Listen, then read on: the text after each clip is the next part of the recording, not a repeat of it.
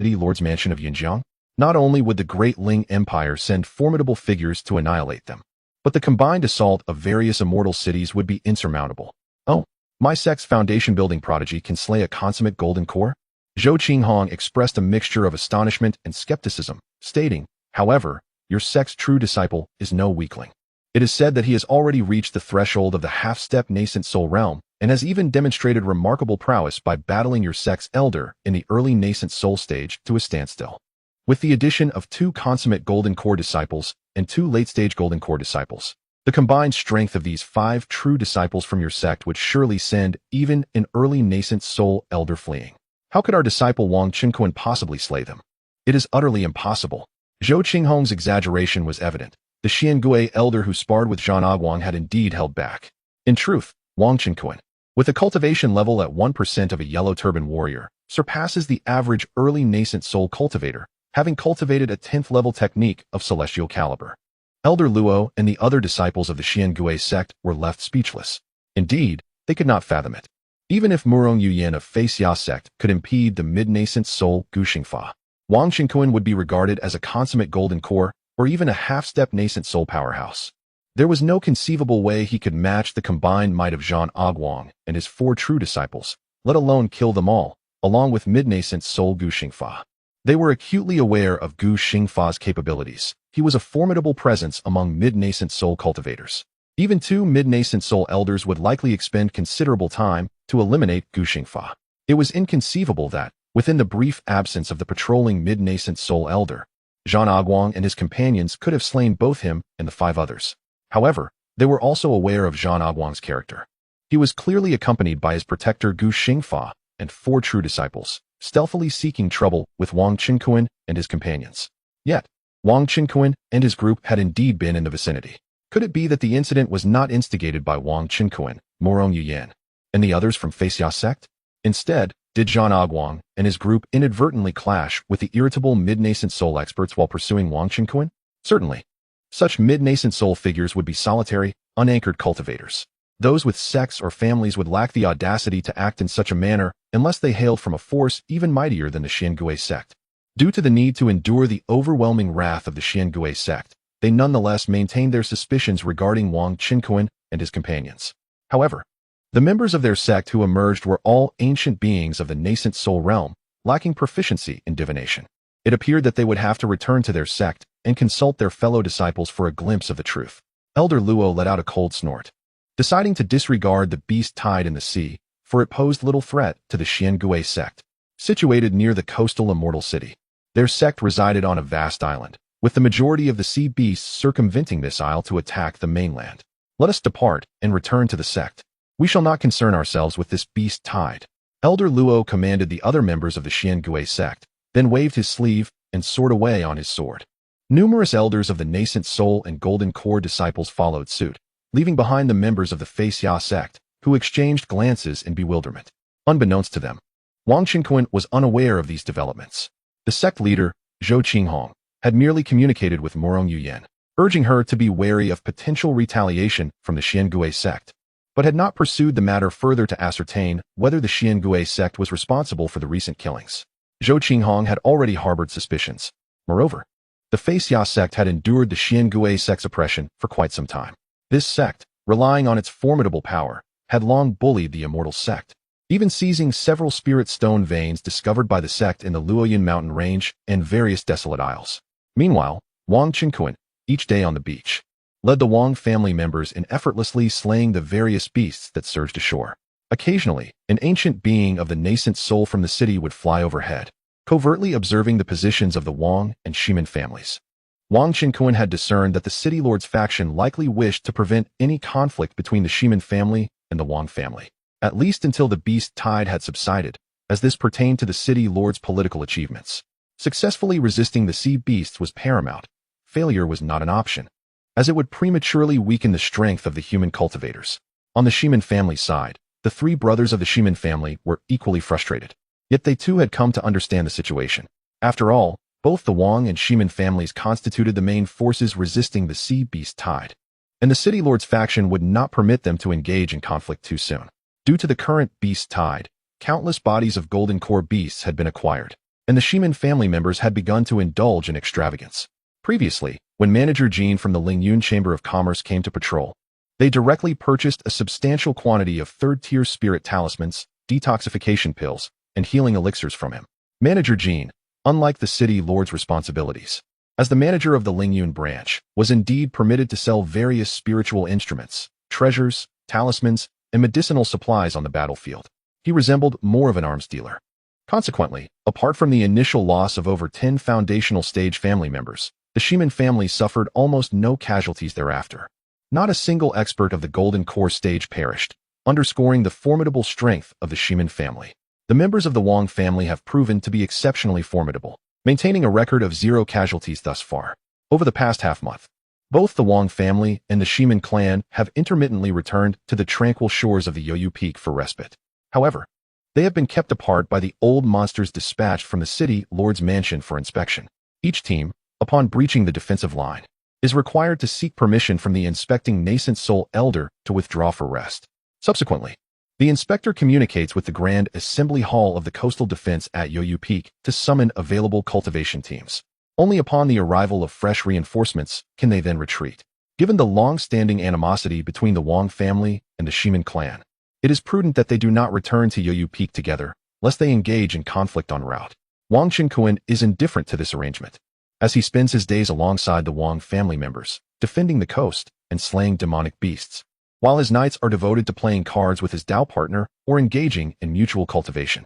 His innate talent manifests as a purple furnace physique, and through diligent dual cultivation, his progress far surpasses that achieved through conventional methods.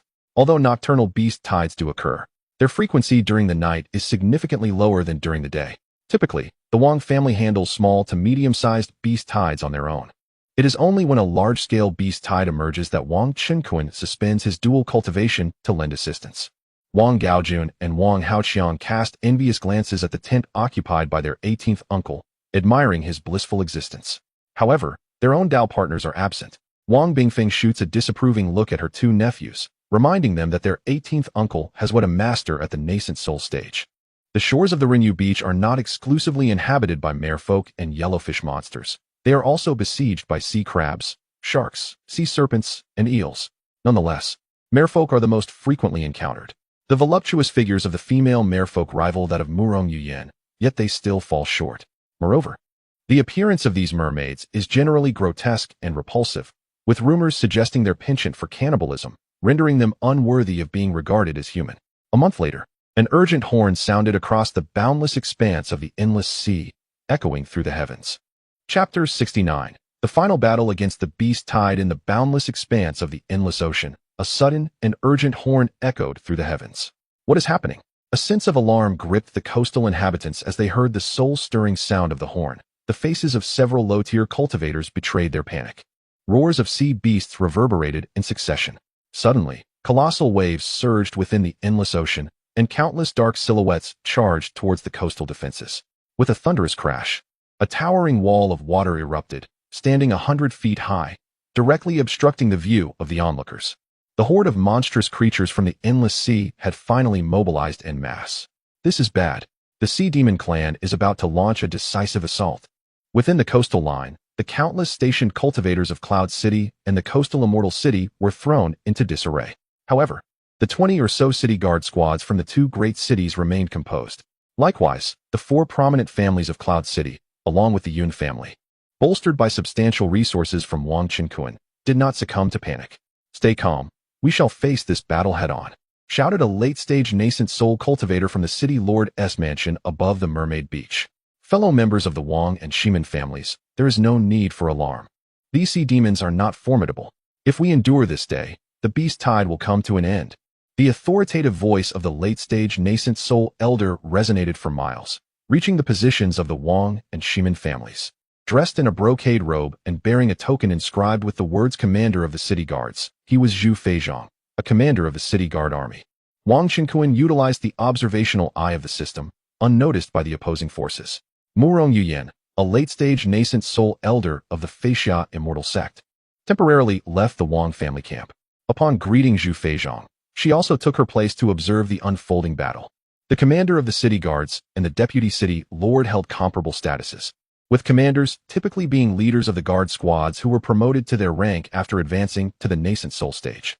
Along other coastal defenses, late-stage nascent soul cultivators emerged to oversee the battle, with some locations even boasting 2 such elders supervising the fray. This was indeed a decisive clash against the beast tide of the ocean.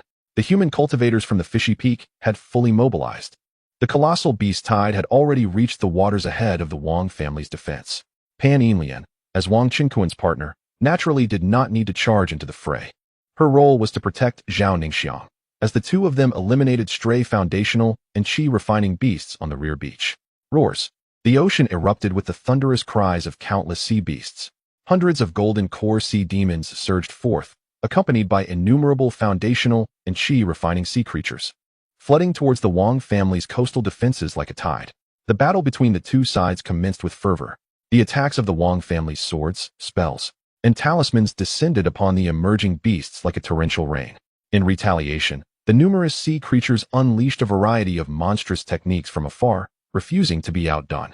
In the midst of battle, various luminous rays illuminated the sky, accompanied by earth-shattering sounds. However, the sheer number of sea beasts proved overwhelming.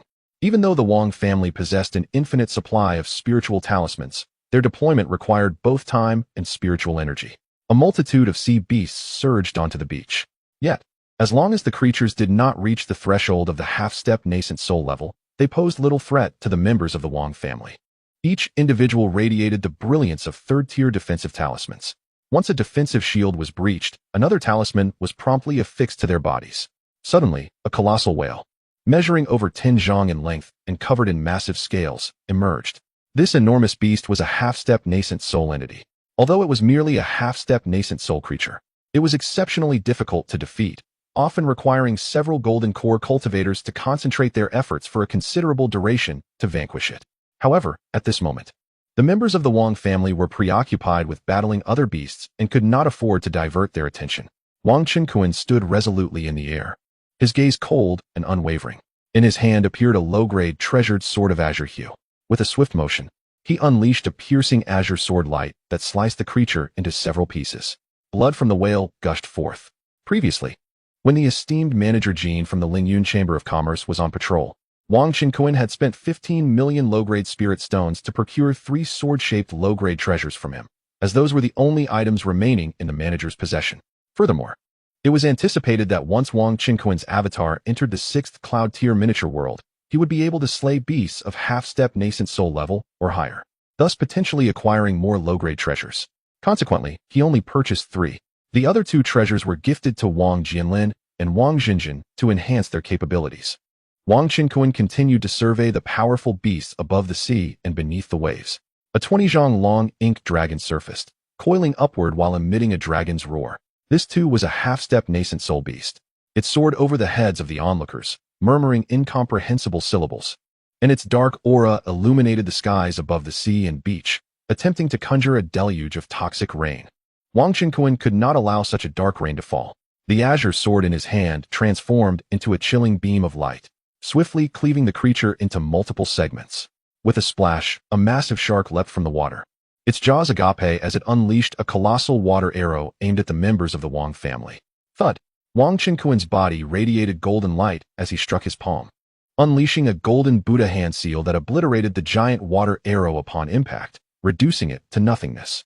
The golden body Buddha seal technique could be executed without summoning a physical statue. Countless sea monsters surged toward him. Wang Qingquan raised an eyebrow. A single punch sent a tempestuous force that sent the approaching beasts crashing into the ocean, where they quickly fell silent. This scene did not escape the keen observation of Commander Zhu Feizhong, who silently marveled at the prowess of this distinguished young member of the Wang family, recognizing him as no ordinary opponent. Moreover, within the coastal defense area overseen by Cloud City, the Wang family has seen a significant influx of semi-primitive Yuanying demonic beasts, with at least 30% seemingly converging towards this vicinity, presumably drawn by Wang Qingquan's presence. The various sea demon clans appear to harbor considerable interest in this individual, as he possesses the ability to access real-time updates on the battles occurring in other regions through the token of the City Lord's Mansion.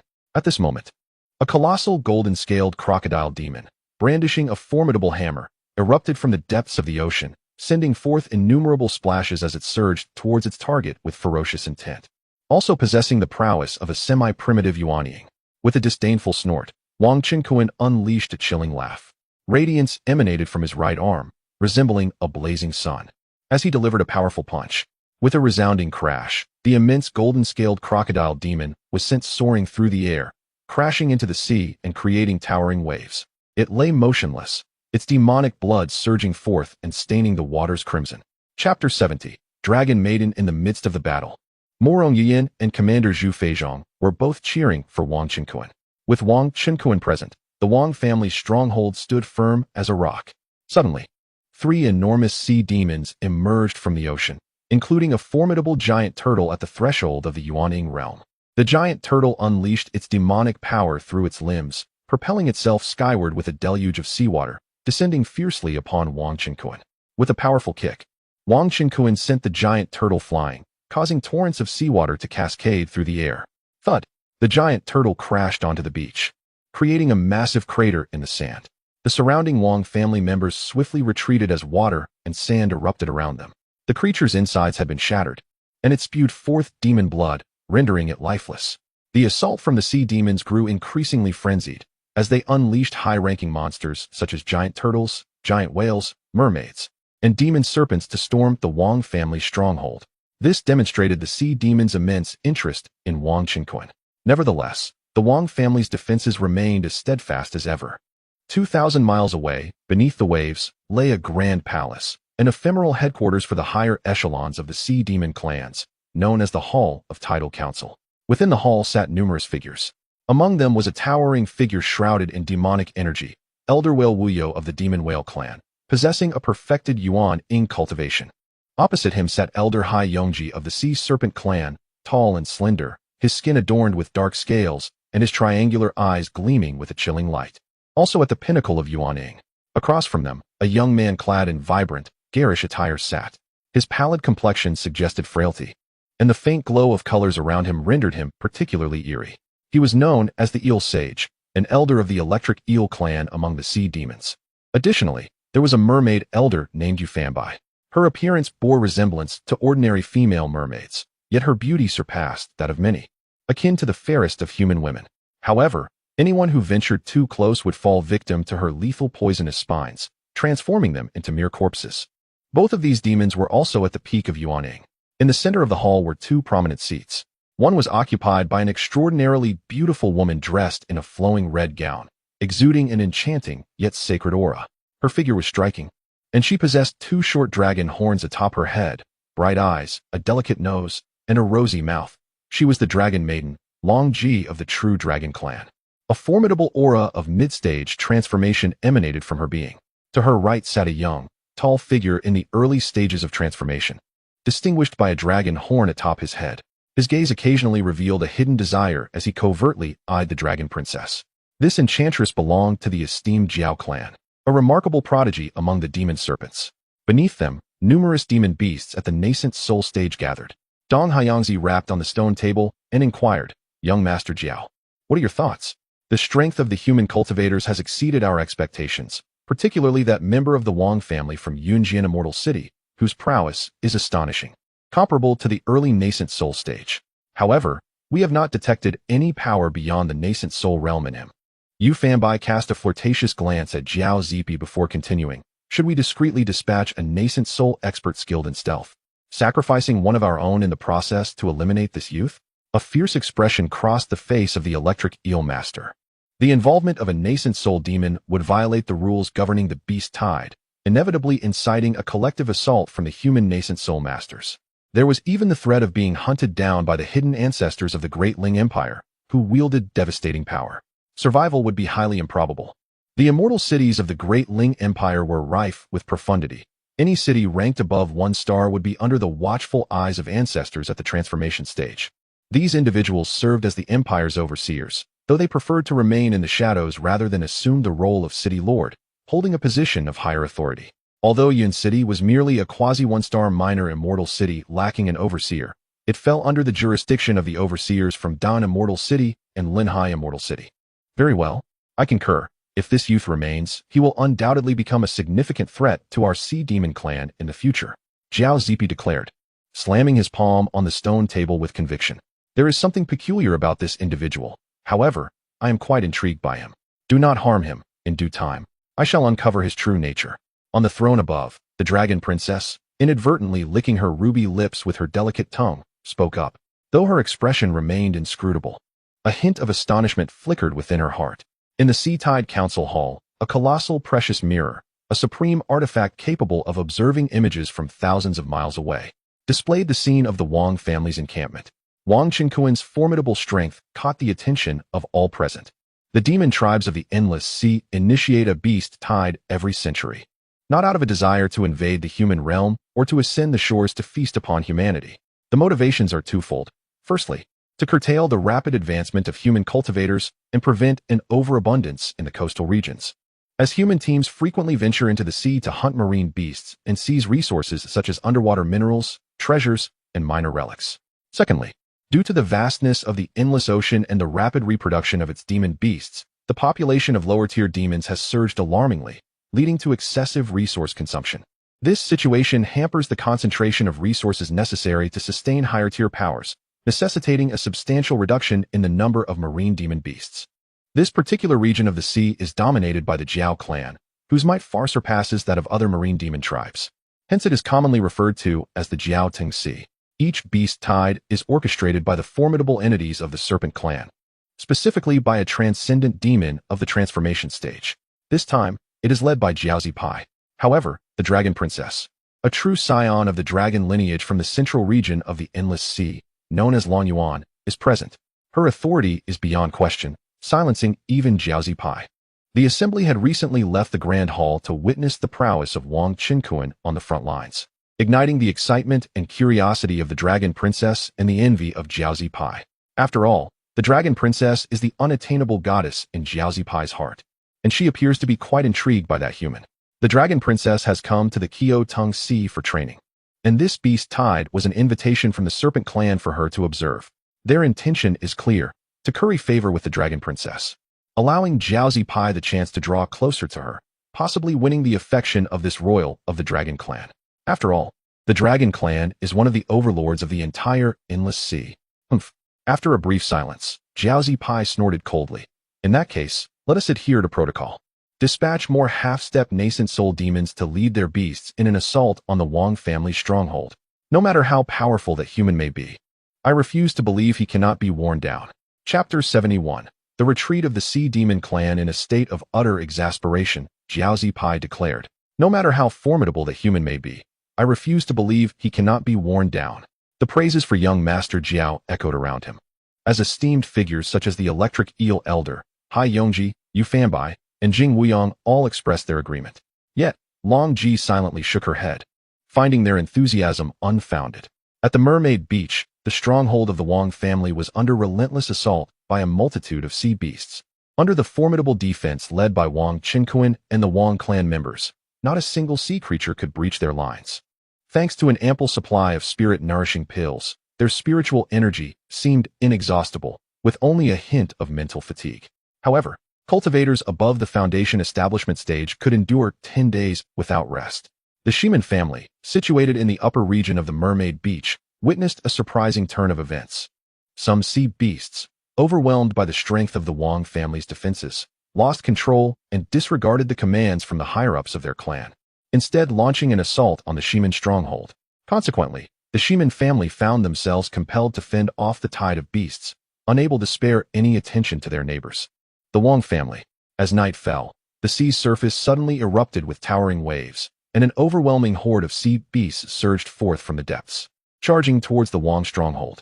This wave comprised over 100 golden core sea beasts, each exceeding 10 zhang in length, with the weakest possessing strength at the late-stage qi refinement level. Most of these sea beasts were adorned in a vivid green hue, covered in scales. They bore sharp teeth, with spiny dorsal fins, exuding an aura of ferocity and savagery. The Sea Demon clan had revealed their trump card. These sea beasts were known as sea serpent sharks, a species that naturally thrived in packs, appearing in droves within the ocean. Innately difficult to transform, they seemed born for slaughter, thriving on tender flesh. A especially drawn to the scent of fresh blood. Among them, a myriad of other monsters mingled within the ranks of the sea serpent sharks. This wave of beasts numbered as many as 30,000. It was a calamity. However, the Wang family members stood undaunted, having long accustomed themselves to the blood-soaked chaos of battle. Together, let us annihilate these cursed sea serpent sharks, roared Wang Jianlin, with a fierce cry. A gigantic sea serpent shark, measuring 15 or 16 zhang in length, leapt from the water, baring its vicious fangs and lunging at the Wang family members. This beast was a half-step to the nascent soul stage. Wang Qinkuan, towering and majestic, stood at the water's edge. With a gesture, a Buddha's hand seal materialized in his palm, radiating a dazzling golden light. Boom! A wave of terrifying energy surged forth, sweeping across the battlefield as the surrounding space seemed to warp and twist. Crack! Crack! The air filled with a cacophony of sharp sounds as dozens of sea serpent shark heads, both large and small, shattered into oblivion, including that of the half-step nascent soul beast. Bang! Bang! Bang! Wang Qinkuan's figure flickered as he deftly swung his hands, relentlessly obliterating the heads of the approaching sea serpent sharks. The sea snake sharks possess formidable defenses, yet they cannot withstand the might of Wang Qinkuan's strike, their skulls shattered. However, after clearing this batch of sea snake sharks and sea monsters, another wave of sea snake sharks surged forth. The battle persisted until dawn the following day. Once all the sea snake sharks and monsters were vanquished, and no new groups of sea beasts appeared, the Wang family members finally breathed a sigh of relief. This once-in-a-century tidal wave of beasts had at last come to an end. Gasping for breath, the Wang clan members appeared pallid, drenched in sweat. On the beach from the previous night, the corpses of slain beasts piled high like mountains.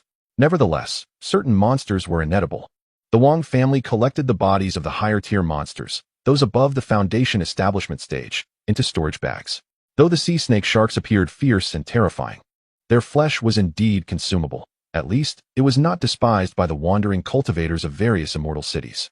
Thus, the higher-tier sea snake shark bodies were gathered by the clansmen.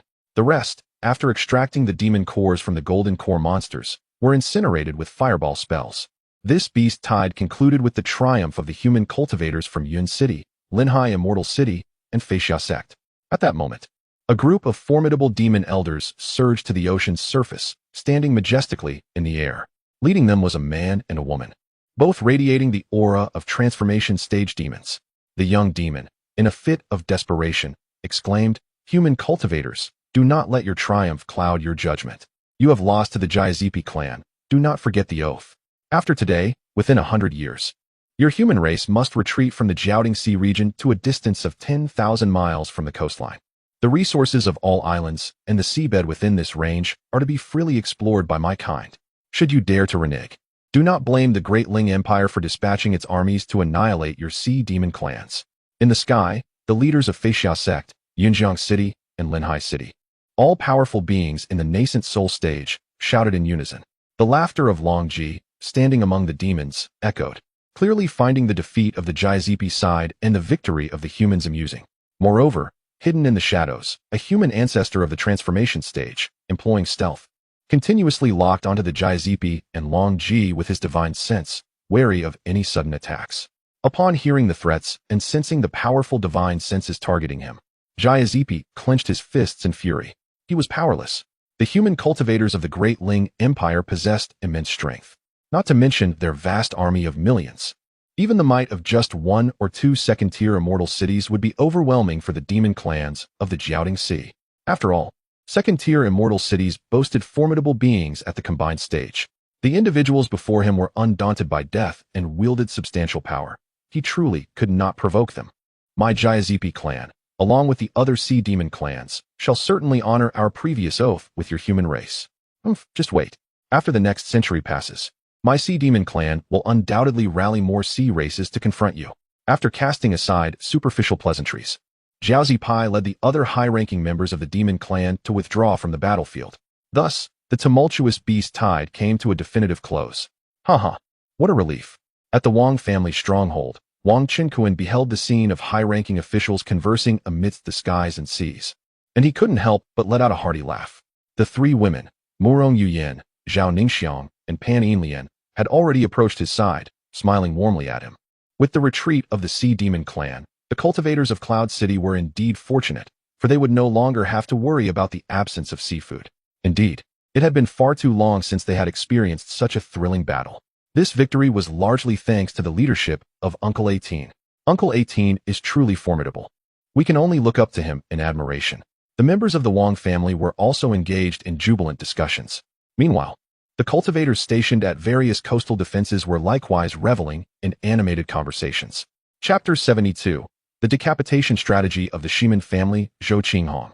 The sect master of the Feixia Immortal Sect has commenced his return to the sect, accompanied by the elders and disciples. Notably absent from this group are Murong Yuyan, Zhao Ningxiang, and Wang Qinkuan. In Yun City, Linhai Immortal City, and the allied Dan Immortal City, numerous Yuaning practitioners have also begun their retreat. The city guards of Yun City and Linhai Immortal City have withdrawn half of their forces, while leaving the other half to vigilantly monitor the coastline for any signs of the Sea Demon clan. Scattered cultivators from various cities have likewise set off to return, eager to claim their rewards at the city lord's mansion and to sell the bodies of the beasts they had slain. At the outskirts of the Mermaid Beach, the three brothers Shimin Shuifeng, Shimin Shuihu, and Shimin Shuiqing are in no rush. They have already led numerous members of the Shimin clan away from the battlefield, neglecting to clean up the site, and have concealed themselves amid the tall wild grass at a certain location. They observe the departing sword lights in the distance, as well as Wang Qinkuan and his family members, who have just finished clearing the battlefield and are departing on their swords, wearing expressions of cold amusement. At this moment, Murong Yuyan has deliberately suppressed her Yuaning aura to the peak of the Golden Core stage. The three brothers are somewhat surprised to see the elder from the Feixia sect still among Wang's entourage. However, they assume Murong Yuyan has come to summon the sect disciple Zhao Ningxiang back to the sect, believing that the elder would not interfere in the matters of the Yun City families. Moreover, the Shimin family's forces had previously been besieged by a massive tide of beasts, resulting in significant casualties among their foundation establishment members. They did not send anyone to observe Wang Qinkuan's prowess in battling the beasts. Furthermore, Wang Qinkuan has the means to ascertain the presence of any Shimin clan members nearby. Should any Shimin clansman approach, he would naturally temper his powers, only needing to unleash spirit talismans for attack. Compounding this situation is the isolation of information. The Shimin family remains unaware that Murong Yuyan and Zhao Ningxiang have become companions of Wang Qinkuan. They are also oblivious to the fact that Wang Qinkuan and Murong Yuyan had previously slain members of the Xiangui sect. Only members of the Xiangui sect and the Feixia sect were present to investigate the scene of the deaths of Zhang Aguang and his companions. The Xiangui members hastily returned to their sect, while the elders and disciples of the Feixia sect were bound by a gag order from sect master Zhou Qinghong. Rush forward with all speed and annihilate the Wang family. Shimin Shuifeng commanded in a low voice. Yes, the members of the Shimin family responded in unison. After Shimin Shuifeng, known for his cunning, devised the ambush strategy, they soared into the air on their swords toward the rear of the Wang family. To ensure caution, 3 foundation establishment members of the Shimin family carried storage bags filled with the bodies of numerous beasts and jade tablets recording their accomplishments in slaying demons, taking a detour back to the city. In this manner, even if unforeseen circumstances arise during the pursuit, their family's achievements in repelling the beast tide would remain intact. Additionally, they would return to inform their clan that if their expedition ended in total loss, the culprit must undoubtedly be the Wang family. The trio of Shimin Shuifeng, accompanied by the majority of the Shimin clan, hastened towards the direction of Wang Qinkuan and his companions. With a swift surge of their mystical powers, they propelled themselves forward, swiftly covering a distance of over 100 miles in no time. Look, isn't that a member of the Wang family? Shimin Shuihua suddenly exclaimed, pointing ahead. Although Shimin Shuihua and Shimin Shuibing possessed greater individual strength than Shimin Shuifeng, it was the latter who excelled in leading their kin, thus positioning him at the forefront. Upon focusing his gaze, Shimin Shuifeng indeed spotted the Wang family members leisurely soaring through the skies on their swords. Raising an eyebrow, he promptly signaled, "Intercept them." In a flurry of motion, the 3 brothers of the Shimin clan, accompanied by over 100 of their kin, having lost a number of foundational cultivators in the battle against the beast tide, quickly took to the skies on their swords, positioning themselves in front of the Wang family group. The multitude of Wang clan members paused momentarily, recognizing the figures before them as those of the Shimin family. Unperturbed, they halted their advance. However, the Golden Core cultivators, including Wang Jianlin, Wang Zizhan, and Wang Bingfeng, wore expressions of cold amusement. They had just received a transmission from their uncle Shiba, instructing them to deliberately slow their pace. Ah, so it is the three brothers of the Shimin clan? What is your purpose in blocking our way? Wang Chenkuan taunted. Humph, not only are we here, but we also intend to take your lives. Shimin Shui Feng replied, his gaze icy. Take our lives? Ha ha ha. Wang Chenkuan laughed heartily. You think you can kill us with your meager numbers? What a far-fetched notion. Esteemed Elder Mu Rong of the Fei Xia Immortal Sect, we hope you will refrain from intervening in the grievances between our two families. Shimin Shui Feng addressed the elegant Mu Rong Yu Yin beside Wang Chenkuan with courtesy. The Fei Xia Immortal Sect upheld a principle of non-interference in the conflicts among various clans within the Immortal City. Nevertheless, given that Mu Rong Yu Yin was a consummate Golden Core master and an elder of the sect, Shimin Shui Feng chose to show her respect. Holding the hand of her disciple Zhao Ningxiang, Mu Rong Yu Yin couldn't help but smile inwardly. After all, Wang Chenkuan was her husband. Could she simply withdraw at his request? However, having already received instructions from him, she merely nodded coolly, choosing silence as she led Zhao Ningxiang to a distance, opting to observe the unfolding drama rather than engage with those she deemed doomed. Pan Yin Lian, with a playful chuckle, remarked, Elder Mu Rong, don't leave me behind. She joined Mu Rong Yu Yin, eager to watch the spectacle. Witnessing Wang Chenkuan's wife, Pan Yin Lian, abandon him, Shimin Shui Feng wore an expression of triumph, applauding with delight. The other members of the Shimin clan exchanged knowing glances, relishing the anticipated downfall of Wang Chenkuan and his associates. They believed that among the Wang family, only Wang Jianlin and Wang Zizhen could be considered peak Golden Core experts. However, they boasted three pinnacle masters in Shimin Shui Feng, Shimin Shui Hua, and Shimin Shui Bing on their side.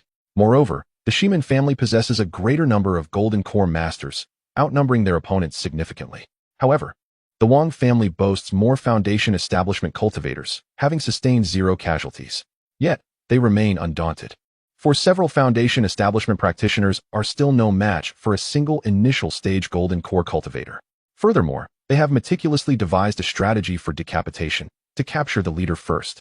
As the battle commences, the other Golden Core experts from the Shimin family, leveraging their numerical superiority, engage Wang family's strongest, Wang Jianlin and Wang Xinjin. Subsequently, the three pinnacle Golden Core masters from the Shimin family will strike with overwhelming force to eliminate Wang Chenkuan.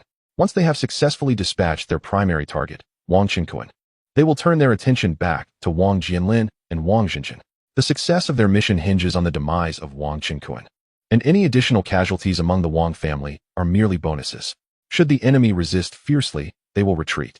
With that said, let me witness the true capabilities of your esteemed Shimin clan.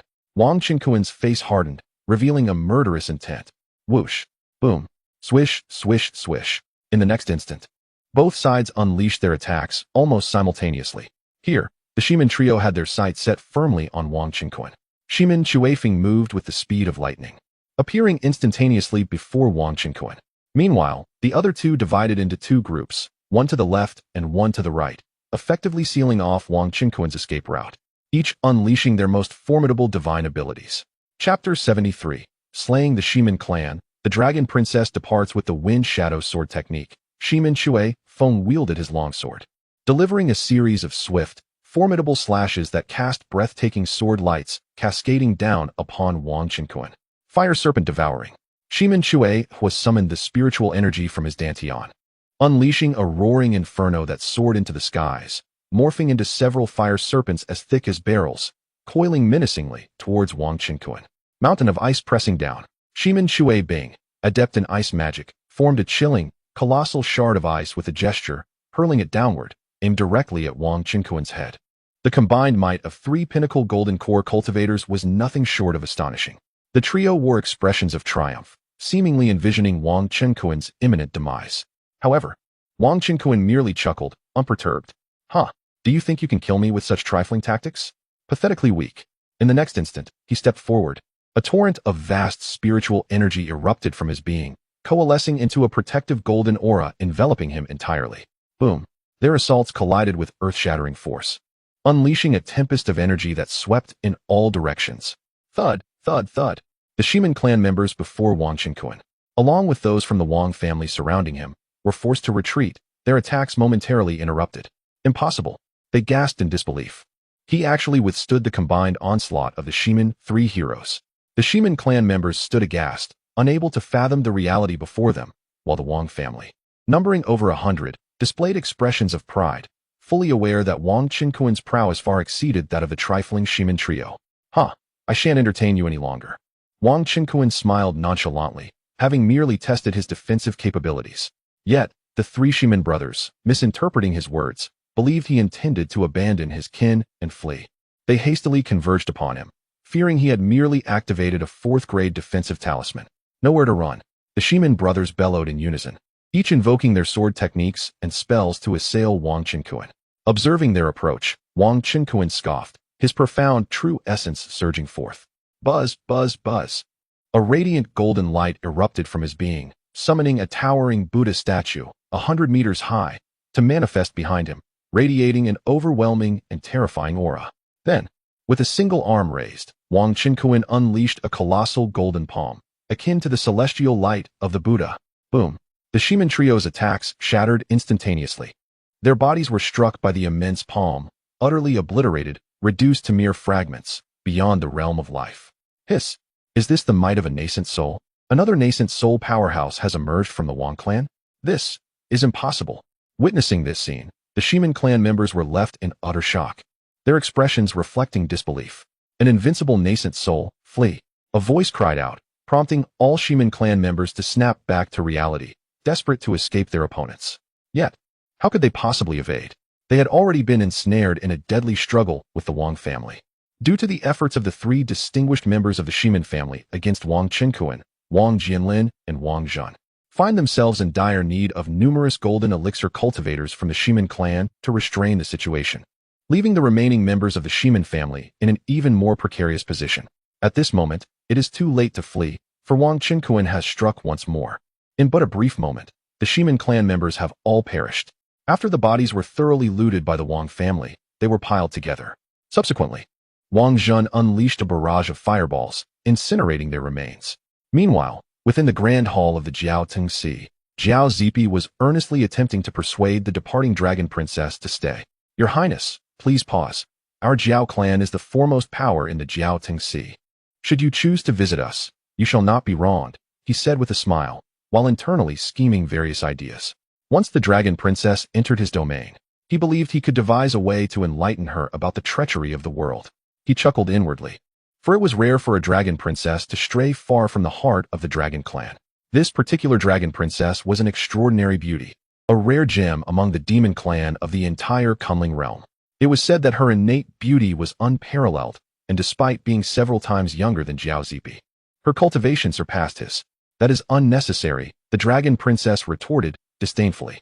I have made up my mind to venture into the realm of the Daling human clan for training. Thus, your efforts are in vain. She was not a naive little dragon. She had heard tales of the outside world countless times from her mother and other female dragons. The lewd glint in Jiao Zipi's eyes was not lost on her, inciting her distaste. Though this Jiao Zipi was considered a genius in this sea, he was but ordinary compared to the dragon clan. Furthermore, when compared to the human known as Wang Qinkuan, he paled in comparison. She possessed the unique ability to discern Wang Qinkuan's true age. Despite his youth, he could wield the power of the nascent soul stage. Such a prodigy would undoubtedly grow formidable. This human was the one who truly piqued her interest. Jiao Zipi's expression darkened. Your Highness, the realm of humans is fraught with peril. What is there to seek there? Yet, the dragon princess had no desire to prolong the conversation with him and strode out of the grand hall, soaring towards the sea's surface. The numerous demons in the assembly exchanged glances, daunted by the prospect of obstructing the dragon princess. They lacked the strength to do so. Moreover, this matter held no relevance to them. Why should they intervene? Observing this, Jiao Zipi had no choice but to allow her departure. Damn it! That dragon princess must be interested in that human. It seems I have much to do, he cursed under his breath before departing. In the expanse of the Jiao Tengxi, atop the colossal Xiangui Island, a stronghold of the Xiangui sect, an elderly man adorned with a black crown was casting several turtle shells in a grand hall, closing his eyes and gesturing as he performed divination. He sought to uncover who had slain Zhan Aguang and his companions. This elder, known as Gui Changsho, was the esteemed patriarch of the Xiangui sect, possessing cultivation at the mid-stage of the transformation realm. Suddenly, at that moment, Gui Changsho spat out a mouthful of fresh blood, his breath weak and feeble. He opened his eyes, a look of incredulity etched upon his face. The divination indicated that Zhang Aguang and his companions had indeed been annihilated by individuals from the direction of Yun City. Yet the identities and appearances of the specific assailants were obscured by the veils of fate, rendering them inscrutable. He found himself utterly incapable of discerning the true name and slightest semblance of destiny of the perpetrator. This was utterly terrifying. What manner of fiend could so adeptly shroud his calculations? Could it be? Gue Changsho murmured to himself. At that moment, a figure waiting outside promptly entered the grand hall upon hearing his words. This individual was none other than Zhang Dapeng, the deputy leader of the Zhuangguomai sect. Possessing the cultivation of half-step transformation, Zhang Dapeng, a balding man, was indeed the biological father of Zhang Aguang. Chapter 74. The Depths of Daling Water. Disguised dragon princess upon witnessing Gue Changsho abruptly cease his divination, Zhang Dapeng immediately inquired, Elder, have you discerned any information regarding the perpetrator? Gue Changsho shook his head, sighed deeply, and replied with resignation, Vice Sect Master Zhang. This divination has proven unsuccessful. The fate of that individual is shrouded in profound obscurity and power, rendering even me incapable of unraveling it. All I can ascertain is that this person is located within the vicinity of Yun City. Upon hearing this, Zhang Dapeng's countenance darkened with concern. How is this possible? Since the return of the members sent by the Xiangui sect to combat the tidal wave of beasts from the sea, numerous adept diviners, all at the nascent soul stage, have attempted to divine the perpetrator's fate. Without exception, each divination has failed, yielding no clues, and all have suffered backlash, severely depleting their energy. In the end, it was only after summoning this long-secluded elder that we sought to divine once more. It is unexpected that even the transformation stage Gue Changsho has encountered failure. Yet at least he provided the location of the assailant. Since this perpetrator possesses such formidable fate, it stands to reason that they cannot be a rogue cultivator, correct? Zhang Dapeng furrowed his brow in inquiry. I do not know, Gue Changsho replied, his expression betraying his disquiet. For this divination, as a transformation stage elder, he too had suffered considerable depletion of his vital energy and would need to retreat to seclusion to recuperate. Gue Changsho was acutely aware that Zhang Aguang, the sect's prodigious disciple, while undeniably a talent of a century, possessed a rather arrogant and rebellious disposition. It was possible that during the pursuit of Wang Qingquan, he had crossed paths with those transformation stage elders who disapproved of his actions and had intervened covertly to send a warning to the Xiangui sect against their tyrannical conduct. The individual who interceded must be extraordinary, perhaps endowed with significant fortune, which would explain the disturbances and backlash he experienced during the divination. Even a formidable void refinement expert would at least be able to divine a name. The mere thought of a presence surpassing the void refinement level meddling with his divination sent shivers down his spine. Gue Changsho, who detested trouble and yearned solely for longevity, wished to remain uninvolved in this matter. Zhang Dapeng declared fiercely, this perpetrator must be eliminated, otherwise they will pose a grave threat to our Xiangui sect in the future. The vengeance for a slain child is not to be taken lightly. In his heart, he continued to suspect that the culprit was Wang Qingquan or at least someone connected to him, given that his son had led a pursuit against Wang Qingquan. Even if Wang Qingquan were not the murderer, he still deserved punishment. Zhang Dapeng was resolute in his intent not to spare Wang Qingquan for the death of his son. Gue Changsho, however, murmured softly, I have failed in my divination, and my vital energy is gravely wounded. I require a period of seclusion. With that, Gue Changsho's form flickered and vanished in the blink of an eye, leaving Zhang Dapeng in the hall, momentarily stunned. After handling the remains of the Shimin clansmen, Wang Qingquan and Murong Yuyan, accompanied by the members of the Wang family, continued their journey to Yun City, soaring through the skies on their swords. Wang Qingquan's recent expedition outside the city to fend off the tidal wave of beasts had been nothing short of exhilarating. First, he returned to the immortal sect, vanquished Lin Han, rescued his junior sister Zhao Ningxiang, and ultimately united with his beloved junior sister to become a Dao partner under the guidance of their master. Having vanquished the few individuals from the Xiangui sect, including the ambitious Zhang Aguang who sought to undermine the master, the human cultivators from the two celestial cities successfully repelled the sea beasts, ensuring that humanity would reap immense benefits within a century. Recently, nearly half of the foundational level cultivators from the Shimin family were also slain, significantly weakening the family's overall power to the extent that even the Mei and Jiang families now surpass them, excluding the formidable Yuaning elders. Wang Qingquan pondered the implications of this. It appeared that the Wang family might soon initiate a clan war against the Shimin family. However, The Deling Empire strictly regulates the myriad cultivation families within its domain. A clan war can only be instigated when the grievances between the two families have reached an irreconcilable state, and there are established rules to adhere to. The Kuan-Ling cultivation realm is not one of utter chaos governed solely by the law of the jungle. Such turmoil arises only in times of great disorder. Currently, we are in the flourishing era of the Deling Empire, where it is unlikely for a powerful being of the merging and refining stage to recklessly annihilate another clan or commit acts of mass slaughter out of mere whim or greed. Should such a being exist, they would quickly meet their demise, for according to Deling law, such actions are punishable by death, and they would be swiftly eradicated by the empire. The depths of the Deling Empire are profound, and the intricacies of the empress are even more unfathomable. Thus, Wang Qinkuan occasionally displays his wealth with a hint of ostentation. Nevertheless, the tens of millions or even hundreds of millions of low-grade spirit stones he possesses are mere trifles to the great powers, who wield vast quantities of mid-grade and high-grade spirit stones. It would be folly to risk one's life for such paltry treasures. To initiate a clan war, the clan leader must first apply to the city lord's office for a death match against the designated rival family. The city lord will then dispatch the city guards to maintain order and may even observe the battle personally. The location of the clan war is confined to the ancestral grounds of the involved families, and open conflict is prohibited in the main thoroughfares. Importantly, members of both families who are below the foundational level are permitted to vacate the ancestral grounds prior to the battle, as the Deling Empire neither condones nor encourages the complete extermination of an opponent. Arbitrary slaughter of lower-tier cultivators, or even mortals, is deemed as heinous as the actions of a demon and will not be tolerated by the empire. Should one become branded a demon and pursued by the empire, their fate is sealed. Furthermore, the defeated family's remaining low-tier cultivators, aside from losing their assets and being expelled from the Celestial City, are similarly prohibited from exacting revenge on the victors for a century. If they were to retaliate, the winning side is entitled to execute them. Wang Qinkuan is indifferent to such regulations. As long as he remains, the Wang family shall never decline, and the lowly Shimen family poses no genuine threat. At that moment, a voice echoed in his mind, indicating that Long Nv Long Ji was probing his consciousness.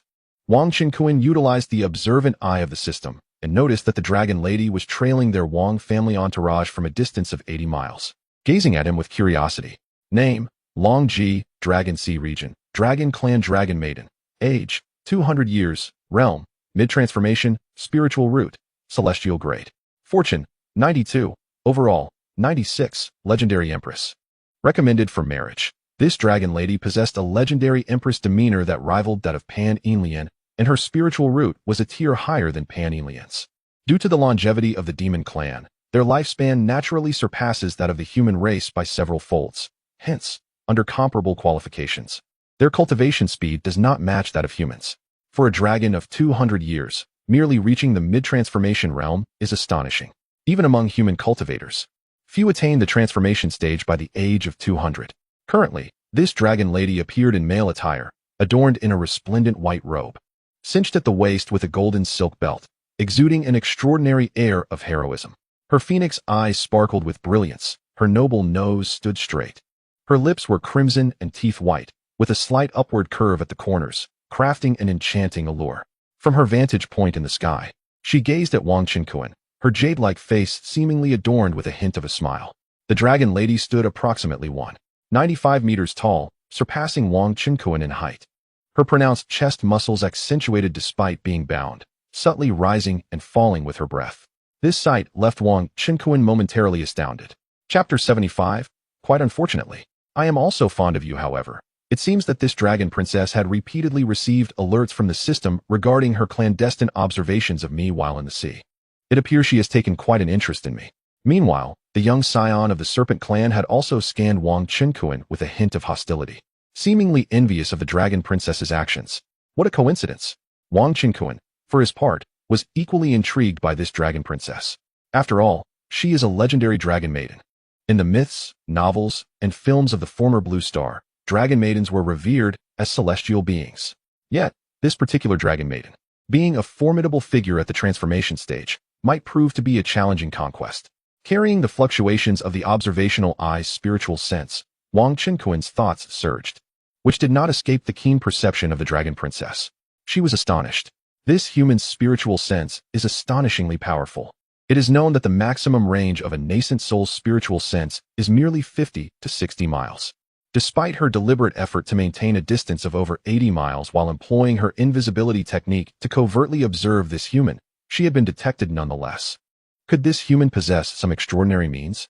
The dragon princess pondered, while Wang Qinquan grew increasingly enigmatic in her eyes. She continued her watch, only to be taken aback as she saw Wang Qinquan soaring towards her on his sword. Prior to this, Wang Qinquan had already conveyed to Murong Yiyan and the others to lead their companions to the entrance of the Flying Cloud Immortal sect and await his arrival. After all, this location was not far from the sect, and Murong Yiyan was a formidable expert comparable to a mid-nascent soul cultivator, so there should be no issues. Greetings, Your Highness the Dragon Princess. I am Wang Qinquan, a scion of the Wang family from Cloud City, he said, bowing respectfully before her with a smile. The Dragon Princess possessed a stunning mane of silvery gray hair, and two short dragon horns adorned her head, emanating a subtle aura of power, concealed by her supernatural abilities. These horns were invisible to those below the transformation stage, yet Wang Qinquan could see them thanks to the system. Humph. The Dragon Princess let out a light scoff, her gaze fixed upon him, her sparkling eyes shimmering with curiosity. So it is young Master Wang. May I inquire what brings you to seek me? The Dragon Maiden was indeed astute, instantly discerning his intentions. Given that the Dragon Maiden had broached the subject, Wang Qinquan decided to be forthright. Your Highness, I have been aware of your presence for some time and have followed you here. Might you disclose the reason for your pursuit of me? Could it be because you harbor feelings for me? Quite unfortunately, I too find myself attracted to you, Wang Qinquan said, blinking his clear eyes with sincerity as he dove straight into the matter. Uft. The Dragon Princess couldn't help but laugh, her enchanting visage capable of dispersing clouds.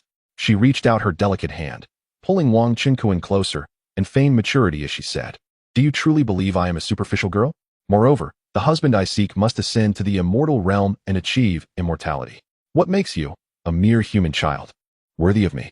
Though Long Ji harbored a deep admiration for Wang Qinquan, recognizing his extraordinary talent that surpassed even that of her own dragon kin, she remained discerning in her choice of a partner as the princess of the dragon clan. Despite Wang Qinquan's remarkable prowess, which could only be likened to that of a nascent soul cultivator at his current foundation establishment stage, she resolved to observe this young human for some time, waiting until his strength could rival that of a transformation stage cultivator. His striking handsomeness was undeniable, eclipsing that of any male from both the dragon and demon races she had encountered. Yet, as a formidable transformation stage cultivator, she could not afford to express her infatuation openly, lest she diminish her own worth. Upon hearing her thoughts, Wang Qinquan paused, reflecting on the fact that at over 30 years of age, he appeared merely as a child in her presence, though she was still but newly of age herself. He felt no embarrassment, for as long as he maintained his composure, any awkwardness would belong to others.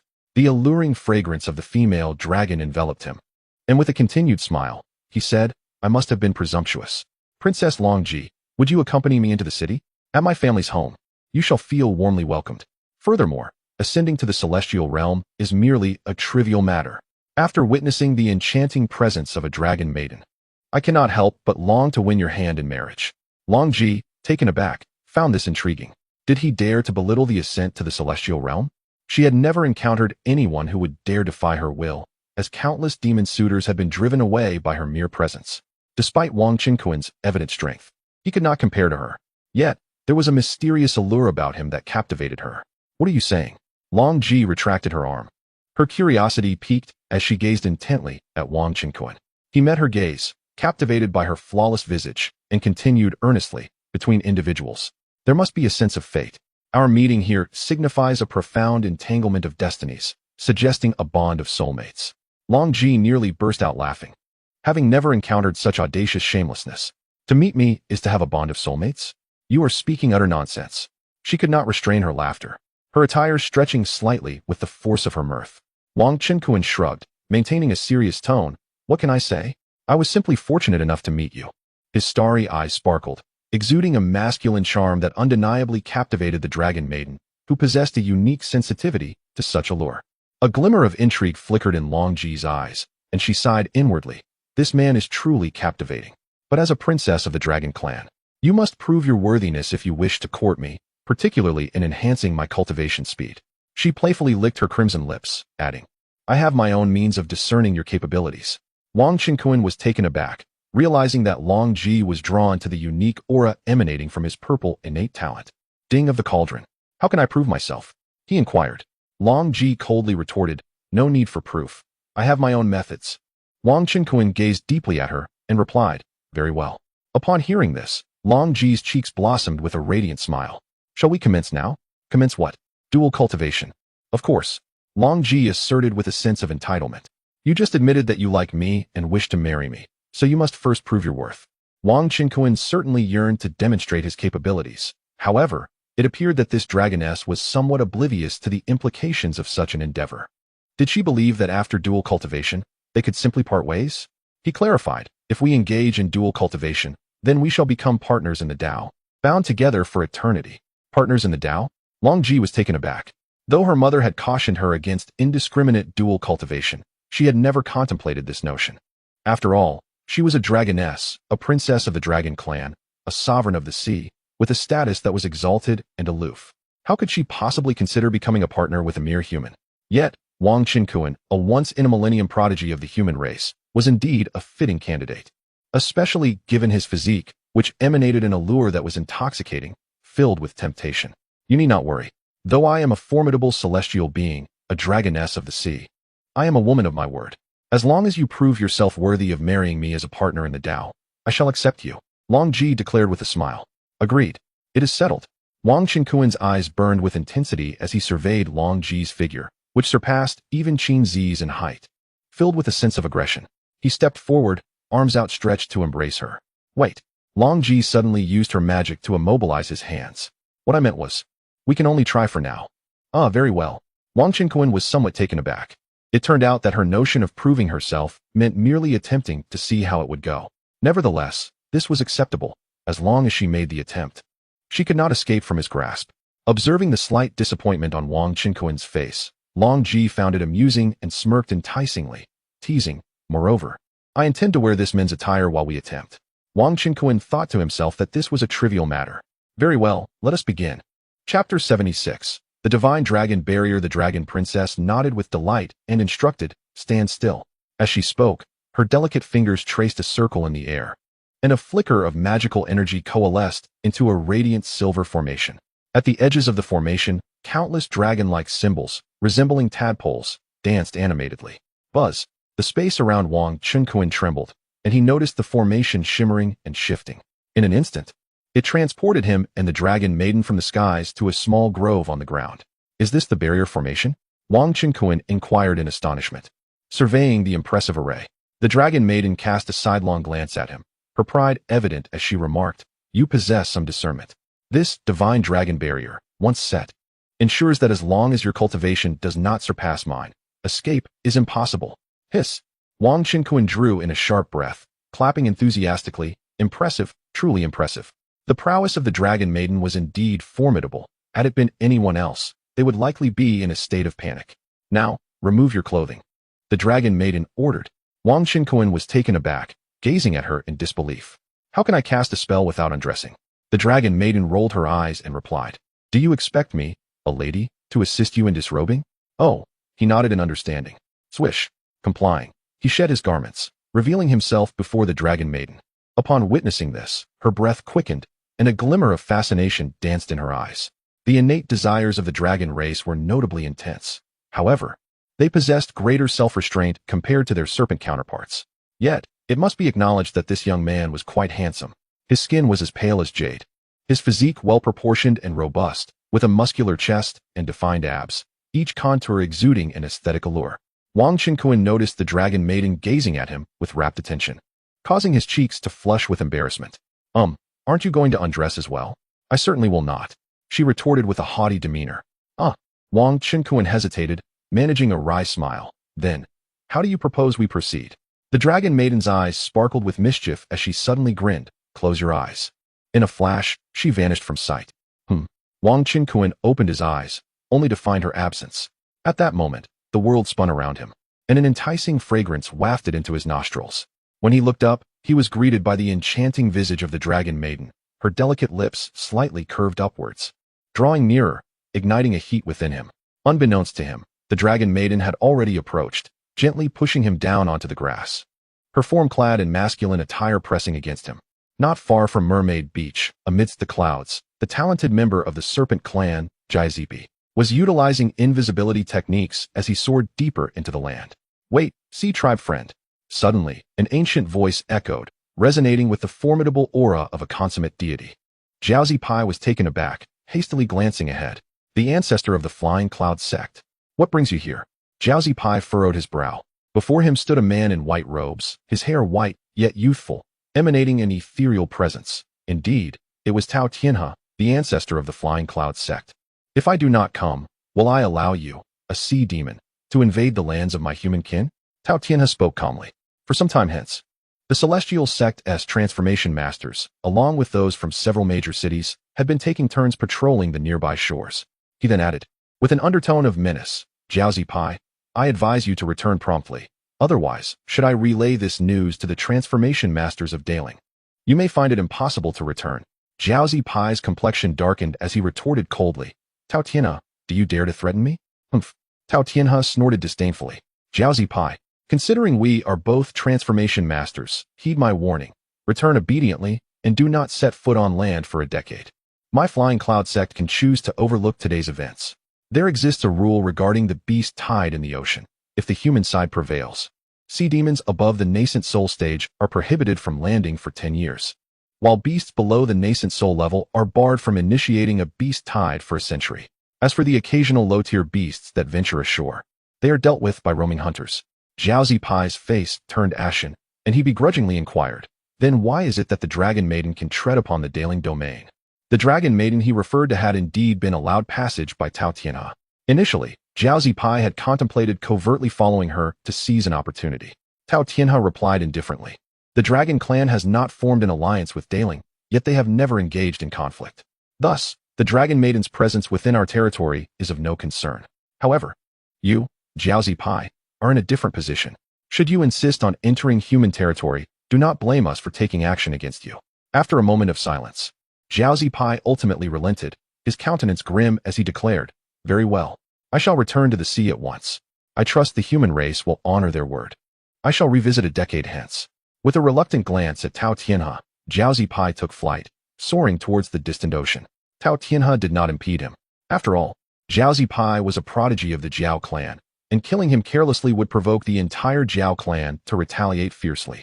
Tao Tianhe watched as Jaizipi submerged beneath the waves, disappearing from sight.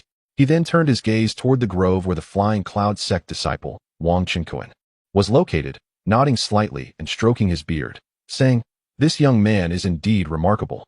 Not only has he wed Mu Rong Yuyan, but he has also garnered the favor of the Dragon Maiden. The Dragon Maiden of the Kunling realm is typically born with an innate pride and discerning taste. Historically, there have been few instances of such unions with humans. As for Mu Rong Yuyan, she could barely be considered his half-disciple. Wang Qinkuan, a disciple of the Diu Peak lineage, would undoubtedly be an asset to the sect, benefiting the sect's higher echelons. 2 hours later, within the grove, Wang Qinkuan lay comfortably on the grass, fully attired, a blade of grass held between his teeth, his expression rejuvenated, and a look of contentment gleaming in his eyes. Long Ji said to give it a try, yet she did not truly allow him to attain anything. After a prolonged effort, she finally succeeded.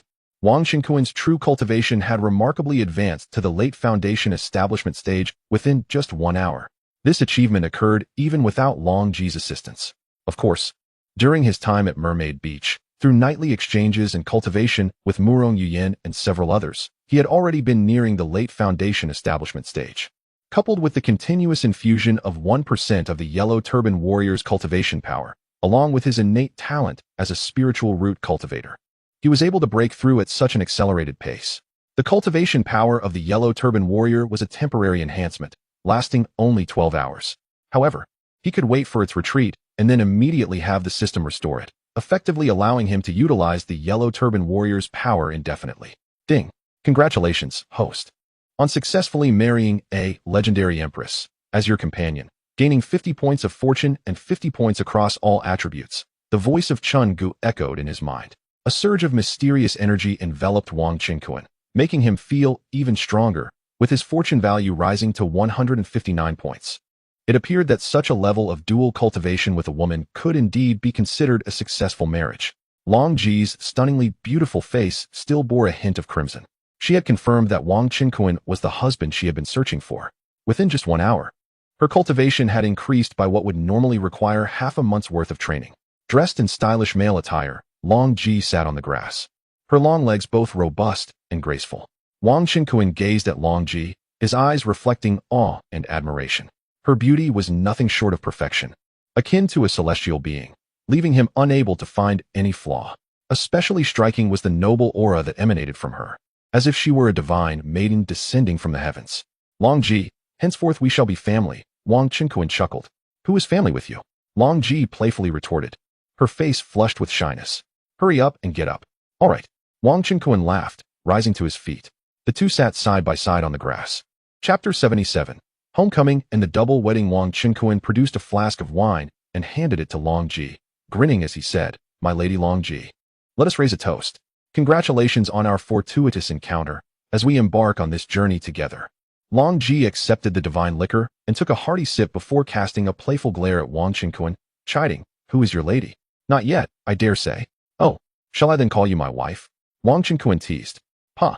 Long Ji lightly stuck out her delicate tongue and playfully scolded, You shameless rogue.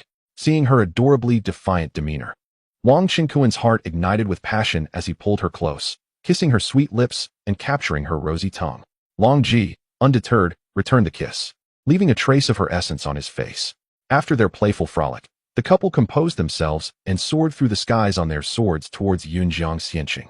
Upon arriving at the gates of the Feixia Xinzong, they spotted Morong Yuyan and several others, including Wang Jianlin, waiting for them in the plaza at the foot of Feixia Mountain. My dear, you finally decided to return.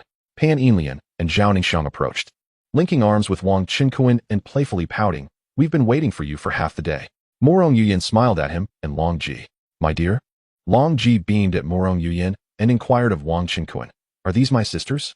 Wang Qinquan smiled and introduced them to each other. Morong Yuyan gazed at her disciple, her eyes filled with admiration, thinking to herself, This lad must be fated for romance, to have won the heart of the dragon maiden so swiftly. It is well known that the dragon maiden holds a position of unparalleled nobility and reverence within the realm of cultivation, a true rarity. Moreover, she is a formidable transformation deity. Approaching Long Ji, Morong Yuyan inquired with a smile, Sister? Or shall I call you younger sister? Either is fine. Long Ji looked at the mature and voluptuous beauty before her. Realizing this was Wang Qinquan's master, she could not afford to be presumptuous. Pouting slightly, she replied, Then I shall call you Sister Yuyan and refer to them as younger sisters. Laughter erupted among the women as they cheered joyfully. Morong Yuyan took Long Ji's hand, warmly stating, Sister Long, from this day forth, we shall be family. Long Ji nodded in agreement. Meanwhile, Wang Jianlin, Wang Xinjin, Wang Bingfeng, and other members of the Wang clan watched in astonishment. They had previously known Long Ji as a leader of the Sea Demon tribe, but now realized she was the rumored princess of the Dragon clan, who had captured the heart of their uncle Wang. Such a formidable transformation deity becoming part of the Wang family filled their hearts with pride. At that moment, the sect leader of Feixia, Zhou Qinghong, along with several elders and disciples in the Yuanying and Jindan stages, emerged, preparing to attend the wedding banquet for Wang Qinquan, Morong Yuyan, and Zhao Ningxiang. The presence of Long Ji astonished many within the sect. Wang Qinquan stepped forward to greet the sect leader, exchanging pleasantries. It was then that Zhou Qinghong learned of Long Ji's intent to accompany Wang Qinquan back to the Wang clan to unite as partners. 2 years ago, Wang Qinquan would have had to bow in respect upon meeting the sect leader.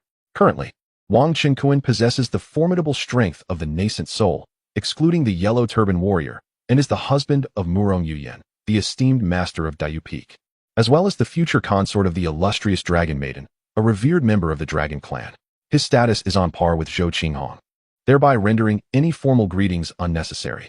Accompanied by his entourage, Wang Qinquan soared back to the city on their swords. Their grand procession soon arrived at Cloud City, where, under the watchful eyes of the city guards, they effortlessly flew over the city gates. Ultimately, they returned to the Wang family estate, adorned with festive decorations to celebrate the triumphant return of the clan members, whom the Wang family regarded as great benefactors. At the entrance of the Wang family residence, clan leader Wang Jianqing stood with thousands of clan members, awaiting their return. Upon noticing the enchanting ladies by Wang Qinquan's side and the esteemed leaders from the Flying Cloud sect accompanying them, he felt a moment of bewilderment. What could this mean? Why were the sect members present? Nevertheless, as the clan leader, he swiftly composed himself and welcomed Zhou Zongzhu and the esteemed guests from the sect, acknowledging that the Wang family was indeed honored by their presence. Wang Qinquan smiled gently and remarked, Zhou Zongzhu has come to my Wang family to partake in a joyous celebration. These lovely ladies are my brides, and I shall introduce them properly upon our return. With that, he led the ladies and the gathered crowd into the family estate. That evening, a welcoming banquet commenced in the reception hall. The clan members who remained at home, including clan leader Wang Jianxing and even the esteemed elder Wang Yuanzhong, who had attained the mid-nascent soul stage, came forth to toast Wang Qinquan and his brides, as well as the returning warriors such as Wang Jianlen. They also raised their glasses in honor of the esteemed guests from the sect. Additionally, Wang Jiansheng had prepared accommodations for the members of the Flying Cloud sect, grateful that the expansive Wang family estate offered ample guest quarters. The next day marked the formal wedding of Wang Qinquan and the dragon maiden, Morong Yuyan, along with Zhao Ningxiang, as the Wang family hosted a grand feast. Originally, Qin Zi, Zhuo Miaodong, and the expectant Yun Yun expressed playful indignation, feeling slightly miffed that their husband returned after just 2 months with 3 new, equally extraordinary companions. However, their understanding prevailed, for one was a revered mentor, another a beloved junior sister, and the last a remarkable dragon maiden of transcendent charm. Before such stunning beauties, how could any man remain unmoved? Especially when Wang Qinquan presented each of the 3 ladies with gifts of 500,000 lower-grade spirit stones and a premium beauty elixir, their sentiments shifted, expressing that such exceptional women might warrant their husband bringing even more home in the future. The Wang family's immense influence, bolstered by the presence of nascent soul masters, had garnered attention, particularly with the news of Wang Qinquan's impending marriage to the esteemed elder of the Flying Cloud sect. As for the dragon maiden, Wang Qinquan instructed his kin to keep her identity discreet. The wedding of the Wang family attracted numerous attendees from Cloud City and even drew cultivators from various neighboring sects, including the Yun family, eager to join in the celebration. In a moment, the Wang family was bustling with exuberance. At the banquet, hosts and guests reveled together, engaged in lively conversation.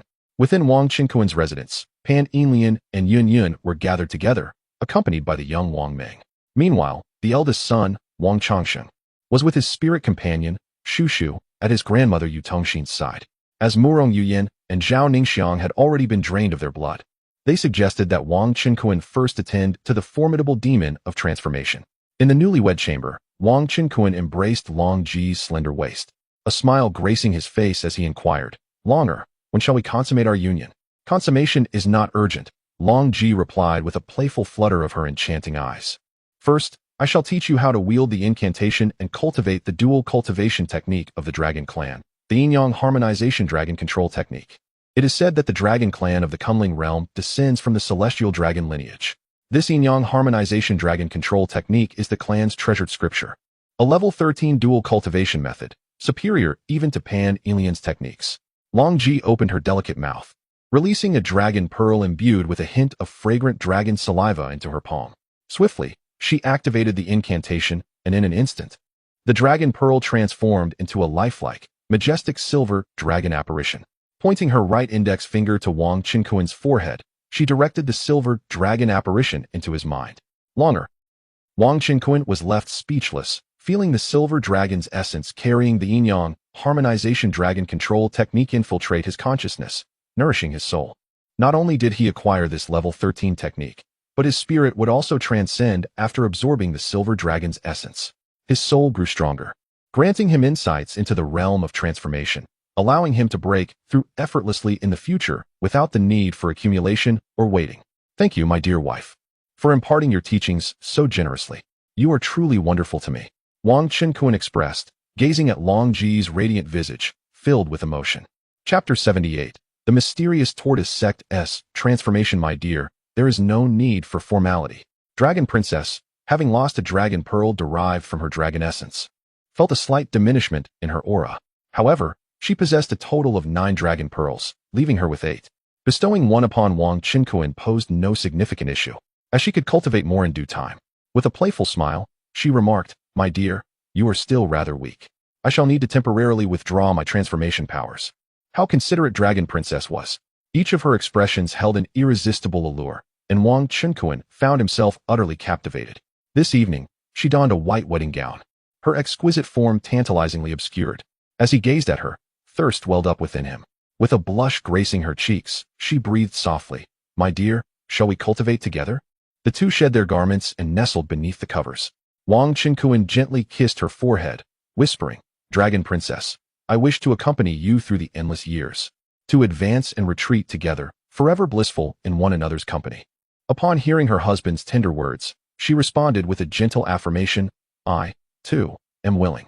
Their lips entwined, a passionate embrace unfolding as they began their practice of the yin-yang harmony and dragon control technique. His consciousness seemed to soar away. That night, the expansive grounds of the Shimin clan were ablaze with light. In the conference hall, chaos erupted. "What? Shimin Shuifeng and the others have gone to hunt the Wang family members and have yet to return." Clan leader Shimin Tongfu surged to his feet, fury radiating from him as he bellowed, "Where have these worthless fools gone?" At that moment, a person entered, voice quavering with distress, reporting, "Clan leader, the Shimin three heroes and the accompanying golden elixir elders have all extinguished their danfire lanterns left in the ancestral hall. They truly all perished." This news struck like a thunderbolt. A wave of profound sorrow washed over Shimin Tongfu and all the clan's high-ranking members. Previously, those who had ventured to resist the beast tide had seen their danfire lanterns flicker out one by one. Since the lanterns, fueled by the essence blood of golden elixir cultivators, were not entirely reliable for measuring life and death. At times, a person could be alive while their lantern extinguished, or conversely, a lantern might continue to burn even after its owner had perished. They had hesitated to accept the truth. But now, with all lanterns extinguished, disbelief was no longer an option. Clearly, these golden elixir experts of the Shimin clan, including those at the foundation establishment stage, had met their end. Meanwhile, Wang Chenkuan and his kin had long returned to their clan. A deep-seated hatred flickered in Shimin Tongfu's eyes. His two sons, Shimin Guanren and Shimin Taodao, had been slain by Wang Chenkuan, and nearly half of the clan's elite had been annihilated by the Wang family. How could he possibly swallow this bitter pill? He had received word that Shimin Taotao and the members of the mysterious tortoise sect had been tracking Wang Chenkuan, only to be ruthlessly killed. Thus, he naturally laid the blame squarely on Wang Chenkuan's shoulders. That wretched beast even had the audacity to wed Elder Murong of the Fei Xia immortal sect. Shimin Tongfu, filled with resentment, muttered, "How audacious to even marry one's own master. No wonder my son has fallen into his clutches." However, at present, half of the Jin Dan and foundation-building experts of the Shimin clan had already perished, and most were no longer a match for the Wang family. Furthermore, the news of Murong Yuyan's ascension to the Yuan-Ing stage from Fei Xianzong had emerged. It was feared that the Wang family would soon initiate a clan war. What should be done about this? Despite his profound anger, he maintained his composure. After a moment of contemplation, he commanded, "Send orders to dispatch someone to investigate the battlefield where they clashed, to perform a memorial service for our fallen kin. Recall the strong from the Shimin clan across various regions to guard our territory, and continue to send people to secretly monitor the Wang family's movements. Remember, all actions must be conducted discreetly." "Yes, clan leader." With a wave of his hand, Shimin Tongfu prepared to dismiss the grieving clan members. Just then, a report came in. Two Yuaning elders from the Xiangui sect wished to meet with the clan leader. A member in the Qi refining stage rushed in to inform him. "Xiangui sect?" A flicker of surprise crossed Shimin Tongfu's face.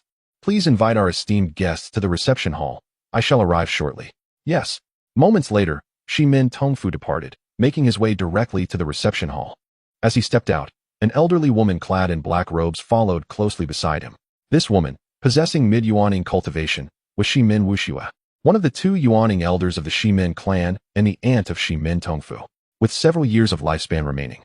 She had been awakened to protect him during this tumultuous period for the Shimin clan.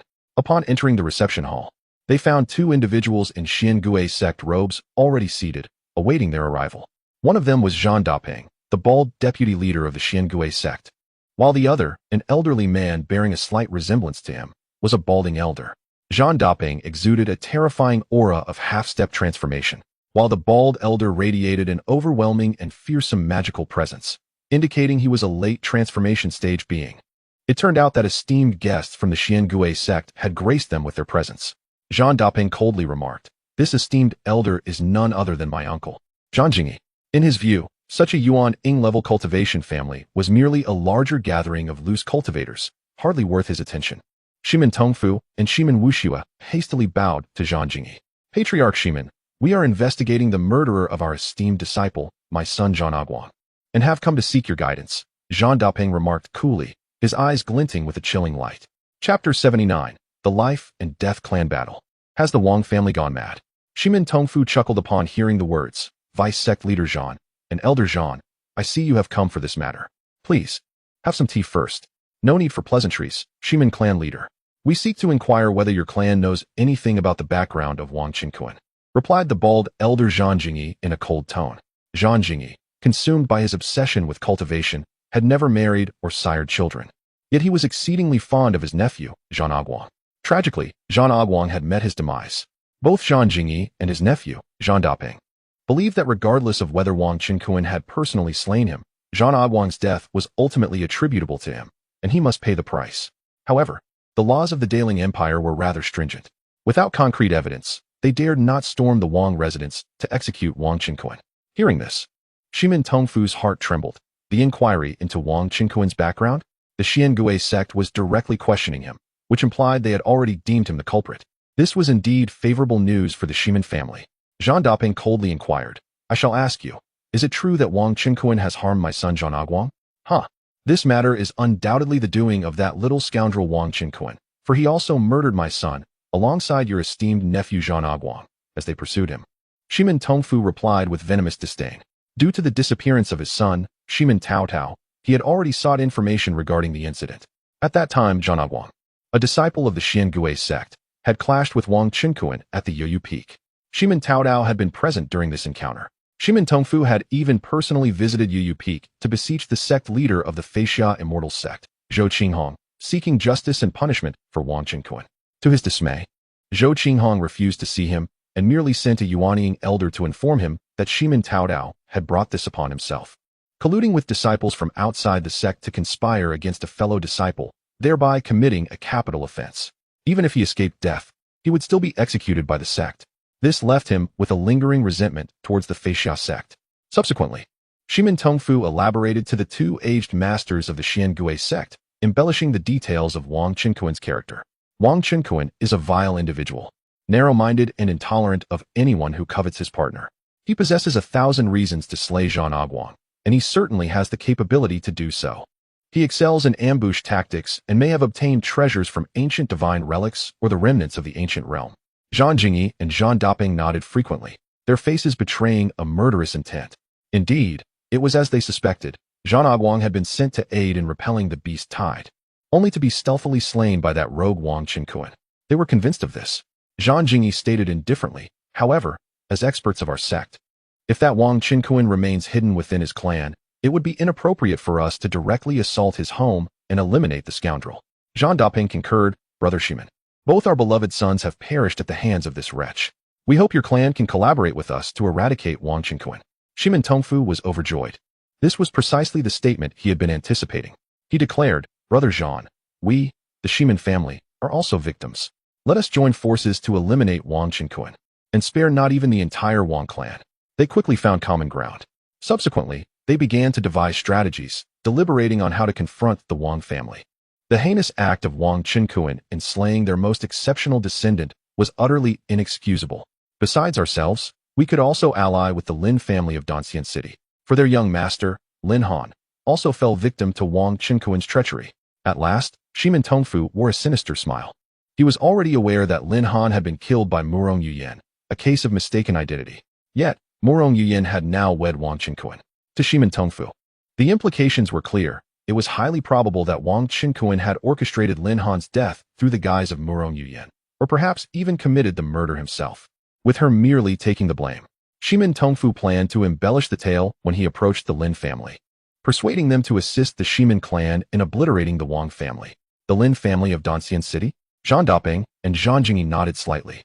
This plan seemed quite promising. The Lin family's strength surpassed that of the Shimin clan by a considerable margin, boasting numerous nascent soul experts. And it was rumored they even had a transformation god ancestor. The two remained as guests within the Shimin clan, awaiting the moment when they would vanquish Wang Qinkuan and unite with the Lin family to eradicate the Wang family.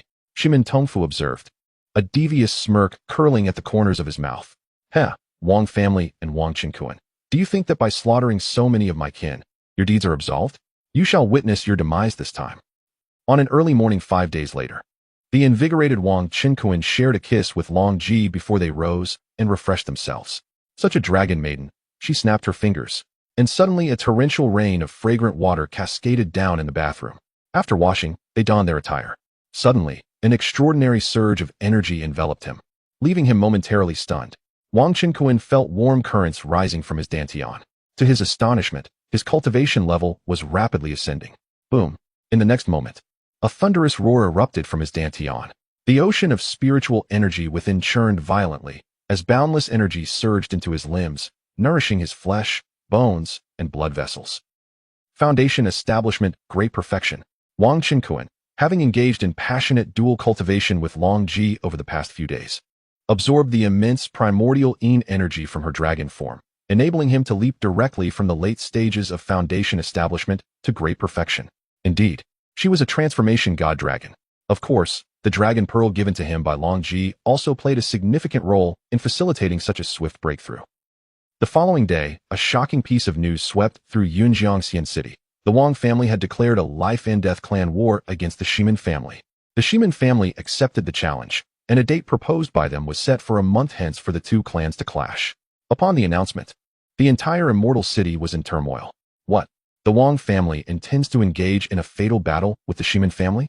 Has the Wang family gone mad? The Wang family is certainly not insane.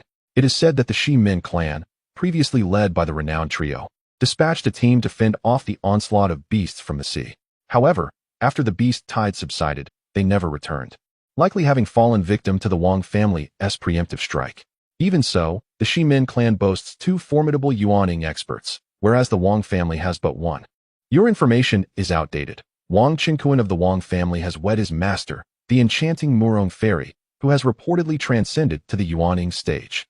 In such circumstances, does this not spell doom for the Shimin clan? After all, the Wang family currently possesses a greater number of Jindan and foundational cultivators than the Shimin. Yet, that may not be the case.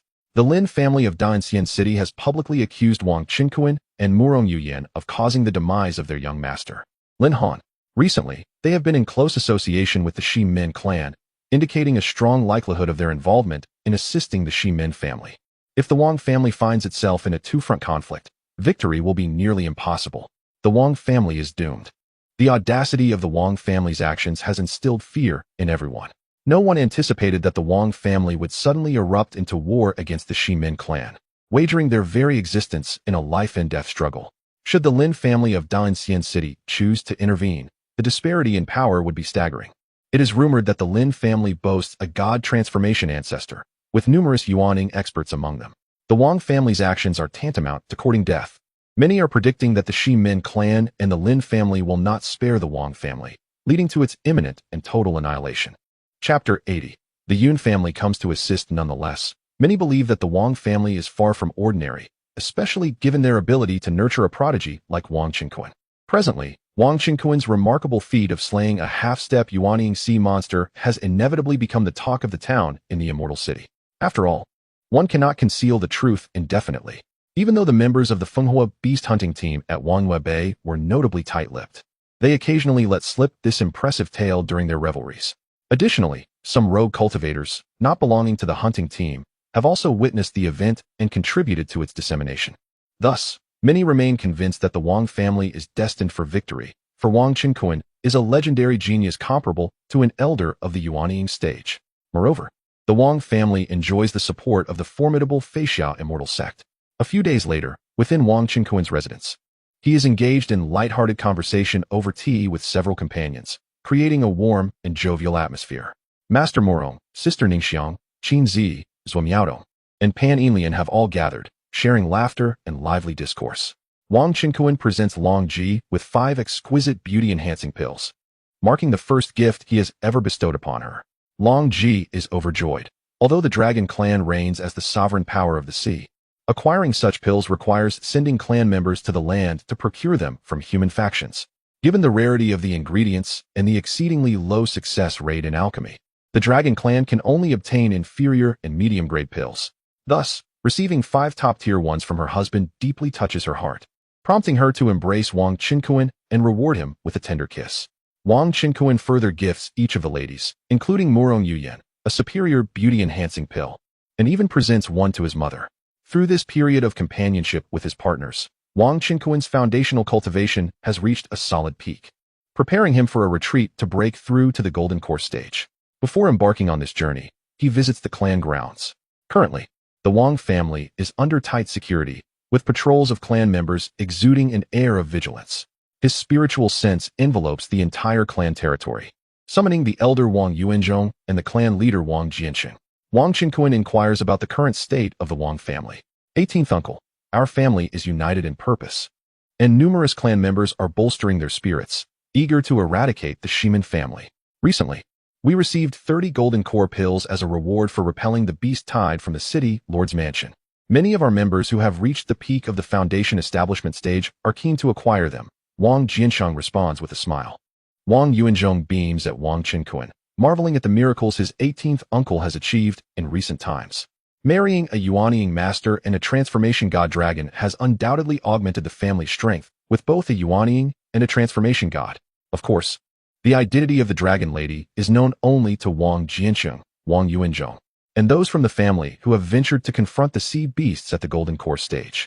The dragon lady remains within Wang Qinkuan's residence, largely keeping a low profile, and when she does appear, she employs her clan's divine abilities to subtly alter her appearance and conceal her transformation god cultivation.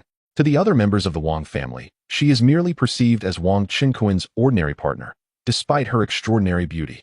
Moreover, Wang Qinkuan himself has already attained the combat prowess of the nascent soul stage, and he is still in the foundation establishment realm.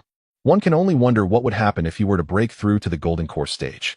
It is feared that his strength could rival that of a transformation god ancestor.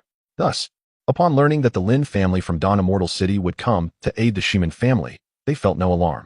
For Wang Qinkuan is certain to create even more miracles. Does the family still require Golden Core elixirs?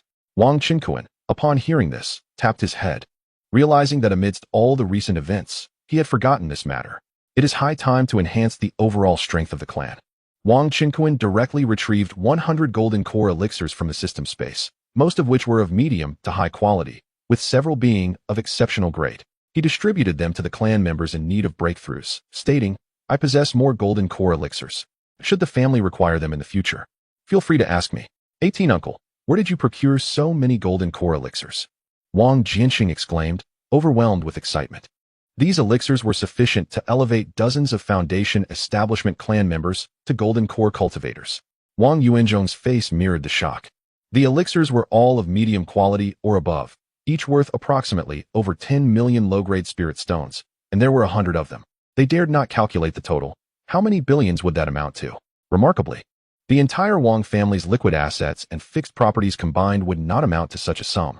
Wang Qinkuan smiled slightly, offering a casual explanation. I fortuitously acquired this batch of Golden Core elixirs from a secret realm.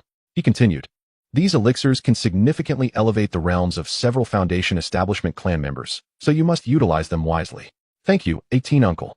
The two were filled with exhilaration, their respect for Wang Qinkuan deepening as they regarded him as an unfathomable figure.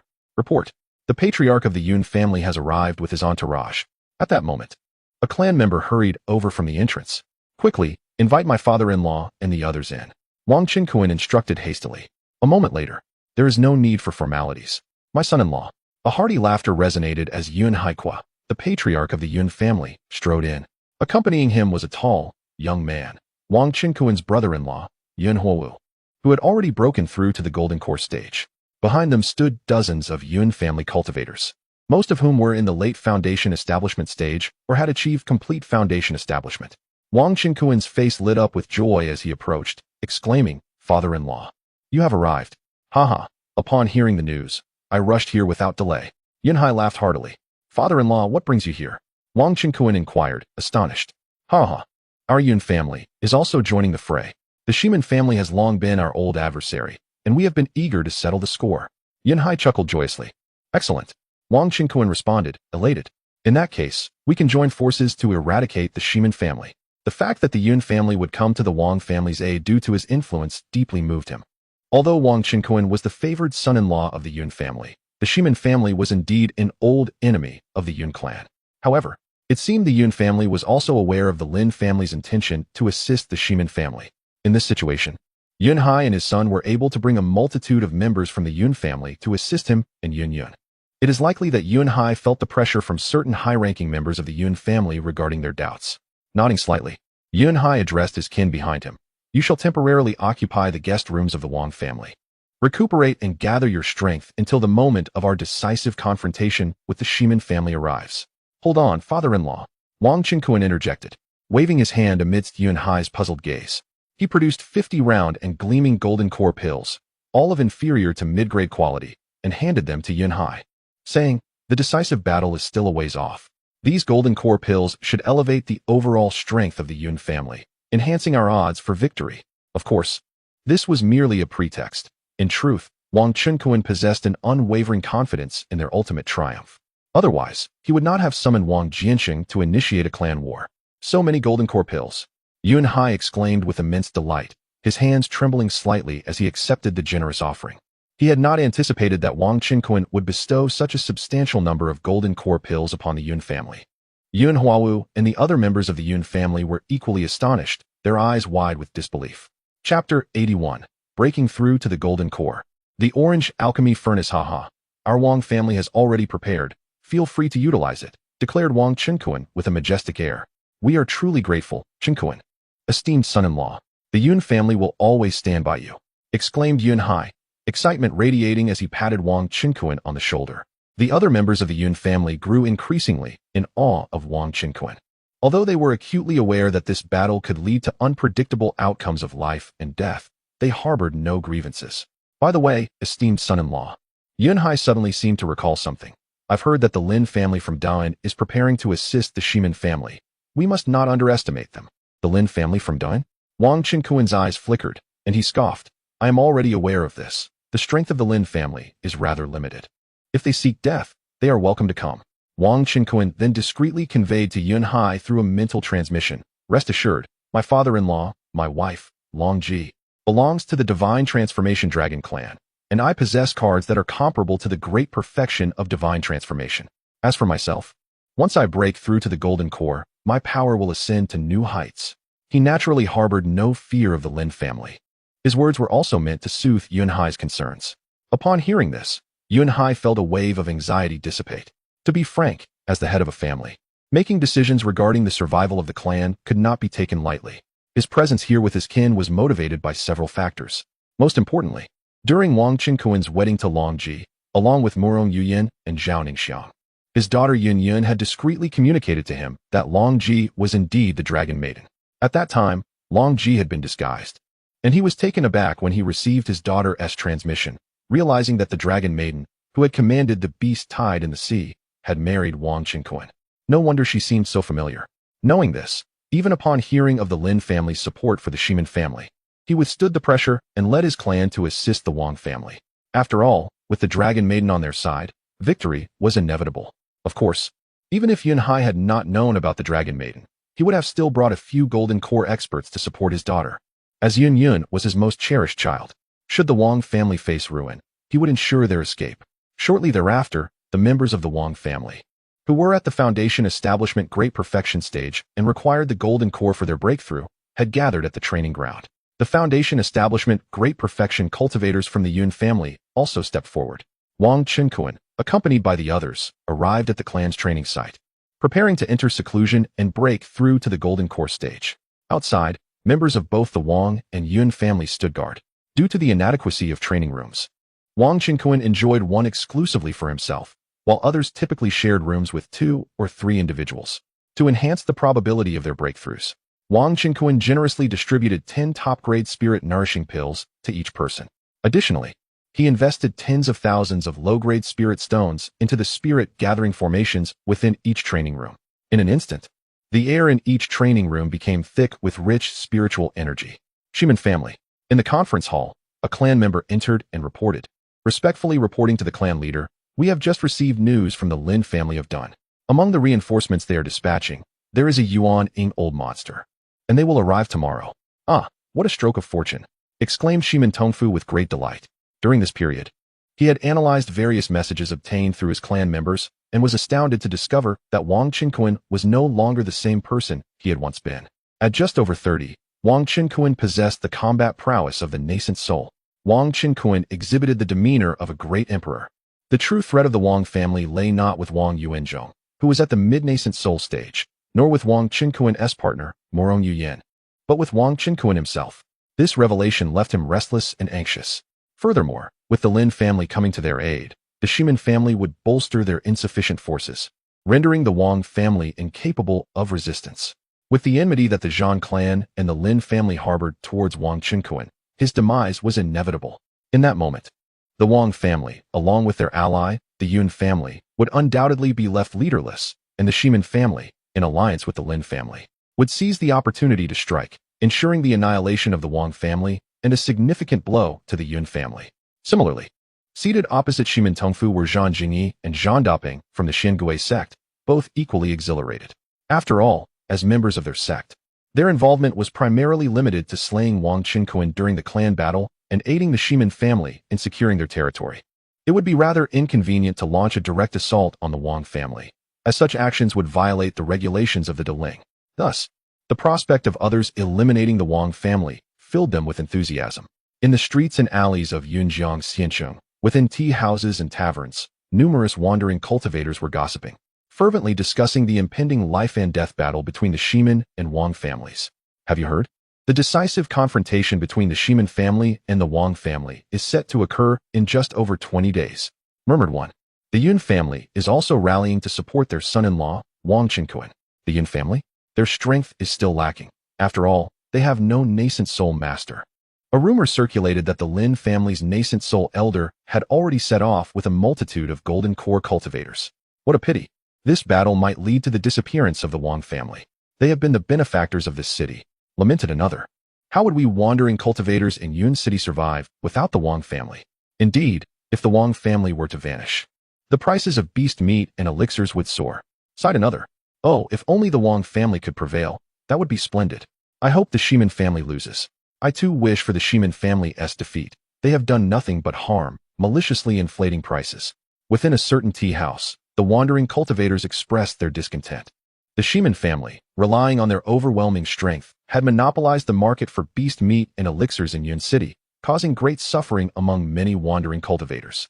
They all hoped for a Wang family victory, yet felt it was nearly impossible. Discussions across various locations echoed similar sentiments. More than 10 days later, at the Wang family's estate, in a cultivation chamber filled with swirling spiritual energy, the essence of a premium golden core elixir that Wang Qinquan had previously ingested was rapidly being refined within his body. Boom! Accompanied by a thunderous explosion. The immense medicinal power within Wang Qinquan completely dissolved. An overwhelming tide of spiritual energy surged through him, causing his body to emit crackling sounds akin to popping beans. The liquid spiritual energy in his dantian solidified continuously, ultimately transforming into a golden core. Bang! Wang Qinquan's body resonated with a powerful tremor, as an unparalleled surge of spiritual energy erupted, shattering the constraints that bound him, propelling him into the initial stage of the golden core realm. A halo of golden light enveloped his form, rendering him akin to a deity descending from the heavens, exuding an overwhelming pressure that captivated the soul. Within his dantian, a brilliant golden core, seemingly crafted from gold and jade, lay still, yet the tumultuous energy contained within it provoked a sense of trepidation. A subtle smile graced Wang Qinquan's lips. He was acutely aware that he had ascended to the initial stage of the golden core. At this moment, he was immensely stronger than before. His physical resilience had also significantly enhanced, now capable of withstanding the energy infusion equivalent to the initial stage of divine transformation bestowed upon him by the Yellow Turban Warrior. Ding! Congratulations, host, on breaking through to the golden core. Your talent, Phoenix form, has been upgraded to orange. The number of avatars you can create has increased by 1. A new item has appeared in the shop. You have earned a chance to draw a lottery. The voice of the system reverberated continuously in his mind. Chapter 82. The Twin Kings, Wang Tung and Wang Chong. Wang Qinquan was not in a hurry to venture outside. Instead, he instructed the system to create a doppelganger, naming it Kunkin number 3. He then equipped it accordingly and had the system transport it to the illusory cloud stage's miniature realm. Previously, Kunkin number 1 and No. Two had reached the pinnacle of foundational cultivation, equivalent to the full realization of the golden core stage. The doppelganger could not embody the prowess of the yellow turban warrior. Entering the sixth cloud stage realm and confronting half-step nascent souls and nascent soul beasts remained a formidable challenge, hence the delay. Now, however, they had all, like their original, broken through the initial phase of the golden core stage, comparable to early nascent soul combatants, making their advance feasible. The three doppelgangers, akin to nascent souls, collaborated under Wang Qinkuan's watchful awareness, eagerly launching themselves into the sixth cloud stage. They successfully vanquished a nascent soul beast. Wang Qinkuan paid them no heed as he perused the new items in the shop. Family Protective Shield. Requires 50 points of luck to unleash a permanent family protective barrier that automatically prevents any hostile entities from entering. Impervious to beings below the celestial immortal level. Incredible. This new item was astonishing. With it, his family's territory would be as secure as a fortress. No longer would his mother need to worry about him being raided by powerful adversaries while he was away. This item arrived just in time, particularly as a clan war loomed on the horizon. Wang Qinkuan was somewhat apprehensive that while he attacked the Shiman clan, his own territory might be ambushed by their ancient foes. Now, with this shield, even a celestial immortal's assault would be futile. Of course, even without it, he wasn't overly concerned, as he would have the dragon maiden safeguard their home. Wang Qinkuan utilized his lottery chances. Ding! One lottery draw. Congratulations on obtaining 2,500 pieces of 5 elements gold essence. What a coincidence. The top-tier golden spiritual root required precisely 2,500 pieces of 5 elements gold essence to ascend to the imperial level. He had reason to suspect that it was a deliberate act by Brother Chun. Wang Qinkuan's face lit up with joy as he consumed the 2,500 pieces of 5 elements gold essence. A profound essence surged through his body, purifying both his physical form and soul. His comprehension of cultivation, especially regarding golden true essence, became infinitely deeper and more profound. His speed in absorbing spiritual energy would increase significantly. From this moment forward, Wang Qinkuan would stand among the likes of Qin Zi and Murong Yuyan as a genius of imperial spiritual roots. This was the true stature of an emperor. Upon emerging from the training chamber, Wang Qinkuan noticed he was the first to achieve a breakthrough. The others were still engaged in their own cultivation. Congratulations to Uncle 18 for condensing the golden core path. The Wang clan members congratulated Wang Qinkuan fervently. The Yun clan members also extended their congratulations to their son-in-law. They too were on the verge of breakthroughs, joyous tidings all around. Wang Qinkuan laughed heartily. Qinkuan, the esteemed son-in-law, congratulations. Yun Hai clasped his fists in congratulation. Wearing a broad smile, his mood buoyant. Haha, thank you, father-in-law. Wang Qinkuan did not linger. He departed the training grounds and directly utilized 50 luck points in the system shop to exchange for the family protective shield, activating it forthwith. With a hum, the void trembled, and a colossal transparent dome, resembling an inverted pot lid, enveloped the entire Wang family estate, including the subterranean depths. The enhancement has been placed upon the original 3-tiered protective array of the clan. Henceforth, the entire clan territory stands resolute as a rock. Any adversaries harboring ill will towards the Wang family shall find no entrance. However, this does not impede the comings and goings of the clan members. The disturbance is subtle, perceptible only to those at the nascent soul stage and above. The transparent barrier, resembling the protective array, is visible solely to them. Observing the silhouette of Wang Qinkuan, they engaged in speculation. Wang Jiancheng, Wang Yuanzhong, Wang Zhen, and Yun Hai, among others, directly communicated through their spiritual senses, inquiring about the nature of this formation. Wang Qinkuan responded telepathically. This is a protective array of the refining void level. No cultivator below this stage can breach it. Upon hearing this, Wang Jianxing and Yun Hai were filled with immense joy. With such a formation, both the Wang and Yun families would occupy an invincible position in clan battles. In their eyes, Wang Qinkuan became increasingly enigmatic. They held unwavering faith in his words, for he had never boasted. Ignoring their curiosity, Wang Qinkuan hastened back to his abode to share the joy of breaking through to the golden core with his partners. He engaged in dual cultivation with Long Ji and Mu Rong Yuyan, enjoying tender moments together, aside from Yun Yun. A few days later, many members of the Wang and Yun families who entered the training chambers began to achieve breakthroughs to the golden core one after another. Indeed, the environment and elixirs provided by Wang Qinkuan previously were exceptionally conducive for breakthroughs. The third-tier spirit nurturing pills, though not as precious as the golden core pills, were still rare to procure. The efficacy of the top-tier spirit-nurturing pills was exceedingly pure. Once ingested, they could almost be completely refined into one's own spiritual energy. The combination of a golden core pill and 10 top-tier spirit-nurturing pills undoubtedly significantly enhanced the success rate of breakthroughs. One morning, after 10 months of pregnancy, Yun was ready to give birth. This was the moment of greatest anxiety for her, as it was her first experience of childbirth in 2 lifetimes. And she lacked experience. Under the careful guidance of the midwives, she could only exert herself according to their instructions. Fortunately, she noticed her husband, Wang Qinkuan, standing at the door of the delivery room, encouraging her, which helped her endure the discomfort of labor. Suddenly, the sound of a baby's cry echoed. Mother and child were safe. Congratulations, my lord, the midwife announced joyfully. At that moment, another midwife exclaimed, there is another. And soon, another baby's cry was heard. Wang Qinkuan and the other ladies breathed a sigh of relief. It seemed everything was proceeding smoothly. The midwife cradled the last bundled infant and said, congratulations, my lord. Madam has given birth to twins, 2 young masters. Ding! Congratulations to the host for successfully giving birth to an offspring of the legendary emperor, gaining 50 fortune points and 50 attributes. Ding! Congratulations to the host for successfully giving birth to an offspring of the emperor's bearing, gaining 20 fortune points and 20 attributes. A second chance for a draw has been granted. The voice of Spring Brother resonated in his mind, as an immense surge of attribute energy flooded into Wang Qinkuan. In that instant, the strength of his 3 avatars was further augmented. Wang Qinkuan's available luck value had transformed into an astonishing 179 points. This revelation filled him with immense delight. Excellent! Excellent! How wonderful! He exclaimed with exuberance. His face radiated with joy.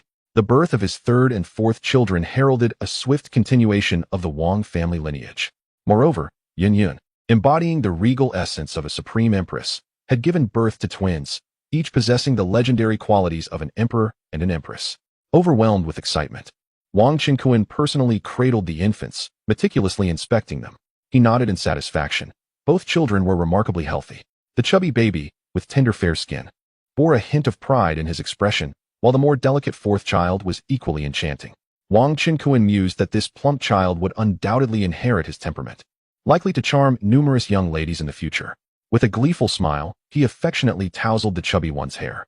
As he observed the 2 little ones, inspiration for their names blossomed in his mind, though he decided to wait until Yun had fully recovered. He instructed a nearby maid, take these 2 young masters for a bath and change their clothes, but ensure they do not come into contact with cold water.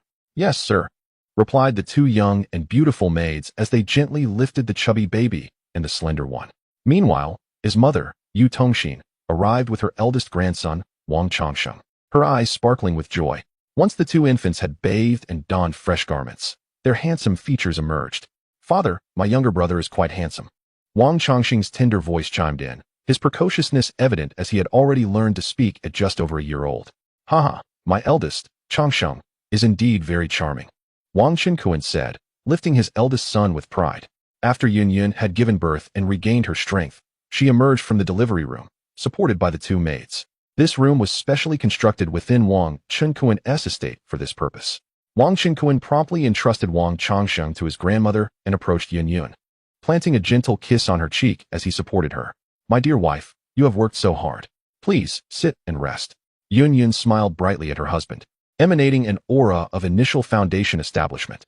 Remarkably, after giving birth to 2 children without consuming foundation establishment pills, she had directly ascended in cultivation. It must be noted that among the Wang family, Yun's natural talent was truly extraordinary. She had fully awakened her supreme grade spiritual roots, a qualification surpassing even divine and celestial roots. Her physical recovery abilities were equally impressive, although the memories of her past life as an empress remained incomplete. She had recalled many significant events. At that moment, Yunhai and Yunhua Wu, her immediate family members, arrived upon hearing the news. My dear daughter, you have truly worked hard, bringing forth 2 beautiful grandsons. Yunhai gazed at Yun with a loving expression. They all settled in the estate's hall to converse.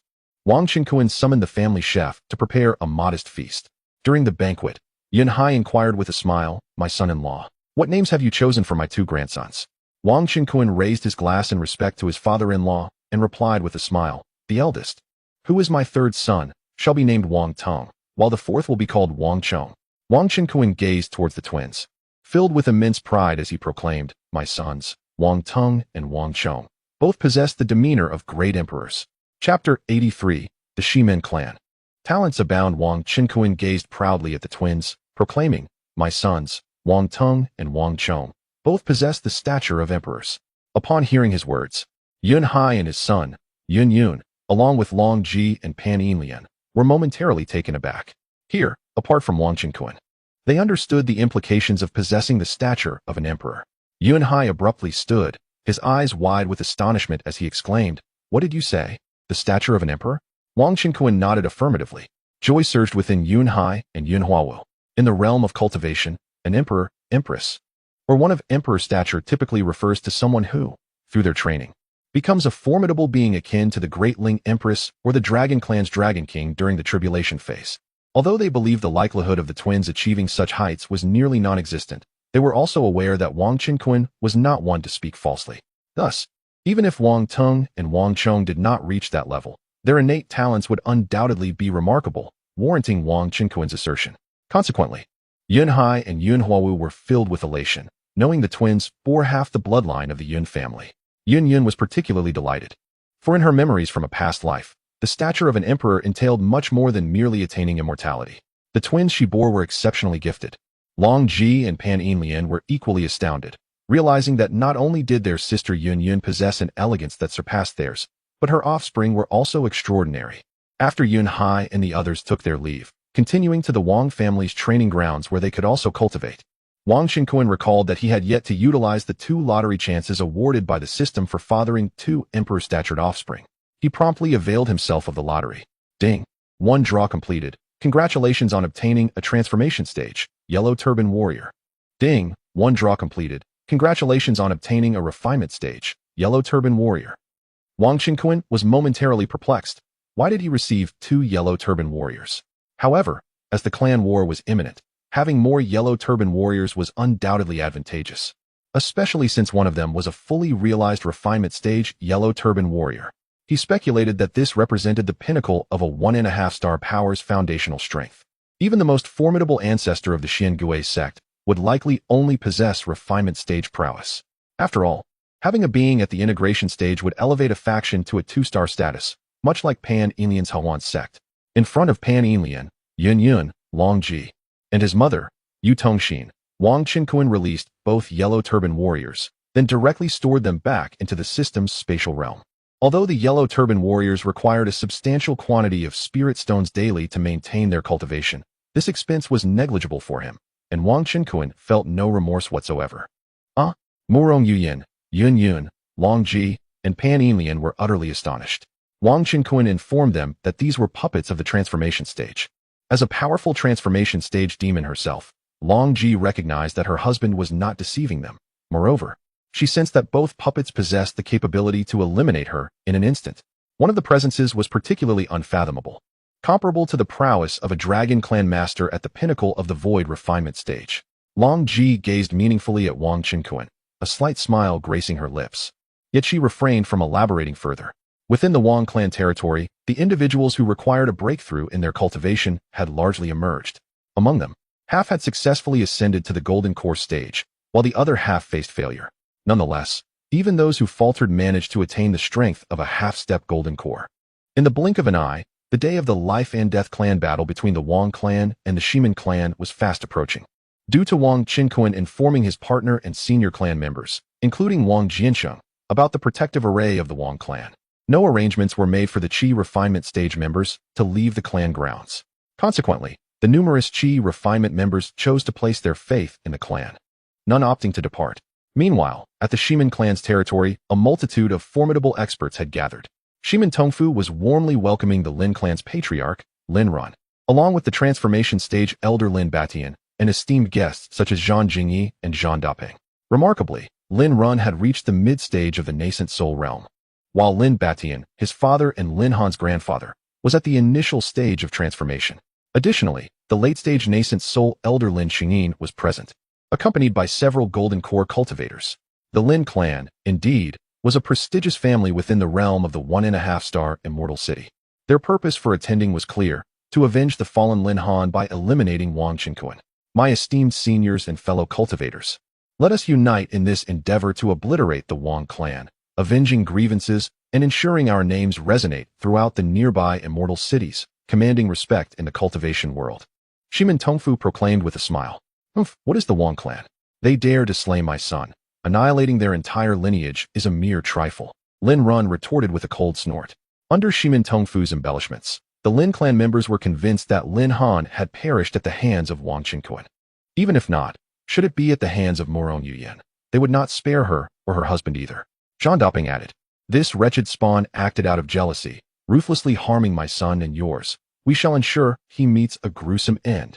Zhang Jingyi and Lin Batian remained silent. Yet their eyes betrayed a profound thirst for vengeance. Lin Xingyin frowned, sensing something amiss, though he could not articulate the source of his unease. The Lin clan had prepared meticulously for this assault, even dispatching transformation stage elders, which should be more than sufficient to extinguish the Wang clan. Yet, for reasons unknown, a sense of disquiet lingered in his heart. Rest assured, this clan battle was instigated by the Wang clan themselves. We shall feign weakness and refrain from an immediate assault on their territory. The entirety of the Wang clan is said to be obedient to Wang Qingquan, a young rogue who, emboldened by his nascent soul strength, will undoubtedly lead an attack on our clan. At that moment, we shall decisively eliminate the invading forces, including Wang Qingquan, and then our clan, alongside the esteemed Lin clan, will penetrate the Wang clan's stronghold and obliterate them. Shimin Tongfu confidently presented his strategy for the clan battle. This was his grand design, as the Wang family is the initiator of the clan battle. Should they refrain from launching an offensive, the Shimin faction may remain passive.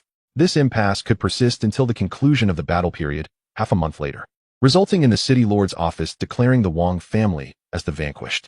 Although this would not lead to casualties, the Wang family would incur severe penalties and be required to compensate the city lord's office, the Shimin family, the Lin family, and other involved parties for their losses.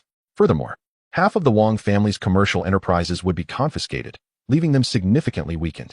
Zhang Jingyi coldly remarked, what if the Wang family chooses to concede territory and pay reparations instead of engaging in battle? Shimin Tongfu replied, then we shall wait until the final day. If they do not show up, our clan and the Lin family's experts can collectively invade the Wang family, slay Wang Qingquan, and annihilate their lineage. He had calculated that the Zhang clan, being part of the sect, could not invade the Wang family, whereas the Shimin and Lin families certainly could. With the rewards from repelling the sea beasts, they had seen a significant increase in their golden core experts. The Shimin family boasted 2 essence infusion masters, over 40 golden core practitioners, and a substantial number of foundation establishment cultivators. The Lin family's reinforcements were even more formidable, featuring an ancestor of transformation, 2 essence infusion masters, and numerous golden core cultivators. By all accounts, victory for their side was assured, while the Wang family's defeat was inevitable. As for the Yun family's forces aiding the Wang family, Shimin Tongfu regarded them with disdain. Of course, they were unaware of the Yellow Turban warriors under Wang Qingquan's command. Nor did they know about Long Ji's marriage into the Wang family. Those privy to such information, like the esteemed elder Tao Tianhe of the Feixia sect, would not disclose it to them. Shimin Tongfu's only concern was whether the Murong family of Dawn Immortal City, specifically Murong Yuyan's maternal family, would send reinforcements to the Wang family. After all, the Murong family was only slightly weaker than the Lin family. However, according to information from the Lin family, the Murong family was unlikely to intervene, as the remaining members of the Lin family would obstruct their arrival. Upon hearing Shimin Tongfu's strategy, the assembly concurred unanimously. As the date of the 2 families' duel drew near, the entire Yunjiang Immortal City was engulfed in fervor. In a private room of the Fengyue Tower, the high-ranking members of the Mei and Jiang families convened secretly. The Wang and Shimin families are exceedingly ruthless, remarked Mei Yoxin. Indeed, they are profoundly foolish. Knowing that the Lin family would support the Shimin family, they still choose to court disaster. The Wang family is effectively seeking their own demise, commented Jiang Yubi. Mei Yoxin shook his head. Wang Qingquan is no ordinary individual. At just over 30, he possesses the might of an ancient master. As the instigator of the clan battle, he likely has contingency plans. What of Wang Qingquan? No matter how formidable he is, can he truly contend with the ancestor of transformation from the Lin family? Jiang Yubi scoffed. Regardless of who triumphs, our 2 families will not reap any benefits. Let us remain spectators in this conflict. Mei Yoxin nodded, choosing to remain silent.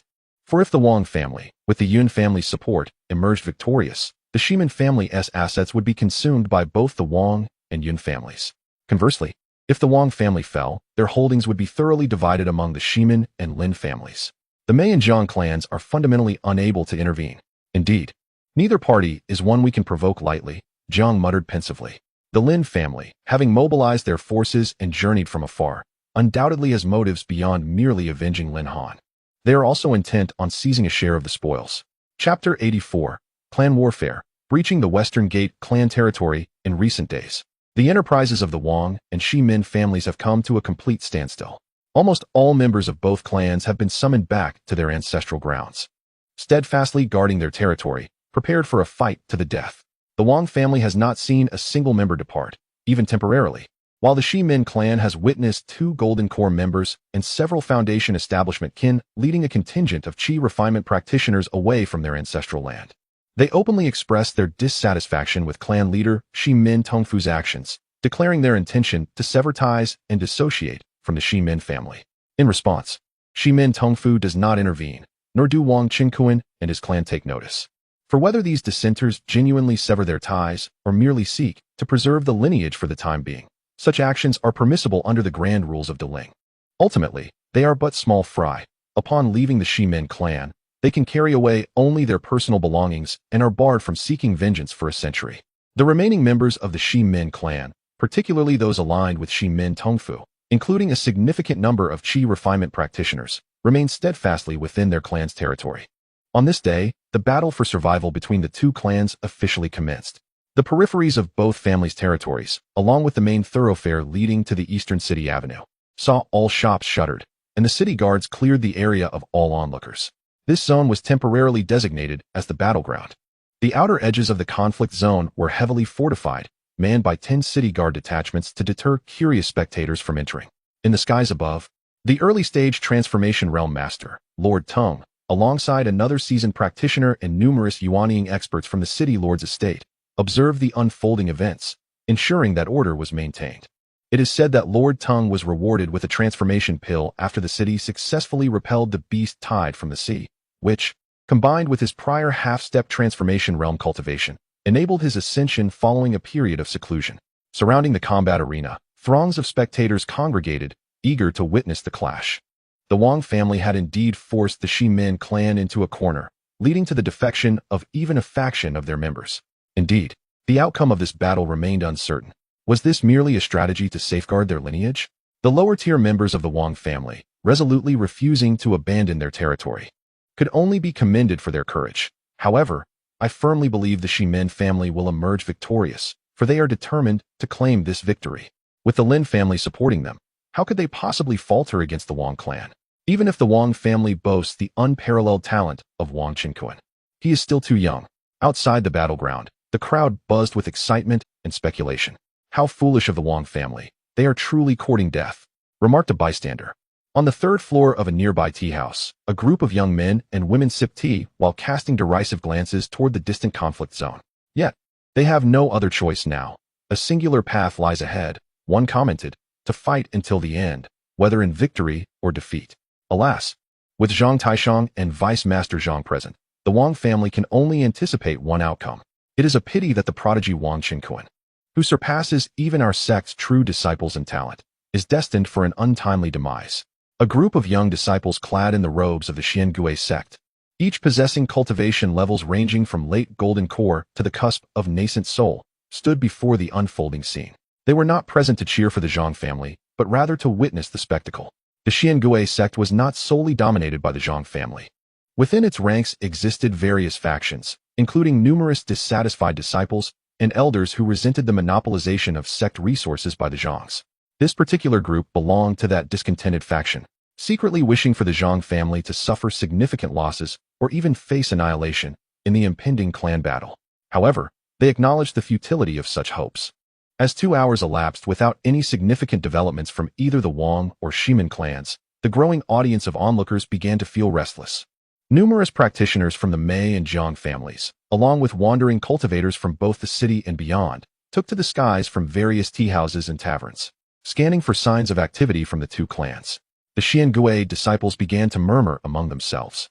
Suddenly, a commotion erupted. The Wang clan's experts are making their move. The youthful disciples of Xiangui looked up in unison. A large group of figures emerged from the Wang clan's territory, gliding effortlessly toward the Shimin clan's domain, moving with an air of nonchalance.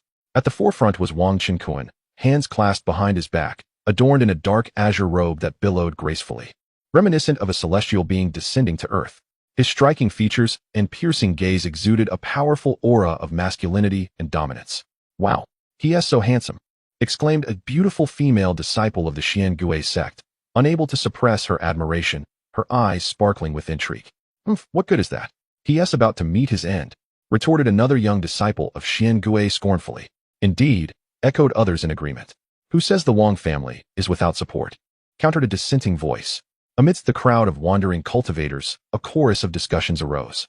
Wang Qinkuan, accompanied by Long Ji, Murong Yuyin, Wang Yuanzhong, Wang Jianlin, Yun Hai, and over 100 golden core experts from the Wang and Yun families, advanced decisively toward the Shimin clan, with the Wang family employing a protective barrier. Their strategy was to keep all Foundation establishment and Qi refinement members at home, while deploying only golden core cultivators to execute a crushing assault on their adversaries. Wang Qinkuan's 3 powerful avatars were capable of slaying nascent soul beasts, yielding extraordinary spoils, 4th-grade spirit talismans, 4th-grade elixirs, mid-grade spirit stones, and treasured artifacts among other high-level resources. The initial delay in launching an attack was merely Wang Qinkuan distributing 4th-grade spirit talismans and low-grade artifacts to the golden core cultivators of the Wang and Yun families. Consequently, every golden core cultivator from both clans was equipped with a low-grade artifact and several defensive talismans equivalent to nascent soul standards, significantly enhancing their combat prowess to rival that of early-stage nascent soul practitioners. Furthermore, Wang Qinkuan provided Murong Yuyin and Wang Yuanzhong, a mid-stage nascent soul cultivator, with mid-grade artifacts and an abundance of 4th-grade spirit talismans. Long Ji possesses an exquisite treasure, having only requested a handful of 4th-grade spirit talismans.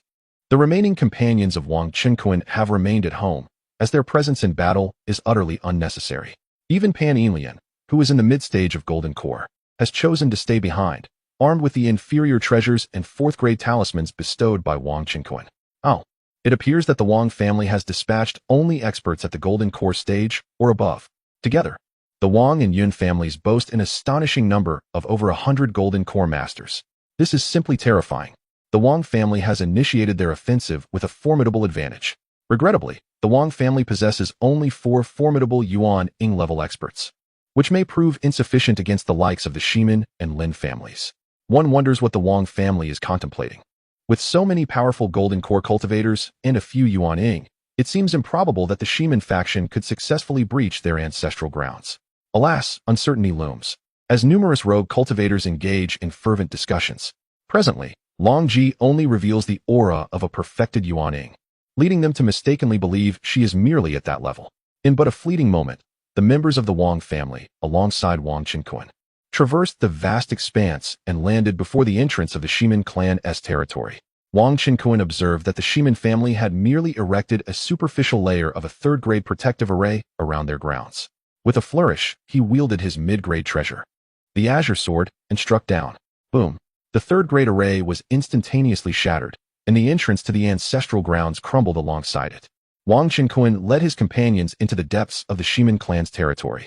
Meanwhile, Shimin Tongfu and Lin Run, leading the elite forces of the Shimin family, who had long been lying in ambush, swiftly emerged to encircle the Wang family within their territory. The renowned figures, including the Zhan clan's uncle and nephew, Lin Batian and Lin Xingyin, also made their presence known. Ha ha ha, Wang Qinkuan, you have finally arrived.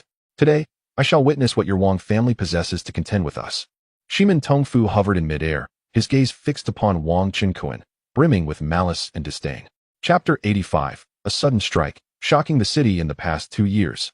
The Wang family has steadily grown in power, suffocating the Shimin clan. Wang Qinkuan has even slain 2 of his sons, Lin Batian, Lin Xingyin, and the family head Lin Run have all fixated on Wang Qinkuan. Additionally, Zhan Jingyi and Zhan Daping also exhibit murderous intent. Wang Qinkuan surveyed his surroundings with his spiritual sense and discovered that the combined number of golden core cultivators from the Shimin and Lin families was barely 100. The rest were Foundation establishment cultivators, with even a few thousand Qi refinement practitioners. Wang Qinkuan languidly inquired, "Where are the members of the Shimin family? Why are there so few golden core cultivators?" Have the two Yuan-ing elders fled in fear? Arrogance. Shimin Tongfu retorted sharply, his expression as dark as a stormy sea. Due to the previous onslaught against the beast tied in the ocean, a considerable number of Golden Core and Foundation establishment members had been annihilated by the Wang family.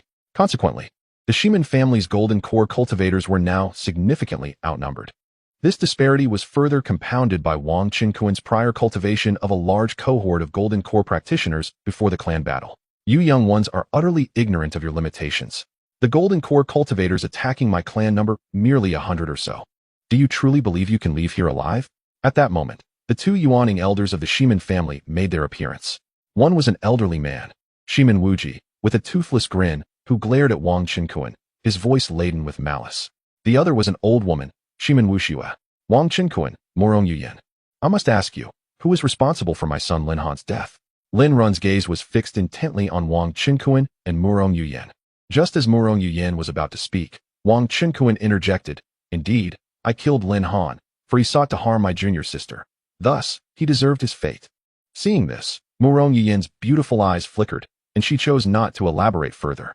So it was you, wretched beast, who took my son's life. Lin Run's eyes blazed with murderous intent, echoed by the furious roars of the other Lin family members. Zhang Jingyi and Zhang Daping also demanded angrily, in that case, you are also responsible for the death of Zhang Aguang. Without a doubt, Wang Qinkuan admitted readily. Then I shall send you to the underworld. Zhang Daping seethed with rage, preparing to strike. Kill him. With a united command, Shimin Tongfu and Lin Run ordered their clans to attack. Whoosh, whoosh, whoosh.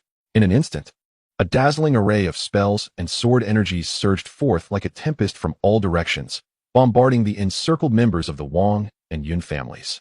The next moment, the Golden Core experts of the Wang and Yun families shone with the light of 4th-level defensive talismans. They wielded inferior-grade treasures to counterattack, unleashing waves of formidable sword energies and spells. In the air, Zhang Daping also launched a fierce assault on Wang Qinkuan. Like a soaring eagle, he transformed into a fleeting shadow, crossing over 100 zhang in the blink of an eye, his palms infused with immense spiritual power, aimed directly at Wang Qinkuan. Within his palm strike, a phantom of a golden-winged rock materialized. Wang Qinkuan let out a cold laugh. Prior to his arrival, he had already augmented his prowess to 1% of the perfected cultivation of the Great Void Yellow Turban Warrior.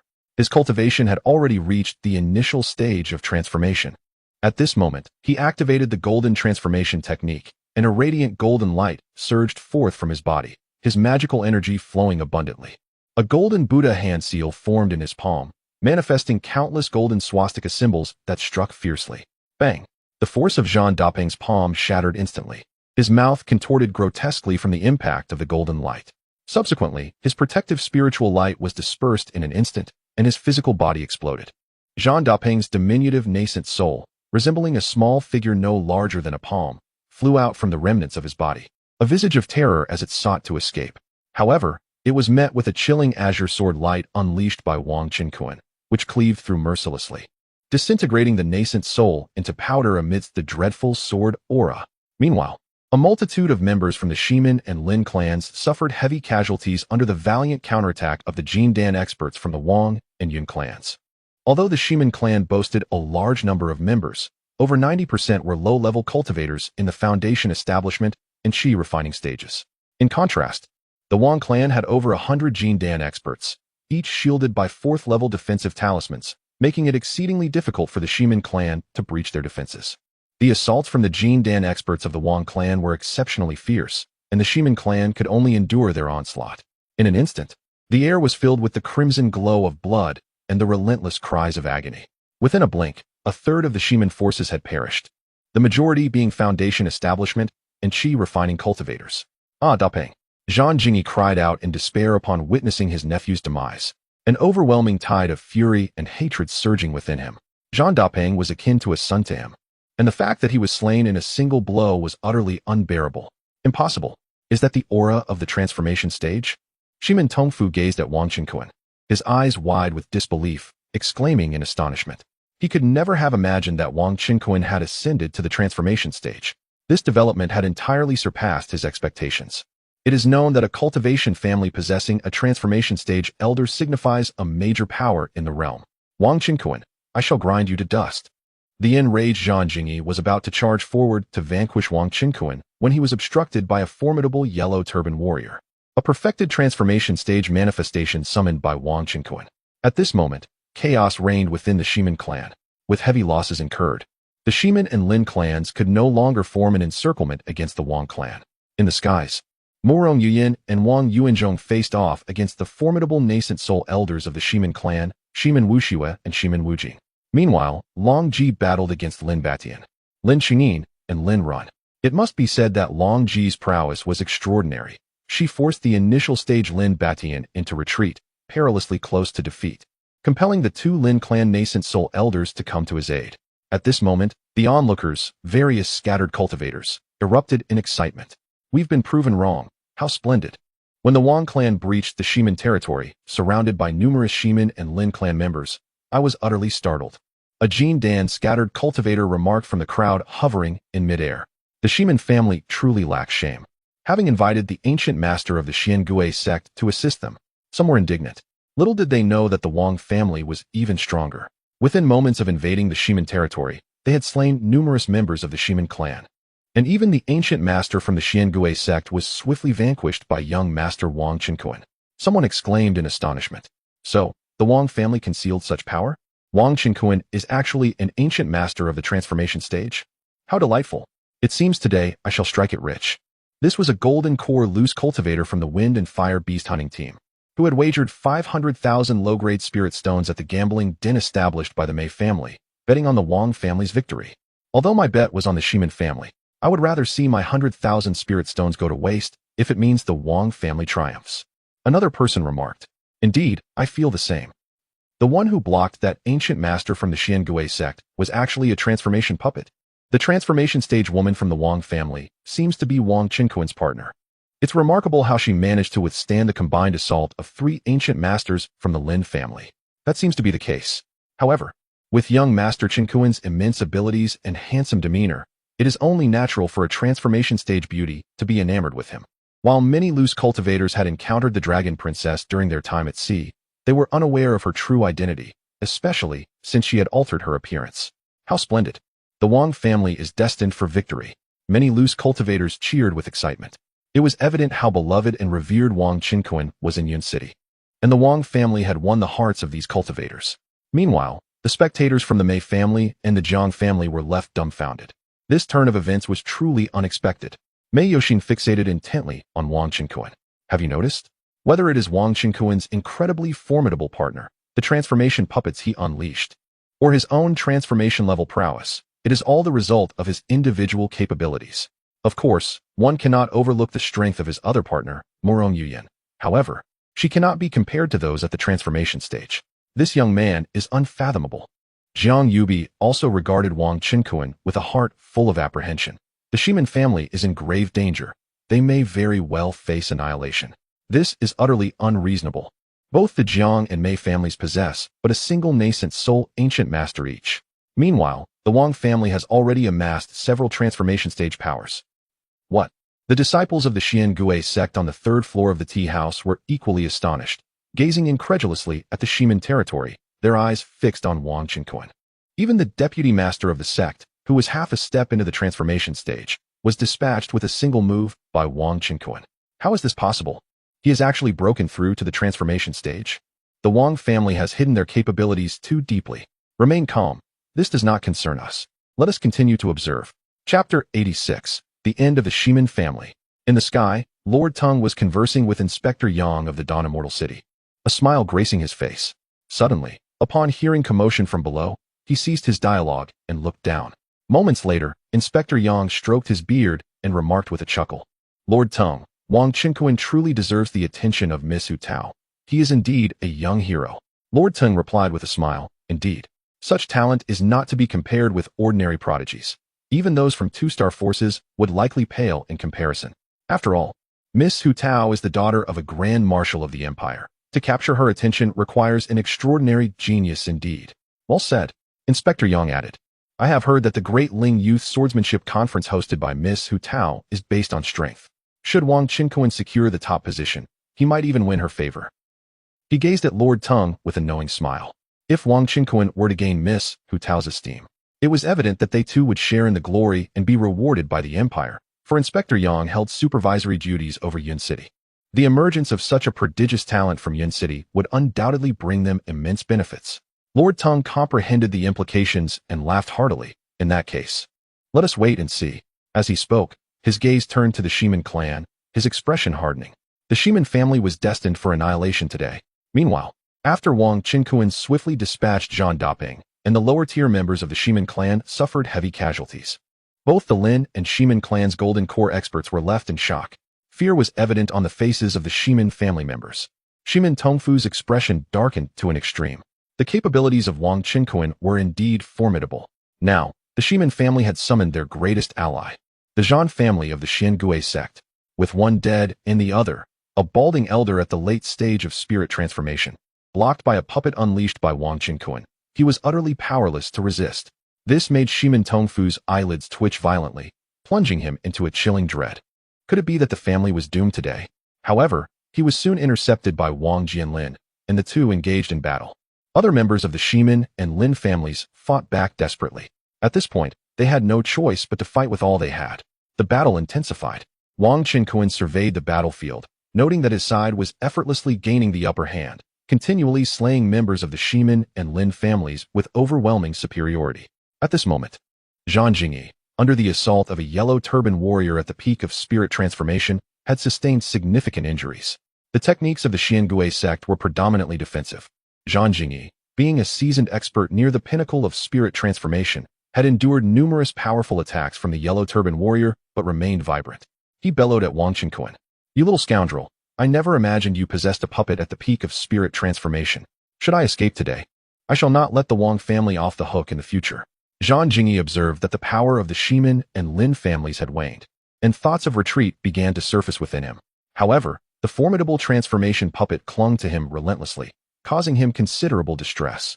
After all, the yellow turban warrior was exceptionally resilient, devoid of pain, and proficient in close combat. As long as it was supplied with spirit stones, its magical power was inexhaustible. Apart from harboring immense hatred for Wang Qinkuan, Zhang Jingyi also secretly resented the Shiman family for failing to inform him that Wang Qinkuan possessed a transformation puppet at the pinnacle of its power, as well as his own considerable strength, which led to the tragic demise of his nephew. Of course, the Shiman family was entirely unaware of this. Wang Qinkuan cast a cold glance at Zhang Jingyi and calmly declared, "Today, you shall not leave this place alive."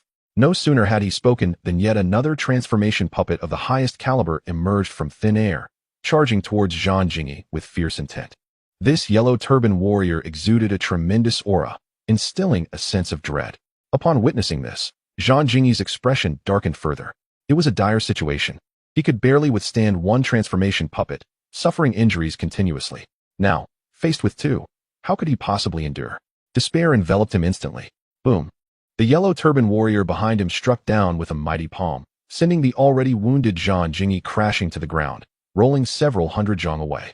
A deep chasm opened up in the earth, and the surrounding structures of the Shiman clan were reduced to rubble. Following this, the yellow turban warrior launched itself at him again, employing both fists and feet. Zhang Jingyi, battered and broken, could not withstand the onslaught of the yellow turban warrior's overwhelming attacks, retreating step by step. Simultaneously, another yellow turban warrior brandished a great sword, its blade slicing through the air and crashing into Zhang Jingyi's flesh with explosive force, obliterating him into fragments. Desperately, Zhang Jingyi abandoned his corporeal form, allowing his primordial spirit to escape. Transforming into a swirling mass of black mist, he attempted to flee. Where do you think you're going?" Wang Qinkuan scoffed upon seeing this. A yellow turban warrior, its eyes gleaming with crimson light, unleashed two beams of fiery energy that swiftly caught up with Zhang Jingyi's primordial spirit, utterly annihilating it. Thus, the esteemed elder of the Xiangui sect met his demise. The numerous onlookers were left in awe. This was a being of transformation, now gone. A formidable elder at the peak of transformation. Even within the grand sects like Xiangui and Fei Xia, he represented a foundational pillar of strength. In the Great Ling Empire, he was a supervising figure in a celestial city or a lord of a city. Yet, he had met such a tragic end at the hands of the Wang family. Shiman Wujin was struck by Wang Yuanzhong's sun-expelling sword technique, spewing forth a mouthful of blood. Wang Yuanzhong's prowess was already on par with Shiman Wujin. And with the addition of a mid-grade treasure bestowed upon him by Wang Qinquan, along with copious spirit talismans, Shimin Wujin stood no chance. Just as he was reeling from Wang Yuanzhong's blows, he suddenly felt his body being torn apart like parchment. A magnificent azure sword light cleaved him into pieces, leaving no time for even his nascent soul to escape, reducing him to mere ashes. Similarly, nearby, Shimin Wuxue, who was embroiled in battle with Morong Yuyan, met the same fate, being slain by that azure sword light, along with his nascent soul, disintegrating into fragments. Upon the meeting of Wang Yuanzhong and Morong Yuyan, it was precisely the radiant sword light unleashed by Wang Qinquan. Just keep an eye on our clansmen, Wang Qinquan instructed. Shimin Tongfu, entangled with Wang Jianlin, turned around and his pupils constricted in horror as he cried out, "Father! Aunt! How could this happen? How could this happen?" He widened his eyes, utterly unable to fathom the unfolding scene before him. At this moment, the Shimin clan had suffered grievous losses, with 7 or 8 members gone in the blink of an eye. The reinforcements from the Zhang family, along with numerous members of the Shimin clan, including the 2 formidable Yuaning elders, had perished. Even the Lin family had suffered significant casualties, with more than half of their members lost. As 3 formidable elders of the Lin family were thwarted by a mere woman, the Shimin clan was doomed. Just then, Shimin Tongfu suddenly felt a chill at his neck, and in an instant, he lost all sensation, collapsing to the ground, eyes wide open in death. It was Wang Jianlin who had struck him down, for Wang Qinquan had already appeared before the 3 formidable elders of the Lin family, accompanied by 2 powerful yellow turban warriors. Upon witnessing this, Long Ji ceased her assault. Lin Batian, Lin Xingyin, and Lin Run turned pale, gasping for breath. Chapter 87. The Yun family has found a remarkable son-in-law. Lin Batian and his companions were utterly unprepared for the swift and complete downfall of the Zhang clan, the Shimin family, and the Lin family's elite. The losses were staggering, with the majority of both families perishing on the grounds of the Shimin clan. Most alarmingly, the young Wang Qinquan possessed the formidable strength of divine transformation, complemented by 2 marionettes at the pinnacle of the same realm. He effortlessly obliterated their strongest adversary, Zhang Jingyi. Such an outcome surpassed all expectations. Wang Qinquan, I, Lin Batian, concede that you are indeed a prodigious talent. Lin Batian inhaled deeply, his gaze fixed on Wang Qinquan, revealing a profound sense of trepidation. Lin Xingyin spoke up. The Shimin clan has been vanquished. Might you spare our lives? The 3 of us can. In the presence of Lord Tung and Inspector Yang, vow to the heavens that the Lin family shall cease all hostilities against the Wang family henceforth. Lin Xingyin was the most lucid among the Lin family present, and he had been the first to recognize the folly of aiding the Shimin clan. Unfortunately, Lin Batian and his son monopolized the family's authority, disregarding his counsel. At the time, Lin Xingyin believed that with the involvement of their ancestral figure of divine transformation, subduing the Wang family, which relied solely on an infant soul, would pose no challenge. Who could have anticipated the incredible prowess of this young man, single-handedly turning the tide? Wang Qinquan cast a cold glance at the 3 Lin family members and scoffed. Spare you? Huh, are you still lost in dreams? Those from the Lin family who chose to assist the Shimin clan were undoubtedly enemies of the Wang family. There would be no mercy. The faces of the Lin trio paled at his words. Wang Qinquan, do you truly intend to annihilate us? Their patriarch Lin Run shouted in desperation. Lin Batian threatened. The Lin family of Dan has numerous infant soul experts and an ancestral figure of divine transformation restraining the Morong family. Do not force us into a situation of mutual destruction with the Wang family. Oh, mutual destruction? Wang Qinquan laughed heartily, disdain evident in his tone. Does your Lin family even merit such a fate? Lin Batian and Lin Run were left seething, blood spewing from their mouths. Lin Xingyin's face reflected a mix of sorrow and fury. When had the Lin family of Dan ever endured such humiliation? They had always walked with an air of superiority in Dan and Yunjiang. Attack! Wang Qinquan, uninterested in further dialogue, commanded the yellow turban warriors. The 2 warriors immediately sprang into action. Their terrifying assault proved insurmountable for the Lin family trio, who were swiftly annihilated on the spot, both their infant souls extinguished. The remaining members of the Shimin and Lin families wore expressions of profound rage and despair. However, they too were soon overwhelmed and slaughtered. Under the onslaught of Wang Yuanzhong and Morong Yuyan, they offered no resistance and were ruthlessly exterminated. A multitude of adversaries, including golden elixirs, foundation builders, and even all qi refining practitioners, were eradicated by the numerous experts from the Wang and Yun families. After all, Anyone remaining in the enemy's territory during a clan battle was deemed a foe. In a fleeting moment, the ground was strewn with corpses, the air thick with the stench of blood. The members of the Wang and Yun families set about clearing the battlefield, gathering the bodies and incinerating them in flames. The treasures and spirit stones scavenged from the corpses of the Shimin clan and the Lin family were brought forth, and in accordance with Wang Qinquan's proposal, the two families divided them equally. From that moment on, the Shimin family of Yun City ceased to exist. The members of the Wang and Yun families erupted in joyous cheers, as the Shimin clan had long been their common adversary. At that moment, even Yun Hai embraced his son, Yun Huowu, fighting back tears. The great enmity that the Yun family had harbored for centuries was finally avenged, thanks to the power of their son-in-law, Wang Qinquan, and the Wang family. After resolving matters concerning the Shimin clan, Wang Qinquan led the assembly before the City Lord Teng and Inspector Yang. Greetings, City Lord Teng, Inspector Yang. The members of the Wang and Yun families respectfully proclaimed in unison. The Wang and Yun families are indeed commendable. City Lord Teng and Inspector Yang exchanged pleasantries. Wang Qinquan clasped his hands together and replied, "You flatter us, City Lord Teng, Inspector Yang." Yun Hai humbly echoed his sentiment. "Excellent." City Lord Teng nodded in approval. Then inquired, "Young Master Wang, you are aware that the assets left by the Shimin family will be allocated according to the rules of Xian City?" Wang Qinquan replied, "Please enlighten me, City Lord." City Lord Teng explained, "According to the clan war agreement, the Shimin clan's territory will be returned to Daling, and 20% of the Shimin family shops and assets must also be returned. The remaining 80% may be distributed at your discretion. How do you find this arrangement?" Both Wang Qinquan and Yun Hai nodded in agreement. It was indeed the established rule of Daling for the City Lord's office to reclaim the territory and 20% of the shops from the defeated clan. After all, the City Lord's office needed resources to support its military. However, they did not engage in commerce themselves. The territory and shops would be leased or sold to various esteemed families and even rogue cultivators within the city. The members of the Wang and Yun families displayed expressions of delight. This arrangement meant not only did they acquire numerous Shimin shops, but they could also reap profits from them. Especially for the Yun family present, their joy was uncontainable. They had finally returned to Yunjiangxian City, reclaiming their place among the four great cultivation families. Here's what I propose. I will use spirit stones to purchase the Shimin clan's territory on behalf of my father-in-law and transfer it directly to the Yun family. City Lord Teng, how many spirit stones do you require? At this moment, Wang Qinquan turned to City Lord Teng with a smile. Oh, not only did the Yun family members express their astonishment, but even City Lord Teng and Inspector Yang were taken aback. This young man was indeed exceedingly generous.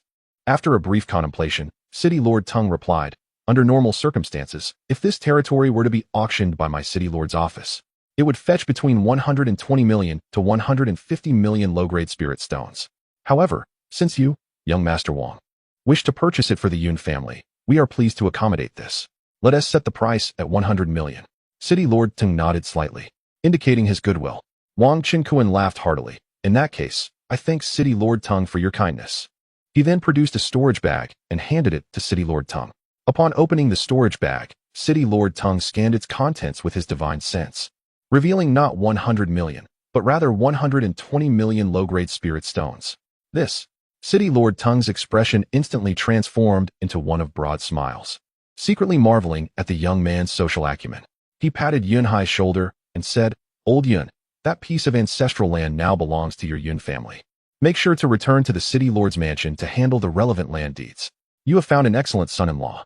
Initially, Yun Hai regarded Teng Chengren merely as a younger generation in the Golden Core stage, despite the fact that Teng was several years his senior. However, Yun Hai was the father-in-law of Wang Qinquan, so he dared not overstep his bounds. Upon hearing this, Yun Hai's smile nearly split his face, as he repeatedly nodded in agreement, expressing, "Yun Hai sincerely thanks Lord Teng. My entire Yun family is immensely grateful for the assistance provided by the virtuous son-in-law Qinquan." It was no wonder he was so elated. From this moment on, the Yun family could truly reclaim their standing in Yun City. In the tea house, the disciples of the Xiangui sect were exhilarated upon witnessing the Wang family's decisive victory over the Zhan clan. The Wang family is formidable. The Zhan and Shimin families were utterly powerless. The Zhan relatives had it coming. They thought they could act with impunity within the sect, naively believing they could bully a cultivation family. Now they've met their match. Wang Qinquan truly proved his prowess. One of our Xiangui sect's troubles was effortlessly eliminated by a young master of the Wang family. Numerous loose cultivators in Yun City were equally filled with excitement. The events of the day were nothing short of a breathtaking turnaround. Although they did not belong to prominent cultivation families, they were aware of the immense power wielded by the alliance of the Shimin family, the Dan Lin family, and the Zhang clan. No one anticipated that the Wang and Yun families would completely obliterate these three factions. This was primarily due to the formidable strength of Wang Qinquan alone. Who could have imagined that such a united front would be so effortlessly crushed by him? It far exceeded the expectations of many loose cultivators.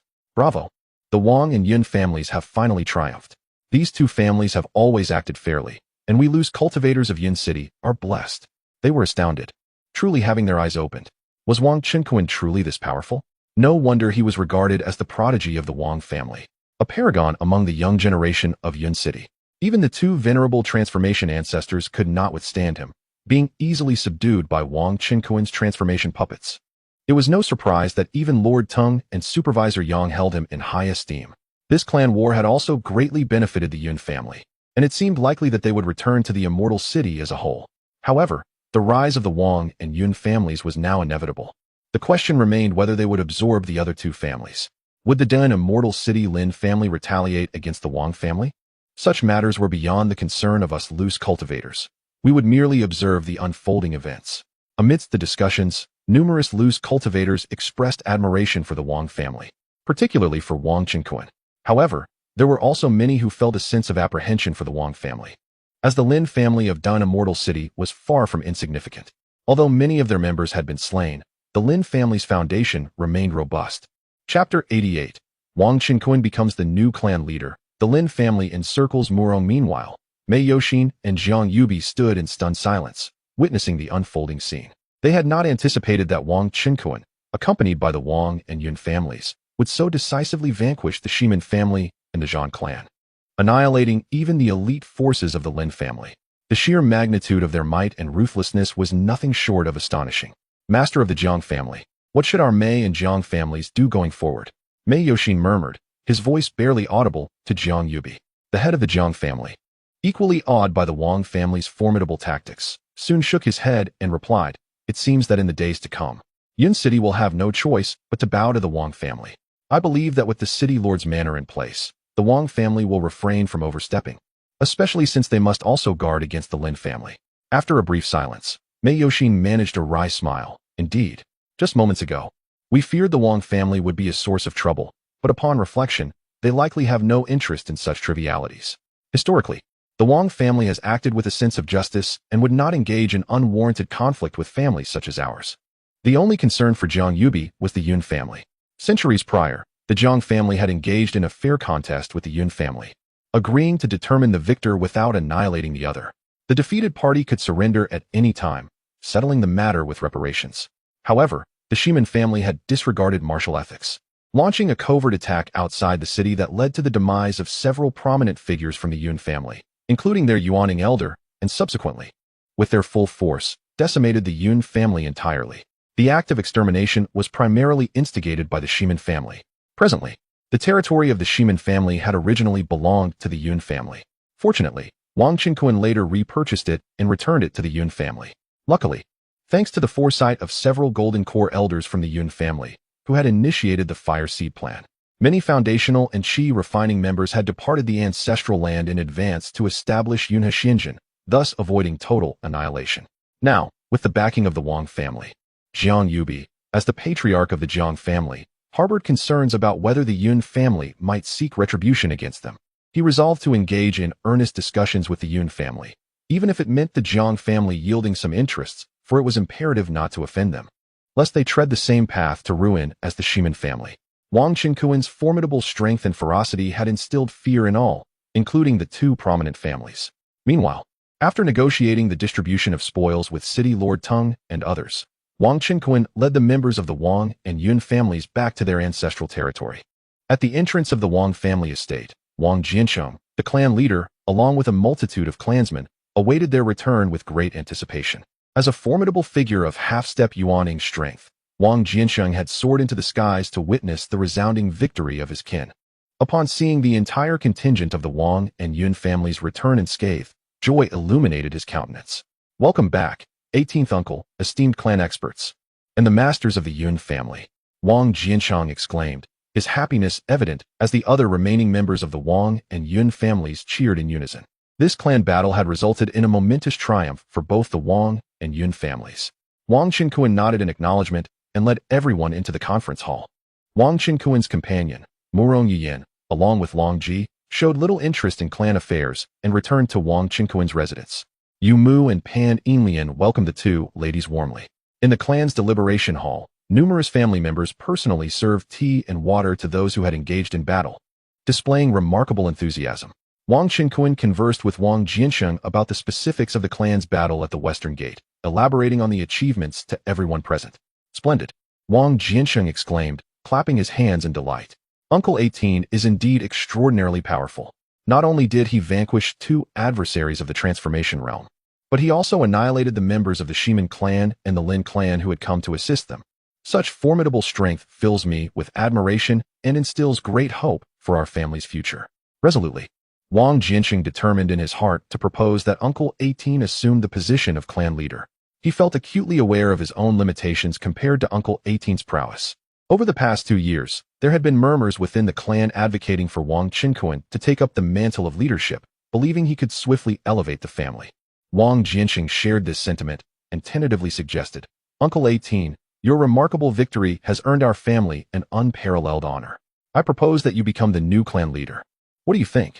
Upon hearing this, all the members of the Wang family in the hall, including the Yun family, were momentarily taken aback. Yet their faces lit up with joy and anticipation. The Yun family also hoped for Wang Qinkuan to assume the role of clan leader, as he was their in-law. Oh, if I become the clan leader, who will manage the family affairs? Wang Qinkuan replied nonchalantly.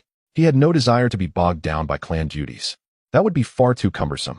He had a multitude of companions to care for and could not squander time on trivial clan matters. Wang Jiansheng chuckled, fully understanding Wang Qinkuan's sentiment and prepared with a response. He quickly said, Uncle 18, you need not worry about that at all. Cousin Wang Yuanzhong, Wang Jianlin, and I can assist in managing the family's affairs. The position of clan leader is most fitting for your esteemed reputation. In unison, the other members of the Wang family nodded in agreement, recognizing that Wang Jiansheng's proposal resonated with their thoughts. The position of clan leader was of utmost importance. Though the Wang family was united, internal conflicts were inevitable. If Wang Qinkuan were to assume the role, his status, prestige, and strength would ensure harmony and security for them all. What could be more advantageous?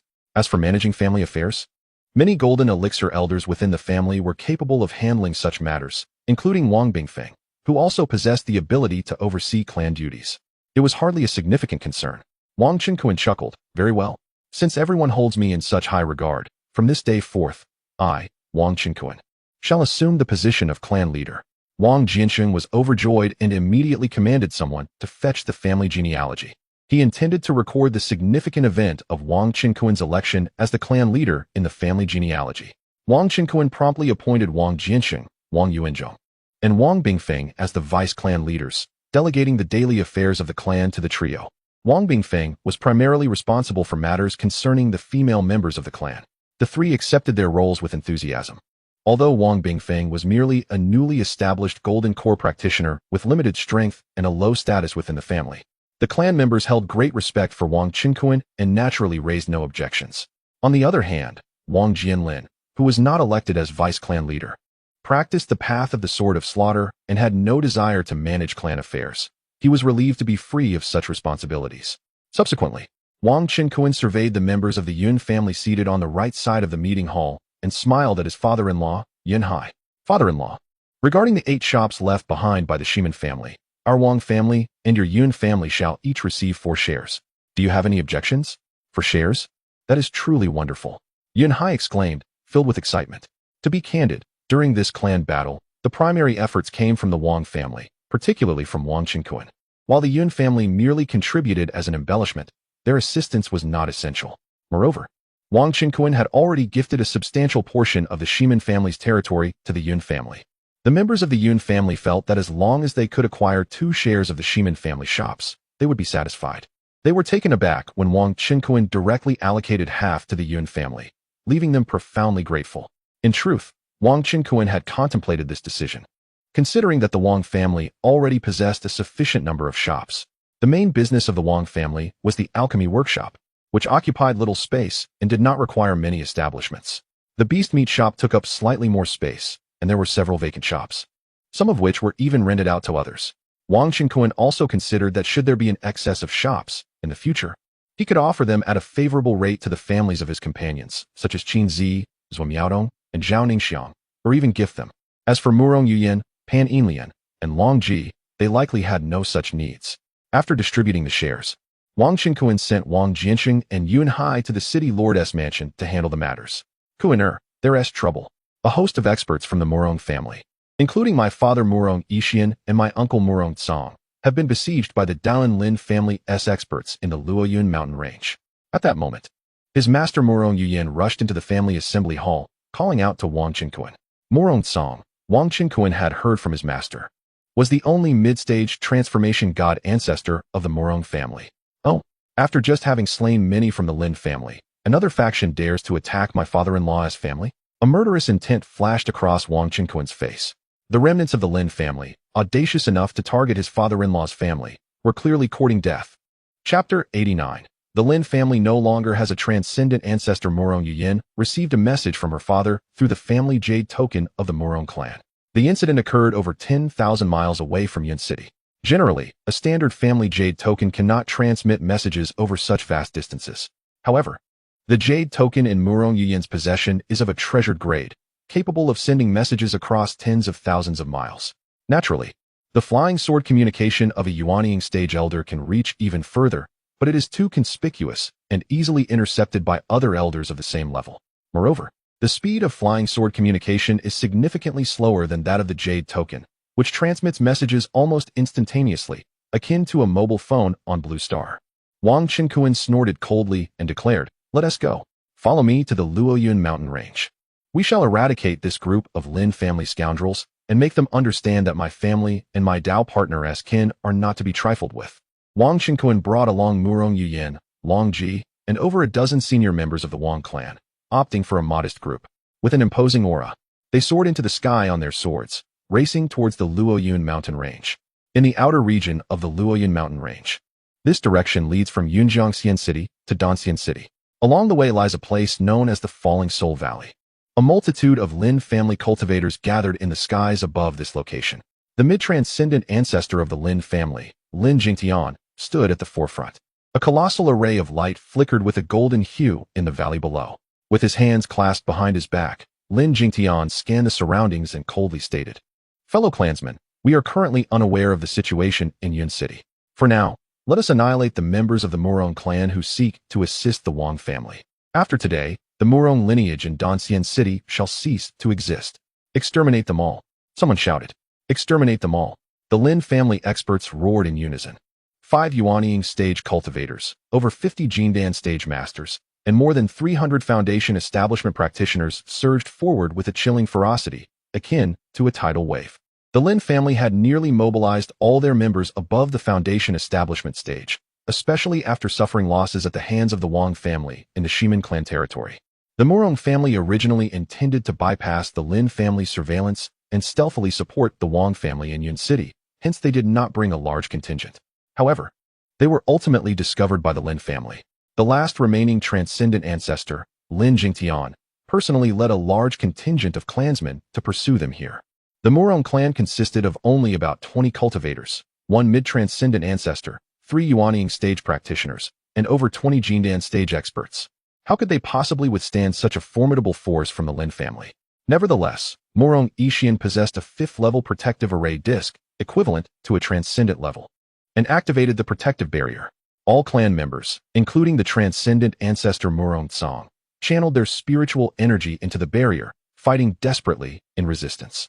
They understood that as long as they could endure for the duration of a single incense stick, the Wang family would inevitably arrive to their rescue. For Murong Yuyan had already relayed that they were en route.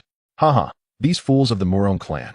The Lin family experts sneered disdainfully as they witnessed the struggle of the Murong clan's cultivators. One by one, they unleashed spells and artifacts, bombarding the protective formation of the Murong clan. Bang, bang, bang. The resounding explosions echoed through the air, shaking the very foundation of the formation's shield, which appeared on the verge of collapse at any moment. However, under the desperate reinforcement of the Murong clan members, particularly Murong Tsang, the protective barrier remained intact. After all, Murong Tsang was a formidable figure at the mid-stage of the transformation god realm, with profound and vast magical powers. Haha, it can hardly hold. Let's put in more effort. Soon, we shall annihilate every last one of the Murong clan, proclaimed Lin Jingtian, the ancestral elder of the Lin family, from the heights of the sky with arrogance. He refrained from immediate action, as he needed to exhaust Murong Tsang's magical energy to maintain his own strength. Once they breached the Murong formation, he intended to take Murong Tsang's life entirely, given that Murong Tsang's strength was not inferior to his own. Failing to deplete his magical energy would make escape effortless for the old rogue. Upon hearing Lin Jingtian's words, the multitude of experts from the Lin family felt their confidence surge, redoubling their efforts to assault the formation. Crack! At last, with a crisp sound, a fissure appeared on the surface of the formation, quickly followed by countless cracks spreading across every corner of the barrier. This is bad. The formation cannot withstand this, exclaimed Murong Yixian, the clan leader, in alarm. Quickly, channel your spiritual energy to sustain it. In response, the cultivators of the Murong family hurriedly infused their remaining spiritual energy into the formation to maintain its operation. Murong Tsang, too, frantically poured forth his magical energy to uphold the formation. Unfortunately, the sheer number of Lin family cultivators soon exhausted their spiritual reserves. Boom! The formation shattered completely, dissolving into a cloud of dust. Ha ha ha, your Murong family is finished. Lin Jingtian laughed heartily, his immense consciousness locking onto the pale-faced Murong Tsang, who had overexerted himself.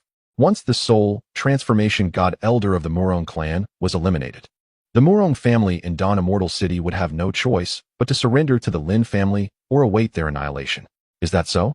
A voice resounded from the horizon, causing the faces of the Lin family members to change dramatically as they hurriedly looked up. There stood Wang Qingquan, embracing Murong Yuyan at the waist, alongside the Dragon Maiden, all three descending like a bolt of lightning, appearing before everyone in mere moments. It is my son-in-law Wang Qingquan, and Yuyan has come to our aid. Murong Yixian exclaimed with unbridled joy. Murong Tsang and the other members of the Murong clan also displayed expressions of delight. Shortly thereafter, Wang Yuanzhong and others from the Wang family arrived, soaring in on their swords to join the ranks of the Murong clan. Wang Qingquan looked down upon the Lin family members from his elevated position and coldly inquired, "What are you Lin family planning to do?" "Heh, Wang Qingquan, you possess great audacity. How dare you kill our Lin family's young master, Lin Han? You deserve death." Lin Jingtian, the ancestral elder of the Lin family, glared at Wang Qingquan and his companions with a fierce expression, gritting his teeth. "Dare to kill Lin Han? You seem unaware that all the members of your Lin family sent to Yunqing have already been slain by us." Wang Qingquan replied nonchalantly. What? This news was utterly shocking, leaving all members of the Lin family in a state of astonishment. This cannot be. You must be deceiving me, Lin Jingtian exclaimed in fury. However, the appearance of Wang Qingquan and his companions had already sent a wave of unease coursing through Lin Jingtian, a premonition of impending doom. The Wang family was engaged in a life-and-death clan battle with the Shimin and Lin families, and at such a moment, the emergence of these formidable individuals from the Wang family to aid the Murong clan was self-evident. Moreover, Wang Qingquan exuded an aura no less potent than that of a mid-stage transformation god, and the Dragon Clan woman beside him was similarly a powerful being of mid-stage transformation god. Indeed, Wang Qingquan had attained mid-stage transformation god power, bolstered by an additional 2% of the cultivation of the perfected Yellow Turban warrior, all in order to expedite his journey with Murong Yuyan. Murong Yuyan had already withdrawn her hand from Wang Qingquan and moved to her father's side. Humph. Do you truly believe I would waste my time deceiving an old fool like you? Wang Qingquan scoffed at Lin Jingtian before swiftly darting towards the elder of the Lin family. Channeling his power, he unleashed a mighty palm strike. Lin Jingtian's pupils constricted, and he hastily raised his palm to counter. Boom. The clash of two overwhelmingly powerful forces unleashed a terrifying shockwave that swept across the area. In an instant, dozens of Golden Core and Foundation establishment practitioners of the Lin family were sent flying, spitting blood as they crashed brutally against distant cliffs, their bones shattered. Meanwhile, the Wang and Murong families effortlessly withstood the onslaught, thanks to the Dragon Princess who merely flicked her sleeve. Hiss. Witnessing this scene, the Lin family's practitioners collectively gasped in shock. Mid-stage transformation god. This young man from the Wang family, Wang Qingquan, had actually reached mid-stage transformation god. The members of the Murong family, including Murong Tsang and Murong Yixian, were equally astounded. Their son-in-law, Wang Qinkuan, barely over 30, was already wielding the strength of a mid-stage transformation god, an unfathomable feat scoundrel. Lin Jingtian roared in rage. How could it be that a venerable mid-stage transformation god like himself was being suppressed by Wang Qinkuan? Wang Qinkuan remained silent, primarily wishing to test the capabilities of a mid-stage transformation god. Otherwise, he would have simply summoned the yellow turban warrior to resolve matters. Lin Jingtian bellowed in fury. Wang Qinkuan, do you truly believe I cannot deal with you? With a thunderous shout, he radiated a blinding crimson light. Buzz! The air trembled as Lin Jingtian appeared to transform into a blazing sun, illuminating the darkness with his brilliance. Crimson Sun Palm, Lin Jingtian proclaimed, unleashing a series of powerful palm strikes. Boom! Blinding fiery palm imprints, akin to a barrage of fireballs, hurtled furiously towards Wang Qinkuan. Such trifling skills dare to show themselves? Golden Dragon of the Golden Qi. Wang Qinkuan roared back. His entire being shimmered with golden light, and as he formed hand seals, a colossal golden dragon materialized in the void before him. Roar! The golden dragon opened its massive maw and unleashed a torrent of dragon breath toward Lin Jingtian. A burst of azure and golden radiance erupted, unleashing a wave of cataclysmic energy that swept across the battlefield. Bang! Bang! Bang! In an instant, countless fiery imprints exploded into existence. Simultaneously, the residual breath of the golden-scaled dragon continued to surge towards Lin Jingtian. What? Lin Jingtian was paralyzed with fear, desperately attempting to evade the onslaught. Yet, he was a moment too late, the full brunt of the attack striking him squarely, shattering his ribcage. With a gasp, Lin Jingtian spewed blood, grievously injured, crashing into the side of a small mountain. Uncle! Ancestor! The members of the Lin clan cried out in unison. Alas! Still insufficiently powerful to vanquish you. Wang Qinkuan shook his head, summoning forth a formidable yellow turban warrior of perfect transformation. This warrior, towering and clad in ancient bronze armor, radiated a palpable aura of malevolence, reminiscent of a fearsome deity, instilling dread in all who beheld him. A puppet of consummate transformation. Upon witnessing the yellow turban warrior, Lin Jingtian and the Lin clan were taken aback. Without uttering a word, the warrior raised his great sword and charged towards Lin Jingtian with lethal intent. Lin Jingtian's countenance shifted dramatically, and with a startled cry, he retreated in panic. Get away! Lin Jingtian roared, unleashing his spiritual energy to summon a divine blade forged from his own magical essence. With a swift motion, the divine blade slashed down upon the yellow turban warrior. Clang! Though formidable, the divine blade failed to inflict any harm upon the warrior. In an instant, the yellow turban warrior's sword cleaved through the air, mercilessly bisecting Lin Jingtian. Blood mist enveloped the area as Lin Jingtian's primordial spirit was forcefully dispelled by the magical hand conjured by the yellow turban warrior. The last of the Lin clan's transformative elders had fallen. From that moment forth, the Lin clan would no longer possess a transformative ancestor. The remaining clan members stood in shock, their eyes wide with disbelief as they gazed upon Lin Jingtian's lifeless form. Chapter 90. The celebration feast of three families. Who could have imagined that Lin Jingtian, a formidable and revered patriarch, had safeguarded the Lin family's prosperity for centuries? Even the city lord of Dan Xiansheng and the Inspector Yang treated him with utmost respect. How could such a venerable figure from the mid-stage of the transformation realm meet his demise in such a manner? The Lin family's cultivators were engulfed in terror, their hearts racing. Flee for your lives! A voice cried out among the Lin clan's members, igniting a panicked exodus. Wang Qinkuan sneered, annihilate them all. In a flash, the yellow turban warriors pursued the Lin family's golden core and nascent soul experts with relentless fervor, while the golden core and nascent soul practitioners of the Wang and Murong families ruthlessly targeted the fledgling cultivators of the Lin clan, intent on eradicating them completely. You wretched scoundrels of the Wang family! The last nascent soul elder of the Lin family exclaimed defiantly. But his protest was swiftly silenced as the yellow turban warriors obliterated him into a mist of blood, erasing even his nascent soul. The entire contingent of the Lin family was annihilated. In truth, the Lin family within Dan Xiansheng was now left with a mere handful of low-ranking cultivators. With hardly any golden core experts remaining, and not a single nascent soul elder survived, they were effectively extinguished. The current state of the Lin family was akin to that of a clan on the brink of annihilation, indistinguishable from complete destruction. Witnessing this scene, the Murong clan's cultivators were equally astonished. The Lin family was the foremost lineage in Dan Xiansheng, significantly stronger than the second-ranked Morong family, boasting 2 transformation realm ancestors. Yet, such a powerful sect could be eradicated by the hands of Wang Qinkuan alone, truly terrifying. Fortunately, Wang Qinkuan was the husband of their cherished daughter, Morong Yuyan. Otherwise, they too would tremble in fear. The members of the Morong family expressed their gratitude, saying, "Thank you, Patriarch Wang, for your assistance today." Just earlier, Morong Yuyan had proudly boasted to her kin about her husband, the newly appointed patriarch of the Wang family. Little did she know, her master was such a showy individual. "There's no need for thanks. It is but my duty," Wang Qinkuan replied with a hearty wave of his hand, smiling at Morong Yixian. "Now, the Lin family will no longer stir up any waves. Father-in-law, please do visit my Wang family for a few days." "Indeed, I had that very intention." Morong Yixian nodded in agreement. However, after a brief discussion with Morong Tsang, they decided to send some formidable experts back to Dan Xiancheng to inform their clan of the Lin family's annihilation.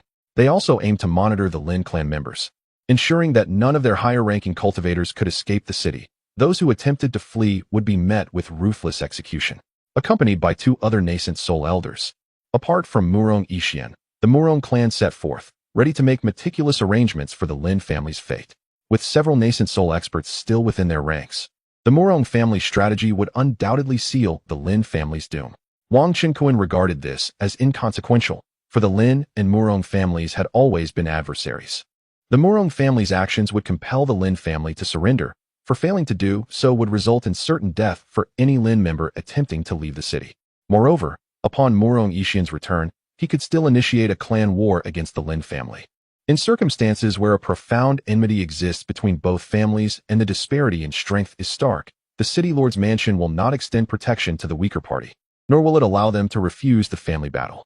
If one cannot prevail, surrender is an option, or one might declare their departure from the family, relinquishing their assets to preserve their lineage.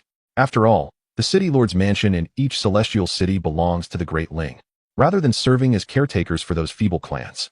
Thus, within the framework of Great Ling's rules, while the Morong clan may not annihilate all who surrender from their adversaries, they are entitled to settle accounts with those from the Lin family who have previously harmed them. Moreover, aside from the clan's territory and the 2/10 of their wealth handed over to the city lord's mansion, all other assets naturally revert to the Morong family. As they watch their adversaries depart, Morong Tsang and Morong Yixian, accompanied by the remaining few Golden Core clan members, wore smiles as they followed Wang Qinkuan, Morong Yuyan, and Long Ji towards the Wang family. Setting aside the connection of being the Morong family's son-in-law, the Wang family currently stands as the most formidable cultivation clan in the vicinity of Yunqing and the surrounding area of Dan Celestial City. Cultivating a good relationship with them would undoubtedly yield benefits without detriment. Subsequently, everyone entered the Wang family estate. Within the Wang family's conference hall, the Yun family was still present, with Yun Hai and Wang Jiansheng having just returned from the city lord's mansion after completing their formalities. The members of the Morong, Yun, and Wang families congregated together, creating a lively atmosphere. Yun Hai and Morong Yixian, as relatives by marriage, shared a common son-in-law and sat together, engaging in jovial conversation that flowed seamlessly. Morong Yixian, being slightly older than Yun Hai and a seasoned nascent soul expert, was addressed as Brother Morong by Yun Hai, while Morong Yixian referred to him as Brother Yun. Wang Qinkuan presented a 4th-grade exquisite spirit tea, the Pinhua tea, obtained from his avatar in a small world, instructing the servants to brew tea for the members of the Morong and Yun families. Naturally, the higher-ups of the Wang family were also included. "Esteemed guests, please enjoy the tea," Wang Qinkuan said with a smile. Morong Yixian raised his teacup and took a sip. Instantly, a wondrous fragrance spread through his throat, invigorating his spirit, causing his complexion to glow, and seemingly expanding his spiritual awareness. He could not help but exclaim, "This truly is exceptional tea. My son-in-law's spirit tea is indeed extraordinary." Morong Tsang, Yun Hai, and the others also took a sip, revealing expressions of astonishment and praising the quality of the tea. Although this Pinhua tea pales in comparison to the rumored Wudao tea, it is still an exceedingly rare and fine tea. Regular consumption can indeed fortify the spirit. While it was now nighttime, for cultivators at the foundation establishment stage and above, the distinction between day and night is negligible, allowing them to forego rest. At this moment, the Wang family estate was brightly lit, adorned with luminous night spirit pearls. Wang Qinkuan produced over 100 bodies of nascent soul demonic beasts and commanded his kin to prepare a celebratory feast for their victory in the clan battle. These bodies included golden demonic cattle, spirit deer, azure-hoofed sheep, fire-breathing donkeys, 8 treasure dolphins, and flame-spitting hounds, among others. A large pile of nascent-soul demonic beast bodies was stacked on the hall floor. How is this possible? Clan leader Wang. How did you hunt so many nascent soul demonic beasts? Indeed, the abundance of nascent soul beasts holds immense value if sold. The members of the Yun family and the Murong clan exclaimed in unison. They seldom indulge in the flesh of nascent soul beasts due to its exorbitant price. And such delicacies are a rarity in Yunjiang and Dan Immortal City. While the Luoyun mountain range harbors these beasts, one must venture into its central region to hunt them. However, this area is a stronghold for various demon clans, fraught with peril. Not only does it teem with nascent soul beasts, but it is also home to formidable beings such as transformation stage elders, void refining demons, and even those at the combined body stage. Hunting ordinary nascent soul beasts is manageable, yet, should one inadvertently slay a descendant cherished by a powerful demon, dire consequences await. Both you and your family would face the wrath of that demon clan. The Wang family members, however, were unperturbed, for their current patriarch, Wang Qinkuan, often presented golden core beasts for trade. What of feasting upon the flesh of a nascent soul beast? The hides of these creatures are remarkably resilient, and some of the Wang family's adept chefs personally prepared the dishes. After an hour, the banquet table was laden with platters of beast meat, accompanied by fresh vegetables and spirit rice. Esteemed guests, today our 3 clans have triumphed splendidly. We must celebrate in style. Wang Qinkuan proclaimed with mirth. Servants from the Wang family brought forth thousands of jars of fine liquor for all to partake. Let the feast begin. Murong Tsang, Murong Yixian, Yunhai, Wang Yuanzhong, and others could hardly contain their excitement, seizing jars of wine and downing them with fervor. In an instant, the atmosphere was vibrant, filled with clinking cups and spirited revelry. Chapter 91. Bestowing 20 billion to the Yun and Murong families after a satisfying meal, Yunhai rose with the members of the Yun family, eager to return and address the significant matter of relocating their clan. Aware of their urgency, Wang Qinkuan refrained from detaining them. Following the departure of the Yun family, several members of the Murong family settled in at the Wang residence as guests. Murong Yiyan personally collaborated with Wang Bingfeng to arrange accommodations for her family. Days later, the entire Yun family moved into the previously scorched and thoroughly cleansed territory of the original Shiman clan.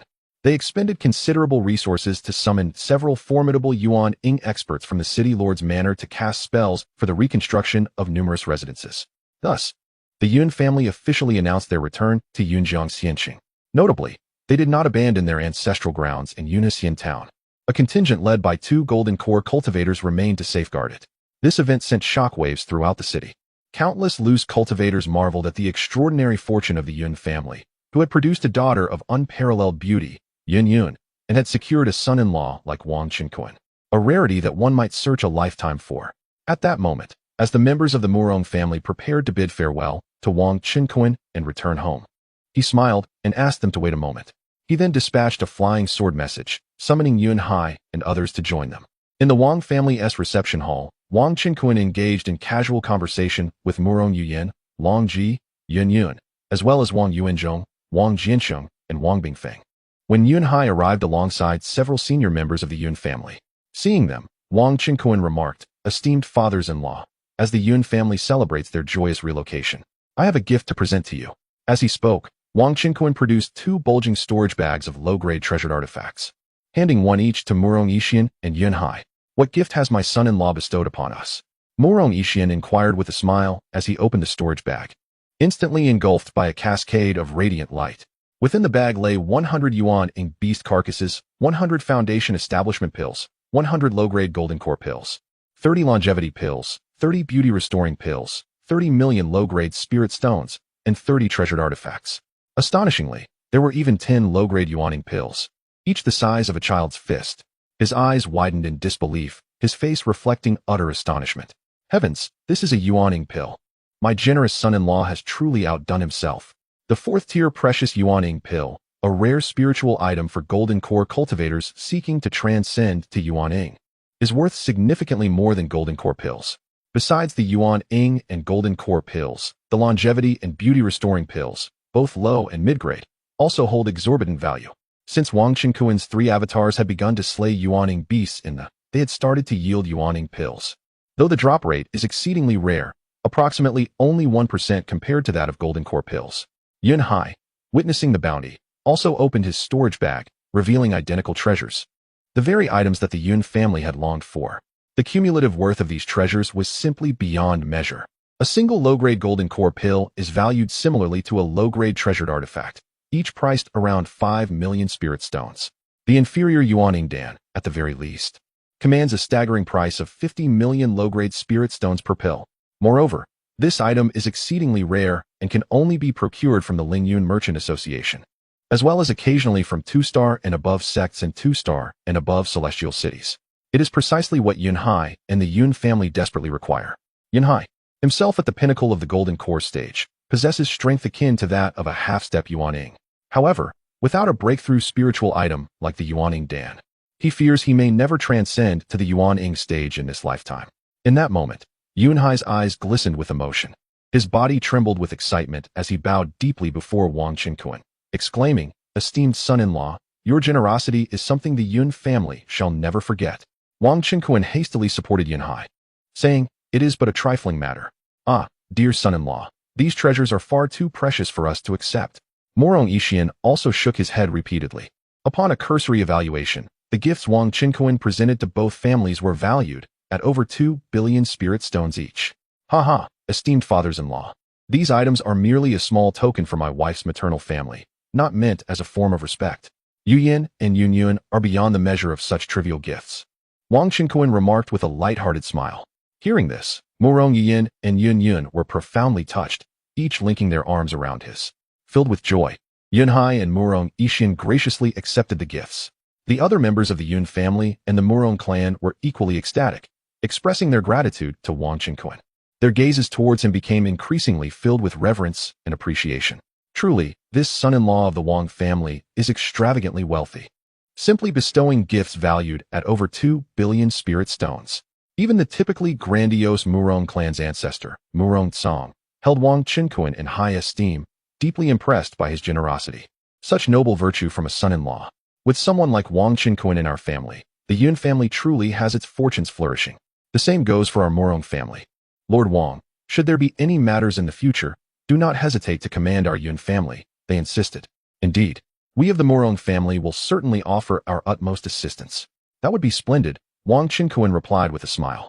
After a brief moment, the members of the Morong clan returned to Dawn Celestial City, while the Yun family members departed for their ancestral grounds. Only the higher-ups of the Wang family remained, with Wang Yuanzhong, Wang Jiansheng, and Wang Bingfeng gazing intently at Wang Qinkuan. Given that both the Yun and Murong families had received substantial gifts, it was reasonable to assume that the 18th uncle would not forget to bestow upon his own family. Wang Qinkuan chuckled, "Rest assured, our Wang family shall not lack for these treasures." He produced a storage bag containing over 1,000 foundation establishment pills, 200 golden core pills, and a considerable quantity of third-tier elixirs, along with the remains of 10,000 golden core stage demon beasts. Handing this to Wang Jiansheng, he instructed, "These elixirs and demon beast remains are to be sold in the Wang family's shop." He also privately gifted him a superior Yuaning Dan, advising him that after managing clan affairs, he could retreat and attempt to break through to the Yuaning stage. Furthermore, Wang Qinkuan produced a second storage bag, which also contained over 1,000 foundation establishment pills, 200 golden core pills, 30 Yuaning pills, and over 100 million low-grade spirit stones. He entrusted this to Wang Yuanzhong, instructing him to distribute it judiciously among the elite clan members who had made significant contributions.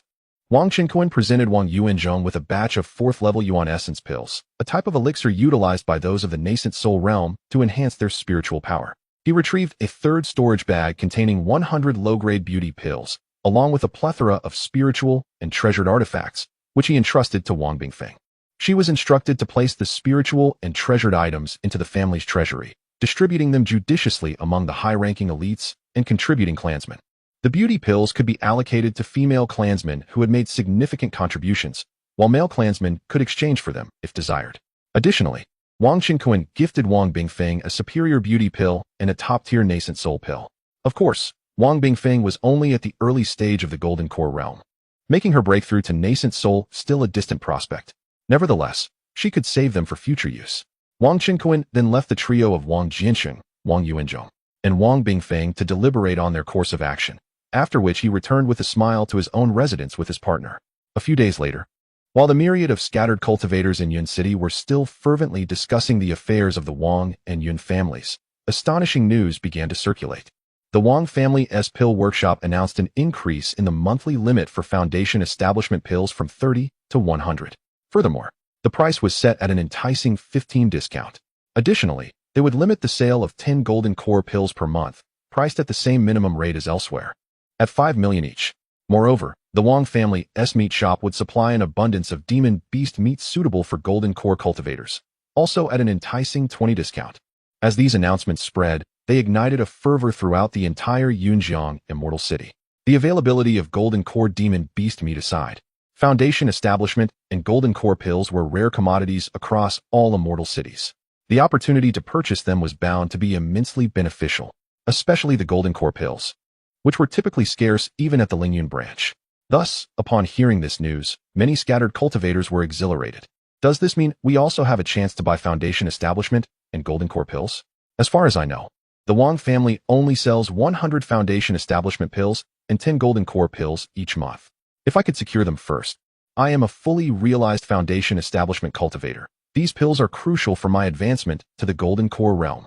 I am at mid-foundation establishment and do not yet require golden core pills, but I can consume more golden core demon beast meat to expedite my cultivation.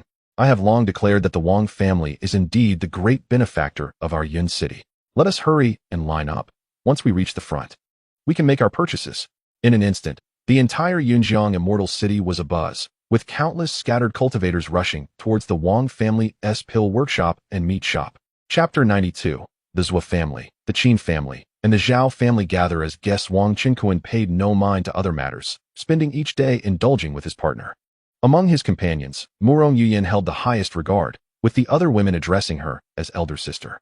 Zhao Ningxiang, his junior sister, hailed from a modest fishing family in the Lake Heart Immortal City, situated adjacent to the Grand Peace Immortal City. She was brought into the sect by an elder of the Flying Cloud sect. The Lake Heart Immortal City was constructed on an island in a vast lake, located 100,000 miles from the Grand Peace Immortal City.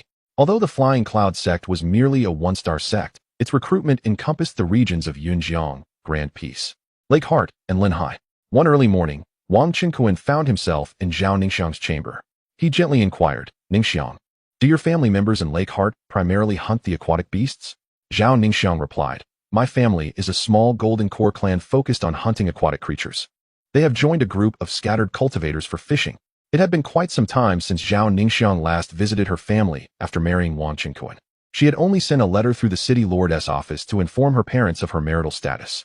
Given the recent conflict between the Wang family and the Shiman clan, it was deemed inappropriate for her to leave the clan grounds, and she had advised her parents to refrain from visiting for the time being. Now, she found herself yearning for her family. Wang Qinkuan placed a tender kiss on Zhao Ningxiang's lips. Suddenly, she raised her head and asked, "Darling, when shall we visit my family?" He replied, "Perhaps in due time. However, I do have an idea. We could first send some of our kin to invite your family as guests." Wang Qinkuan chuckled heartily, embracing Zhao Ningxiang. After their cultivation session, Zhao Ningxiang directly broke through to the late foundation establishment stage, as she had been quite close to that threshold. The following day, Wang Qinkuan attended to Qin Zi, saying that if any members of the Qin royal family wished to enter the Immortal City for cultivation, the Wang family could make arrangements. Qin Zi was instantly overwhelmed with excitement. The Qin royal family already had several qi refinement practitioners, but none had yet reached the foundation establishment stage. Previously, she had sent a letter and some cultivation resources to the Qin kingdom through a Wang family member, and her royal brother, Qin Jun, had responded with interest in visiting Yunjiang Immortal City. Naturally, she was thrilled at the prospect of her husband arranging for her family to come. Qin Zi, embodying the grace of an empress, had also progressed to the early foundation establishment stage with Wang Qinkuan's assistance. Thus, at dawn, she penned a letter to her royal brother, conveying her husband's intentions and requesting that he bring along some royal descendants to enter the Immortal City for cultivation. Given the proximity of the Qin kingdom to Yun City, she entrusted the delivery of the letter to a few foundation establishment clan members. Wang Gaojun and Wang Haoqiang took on this responsibility, preparing to escort the Qin royal family to the Wang residence. On this particular day, Wang Qinkuan also communicated with Zhou Miaodong, stating that if the Zhou family wished to enter the city for business and required a shop within the Immortal City, suitable arrangements could be made. Zhou Miaodong was overjoyed. For her family, currently a minor foundation establishment clan, existed at the very bottom of the immortal city hierarchy. However, should the Wang family extend their robust support, the Zhou family might very well take flight. The head of the Zhou family, along with his spouse, who are also the in-laws of Wang Qinquan, are adept in the art of crafting spiritual talismans. Other clan members would undoubtedly lend their assistance, enabling the establishment of 1 or 2 low-tier talisman shops. Naturally, if the Zhou family were to lease a shop from the Wang family, or if the Wang family were to generously gift them a shop, the Zhou family would effectively become a subordinate clan of the Wangs. Nevertheless, with her husband, Wang Qinquan, by her side, she need not worry about the Wang family sliding the Zhou family. In recent days, within the grand confines of the Wang family, the patriarch Wang Qinquan has been receiving guests from his wife's family. At this moment, in the family reception hall, Wang Qinquan is seated at the head of the table alongside several of his companions. Wang Yuanzhong, Wang Bingfeng, and some high-ranking family members are also present. From the Qin royal family, Zhuo Wenwen and Tian Yaru, accompanied by several members of the Zhou family, have arrived, as have the Zhao family fishermen, who were just escorted by Wang Yuanzhong and other family members. Leading the Qin family is the dashing and handsome Qin Jun, who is likely to captivate many young maidens in the realm of cultivation in the future. Under the guidance of the Wang family's maids, everyone takes their seats, casting their eyes upon the opulent hall adorned with lavish decorations and the imposing figure of Wang Qinquan, whose presence exudes an air of distinction. This is the illustrious Wang family of Yunqing, a prestigious clan of the first-tier immortal city.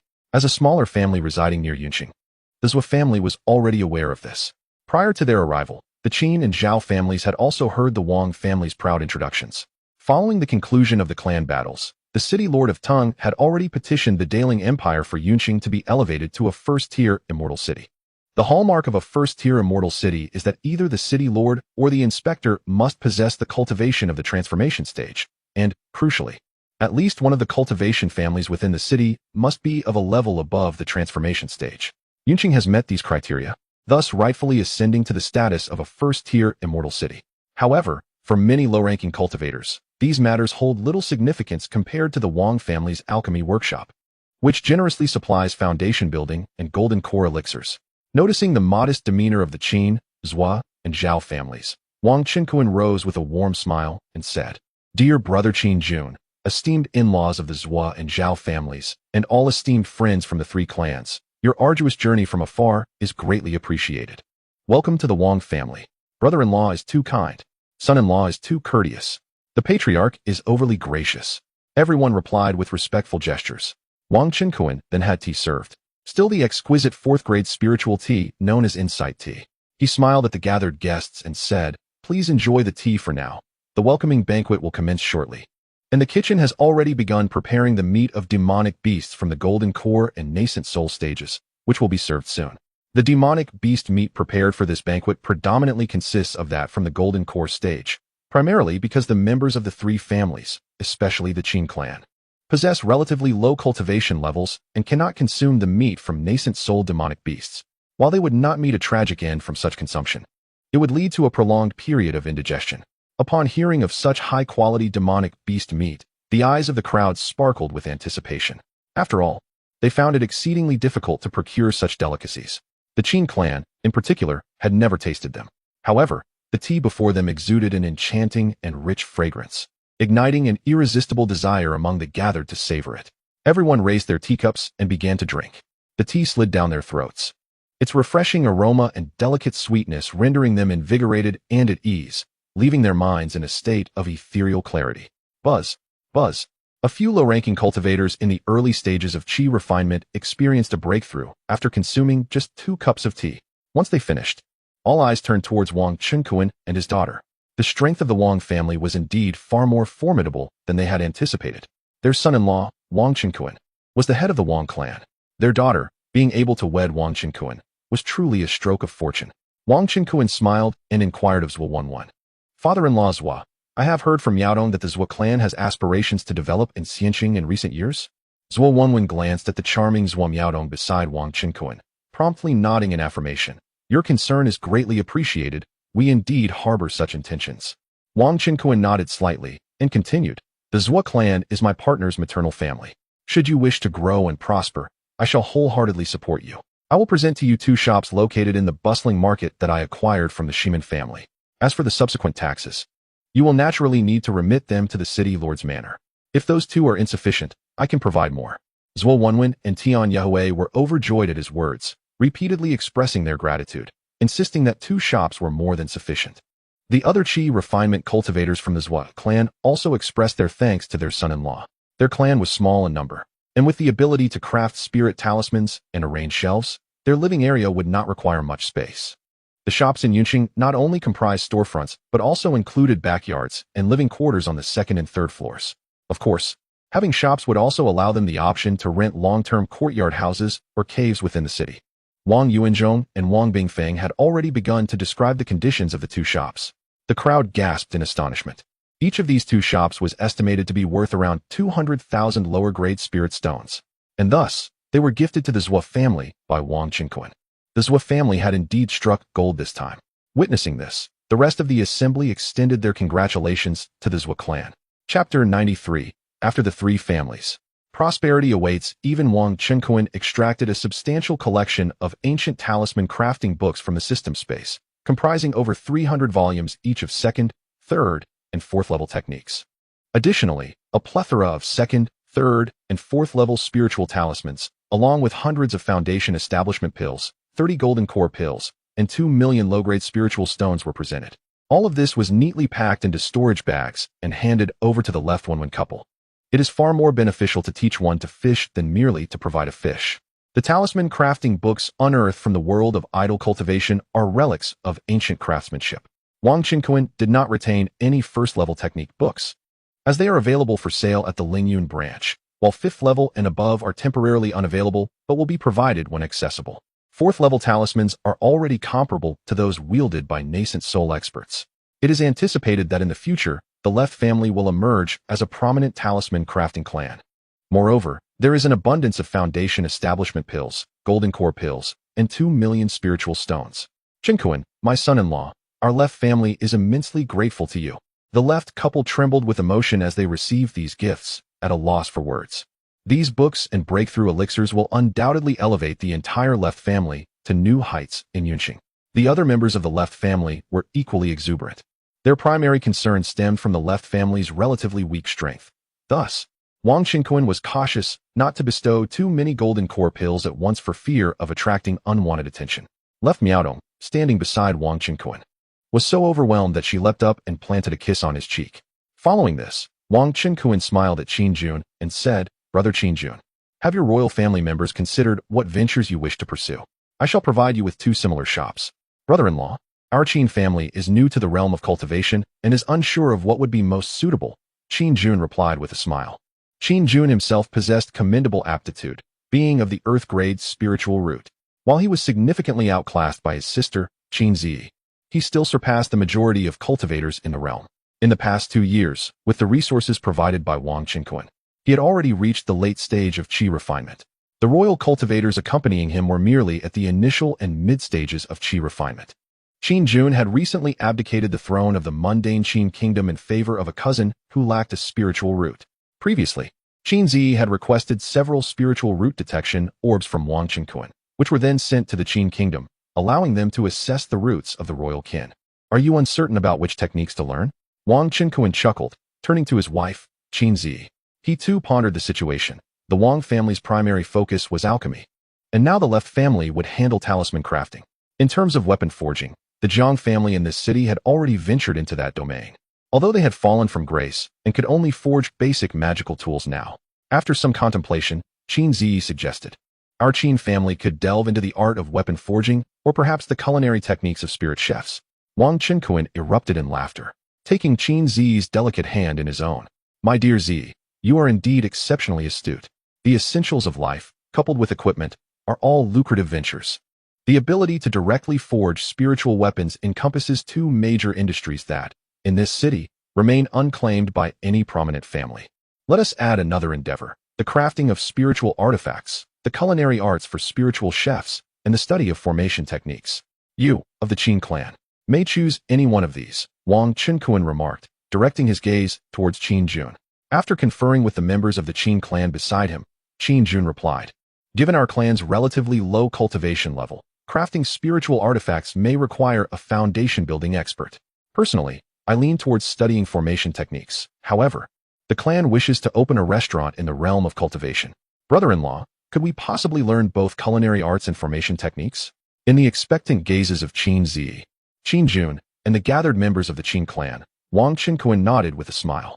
He promptly produced 200 copies each of books such as Beast Meat Culinary Techniques, Comprehensive Cookbook of the Cultivation Realm, Introduction to Formation Techniques up to Level 3, and Crafting Level 4 Formation Plates and Flags, along with over 100 foundation building pills, 30 golden core pills, and 2 million low-grade spirit stones, all of which he placed into a storage bag and handed to Qin Jun. Furthermore, he instructed Wang Bingfeng to transfer 2 shops from the Shiman clan to the Qin clan. Thank you, brother-in-law, Qin Jun exclaimed, his face alight with surprise. During this time, he had been fervently studying the knowledge of the cultivation realm within the royal library of the Qin kingdom and was particularly intrigued by the highly lucrative path of formation techniques. His brother-in-law had fulfilled this aspiration. Additionally, the abundance of breakthrough pills and 2 million spirit stones filled him with immense joy. Qin Zi, not much shorter than Wang Qinkuan, donned high-heeled battle boots that accentuated her height. She embraced her husband and planted a kiss on his cheek. After arranging matters for the Qin clan, Wang Qinkuan turned his attention to the Zhao family present. He inquired of his parents-in-law, Zhao Qijing and Lu Liu. Might I ask what plans you have for the Zhao family upon your arrival in Yun City? Zhao Qijing had achieved the pinnacle of the Golden Core realm, while Lu Liu was in the late Golden Core stage. Additionally, several members of the Zhao clan included 2 more Golden Core experts, with the remainder being foundation building and chi refining practitioners. In light of this, the Zhao family was no longer a small clan in Yun City. However, the well-established Lake Heart Immortal City was still considerably stronger overall. At this juncture, Zhao Ningxiang addressed her family, father, mother. Yun City has recently triumphed over the beast tide in the sea, and within a span of a century, we can hunt sea beasts and fish within a 10,000-mile radius. The Zhao family can continue fishing here. However, fishing for a living can be perilous. I recall that our ancestors once engaged in the crafting of magical artifacts, though they could not sustain it. Thus, it would be prudent for our family to learn the art of crafting spiritual artifacts and establish a few shops for them. Upon hearing their precious daughter's words, Zhao Qijing and Lu Liu were indeed intrigued. After all, crafting artifacts and opening spiritual artifact shops constituted a highly profitable industry in any cultivation city, rivaling even the alchemy trade. The other members of the Zhao clan nodded in agreement. They were simply uncertain if their son-in-law, Wang Qinkuan, possessed any books on the craftsmanship of spiritual artifacts. Zhao Qijing smiled as he addressed Wang Qinkuan, saying, "We have come here primarily to visit our daughter, and secondly, to explore potential opportunities for livelihood and development in Yun City. After all, the fishing families by the Heart Lake face immense competition, and battling the aquatic beasts is akin to risking one's life daily. As my daughter has mentioned, I wonder if my esteemed son-in-law possesses any books on the art of crafting spiritual tools." Upon hearing this, Wang Qinkuan promptly thumped his chest and assured, "Rest assured, father-in-law. While I may lack in many areas, I am certainly abundant in books. I shall take care of this matter." With that, he retrieved hundreds of volumes of methods of crafting spiritual tools and methods of crafting treasures, along with numerous spiritual tools, 100 foundation establishment pills, 30 golden core pills, and 2 million low-grade spiritual stones from his system space, directly placing them into a storage bag and presenting them to Zhao Qijing. He then addressed both Zhao Qijing and Lu Liu, stating, "Since the Zhao family has traveled such a long distance, my Wang family will transfer 4 shops to you, allowing your Zhao clan to settle directly in Yun City." He instructed Wang Bingfeng to handle the arrangements. "Oh, my dear son-in-law, this is splendid. Thank you, esteemed son-in-law," Zhao Qijing and Lu Liu exclaimed, brimming with excitement. Zhao Ningxiang also bestowed a passionate kiss upon her husband. 4 shops exceeded the number gifted to the Zhua and Qin families by 2. The Zhao family members were deeply touched by the generosity of Wang Qinkuan and his family. Truly, the first family of Yun City is extraordinary. It is worth noting that Wang Qinkuan also provided them with the methods for crafting treasures. This is no small matter. Outside of the Daling Empire and the Lingyun Merchant Association, no sect of less than 2 stars possesses such knowledge. Unless unforeseen circumstances arise, the Zhao family is destined for prosperity. Congratulations to the Zhao clan in-laws. They laughed. The members of the Qin and Zhua families offered their congratulations to the Zhao family without a hint of jealousy, for their own family strength was too feeble to bear such immense industrial benefits. Both families rejoiced together, and Zhao Qijing could hardly contain his joy. After a round of pleasantries, they took their seats and engaged in casual conversation. primarily with the Wang and Zhou families introducing the situation in Yun City to the Qin and Zhao clans.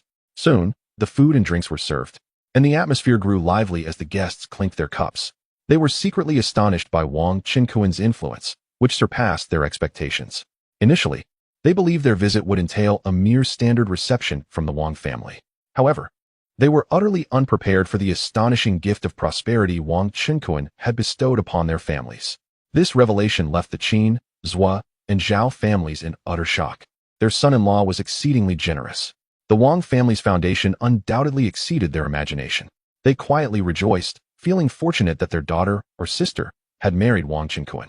After everyone had eaten and drunk their fill, Wang Qinkuan instructed Wang Bingfeng to assist the family members in organizing their affairs. Chapter 94. Wang Yi, Wang Lu, Wang Lin, and the Summoning Order of Divine Beast Offspring.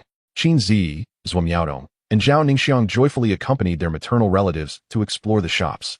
Meanwhile, Wang Qinkuan remained in the hall, engaged in discussions with Wang Yuanzhong regarding the intricacies of the Wang family's future development. Wang Jiansheng had already entered seclusion, preparing for a breakthrough to the nascent soul stage. Wang Qinkuan presented a plethora of alchemical texts, including Foundation Establishment Pill Ancient Formulas, Golden Pill Ancient Formulas, Ancient Methods of Alchemical Refinement, Ancient Pill Manuscripts of Level 3 and below, and Level 4 Ancient Pill Manuscripts, to Wang Yuanzhong, instructing him to place them in the family's scripture repository for the benefit of those adept at alchemy. After all, the Wang family's enterprises primarily revolved around the trade of monster meat and alchemical production. Thus, even if he were to refrain from producing pills in the future, the family's alchemical business would remain well-stocked. This was a matter he had previously overlooked, yet it was not too late to rectify. Wang Yuanzhong and the gathered family members were ecstatic. Wang Qinkuan even sent a message via flying sword to summon his father-in-law, Yun Hai. He also gifted him a substantial collection of texts on low-level spiritual beast cultivation techniques, ancient methods of puppet crafting up to level 3, and ancient methods of puppet crafting at level 4. This was an unexpected boon, comprising ancient techniques for cultivating spiritual beasts and crafting puppets. Yun Hai, cradling the hefty tomes, was filled with delight, astounded that so few days had passed since his son-in-law had bestowed such a significant gift upon the Yun family. The Yun family specialized in the cultivation of spiritual beasts and puppet crafting. In comparison, the ancient methods of puppet crafting proved to be more advantageous for them. After all, cultivating spiritual beasts necessitated procuring young monsters from wandering cultivators, followed by employing secret techniques to rear them into obedient companions. While it was indeed possible to breed adult spiritual beasts, the gestation and nurturing periods were lengthy and measured in years, requiring substantial expenditures of spiritual stones for various beast feeds. Conversely, crafting puppets allowed for swift production and sales. Yun Hai resolved to prioritize puppet crafting for the future of the Yun family. Yun gazed at her husband with gratitude. Although she had awakened some memories of her past life as an empress, she had never focused on managing various enterprises in that lifetime and lacked knowledge of such rudimentary beast rearing and low-level puppet crafting techniques. After expressing his gratitude to his son-in-law, Yun Hai returned home with a heart full of joy. Subsequently, Wang Qinkuan and the ladies, Murong Yuyan, Long Ji, Pan Yinlian, and Yun returned to their residence. At home, Mother Yu and several wet nurses were caring for the 4 children, Wang Chongsheng, Wang Meng, Wang Tong, and Wang Chong. Wang Chongxing required little attention, having already learned to walk independently, and was happily playing with his spiritual pet, Shu Shu. The wet nurses had been hired after Yun gave birth to the Wang Tong brothers due to insufficient milk supply. These nurses were all wives of the Wang family's auxiliary servants. After arranging everything, time flew by, and yet another year had passed. The Yun, Qin, Zhou, and Zhao families had firmly established their foothold in Yun City. Notably, the Yun family had seen several members, including Yun Hai, ascend to the nascent soul stage, leading to an exceptionally prosperous puppet industry. The strength of the Yun family has far surpassed that of the Mei and Jiang families, ranking only after the Wang family, thus establishing itself as the second most powerful family in Yunjiangxian City. During this time, Jiang family head Jiang Yubi personally approached Yun Hai to compensate the Yun family with 20 million spirit stones, leading to a reconciliation agreement between the two families.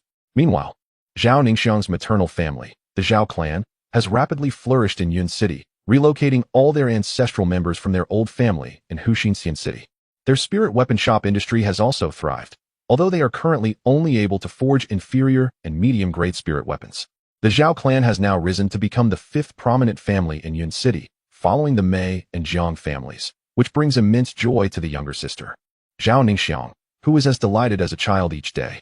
The businesses of the Qin and Zhou families, including their taverns and talisman shops, have been exceptionally prosperous. However, due to the overall low cultivation levels of their clan members, their influence pales in comparison to that of the Yun and Zhao families. To prevent any potential disturbances, both families have dispatched Golden Core members from the Wang family to maintain order. As for the Wang family, numerous Golden Core experts have emerged, including several formidable Yuan-ing period figures. Deputy clan leader Wang Jianxing has also ascended to the status of a Yuan-ing old monster. Furthermore, the Qingye branch of the Wang family has seen a significant increase in foundational cultivators. To support the Qingye branch, the main branch of the Wang family has offered their Treasure Vault's foundational pills at an astonishingly low price of 20% off for those who reach the peak of foundational cultivation.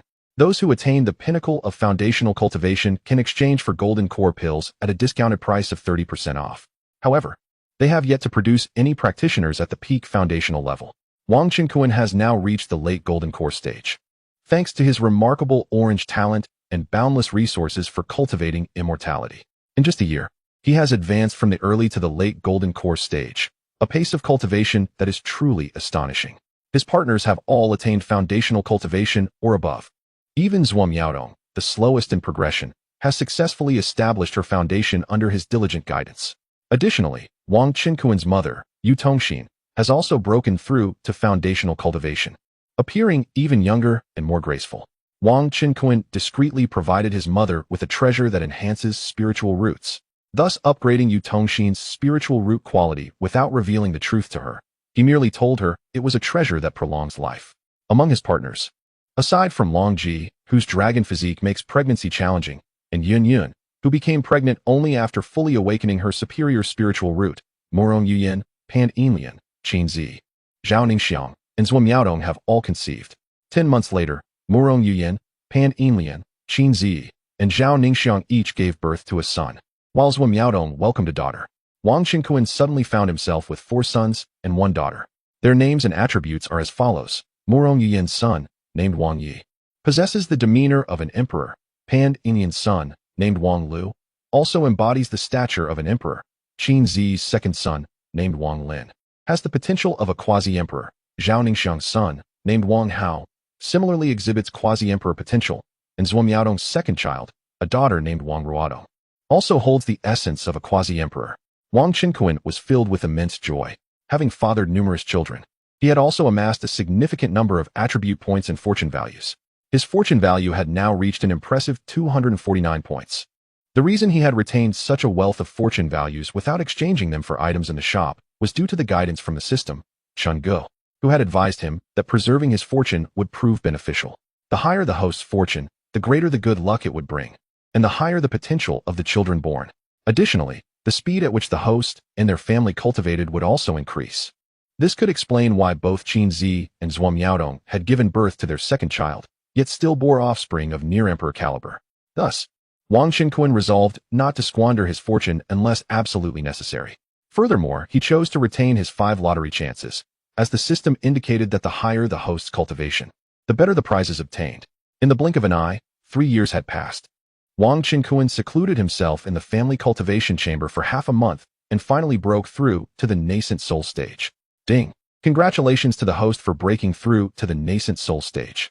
Your talent, Furnace Cauldron form, has been upgraded to gold.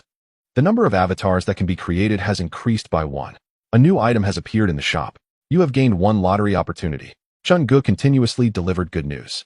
Unable to resist, Wang Qinkuan decided to draw once, receiving a Yellow Turban Warrior at the peak of the integration stage. He instructed Chun Ge to create an avatar named Kunkin No. 4. The 4 nascent soul avatars together ventured into the 7th and 8th Cloud Steppe continent. Their collaboration enabled them to slay demon beasts of the transformation stage, yielding even higher level items. The system shop introduced a new item, Divine Beast Cub Summoning Order. Requires 50 points of fortune, randomly summoning a Divine Beast Cub with cultivation equal to the host's. Never to betray. Remarkable. Wang Qinkuan inquired of the system regarding divine beasts, which it described as spirit pets of emperor caliber. It was worth noting that acquiring an Emperor-caliber spirit pet would also grant 20 points of fortune, effectively equating to 30 points of fortune to summon such a being. However, Wang Qinkuan felt no immediate need for it and decided to wait until his cultivation was higher to make an exchange. One day, the city Lord Tung arrived at the Wang family's estate in search of Wang Qinkuan. Chapter 95, Journey to the Sword Conference. The flying vessel is destroyed on this day. Lord Tung arrived at the Wang family's estate to seek out Wang Qinkuan. In the family's reception hall, Lord Tung gazed in astonishment at Wang Qinkuan. My brother Wang, congratulations. You are truly a prodigy. In just a brief span of 4 or 5 years, you have already reached the Yuanying stage, having lived over 600 years. Today I have come to understand the meaning of people surpassing others can be disheartening. Among the geniuses of our great Ling Empire, I fear none can compare to you, Lord Tung exclaimed, his face beaming with admiration. He addressed Wang as brother rather than using formal titles, signaling his goodwill. Wang Qinkuan had recently achieved a breakthrough to the Yuanying stage, and without intentionally concealing his aura, outsiders could still perceive his true level of cultivation. Moreover, Lord Tung had closely observed Wang Qinkuan's growth and was well aware of his capabilities. Previously, Wang Qinkuan had already demonstrated strength at the Huashan stage. Lord Tung speculated that Wang Qinkuan had either received the inheritance from a powerful entity above the Lianshu stage or had been bestowed with insights from such a master. It was also possible that he possessed an extraordinary innate talent. Regardless, such prodigious talent was beyond Lord Tung's reach. Firstly, the Great Ling Empire placed immense emphasis on its own geniuses. Should a powerful figure attempt to seize their inheritance or physique, it would be deemed a heinous crime, leading to the annihilation of their entire lineage. Secondly, Lord Tung himself had only recently broken through to the Huashan stage. He lacked the strength to make such a bold move. Of course, Lord Tung was a man of integrity and not one to engage in such wicked deeds. You flatter me too much, Wang Qinkuan replied humbly. You are truly a once-in-a-millennium genius of our Yun City, Lord Tung praised. Not only in Yun City but throughout the entire Great Ling Empire, such talent is exceedingly rare. At such a young age, you have already attained the Yuanying stage and possess Huashan-level combat prowess. Who can compare? Unbeknownst to him, Wang Qinkuan had surpassed even Huashan-level strength at this moment. I have come today to specifically congratulate you on your breakthrough and, while I am at it, to inquire about something. Lord Tung shifted the conversation to more serious matters. Wang Qinkuan smiled, his earlier suspicions confirmed. Lord Tang's visit to the Wang family was undoubtedly not without purpose.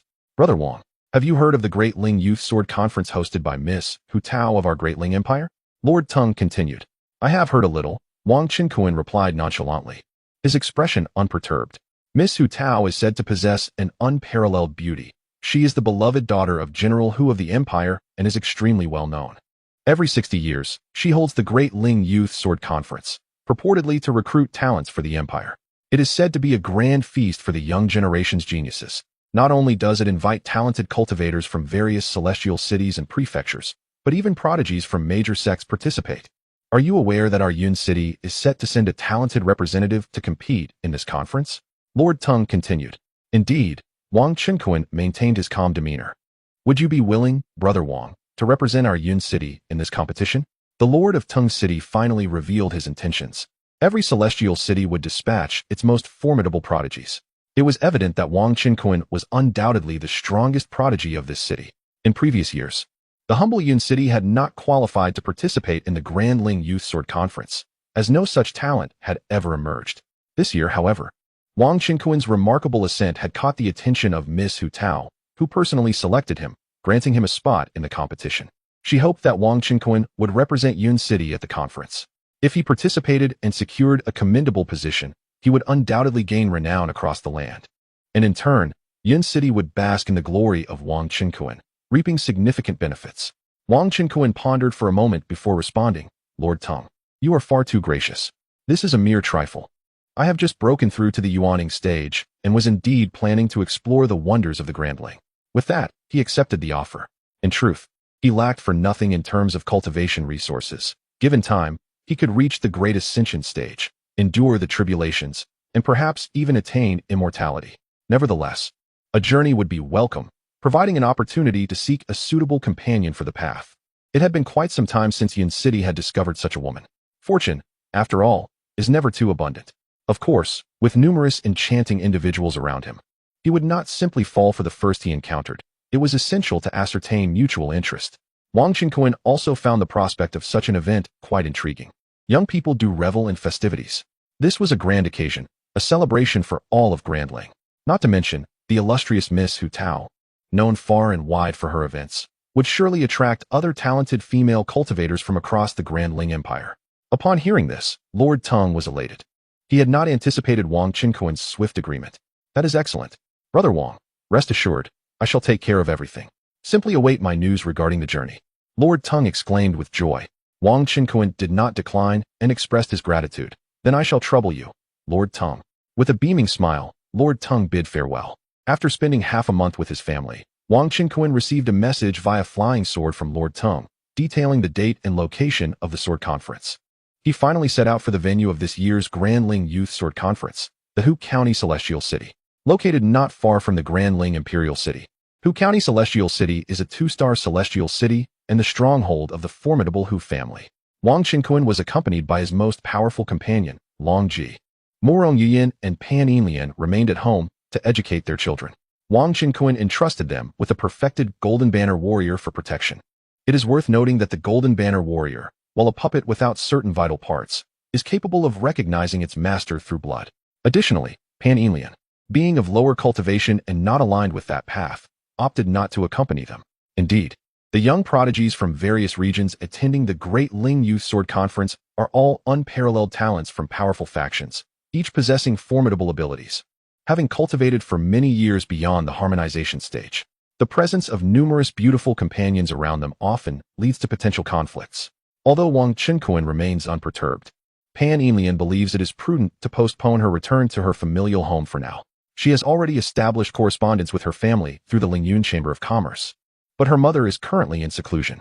Wang Qinquan and Long Ji traverse the skies aboard a flying vessel. Ever since the 4 avatars entered the 8th continent and vanquished the harmonization stage beasts, they have begun to acquire equipment of artifact caliber. However, the drop rate for such artifacts is significantly lower than that of treasure-grade items, merely 1% of its rate. This flying vessel, classified as a low-grade artifact, originally measured no more than the size of a palm, but can expand to several meters in width and over 10 meters in length. The open deck is quite spacious, equipped with a puppet system that allows for automated flight. In the Kunling realm, equipment above the artifact level is exceedingly precious, often unattainable even with low-grade spirit stones, necessitating transactions with medium-grade spirit stones instead. Such a low-grade flying vessel would likely fetch around 10 million medium-grade spirit stones at the Lingyun Chamber of Commerce. My dear, I have heard that the Great Ling Youth Sword Conference is a grand assembly of geniuses from your esteemed Ling Empire. We must seize the opportunity to witness it. Long Ji said with a smile. The mountains below should be the central region of the falling Cloud Mountain range. Traveling from Cloud City to Dun Immortal City does not require passage through this central area.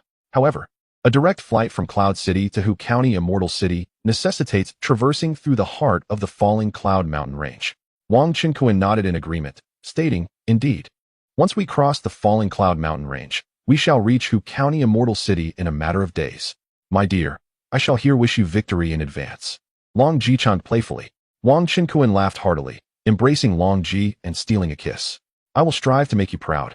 The flying vessel glided smoothly, swiftly disappearing into the horizon. Humph. A mere human cultivator dares to vie for supremacy at the sword conference against us? Utterly delusional. At that moment, a voice of derision echoed through the void. Suddenly, a spear crackling with lightning emerged from a rift in the air. The spear exuded a terrifying aura of destruction, sending chills down one's spine. This is dire. Wang Qinquan's expression shifted as he intended to maneuver the vessel to evade the impending danger. With a piercing sound, the lightning spear penetrated the flying vessel, causing it to explode in a cataclysmic burst. Chapter 96, Sword Slash at the Thunder Leopard Prodigy, Heavenly Spirit Fruit. Alas, my flying vessel, merely a low-grade magical artifact. How could it be shattered in an instant? Wang Qinquan could hardly believe his eyes, as the vessel erupted into fragments. He embraced Long Ji, conjuring a protective barrier of spiritual energy around them, emerging unscathed. Wang Qinquan discerned that the adversary's lightning spear must be a mid-grade magical artifact. In comparison, the resilience of a low-grade flying vessel, even when expanded into a cabin, was unlikely to rival that of a mid-grade weapon. Huh. A mere junior of the human race, do you aspire to participate in the sword discussion conference with your infant soul cultivation? Is this not a grave insult to our talents? A figure materialized in the sky, his haughty voice echoing around them. Subsequently, a formidable pressure enveloped Wang Qinquan and Long Ji. This oppressive force must belong to a half-step void refinement demon, perhaps? Long Ji's countenance shifted slightly. Even among the dragon kin of her Longyuan Sea domain, there were numerous masters at the void refinement and fusion stages. Yet, at this moment, a mighty dragon should not suppress a local snake. They were within the Luyun mountain range, not her sea domain's dragon palace. Merely a half-step void refinement demon, it seemed. It appeared that this Luyun mountain range harbored quite a number of prodigies. Wang Qinquan, with an arm gently around Long Ji's slender waist, reassured her as he turned his gaze toward the young man before him, adorned with leopard-like markings, his expression darkening. It was said that Miss Hu Tao's Great Ling Youth Sword Discussion Conference welcomed participants regardless of whether they were human or demon, with no restrictions on cultivation level. Only a cap of 400 years of age. The demons of the Luyun mountain range belonged to the Great Ling Empire, thus they too had eligibility to participate. The destruction of Wang Qinquan's low-grade flying vessel, valued at 10 million mid-grade spirit stones, was merely a trifle. He could demand 3-fold or 5-fold compensation at most. However, the audacity to disrupt him and his partner was a matter of grave consequence. You are a transformation stage dragon maiden, yet you consort with a mere human infant soul cultivator, even calling him husband. But you are so strikingly beautiful, I find myself intrigued. The young man leered at Long Ji, licking his lips without restraint. Seeking death, Long Ji was seething with rage. The leopard-marked man's gaze repulsed her. Without a moment's hesitation, she formed a hand seal, summoning a blazing true dragon flame that stretched hundreds of feet, sweeping forward with ruthless intensity. After years of dual cultivation with Wang Qinquan, she had now achieved the later stage of transformation, and her wrathful strike twisted the very fabric of the void. Trivial skill. The leopard-marked man laughed arrogantly, swatting the true dragon flame aside effortlessly. This great demon appeared to be extraordinary. What manner of creature are you? Wang Qinquan inquired, disinterested in employing his observation eye. Haha, remember my name? Human. I am Lei Baozu's prodigy, Lei Jingtian. The young man proclaimed with a commanding air, his fangs glistening, exuding an overwhelming demonic aura. So, he hails from the Thunder Leopard clan of the Luyun mountain range. Lei Jingtian. Wang Qinquan's eyes glimmered. The Thunder Leopard clan, known for being rare lightning-type demon beasts, excelled in the art of thunder and lightning, indeed formidable. It is said that the Thunder Leopard clan is one of the 8 great demon tribes within the Falling Cloud mountain range. Since you are aware of my Thunder Leopard lineage, why do you not kneel and plead for mercy? The spotted man spoke with haughty pride, a glimmer of mockery dancing in his eyes. What are you even worth? You dare to demand my submission after shattering my flying vessel? Wang Qinquan's eyes narrowed as he spoke. Humph, you have trespassed into the sacred grounds of my demon tribe and audaciously seek to participate in the sword discussion conference. Now, kneel and apologize, and leave this beautiful dragon maiden to be my concubine. I may consider sparing your life. Thunderstorm's arrogance was boundless. He regarded Wang Qinquan with utter disdain. In his mind, he envisioned indulging in the exquisite dragon maiden before leisurely escorting her to the conference. As for this human youth, he could easily dismiss him, given that he had delivered such a captivating dragon maiden. However, he only recognized the dragon maiden as a member of the dragon clan, oblivious to the fact that she was a princess of the dragon race. Merely a trifling demon, you are courting death. Golden Gale Slash. Wang Qinquan, disinterested in further banter, unsheathed his sword and struck. The Golden Gale Slash was a formidable sword technique from the Golden Gale transformation, wielding immense power. A brilliant golden light surged from his body as he swung his sword. Crack! The resplendent golden light roared forth. The heavens themselves seemed to fracture.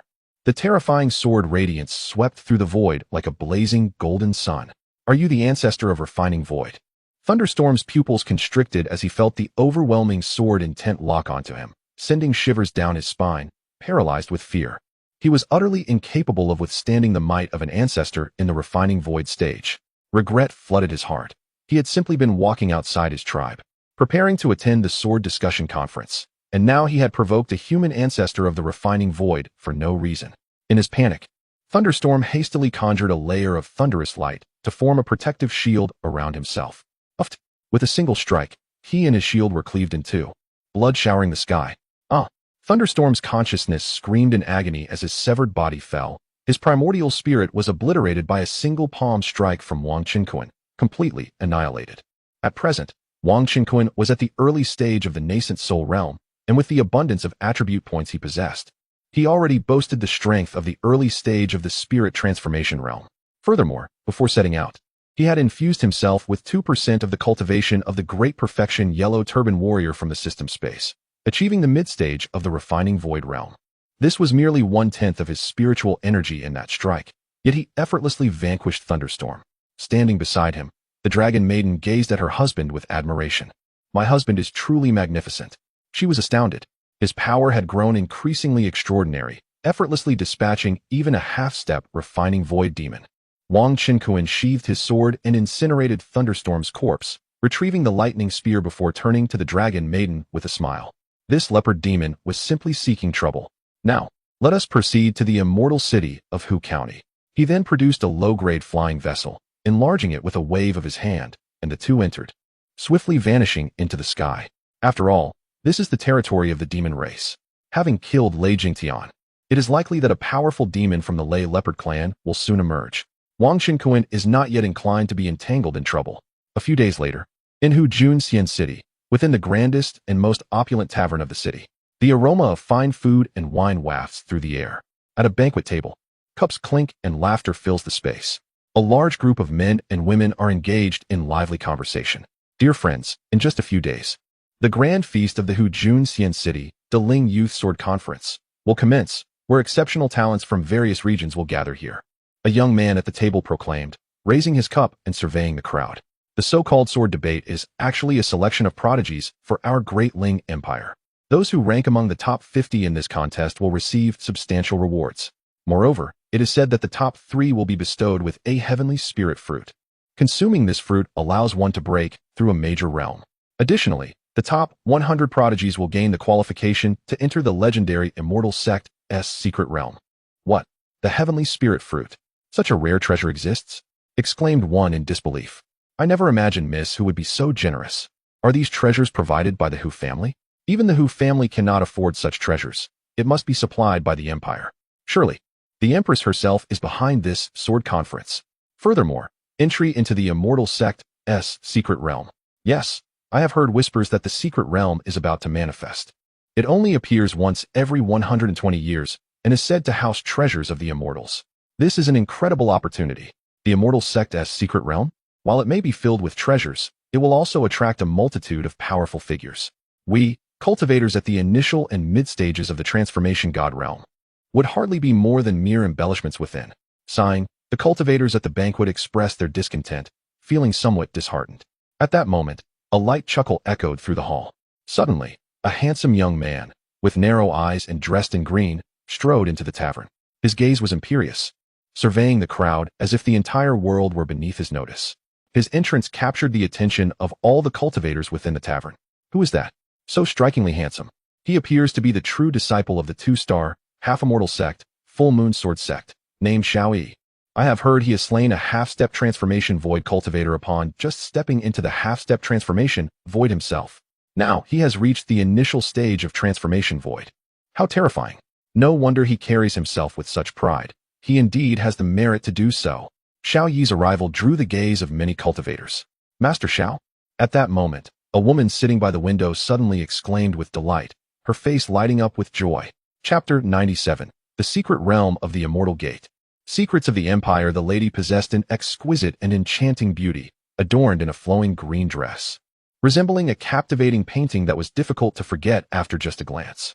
She was Lu Yi, a true disciple of the 2-star half-immortal sect, Tianyan sect, celebrated among the male cultivators of the Daling cultivation realm as the foremost fairy of Tianyan sect. Upon seeing Xiao Yi, her expression shifted from surprise to delight. Lu Yi, have you come to participate in the sword discussion? Xiao Yi remarked, slightly astonished to encounter an acquaintance in such a place. Lu Yi had already attained a cultivation level nearing the realm of virtual refinement, not far off from his own. Once, she had been his childhood companion. However, the two had taken divergent paths into different sections. Xiao Yi had immersed himself in cultivation, while Lu Yi, a woman of keen social acumen, attracted admirers, leading Xiao Yi, who was inherently aloof, to sever their connection. Indeed, young Master Xiao, I have just arrived in Hu County and plan to rest for a few days before attending the sword discussion conference. Lu Yi replied with a charming smile. Xiao Yi nodded in understanding. recognizing that each session of the Hu County Immortal City sword discussion gathered formidable talents from all quarters, necessitating early preparation. Moreover, the secret realm of the Immortal Gate was replete with opportunities. By the way, Brother Xiao, why haven't you contacted me all these years? You haven't come to see me. I felt so lonely, Lu Yi said, feigning a pitiful demeanor while playfully coaxing him. I have been preoccupied with my cultivation. I just emerged and sought you out, Xiao Yi responded with an awkward smile. In truth, he wanted to express that she was never short of powerful and affluent men around her. What need had she for him to seek her out? The Full Moon Sword sect and Tianyin sect were rivals, and Xiao Yi was naturally aware of some prominent figures within Tianyin sect. Lu Yi was indeed their most renowned female disciple, a beauty whose reputation echoed throughout the Daling Empire. He surmised that Lu Yi, upon witnessing his considerable cultivation prowess, was reluctant to let go of a potential ally, seeking to rekindle their connection. Nevertheless, he found it difficult to rebuff her. For Lu Yi had once been the unattainable goddess of his youth. With a radiant smile, Lu Yi beamed at him. Just as Xiao Yi approached to take a seat beside her, a female companion whispered, "Elder Sister Yi, look quickly, senior brother Li Yang has arrived." Turning her gaze, Lu Yi spotted a young man clad in white, with a long sword at his waist, sauntering towards her. The young man bore a gentle smile, yet his eyes, upon glancing at Xiao Yi, were filled with mockery and disdain, clearly indicating his disdain for his former rival. Li Yang possessed formidable early-stage virtual refinement cultivation. Clad in white. Could this be Li Yang, the true disciple and elder brother of Tianyin sect? Xiao Yi was taken aback. He had not anticipated Li Yang's presence at this sword discussion. Around them, numerous cultivators whispered among themselves, their gazes towards Li Yang laden with deep apprehension. Indeed, Li Yang's identity is far from ordinary, and his prowess is equally remarkable. Brother Li Yang, it has been quite some time. Upon seeing Li Yang, Lu Yi seemed to momentarily forget the presence of Xiao Yi, her fair countenance adorned with a shy smile. Xiao Yi was left utterly stunned. With a slight smile, Li Yang's gaze fell upon Xiao Yi, his eyes narrowing. "Xiao Yi, it appears that fate has conspired to bring us together once more. Are you here to participate in the sword discussion conference?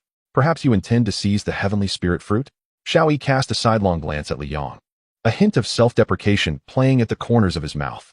He had no desire to engage with the man before him, nor did he wish to exchange words. Of course, he recognized Li Yang, the man who fervently pursued Lu Yi, rumored to be on the verge of success. Although both he and Li Yang possessed comparable strength and status, the Li family from which Li Yang hailed was significantly more powerful than Zhao's clan, boasting wealth that far exceeded his own. In the realm of cultivation, where wealth, companions, techniques, and land are paramount, it was no wonder Lu Yi chose Li Yang. Humph. Li Yang snorted disdainfully. This insufferable fellow, who was once Lu Yi's first love, dared to approach her in his absence. The thought of it ignited a fury within him, leading to feelings of jealousy. However, considering the formidable strength of his rival and the fact that they were within the territory of the esteemed Hu family, Li Yang refrained from causing a scene. In Li Yang's mind, among the dazzling talents of the Great Ling Empire, aside from the untouchable empress of Great Ling and the imperial jewel Hu Tao, as well as the already married sect master Pan Manhwa, Lu Yi rightfully claimed the fourth position. Of course, this ranking pertained solely to the captivating women over 300 years of age, excluding those of younger generations. After all, mere beauty holds little value if not accompanied by formidable cultivation. Women with higher cultivation than Lu Yi may not possess her youthful allure. Regrettably, despite having thoroughly explored Lu Yi's charms and expended vast resources on his cultivation, he had yet to truly possess her. Li Yang plopped down beside Lu Yi, unabashedly wrapping his arms around her while provocatively raising an eyebrow at Xiao Yi. "Brother Yang, please refrain from such behavior." Lu Yi blushed and gently pushed away his hand. Witnessing this, Xiao Yi's expression darkened, and he swiftly departed with a flick of his sleeve. The Great Ling Youth Sword Discussion Conference gathered numerous talents and geniuses.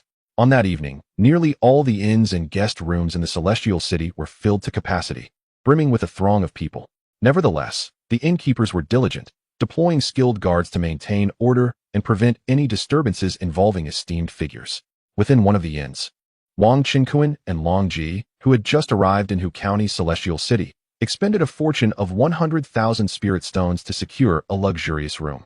Inside, Wang Qinkuan held Long Ji close, the curtains drawn back, allowing him to gaze out at the distant horizon, where the sky blazed with vibrant hues, resembling a fiery spectacle, magnificent and awe-inspiring. Amidst the radiant glow, a colossal and enigmatic portal flickered into view, emanating an aura of vastness, profundity, and unfathomable terror. Through this ethereal gateway, one could faintly discern the silhouettes of majestic mountains and splendid landscapes, a realm akin to a celestial paradise. Indeed, this was the fabled Immortal Gate's secret domain, yet it remained unopened for the time being. According to legend, entry into this mystical realm was granted to those who ascended the sword dual hero rankings, allowing them to seek treasures of the immortals. The glimmer of excitement sparkled in Wang Qinkuan's eyes. Indeed, Long Ji nodded, her gaze fixed upon the resplendent scene outside the window. Previously, they had ventured through the Hu County Immortal City, gathering numerous tidings regarding the Sword Duel Conference. The rewards of this gathering were nothing short of lavish. For Long Ji, this Sword Duel Conference represented a significant opportunity, as the Immortal Gate's secret domain was a premier sanctuary jointly held by the two great human empires of the Kunling realm, the Daling Empire and the Dao Empire. The aquatic and dragon tribes of the Endless Sea had no share in it. It is worth noting that the land of the entire Kunling realm is divided, governed entirely by the Daling Empire in the eastern and southern territories, which are under the jurisdiction of righteous forces, while the Dao Empire controls the western and northern regions, dominated by demonic powers. The two empires, one just and the other malevolent, have often clashed and waged wars against each other. The emperor of the Dao Empire harbored a deep desire for the empress of the Daling Empire, wishing to marry her and subsequently unify the realm. He has threatened the empress on numerous occasions. However, her formidable strength thwarted his ambitions. Historically, the Dao Empire has never triumphed in the several wars instigated against the Daling Empire. Long Ji had heard of these secrets of the human empires from her father and mother. Naturally, these matters did not concern the aquatic tribes, and the Dragon Clan remained uninvolved. She could only hope that her journey to the Immortal Gate would yield delightful surprises. Taking a deep breath, Long Ji steadied her emotions. "My dear," Wang Qinkuan embraced her from behind, and their tender exchange deepened their bond. On the following morning, the central square of Hu County Immortal City was thronged with a multitude of people as the Daling Youth Sword Duel Conference commenced. All participants had arrived early at the square, which was surrounded by a dense crowd, teeming with voices and an atmosphere of unparalleled excitement. Chapter 98, Miss Walnut. The sword debate begins. The scale of this youthful sword debate is truly monumental. In the square, some quietly expressed their astonishment. Not only is it grand, but nearly all the participants are masters above the transformation stage from the younger generation. It is said that many among them are prodigies from 2-star and 2.5-star sections. Listening to the discussions around him, Wang Qinkuan smiled, while a trace of solemnity crossed Long Ji's brow. The potential of your human cultivators is indeed far superior to that of the demon race. Long Ji conveyed to her husband through her spiritual sense, reflecting on the matter. The number of geniuses among humans who can cultivate to the transformation stage before the age of 400 is incomparably greater than that of the demon race. For instance, the famed Jiaoding from the Jiaoding Sea barely qualifies as a genius among demons, having reached the early transformation stage at over 400 years of age. In contrast, numerous prodigies from human sects of 2 stars and above managed to reach the transformation stage well before 400. That Miss Walnut is particularly extraordinary. It is said that she has already attained the integration stage before reaching the age of 400. However, the cultivation talent of her dragon kin is significantly stronger than that of the average demon. At that moment, a hearty laughter erupted. A middle-aged man clad in a blue robe descended gracefully from the sky, riding on a cloud. "Esteemed guests, I am Hu Hong, the inspector of Hu County, and also the head of the Hu family, here to represent Hu County's Immortal City. I warmly welcome you all to this sword debate." Hu Hong landed upon the vast platform in the square and greeted the audience with a respectful gesture. This head of the Hu family is, in fact, a formidable presence at the mid-integration stage.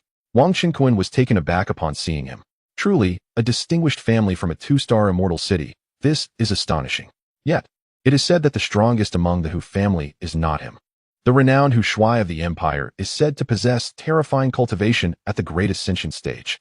The much-rumored Miss Walnut, whose beauty is said to rival that of the great Ling Empress, has yet to make her appearance. It is also said that she possesses integration-level prowess. Greetings to the inspector. Salutations to the head of the Hu family. The surrounding cultivators hastily bowed or cupped their hands in respect. Now, I shall not speak excessively. This time, under the grace of Her Majesty the Empress, we, Hu County, are hosting this grand sword debate, wherein we will select 100 prodigies to enter the legendary Immortal Gate's secret realm.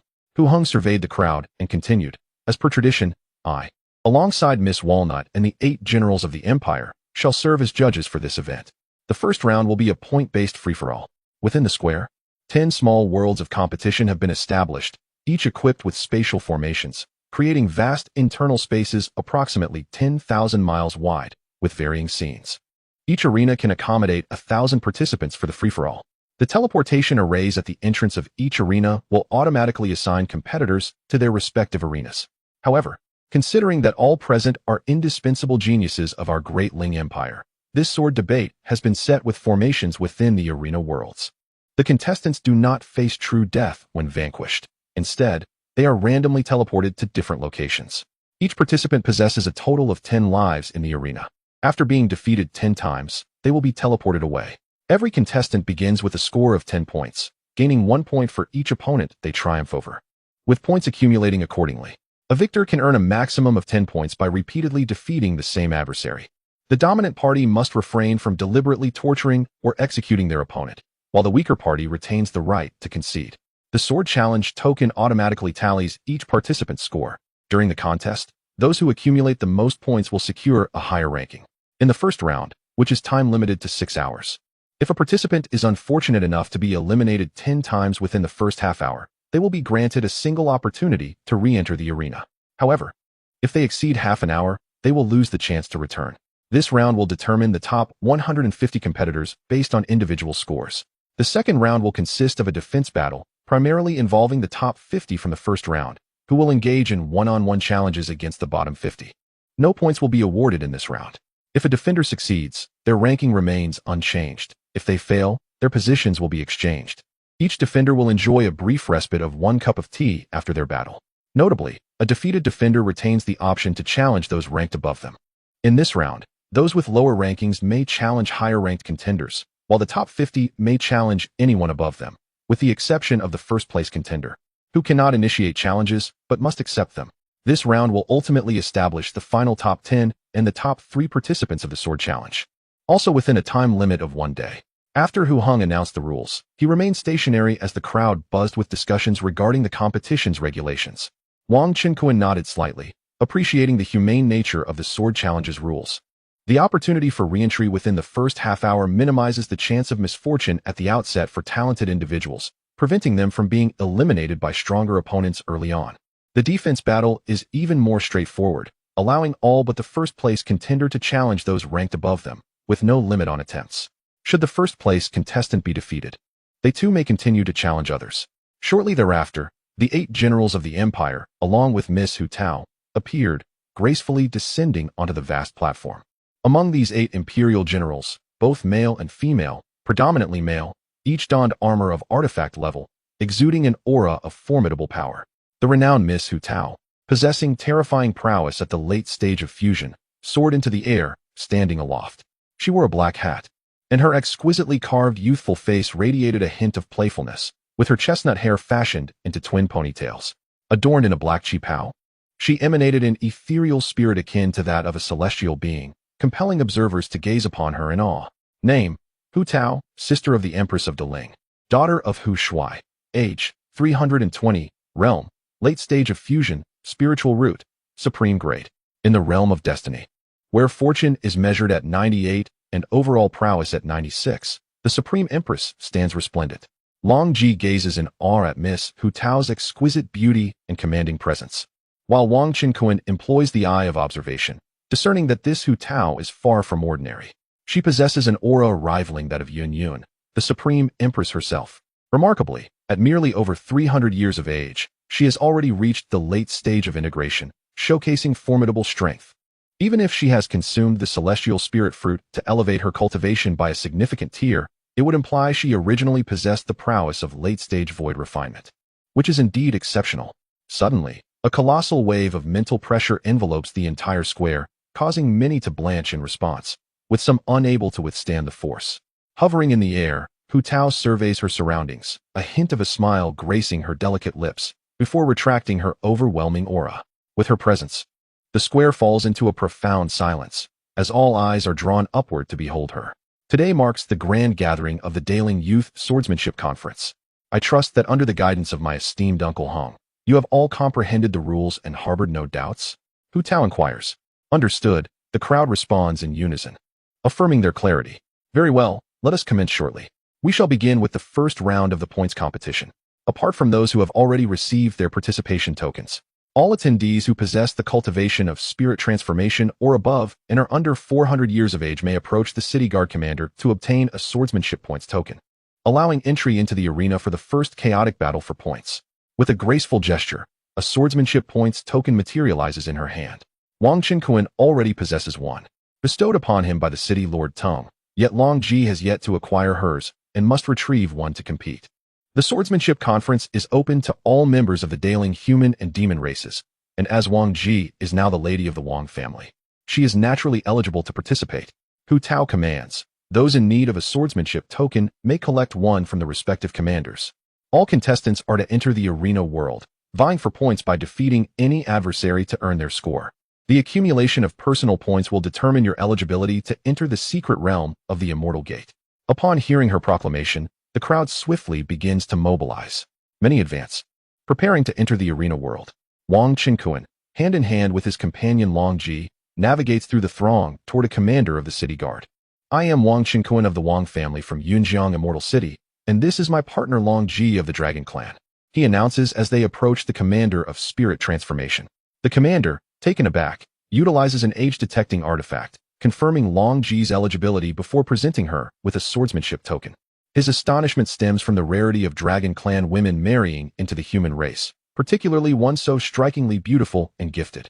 Embracing each other, Wang Qinquan and Long Ji step into the teleportation array leading to the arena world. With a flash of radiant light, the two find themselves amidst a vast expanse of grassland. This arena world is quite unique. Upon entry, two individuals must embrace each other to access the platform. However, this is strictly limited to a pair. Any additional individuals attempting to join in the embrace will be forcibly separated by the formation.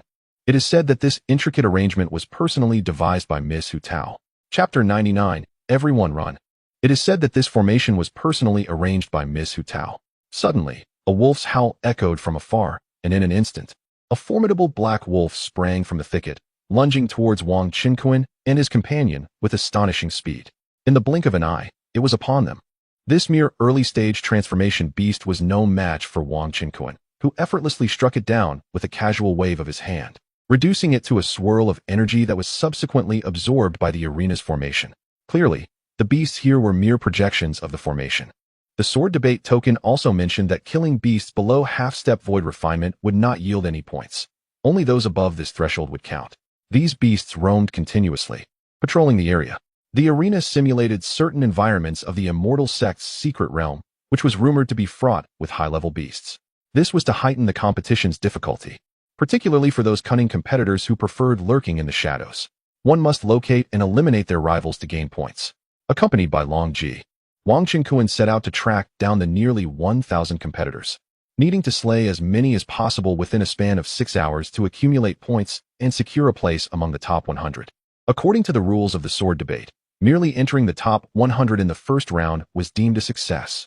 Each participant's sword debate token displayed a real-time leaderboard, allowing them to see their current ranking. Is someone there? Wang Qinquan suddenly headed towards the right side of the tall grass. I see you, come out, he called out lightly. Instantly, a man emerged from the towering grass. Appearing to be in his 30s, with a cold, aloof demeanor, arms crossed, gazing indifferently at Wang Qinquan. Possessing the cultivation of great perfection in transformation, it was no wonder he dared to spy on Wang Qinquan and his wife. Interesting. A late-stage transformation dragon maiden and a nascent soul cultivator? Your points will belong to me. The man scoffed, charging forward with sudden ferocity. Boom. A violent clash ensued, unleashing a terrifying wave of energy that swept across the surroundings. Without a moment's hesitation, Wang Qinquan delivered a decisive slap that shattered the man's head. Protected by the arena's formation, the man's true form executed a miraculous escape. Astonishment etched on his face, before being swiftly teleported away. The shattered figure was merely a temporary projection created by the formation. At this moment, Wang Qinquan's sword debate token lit up, indicating that he had just earned a point. My dear, let us continue our search, Wang Qinquan urged, pulling Long Ji along as they ventured in a different direction. Within this arena, a prohibitive formation hindered flight, rendering even void refinement cultivators incapable of sustained aerial movement. Yet, moments later, an onslaught of sword-shaped divine consciousness surged towards them. A sword-shaped divine sense? Sensing the impending attack, Wang Qinkuan swiftly unleashed a vast expanse of divine consciousness to shield Long Ji, simultaneously sending forth a retaliatory sword-shaped divine sense. Boom! A resounding explosion echoed through the air. Wang Qinkuan stood motionless, while the assailant was hurled backward, crashing to the ground hundreds of feet away, blood gushing from his mouth and nose, his breath extinguished. Suddenly, his corpse vanished, his true form transported away by the arena's mystical array. This individual was not merely in the nascent soul stage. He was indeed a formidable master at the void refinement stage. In a thicket on the opposite side of the arena, the figure of the assailant reappeared, his countenance grim, drenched in cold sweat, and collapsed to the ground. After a moment of recovery, he struggled to rise, filled with immense trepidation. He could not fathom that within the vastness of the arena, he would encounter a master of such caliber so swiftly. This time, he had truly met his match. Anxiously, the assailant hastily departed from that place. Meanwhile, before Long Ji and Wang Qinkuan, several competitors emerged. However, they were a pitiful bunch, possessing only the early to mid-stage capabilities of the god transformation realm. Amongst them, it was evident that some were acquainted, gathering together with the apparent intention of banding together to assault others for points. Ah, greetings to you all. It appears you have come to provide my partner with points. Long Ji, do take care of them. Wang Qinkuan chuckled, casting a glance at the group, and with a mere wave of his hand, he suppressed them all with an overwhelming surge of magical energy, as if they were mired in a quagmire. Upon hearing this, Long Ji's lips curled into a slight smile as she extended her delicate finger and flicked it several times. Instantly, several fierce gusts of wind shot forth. In the blink of an eye, the heads of those suppressed cultivators burst open, their true forms whisked away by the array. My dear, you are quite wicked. Long Ji teased with a playful laugh. Wang Qinkuan replied with hearty laughter. My lady, such actions will swiftly elevate your score. The two joined hands, wandering through the arena world. With each step, they covered vast distances at an astonishing speed. Half an hour later, they had traversed the entirety of the arena and roamed through various locations, defeating numerous competitors. At this moment, in a marsh, a group of powerful contestants had gathered. The ferocious god transformation crocodiles that once roamed there had been vanquished. Among this assembly of god transformation masters was a young man in the initial stage of void refinement. Quite peculiar. The young man furrowed his brow. He realized that his spiritual sense had inexplicably lost track of the couple. They seemed to have vanished into thin air. It turned out that this individual was Zhu Kaishan, the foremost disciple of the two-star semi-mortal sect, Wuji sect, accompanied by his fellow disciples. His juniors had been defeated multiple times by Wang Qinkuan and his wife. Thus, Zhu Kaishan had come here to block their path and avenge his fellow disciples. Although the sect tokens and family insignias of the contestants lost their efficacy within the arena, they still had alternative means of communication, which is why they had gathered together. I knew you would be lurking in the shadows, waiting for the right moment to strike. Prepare to meet your end. Suddenly, the young man bellowed. Swish. In the next moment, he unsheathed his long blade, unleashing a fierce wave of energy that cleaved through the air with formidable force. This strike was exceedingly domineering, imbued with terrifying fire element spiritual power, shattering the void as it surged towards the approaching Wang Qinkuan and his wife. Both Wang Qinkuan and Long Ji turned their gazes toward it simultaneously. Wang Qinkuan let out a light chuckle. He merely utilized the power of his consciousness at the mid-level of the void refinement stage to obscure his presence without making any deliberate attempt to conceal himself. He raised his hand and launched a punch, a brilliant golden light streaking through the sky like a meteor, crashing violently against the blade. A deafening sound reverberated through the heavens. The violent ripples of spiritual energy surged wildly. Zhu Kaishan let out a low groan, staggering back and spitting blood. His face filled with alarm. Everyone, run. This individual is an unparalleled genius at the mid-level of the void refinement stage. Upon finishing his words, his body began to crack, and he was whisked away by the formation.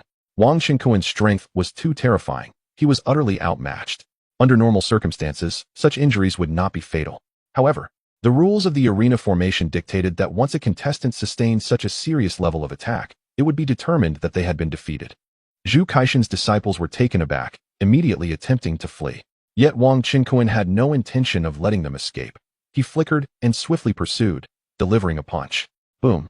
A wave of golden ripples expanded outward with unmatched speed, enveloping all directions.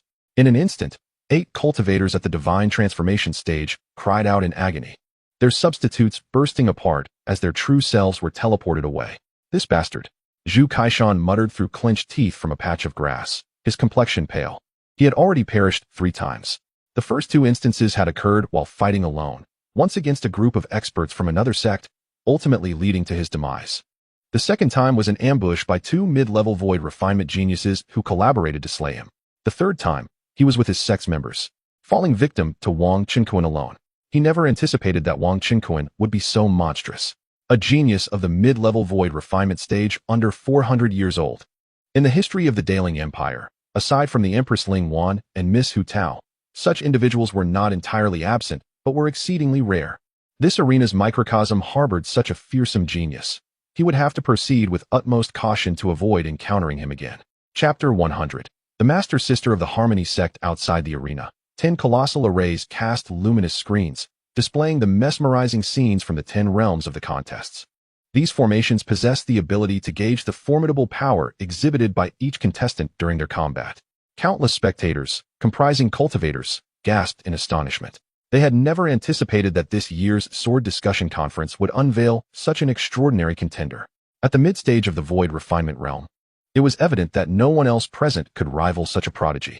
With his formidable cultivation, he was capable of dominating other skilled opponents effortlessly. This was nothing short of miraculous. They witnessed Wang Qinquan effortlessly dispatching the chief disciple of the Wuji sect, Zhu Kaishan, along with his entourage, with merely a wave of his hand. On the luminous screens, the names of the contestants were prominently displayed above their heads. Wang Qinquan's prowess was astonishing. Even the true disciples of the Wuji sect found themselves outmatched. Indeed, the competitors on Arena Number 6 had all been bested by Wang Qinquan on more than one occasion. His strength undoubtedly positioned him among the top 10 on the prodigy rankings. Some remarked, given that many prodigies possess the ability to engage in battles beyond their level. The mid-stage of void refinement does not guarantee a definitive victory in the end. The top 10 may not be the limit. I venture to say he could secure a place in the top 3. Yet, Zhu Kaishan is formidable in his own right. He has triumphed over peers in the early stages of void refinement, showcasing his undeniable strength. The fact that such a superlative warrior was vanquished by a newly emerged prodigy is truly astonishing. Many expressed their admiration, while others displayed expressions of schadenfreude, lamenting the fate of the other prodigies within Wang Qinquan's realm on Arena 6. The crowd buzzed with excitement. Some elders and disciples from the Wuji sect seated below wore grim expressions. Meanwhile, within the arena world, Wang Qinquan and Long Ji continued their relentless advance. They not only eliminated their fellow contestants, but also slew numerous half-step void refinement and early-stage void refinement beasts. Each half-step void refinement beast yielded 3 points, while an early-stage beast garnered 10 points. Wang Qinquan soared at an alarming rate, firmly placing him within the top 10 of the prodigy leaderboard. This was partly due to his considerate nature towards Long Ji, allowing her to reap some of the rewards. Otherwise, he might have claimed the top spot effortlessly. Long Ji's score was also commendable, having already ascended into the top 50. 2 hours had elapsed by this point, and her position within the top 100 was assured. At the hosting platform of the sword discussion conference, Hu Tao's beautiful eyes sparkled with intrigue as she focused intently on the array screens. Such a remarkable prodigy was undoubtedly worthy of her attention. The girl, in her seriousness, radiated unparalleled beauty. As the second most alluring figure of the Daling Empire and a paragon of the Hu family, Hu Tao embodied both nobility and an endearing purity. She possessed a voluptuous figure, accentuated by her alluring curves, and her fair, delicate legs were adorned with black sandals, revealing her charmingly cute toes. Many young male cultivators in the audience could not help but steal glances at Hu Tao from time to time, only to hastily divert their gaze to the various screens. Although Hu Tao was aware of this, she was accustomed to such trivialities. Possessing a captivating appearance, she inevitably attracted attention. Hu Tao was a beautiful maiden destined for greatness, and she would never be perturbed by the mere fact that others glanced at her. Another prodigious talent had emerged in our great Ling Empire. Witness the formidable Wang Qinquan, a man not yet 40, whose strength is astonishing. Given time, his potential is boundless. His prowess undoubtedly ranks among the top 3 in this tournament. Indeed, with such a genius, our chances in the competition within the Immortal Gate's secret realm are considerably enhanced. Inspector Hu Hong and the 8 esteemed generals of the Empire also displayed expressions of excitement. At this moment, within the arena, Wang Qinkuan and Long Ji continued their pursuit of prey. Suddenly, they halted, gazing ahead. Before them lay a dense grove, and from the rich shadows emerged a faint scent of cosmetics, hinting at a woman's presence. Wang Qinkuan frowned slightly, then called out coldly, "Come out." In a flurry, several figures darted from the woods, landing not far away. The leader was a woman clad in golden robes, her skin pale and radiant, her beauty enchanting, a truly exquisite maiden. Her elongated eyes gleamed with a hint of cunning as she fixed her gaze on Wang Qinkuan, smilingly saying, "So, you are Wang Qinkuan, the one accompanying the dragon maiden? Impressive, you actually managed to discover us." Wang Qinkuan's name had long been circulated in this arena. Many prodigies in this realm had heard that the young man accompanying a dragon maiden was, in fact, a formidable figure masquerading as a mere novice. Previously, a nascent soul prodigy unfortunate enough to cross paths with Wang Qinkuan had even inquired about his name. Wang Qinkuan did not shy away from revealing his identity, and upon doing so, he swiftly dispatched the challenger. "You can't be discovered even with your fragrance wafting through the air? Are you all hidden in the grove with the intent to ambush us?" Wang Qinkuan remarked with a light chuckle. Observational eye. Name, Yin Bo, true disciple sister of the Hahuan sect. Age, 340. Realm, initial stage of void refinement. Spiritual root, heavenly grade. Fortune 52, overall 83. Married woman. This golden-robed woman, Yin Bo, was unexpectedly the senior sister of his partner, Pan Yinlian, and the true disciple of the two-star immortal sect, Hahuan sect. Typically, for a married woman, even if she achieved imperial stature, the system would not propose the notion of marriage. After all, this is not the system of a scoundrel. Upon hearing this, Yin Bo's expression shifted slightly. "Very well. Let me test just how formidable the strongest prodigy of this arena truly is." With a cold huff, she charged forward. Boom! A tremendous aura erupted, as Yin Bo exuded a unique fragrance, surrounded by swirling petals of vibrant colors. This exotic scent, if inhaled, could render one's limbs weak and significantly diminish combat effectiveness. She reached out, and instantly, a long sword fell into her grasp. It is a golden sword, its tip exuding a chilling radiance that sends shivers down one's spine. "Kill!" Yin Bo commanded sharply, thrusting the sword forward. With a whoosh, the air seemed to tear apart, a brilliant beam of golden light shooting forth, aimed at Wang Qinkuan. "A mere trick. Shatter!" Wang Qinkuan responded without hesitation, delivering a powerful palm strike. Boom!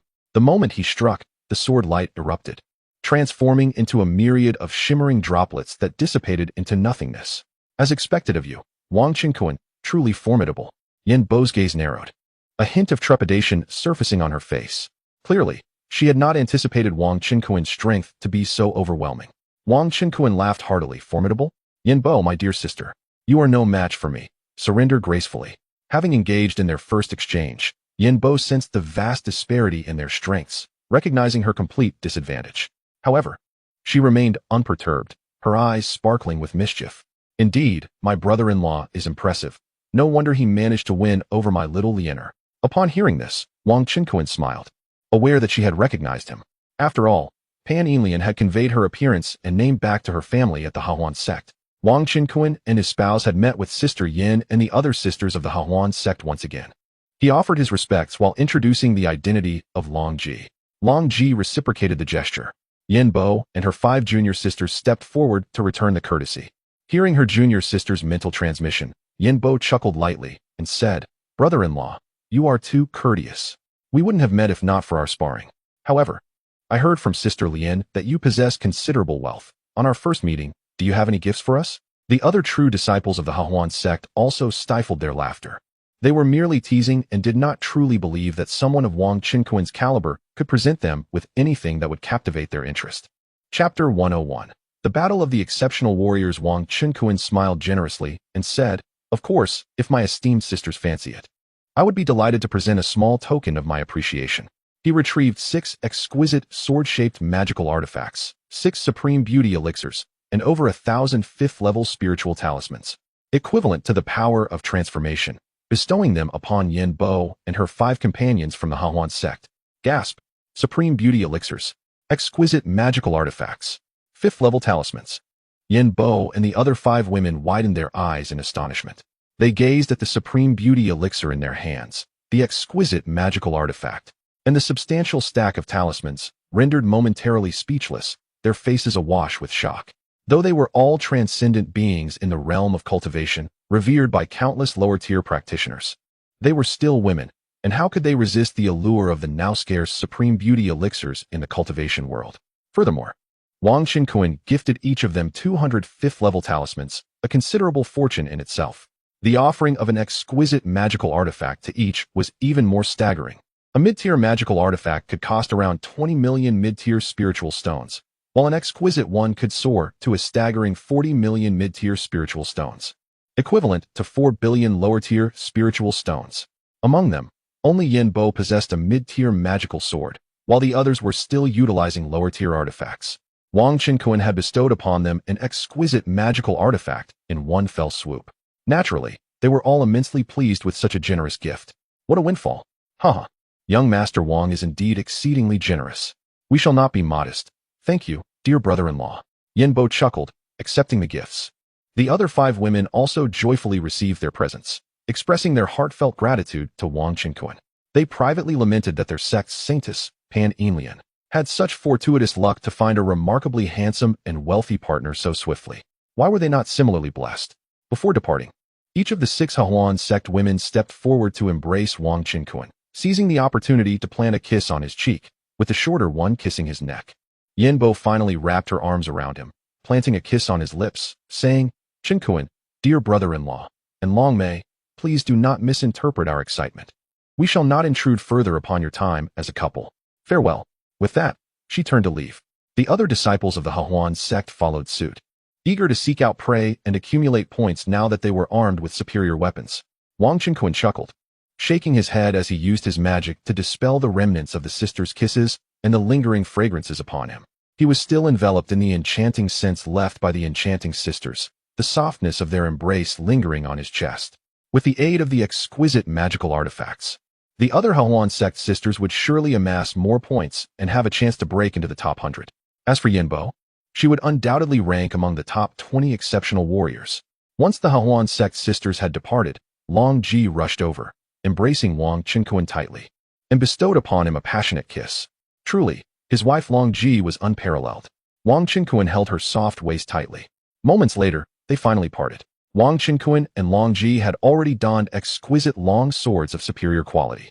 His 4 powerful avatars had currently reached the 9th level of the Cloud Stage continent, dropping the finest equipment, which was of superior quality. At this moment, the array screen of the 6th arena was showcasing the battles occurring in other locations, and the scene of Wang Qinquan gifting presents to the disciples of the Hahuan sect went unnoticed by the external audience. As the final hour approached, a plethora of semi-virtual beasts emerged within each arena world, prompting numerous contestants to abandon their search for others and instead engage in fierce combat with the beasts to accumulate points. Before long, 6 hours had elapsed, marking the end of the points competition. Approximately 10,000 contestants from the 10 arena worlds were teleported out, with the top 100 on the leaderboard being transported to the same arena, standing in accordance with their rankings. In this round of the points competition, Wang Qinquan amassed a total of 12,066 points, securing the 3rd position on the talented individuals list. Long Ji garnered 2,533 points, placing her in the 40th position. As for the female disciples of the Hahuan sect, Yin Bo achieved 8th place, while 4 other senior sisters also made it into the top 100, which was commendable. Temporarily holding the 1st position was Nangong Tsang, a prodigy from the illustrious Nangong family of the 2-star celestial city, Nangong Xianqing, boasting formidable cultivation in the mid-stage of the virtual realm. The Nangong family is a prestigious lineage, rivaling the strength of the Hu family. It is worth noting that celestial cities under the rule of the Daling Empire, unlike those sects, are only ranked up to 2 stars. In fact, celestial cities like Hujun Xianqing, Daling Imperial City, and Nangong Xianqing possess a number of formidable individuals and strengths that can equal some 2.5-star sections. Even among major sects, some 2-star sects do not necessarily fall short of 2.5-star sects. They simply remain low-key and have not sought star evaluations. The 2nd place was occupied by Xiao Yi from the Full Moon Sword sect.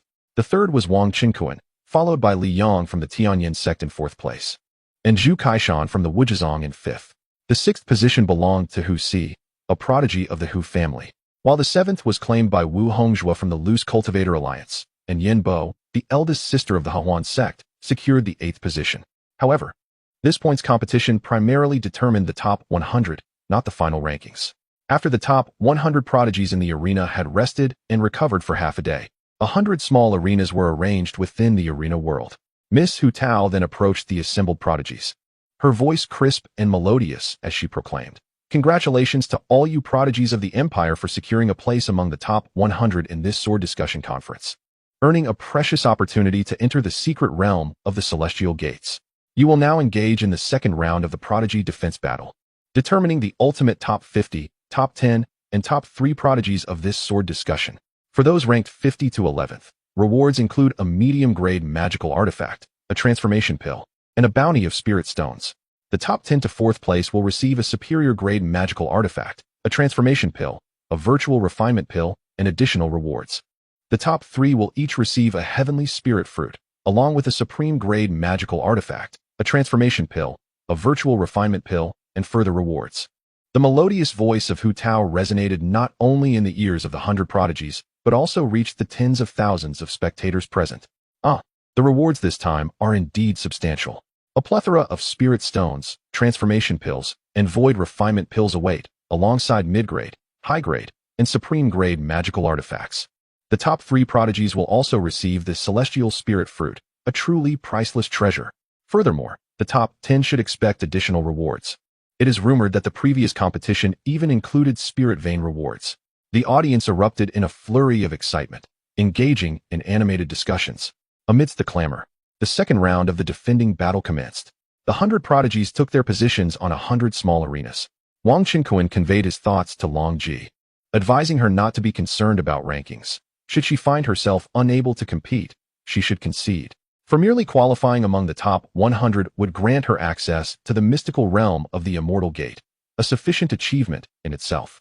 After all, her youth rendered her somewhat inexperienced compared to the other prodigies present.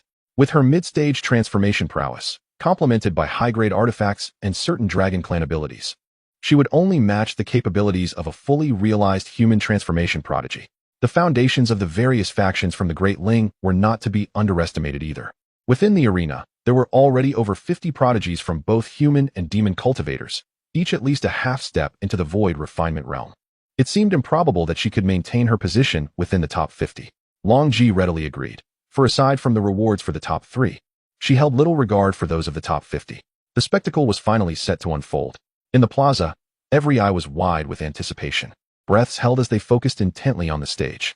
As the defending battle commenced, those ranked within the top 50 hesitated, opting to observe the strengths of their peers first. Although they had received general information regarding the capabilities of the top 100 prodigies from their respective sects and families during their earlier respite, the true prowess of each opponent could only be fully appreciated through first-hand experience. At that moment, challengers from the lower 50 began to step forward, seeking to contest against the prodigies in the top 50. After all, only the top 50 would be granted the bountiful rewards. Among them was Lu Yi, a half-step into the void refinement realm, who stepped out onto the arena and gazed at the prodigies ranked within the top 50. With a sweeping glance, she noted that nearly all of them were at least half a step into the void refinement realm, and the third-ranked Wang Qinquan must possess formidable strength to accumulate such a vast amount of points. Additionally, the higher-ups of the Tianyan sect had informed her of his formidable abilities. "I shall challenge the Dragon Maiden, Long Ji," Lu Yi declared, her gaze fixed unwaveringly on Long Ji, who held the 40th position, as she initiated her challenge without hesitation. Chapter 102. The entwined blue vines. Lu Yi cast her gaze upon the 40th ranked Dragon Princess, and, without hesitation, issued a challenge. What a surprise. It is none other than the half-step refinement immortal, Lu Yi, taking action. The Dragon Princess is surely in trouble. Indeed, this Dragon Princess is merely at the late stage of the transformation god realm, leaving no room for doubt. A crushing defeat seems inevitable. The Dragon Princess has only amassed such points due to the strength of her husband, Wang Qinquan, allowing her to secure the 40th position. Nevertheless, one cannot help but feel pity for the Dragon Princess. May Lu Yi go easy on her. Upon hearing Lu Yi's challenge, the multitude of Daling cultivators erupted into fervent excitement. Who does not admire beauty, especially when it comes to a paragon like the Dragon Princess, whose allure eclipses all others present, save for the unattainable Miss Hu Tao. Even the esteemed first fairy of Tianyan sect, Lu Yi, and master sister Yen Bo of Hahuan sect cannot rival her allure. Despite the Dragon Princess being married, it does not diminish the admiration she receives from countless male and female cultivators alike. who were captivated by her striking beauty, deeming her the most enchanting celestial prodigy of this gathering. The expression on the dragon princess's face shifted slightly. It is merely the beginning. Yet a half-step refinement immortal has set her sights on her ranking. However, as a member of the dragon clan, she would never retreat without a fight. A radiant smile graced the dragon princess's lips. Then, esteemed sister, please proceed. Humph, little dragon girl. This position is not one that a mere transformation god can hold. I shall usurp your place. Lu Yi spoke without reserve, her figure flashing as she ascended the arena, standing opposite the dragon princess. Lu Yi had entered the same arena world alongside her senior brother, Liang, but he had refrained from assisting her in accumulating points to preserve his own ranking. Thus, upon learning that the majority of the dragon princess's points were garnered through her husband's efforts, a twinge of jealousy arose within her. How could it be that she, the first fairy of Tianyan sect, fared worse than a mere fledgling dragon princess? And her companion is far less capable than the dragon princess's partner? Feeling the oppressive aura emanating from the formidable Lu Yi, the dragon princess found her calm and embraced the spirit of battle. With a powerful stride, she transformed into a fleeting shadow, charging towards Lu Yi. Unaware of her own peril, she dares to disrupt the balance. Seeing the dragon princess audaciously initiate an attack, Lu Yi let out a cold snort, clapping her palms together. Two immense streams of mana, one icy and one fiery, surged forth from her hands, enveloping a vast area. The dragon princess, moving with remarkable speed across the arena, unleashed icy dragon breath from her mouth to counter Lu Yi's palm strike, simultaneously drawing her sword to unleash a torrent of blazing sword energy, a clash of ice and fire. Both women adept in water and fire spells engaged in a fierce exchange, each unable to gain the upper hand. Moreover, the dragon princess possessed formidable physical defenses. Clad in a high-grade magical armor gifted by Wang Qinkuan, rendering her unharmed against Lu Yi's terrifying magical onslaught. The prowess of this dragon lady is indeed remarkable. With her beauty and formidable strength, she captivates the audience, who cannot help but express their admiration. However, the other distinguished competitors on the platforms shake their heads, recognizing that Lu Yi merely utilized a technique from the Heavenly Transformation sect. Coincidentally, Dragon Lady possesses a certain immunity to such abilities. Galeblade. After a prolonged assault without success, a slight frown appeared on Lu Yi's exquisite face as she altered her hand gestures. A fearsome gale swept through the void before her.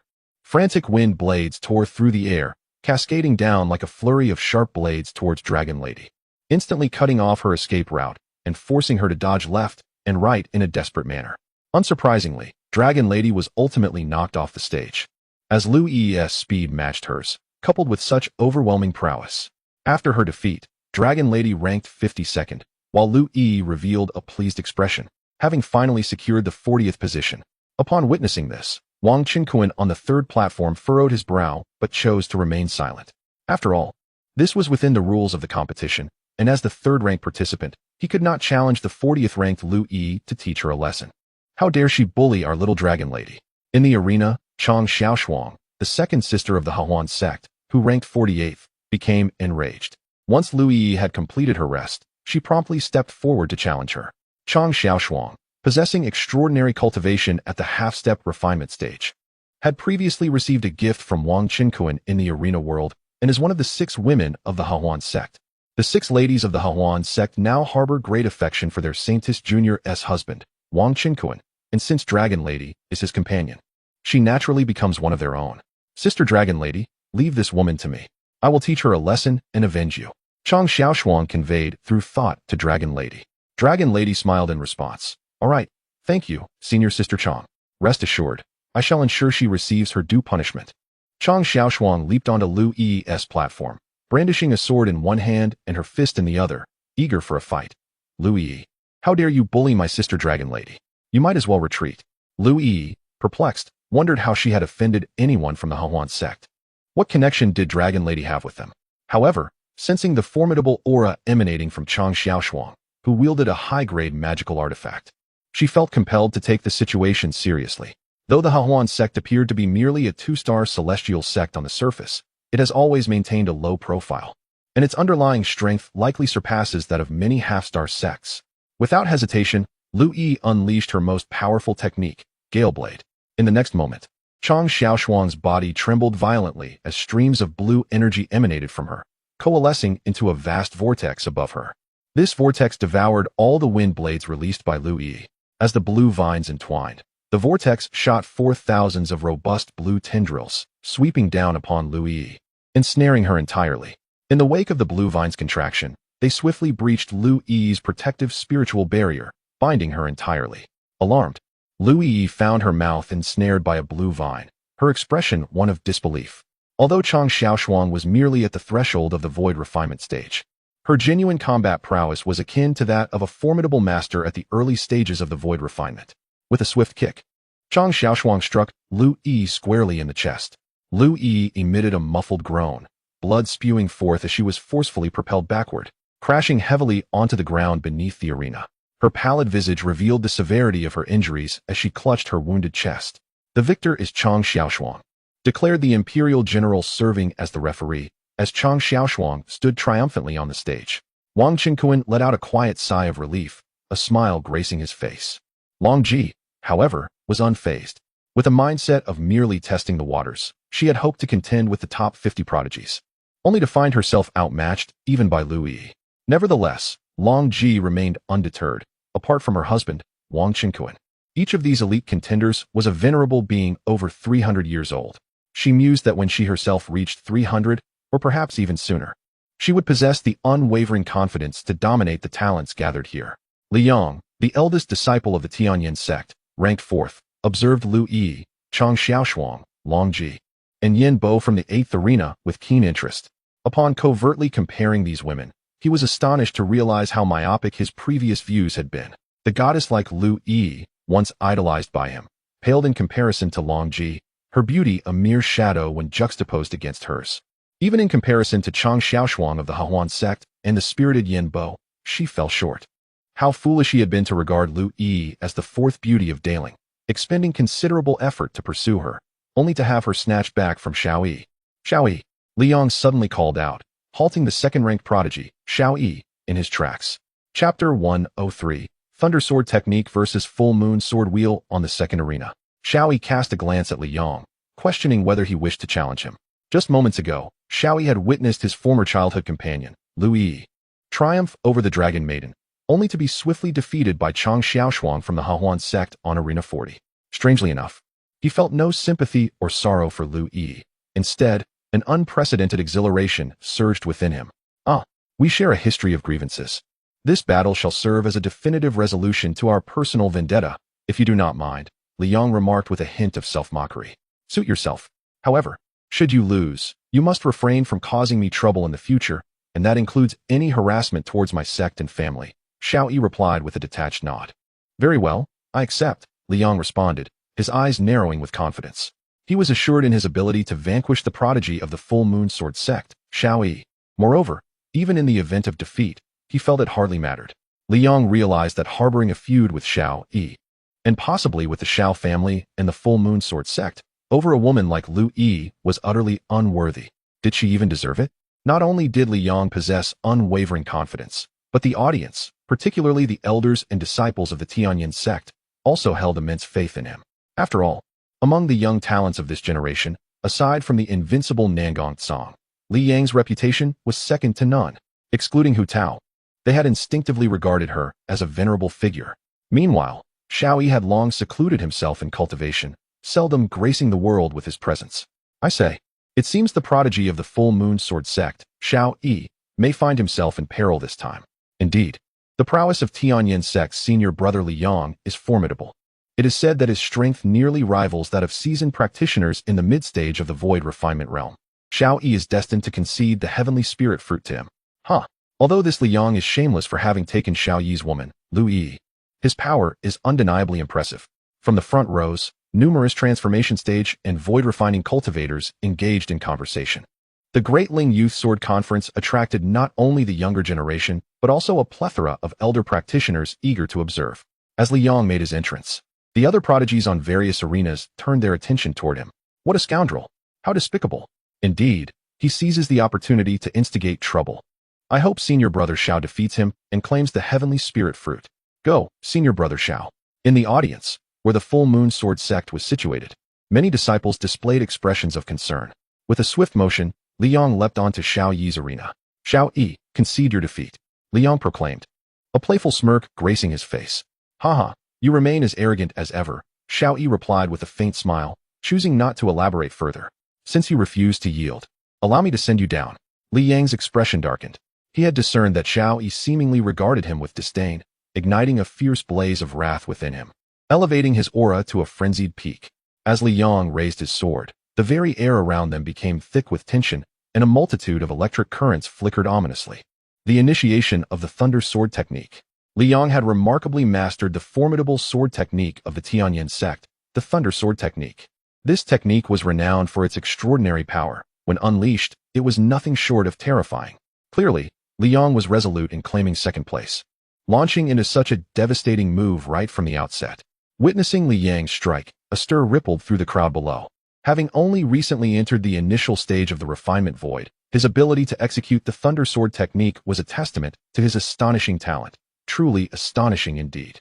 With a slight smirk, Lu Yi, positioned on the 48th platform, cast a glance at Xiao Yi, her eyes glinting with a trace of mockery. Following her defeat by Chang Xiaoshuang, her rank had plummeted to 48th, and no challengers had emerged since.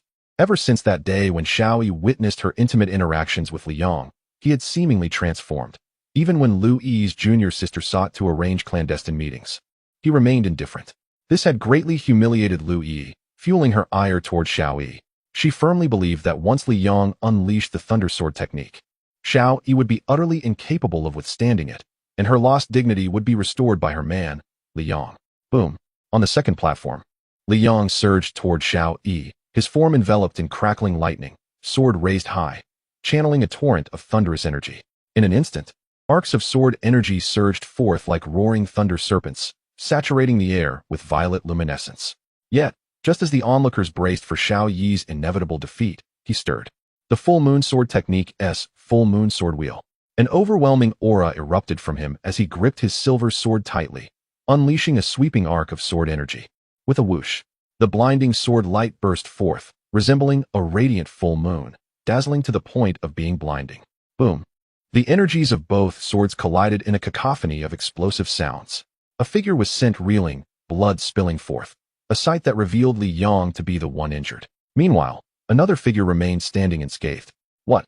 Li Yang was actually injured and forced to retreat. How could this be possible? Xiao Yi was even stronger? The crowd erupted into uproar. The Full Moon Sword Wheel. Brother Xiao had indeed mastered the Full Moon Sword Wheel. My disciple Xiao Yi possesses the demeanor of an emperor. Below, the members of the Full Moon Sword sect stood in exhilaration, their gazes fixed intently on Xiao Yi. Damn it! Li Yang's face turned ashen, his eyes flashing with a fierce, cold light. He had never anticipated that his most proficient Thunder Sword technique would be so effortlessly countered, and that he would sustain injuries. I refuse to accept this. I will not yield.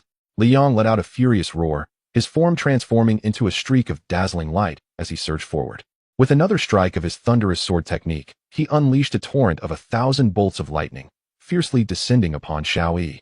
Get lost. Xiao Yi retaliated with all his might, wielding his sword to summon an even more radiant Full Moon Sword Wheel, which spun at high speed, slicing through the void. Once again, Li Yang was sent flying, his body marred by horrific wounds, blood gushing forth. He crashed onto the ground, causing the entire arena to crack under the impact. A sharp intake of breath echoed in the air. Li Yang had been defeated in 2 consecutive moves. Xiao Yi was truly extraordinary, forcing Li Yang into such a desperate situation. You are no match for me, why persist? Xiao Yi approached Li Yang, looking down upon him, shaking his head. Huh, I refuse to believe it. How could you possibly defeat me? I can still rise and fight again. Li Yang gritted his teeth. But the truth was not that he could not rise. Rather, he needed to suppress the invading sword energy of the Full Moon Sword Wheel with all his remaining magical power. Xiao Yi's strength surpassed his own, leaving him engulfed in a profound humiliation. Meanwhile, on another stage, Lu Yi stood in stunned silence. She had never imagined that Xiao Yi could be so formidable. He had actually managed to defeat her seemingly invincible senior brother, Li Yang. Could it be that she had misjudged and chosen the wrong man? Her expression fluctuated between despair and disbelief. Chapter 104. Nangong Tsang admits defeat. First place secured. Xiao Yi. I concede that your strength surpasses mine. However, in matters of the heart, your Lu Yi has still succumbed to me. Li Yang wiped the blood from the corner of his mouth, glaring at Xiao Yi with indignation. Brother Xiao Yi, I truly love only you. All other men are mere trifles to me. Lu Yi suddenly stood up, her beautiful eyes brimming with tears as she uttered words that left everyone astounded. In that moment, all present were rendered speechless. Liang was taken aback, feeling utterly defeated and powerless. Xiao Yi stood there in a daze as well. The likes of Wang Qinkuan, Long Ji, Zhu Kaishan, Yin Bo, and even the hosts, Hu Tao and others, were all stunned. This scene was exceedingly melodramatic. How shameless must this woman be to utter such words? Did she truly believe herself to be the most beautiful in the realm of cultivation, as if adorned in gold? The tumultuous tale involving the three exceptional figures, Xiao Yi, Lu Yi, and Liang, was well known throughout the land. It was Lu Yi who initially sought to part ways with Xiao Yi. Now, upon witnessing his newfound prowess, she wished to reclaim him. Countless gazes were fixed upon Xiao Yi, eager to see how he would respond. His expression fluctuated between shadow and light. But after a brief moment, his gaze turned resolute, his tone icy. Lu Yi, you fickle woman, it is too late to seek me now. Go find your Liang. Lu Yi covered her face and wept, realizing that it was all over. Her impulsive outburst had revealed her innermost feelings, and now, Xiao Yi could never be swayed back. Perhaps even Liang would no longer harbor affection for her. The contest among the exceptional talents continued unabated. Wang Qinkuan effortlessly defeated several challengers of the initial stage of the Void Refinement Realm, showcasing a terrifying prowess that rivaled Xiao Yi's. Consequently, many exceptional talents withdrew, no longer willing to waste time challenging him. After dropping to 52nd place, no one dared to challenge Long Ji. Even Lu Yi, having fallen to 57th place, faced no further challengers. In the latter half of the rankings, positions bore little distinction, as the rewards remained the same. Moreover, challenging Long Ji would incur the wrath of the exceedingly formidable Wang Qinkuan. At this juncture, Wang Qinkuan leaped onto Nangong Song's first arena, approaching him with a smile. Nangong, my fellow Taoist, as no one dares to challenge us any further, might I request your guidance? Wang Qinkuan's countenance was filled with fighting spirit. He certainly coveted the reward for first place. He also wished to test whether he could match the prowess of other renowned talents of the same stage. Such an extraordinary prodigy has emerged from the humble Yunjiang Xianqing. Nangong Song regarded Wang Qinkuan with admiration. As a gifted individual from a prominent cultivation family, he naturally possessed a degree of understanding concerning the families of various celestial cities. The Cloud River Immortal City has now merely become a one-star immortal realm, and yet, an unparalleled prodigy has emerged, leaving him greatly astonished. Although Nangong Song is known for his pride, he is by no means a mindless dandy. He perceives the subtle yet formidable threat emanating from the figure before him, Wang Qinkuan, which is far more intense than that of Xiao Yi. A sense of danger arises within him. Boom. Without uttering another word, Nangong Song abruptly ascends into the air, striking out with his palm. A colossal, earth-toned hand of magical energy materializes in the sky, casting a shadow as it hurtles towards Wang Qinkuan. Slap. Wang Qinkuan radiates golden light, and in an instant, his palm transforms into a great Buddha's imprint, retaliating with equal force. The two figures find themselves locked in a stalemate midair. However, moments later, Nangong Song's body begins to sway, his steps faltering as he retreats a dozen paces before regaining his balance. The rumored Buddhist powers from the immortal realm? Indeed, there is some truth to it. A hint of gravity appears in Nangong Song's gaze, yet only gravitas remains. Fear is far from his thoughts, for it was merely a casual strike. Wang Qinkuan, too, senses Nangong Song's prowess, a flicker of surprise crossing his eyes. He feels no concern.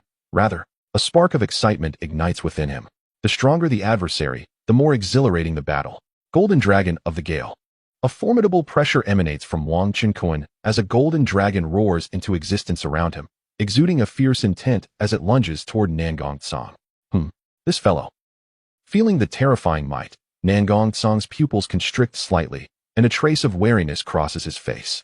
Yet, almost immediately, a cold smile emerges upon his lips. Sword Path Blossom. He raises his sword, and with a resonant hum, vibrant and dazzling sword flowers burst forth, each one radiating a striking aura of lethal intent. The sword energy intertwines, as the blossoms fill the sky. In the blink of an eye, a multitude of sword flowers gathers before Nangong Song, relentlessly bombarding the golden dragon. Hiss! The golden dragon unleashes a torrent of golden flames, the searing heat distorting the air, yet it is still dispersed by Nangong Song's sword blossoms. Haha, with just this, you think to defeat me? You are still far from it. Nangong Song laughs heartily, his form expanding as he charges forward. Seeing this, Wang Qinkuan, unwilling to yield, soars up to meet him. Bang, bang, bang. Their speeds reach an extreme, generating countless shockwaves, creating deep craters in the ground and tearing the void as they clash. The confrontation between Wang Qinquan and Nangong Song is remarkably evenly matched. Nangong Song is truly formidable, and Wang Qinquan is not lacking in the slightest. Xiao Yi, the second champion, is left deeply stunned. He had previously believed that his strength was not inferior to that of the first champion, Nangong Song, and was preparing to challenge him in the end. Now, however, it is clear that neither Nangong Song nor Wang Qinquan is an opponent he can contend with. His thoughts were shared by Li Yang and the others, who were filled with trepidation towards Wang Qinquan and Nangong Song. 10,000 swords returned to the sect. Nangong Song unleashed his true fire, finally employing his most formidable technique. Accompanied by a heart-pounding whoosh, countless tangible flying swords appeared in the sky, sweeping towards Wang Qinquan. Golden Gale Storm. Wang Qinquan remained unperturbed, swiftly forming hand seals. Before him, an immense golden vortex materialized. This was the fourth divine power of his Golden Gale transformation technique, the ultimate manifestation of the art. The golden vortex was mobile, continuously generating terrifying golden gale blades that sliced and shredded towards his opponent. Obliterating the sword energy of the 10,000 swords returned to the sect and consuming it within the vortex. Nangong Song's expression shifted. He could not allow his grand move to be swallowed and shattered by his adversary. Thus, he braved the crushing force of the Golden Gale Storm and charged towards Wang Qinquan. The two figures clashed fiercely in midair, exchanging blows until they gradually descended onto the arena. Poof! As soon as Nangong Song landed, he was unable to suppress a few spurts of blood. The recent confrontation had taken a significant toll on him. Wang Qinquan's Golden Gale Storm was immensely powerful, directly dismantling his 10,000 swords returned to the sect, while he himself had endured a combined assault from the storm and Wang Qinquan. Moreover, Wang Qinquan's physique was extraordinarily resilient.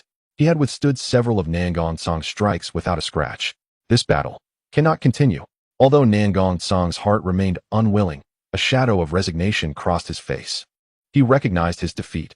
He was grievously injured, and to continue would only lead to certain loss. I concede. After a moment's hesitation, Nangong Song ultimately chose to yield. Is this truly surrender?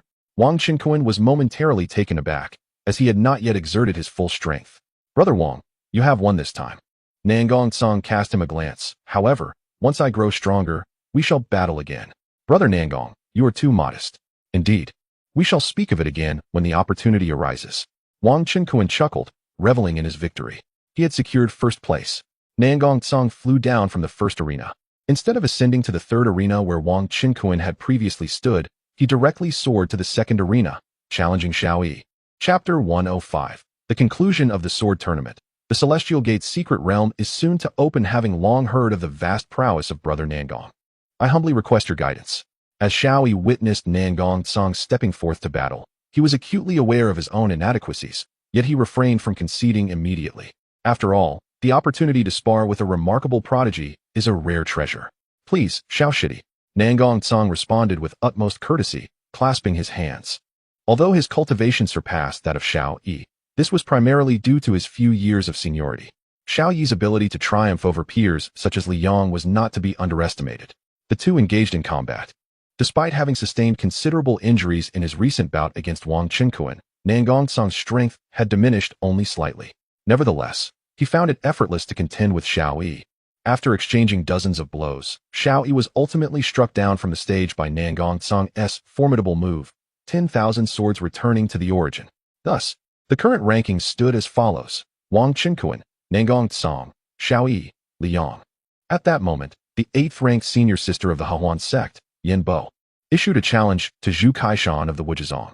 The two fought fiercely for an extended period, and ultimately, Zhu Kaishan, having nearly exhausted his mana while wielding a mid-grade magic treasure, succumbed to Yin Bo, who triumphed thanks to the advantages conferred by her superior-grade magic treasure. This secured her 5th place. The superior-grade magic treasure boasts greater power while demanding less mana from its wielder, naturally bestowing a significant advantage. After a brief respite, Zhu Kaishan vanquished the 6th-ranked genius, Hu Si of the Hu family, thus claiming the 6th position. Hu Si, son of Hu Heng and cousin to Hu Tao, possessed commendable talent, yet he was not among the elite in this tournament. The 7th rank remained unchanged for the Rogue Cultivator Alliance's Wu Hongzhua, while Hu Si now occupied 8th place.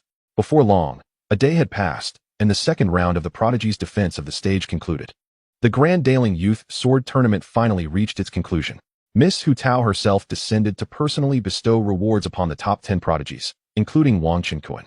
The prizes consisted of the Celestial Spirit Fruit, a top-grade magic treasure, 2 medicinal pills, and a superior-grade spiritual vein. Such treasures are indeed remarkable. Many thanks to Miss Hu Tao. Gazing upon the Celestial Spirit Fruit, imbued with the mysterious essence of the heavens and exuding a fragrant aroma, Wang Qinkuan found himself momentarily oblivious to the breathtaking beauty of Miss Hu Tao. The observational eye, the Celestial Spirit Fruit, a rare spiritual fruit infused with the essence of heaven and earth, allows cultivators below the tribulation stage to elevate their cultivation by a significant tier upon consumption. This is an extraordinary treasure. Even those at the Great Ascension stage may directly transcend to the tribulation stage by consuming this fruit. As for the Transformation Pill and the Void Refinement Pill, these held little value for Wang Qinkuan.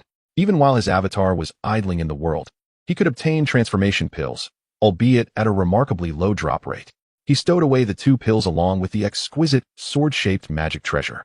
The superior-grade spiritual vein, extending 1,000 feet in length, was originally housed within a treasure-grade storage pouch. Spiritual veins, being such coveted assets, can be placed beneath the grounds of clan territories or sect cultivation sites, continuously releasing vast amounts of spiritual energy. Wang Qinkuan, I never would have imagined that at not even 40 years of age, you would claim the title of the foremost prodigy in this tournament.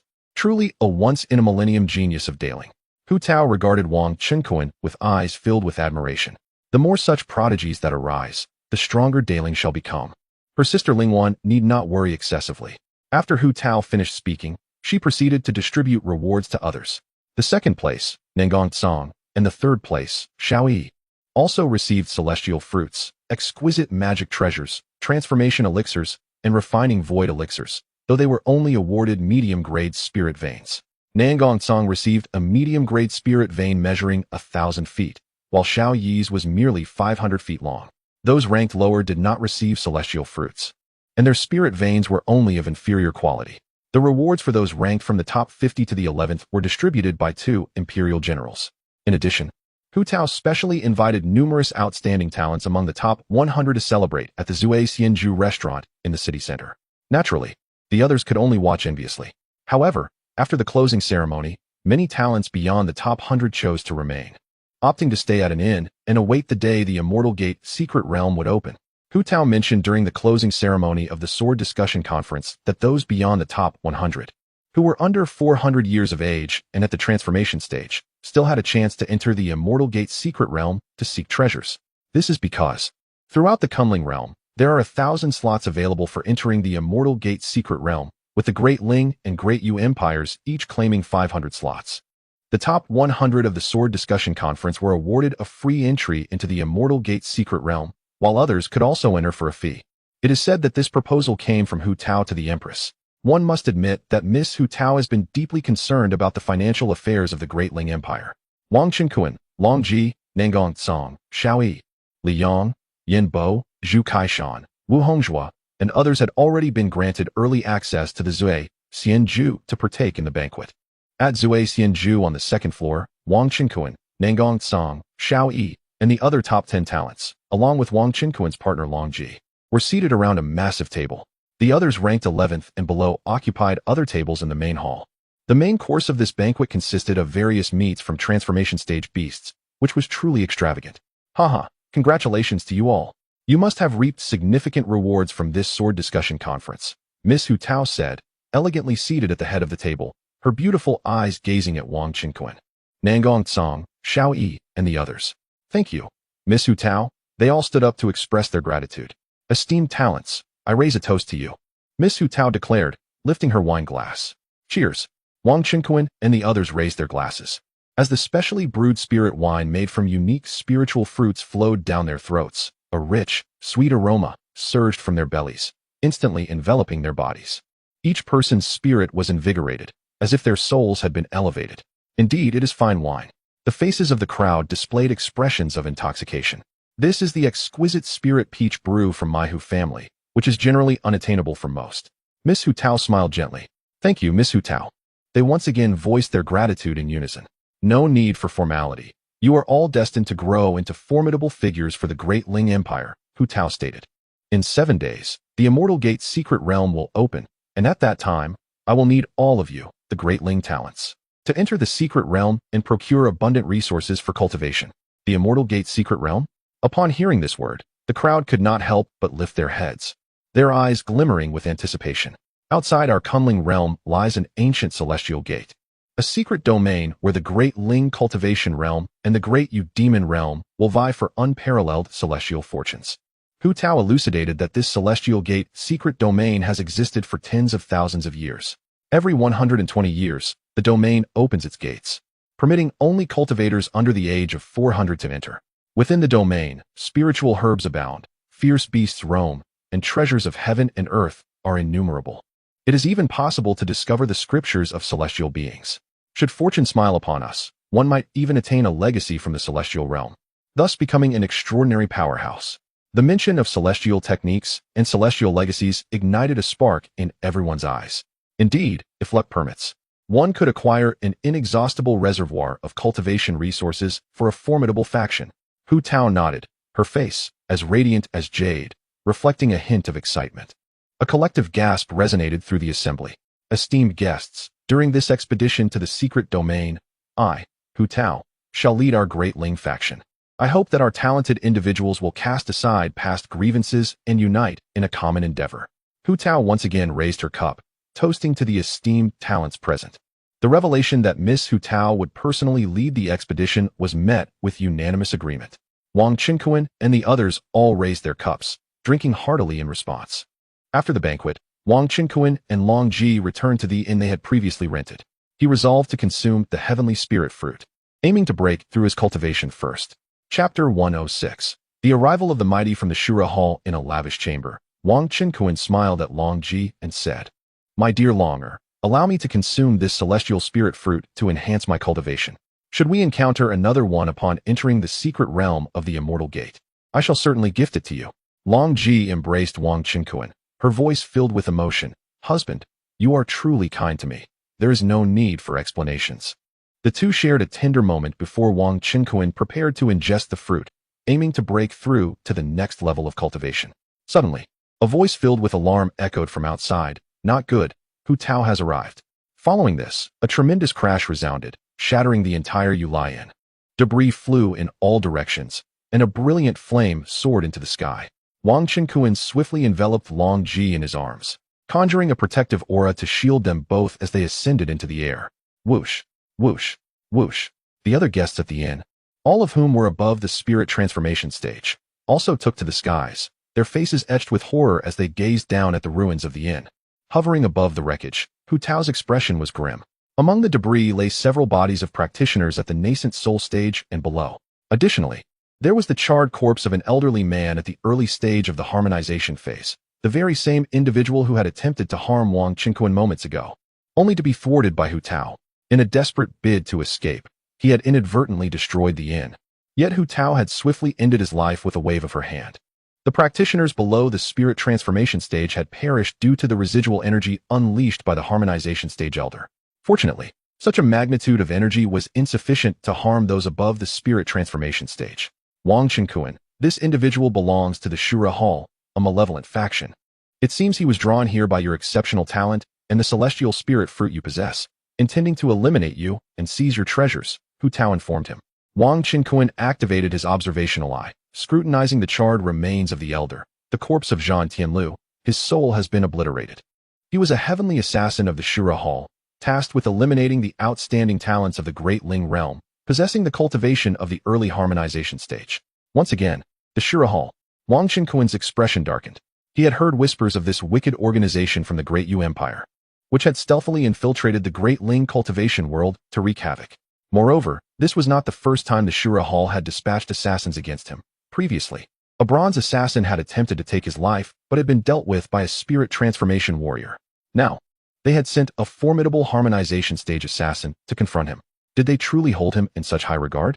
Spring brother, why did you not inform me earlier of the Shura Hall's powerful assassin? Wang Qinkuan inquired of the system, his dissatisfaction palpable.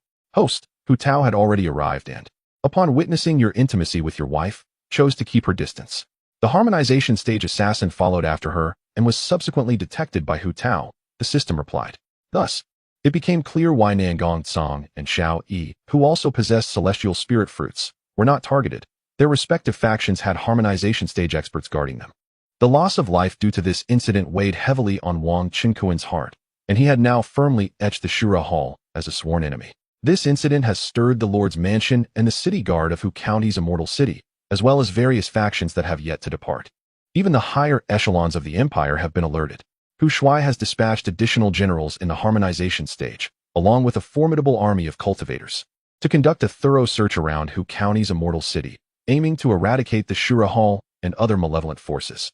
Hu Tao's visit is primarily to safeguard Wang Qinquan, providing him protective support to facilitate his breakthrough in cultivation. This is crucial for the Daling faction to enhance their odds in the impending struggle for the secret realms against the Daio Empire. With the Yulian now lost, Hu Tao has no choice but to escort Wang Qinquan and Long Ji to the Longmen Inn. The three of them entered a lavish room within the inn. Young Master Wang, what transpired earlier was merely an accident. You should consume the Tianling fruit and make your breakthrough now. I shall provide protection for you. Hu Tao smiled at Wang Qinquan. Then I shall trouble you, Fairy Hu Tao, for your protective guidance. Thank you. Wang Qinquan gazed at the exquisite beauty before him, whose charm rivaled that of Long Ji, and spoke with pure sincerity. The system is capable of discerning whether others harbor ill intentions towards the host. If there were any malevolent beings in the harmonization stage, Wang Qinquan would certainly not allow them to approach so closely. There is no need for such formality. Young Master Wang, it is my duty as a member of the imperial elite, Hu Tao replied playfully. Seizing this opportunity, I can have a delightful interaction with the charming Long Ji sister.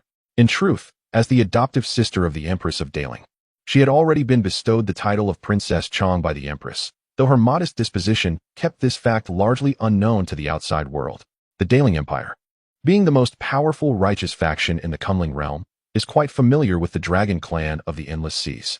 Hu Tao had long recognized Long Ji as a princess of the Dragon Clan. The fact that a princess of such nobility would marry into a minor family in Yun City, coupled with Wang Qinquan's impressive reputation in Yun City, piqued her curiosity about him. This presented a perfect opportunity for her to engage with Long Ji. Long Ji, too, was intrigued by this legendary maiden of the Daling Empire. And without regard for Wang Qinquan, she pulled Hu Tao aside for a chat. Wang Qinquan smiled at the scene, consuming the Tianling fruit and entering a meditative state for cultivation.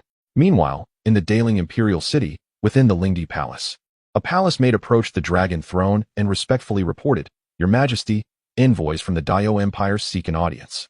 Daio Empire? Announce them. The enchanting Ling Wan, Empress of Daling, opened her eyes slowly, her aura steeped in ethereal grace.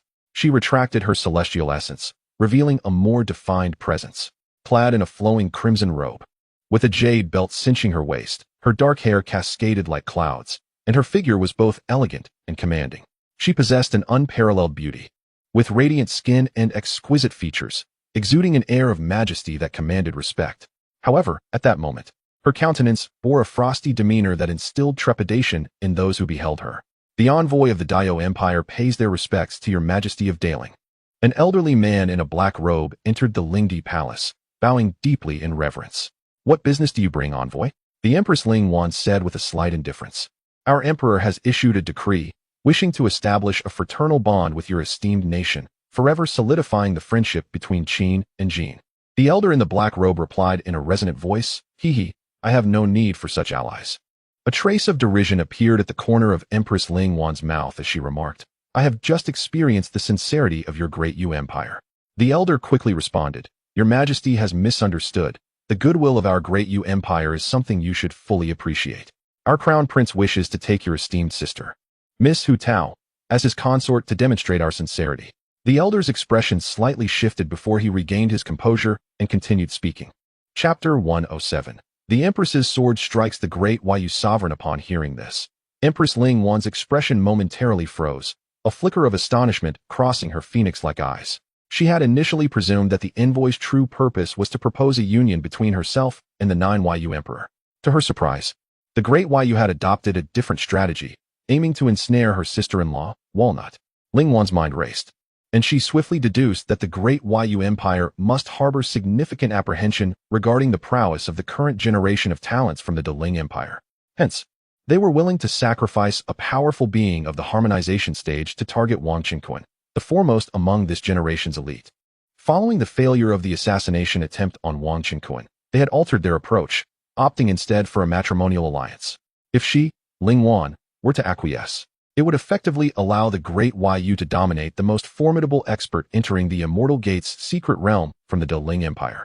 After all, Walnut was undeniably the most extraordinary prodigy under 400 years of age in the Ling Empire, and she would undoubtedly lead the charge among the Ling elites. Yet, these demonic cultivators were indulging in fanciful delusions. The 9 Yu Emperor was a malevolent old fiend, and the Prince of the Yu Kingdom, Yumo, was hardly any better.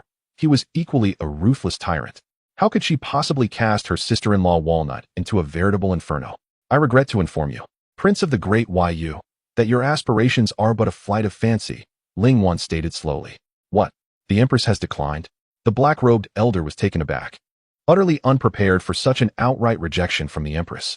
He had not even considered consulting Walnut herself. His prince, Yumo, was charming and dashing, a paragon of desire for countless demonic maidens. With but a word, legions of enchantresses would gladly lay bare their hearts for him. This matter must not be broached again. Empress Ling Wan declared resolutely. Thus, our emperor and prince have conveyed that should her majesty be unwilling, conditions may be proposed. The black-robed elder, Dark Ming sovereign, remained silent for a moment before speaking, his tone now frigidly resolute. Ha! Ling Wan could not help but erupt in a hearty laugh, as though she had just heard the grandest jest in the world. The 9 Yu has made such declarations, has it? Very well. I now present you with two choices. Ling Wan's demeanor shifted from mirth to coldness. The first choice is for our two nations to resume hostilities. To the death. The Ling Empire has long been prepared for this. The second choice is for you to depart at once. And I shall consider this matter as though it never transpired. Upon hearing this, the black-robed elder exhibited a flicker of hesitation. Their mission had been to negotiate peace. However, they had never anticipated that Ling Wan's stance would be so unyielding, adamantly refusing to yield even an inch. Your Majesty, we have approached with immense sincerity. Such behavior is unbecoming of your station, Dark Ming's sovereign retorted with a cold snort. As an envoy of the great Yu Empire, his esteemed identity as the master of Prince Yumo conferred upon him a position of great authority, possessing unmatched cultivation that towered over the realm, reaching the pinnacle of the tribulation stage. Had he not been enamored with the earthly riches, he could have secluded himself for a century, transcended 2 more tribulations, and ascended to the celestial realm. Even the esteemed princes of the great Yu royal family would respectfully bow and address him as master uncle in his presence. Yet, the Empress of the great Ling Empire, in her audacious arrogance, was deserving of the gravest punishment. With a cold laugh, Ling Wan disregarded the situation entirely. This negotiation was destined to yield no fruitful outcome.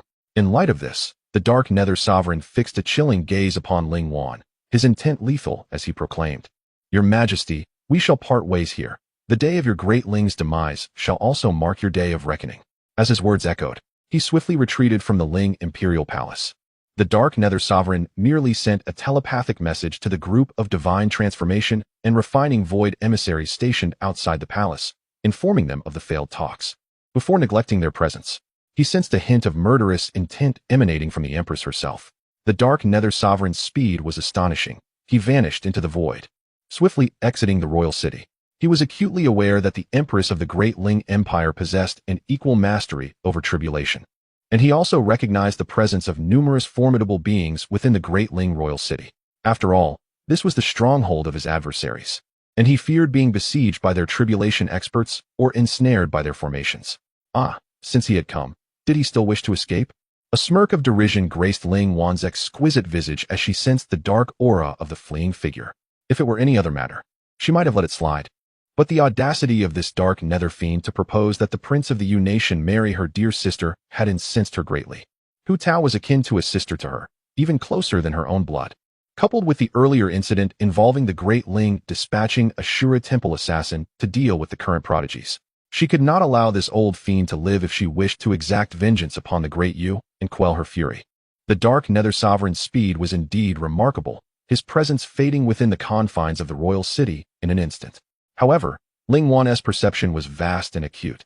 She immediately discerned that a particular area along the border of the Great Ling was enveloped in a state of distortion. With a slight arch of her brow and a subtle shift of her form, she vanished from her original position.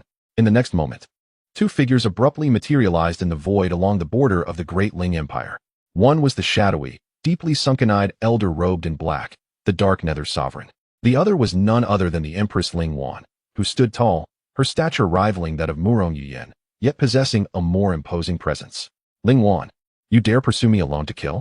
The Dark Nether Sovereign was incredulous. Had the Empress come with a host of tribulation experts, he would have fled without hesitation. But the audacity of the Great Ling Empress to chase after him alone filled him with no fear whatsoever. Like a wraith, the Dark Nether Sovereign lunged at Ling Wan, his hands transforming into enormous, jet-black claws. With each strike, explosive cold light burst forth, shattering the very void. The rumbling echoed as the entire mountain below was reduced to rubble. Humph, a mere demonic cultivator. Ling Wan's gaze sharpened, and she let out a cold snort. In an instant, the Empress of Ling wielded the demon-slaying divine sword, unleashing a sword aura that soared to unimaginable heights, tearing the void asunder. The dark claws that shot forth were shattered, dissipated by the might of her blade. With a sickening sound, the dark underworld sovereign was cleaved in two by a single stroke. Blood rained down from the heavens. His severed body emitted countless strands of demonic energy, desperately attempting to mend itself, retreating thousands of miles while spewing blood, gravely injured and on the brink of death. In just one exchange, he had suffered a catastrophic defeat. This is impossible. You are not a tribulation practitioner. Could you be a celestial being from the mortal realm?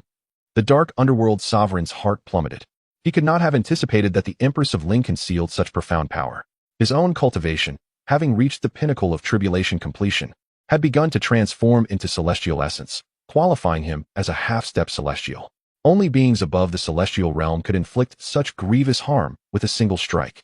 The so-called celestial of the mortal realm refers to those who have completed their tribulation in the human domain, reached the celestial realm, and, through supreme secret arts, aligned with the heavenly Tao, allowing them to dwell in the mortal world. No wonder the Emperor of the Nine Hells valued the Empress of Ling so highly, going to great lengths to court her, even seeking to wed her. Damned it! If only the Nine Hells had informed him that the Empress of Ling had ascended to immortality, he would not have brought envoys to the Great Ling today. You know, it is too late now. Ling Wan's celestial aura surged, and she infused celestial essence into the demon-slaying divine sword, with a casual slash. A grand sword energy cleaved through the heavens, splitting the void. The sword energy transformed into a rain of radiant light, enveloping the dark underworld sovereign. This strike was at least several times stronger than the last. Despair engulfed the dark underworld sovereign. He felt no inclination to resist, summoning his demonic energy to escape in haste. However, it was ultimately too late. With a single sword stroke, the dark underworld sovereign was reduced to countless fragments, devoured entirely by a fire dragon summoned by Ling Wan, with not even his primordial spirit able to flee, all turning to ash. Heh! The Empress of Ling observed this scene with indifference, her expression unchanging. In the next moment, she silently vanished into the void, returning to the Ling Emperor's palace, where she elegantly took her seat and sipped her spiritual tea. Chapter 108. The Second Prince Yoshio and Wang Qinquan's breakthrough in the Great Yu Empire, Bone Jade Demon City. Clap, clap, clap. In the opulent central mansion of Bone Jade Demon City, the sound of applause resounded melodiously. After approximately 15 minutes, a tall and handsome young man, disheveled yet striking, emerged slowly from the palace. His eyes were an inky black, seemingly capable of ensnaring souls, and he emanated an astonishing aura of complete integration. Congratulations, Your Highness, on achieving complete integration. In the trembling void nearby, two elderly men appeared, offering their congratulations. Clad in purple robes, they exuded a profound presence that imparted an overwhelming sense of danger. They were, in fact, two esteemed uncles from the Heavenly Kill sect. This young man was none other than Yoshio, the second prince of the Great Yu Empire. With a beaming smile, he regarded the two elders. Despite their status as formidable demonic cultivators of the Great Ascension stage, he held little reverence for them, for he was a royal prince, a direct disciple of the venerable Feng Tian, the supreme elder of the Heavenly Kill sect. On either side, two beautiful maidservants bowed respectfully to Yoshio, their faces brimming with fervent admiration. Ha ha, cleanse the woman inside and send her back, Yoshio commanded the maidservants with a smile. Yes. The maidservants hurried inside to awaken the unconscious demonic female cultivator who had been serving the second prince, then cleansed her before sending her on her way. Yoshio had a habit of seeking relaxation with beautiful female cultivators after each period of seclusion and cultivation. However, this was not deemed inappropriate, although he acted swiftly. He was gentle enough not to harm the lives of the fair maidens, unlike his elder brother Yumo, who callously ended the lives of the women he entertained. Yoshio, along with the two formidable members of the Heavenly Kill sect, proceeded to the reception hall of his mansion. Once seated, other maidservants presented fragrant tea. I have been in seclusion for quite some time, and at last, I have successfully ascended to complete integration, he exclaimed, excitement illuminating his eyes. This time, when I enter the secret realm of the Immortal Gate, I will undoubtedly lead the prodigies of the Great Yu to sweep away the talents of the Great Ling Empire, achieving an unrivaled reputation. Even my father must rely on me, for this expedition will showcase my prowess in seizing treasures. The second prince speaks truly. The elder on the left, Wu Ji, remarked in a calm tone. Once you obtain the chance of immortality, our Great Yu Empire shall gain another formidable general. Indeed, the elder on the right, Ning Bin Hong, nodded, his eyes sparkling with wisdom. It is said that the walnut of the Great Ling has already reached the late stage of integration. Oh, Yoshio replied, admiration evident in his voice.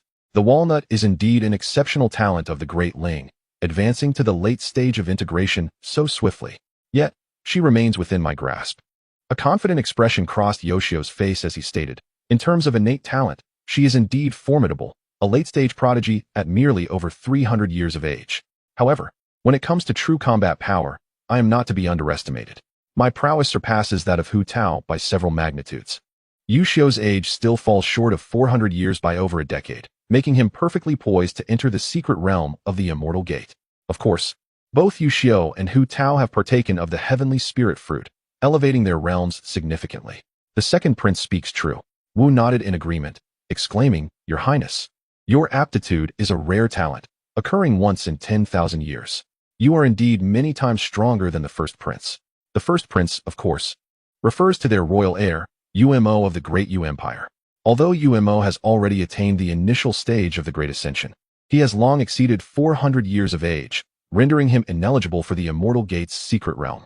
Speaking of Hu Tao and Prince Umo, there is something you may not have heard upon your recent emergence from seclusion, second prince. The dark underworld sovereign from the soul-severing valley has taken our Great Yu envoy to the Great Ling Empire to propose a marriage for the prince. And the intended bride is none other than Miss Hu Tao of Great Ling. What? The prince intends to pursue my Hu Tao? What is the situation with Great Ling? Has that empress agreed to such an outrageous request? Upon hearing this, Yoshio's eyes blazed with seething fury. The Miss Hu Tao from the Great Ling Empire is a goddess he has long coveted, while his elder brother, Umo, is merely a decrepit old fool over 1,000 years of age who knows nothing of cherishing beauty. How dare he covet his Hu Tao goddess? Yoshio had planned to claim Miss Hu Tao during the trials of the Immortal Gate's secret realm. Even if she were unwilling and defiant, he would seize her by force, for the ways of the demon cultivators are driven by desire. Given time, he need not surpass his father, the Nine Underworld, but merely outshine Prince Umo, and Yoshio remained optimistic. How utterly preposterous! To dare to steal his Hu Tao. His elder brother, Umo, had already sealed his own doom. Second prince, there is no need for such anger, Wu hastily advised. Ning Binhong chuckled with malicious glee. We have just received the latest news. That Lingwan Empress not only rejected this proposal, but has also heard that the dark underworld sovereign of the soul-severing valley has already perished. Hiss! This Lingwan Empress is so tyrannical. To take a life over a disagreement. I have heard that the dark underworld sovereign was an unparalleled being at the peak of the tribulation crossing. A profound shock and trepidation washed over Yoshio's face. The dark underworld sovereign stood as the pinnacle beneath the immortals. A journey to the Great Ling Empire was perilous enough to cost one's life. One can only imagine the depths of Great Ling's waters and the terrifying nature of its empress. She surely rivals his father in might. However, an empress is an empress, and Hu Tao is Hu Tao. As long as he can consummate his union with Hu Tao within the Immortal Gate's secret realm and return to the Great Yu Empire, that empress will have no choice but to acquiesce. In the future, the Great Yu Empire will rapidly flourish using the abundant resources obtained from the Immortal Gate's secret realm. Yoshio will swiftly transcend the Great Ascension, conquer the tribulation stage, defeat his elder brother the prince, and ascend to the throne of the Great Yu Empire. Ultimately, that stunningly beautiful empress of Great Ling may well fall into his grasp. Yoshio's eyes glimmered with ambition as these thoughts coursed through his mind, causing him to salivate in anticipation. Not only did the splendid royal residence of the Bone Jade Demon City stir waves due to the Empress slaying the Dark Nether Sovereign, but the other demon cities within the Great Yu Empire and various demonic sects also erupted in fervent outrage. Within the Great Yu realm, countless demonic cultivators were incensed. The upper echelons of the Soul-Severing Valley and Prince Yumo even approached the Nine Nether Emperor, advocating for a coalition of all demonic forces to wage war against the Great Ling Empire. However, the Nine Nether Emperor remained silent, stating that the time was not yet ripe. At the very least, a decision must await the conclusion of the Celestial Sex Prodigy trials. One day later, within the opulent confines of the Dragon Gate in Inhu County's immortal city, Hu Tao and Long Ji animatedly communicated with each other through their spiritual senses. The two young women found great rapport, their bond deepening as they shared everything and became close friends.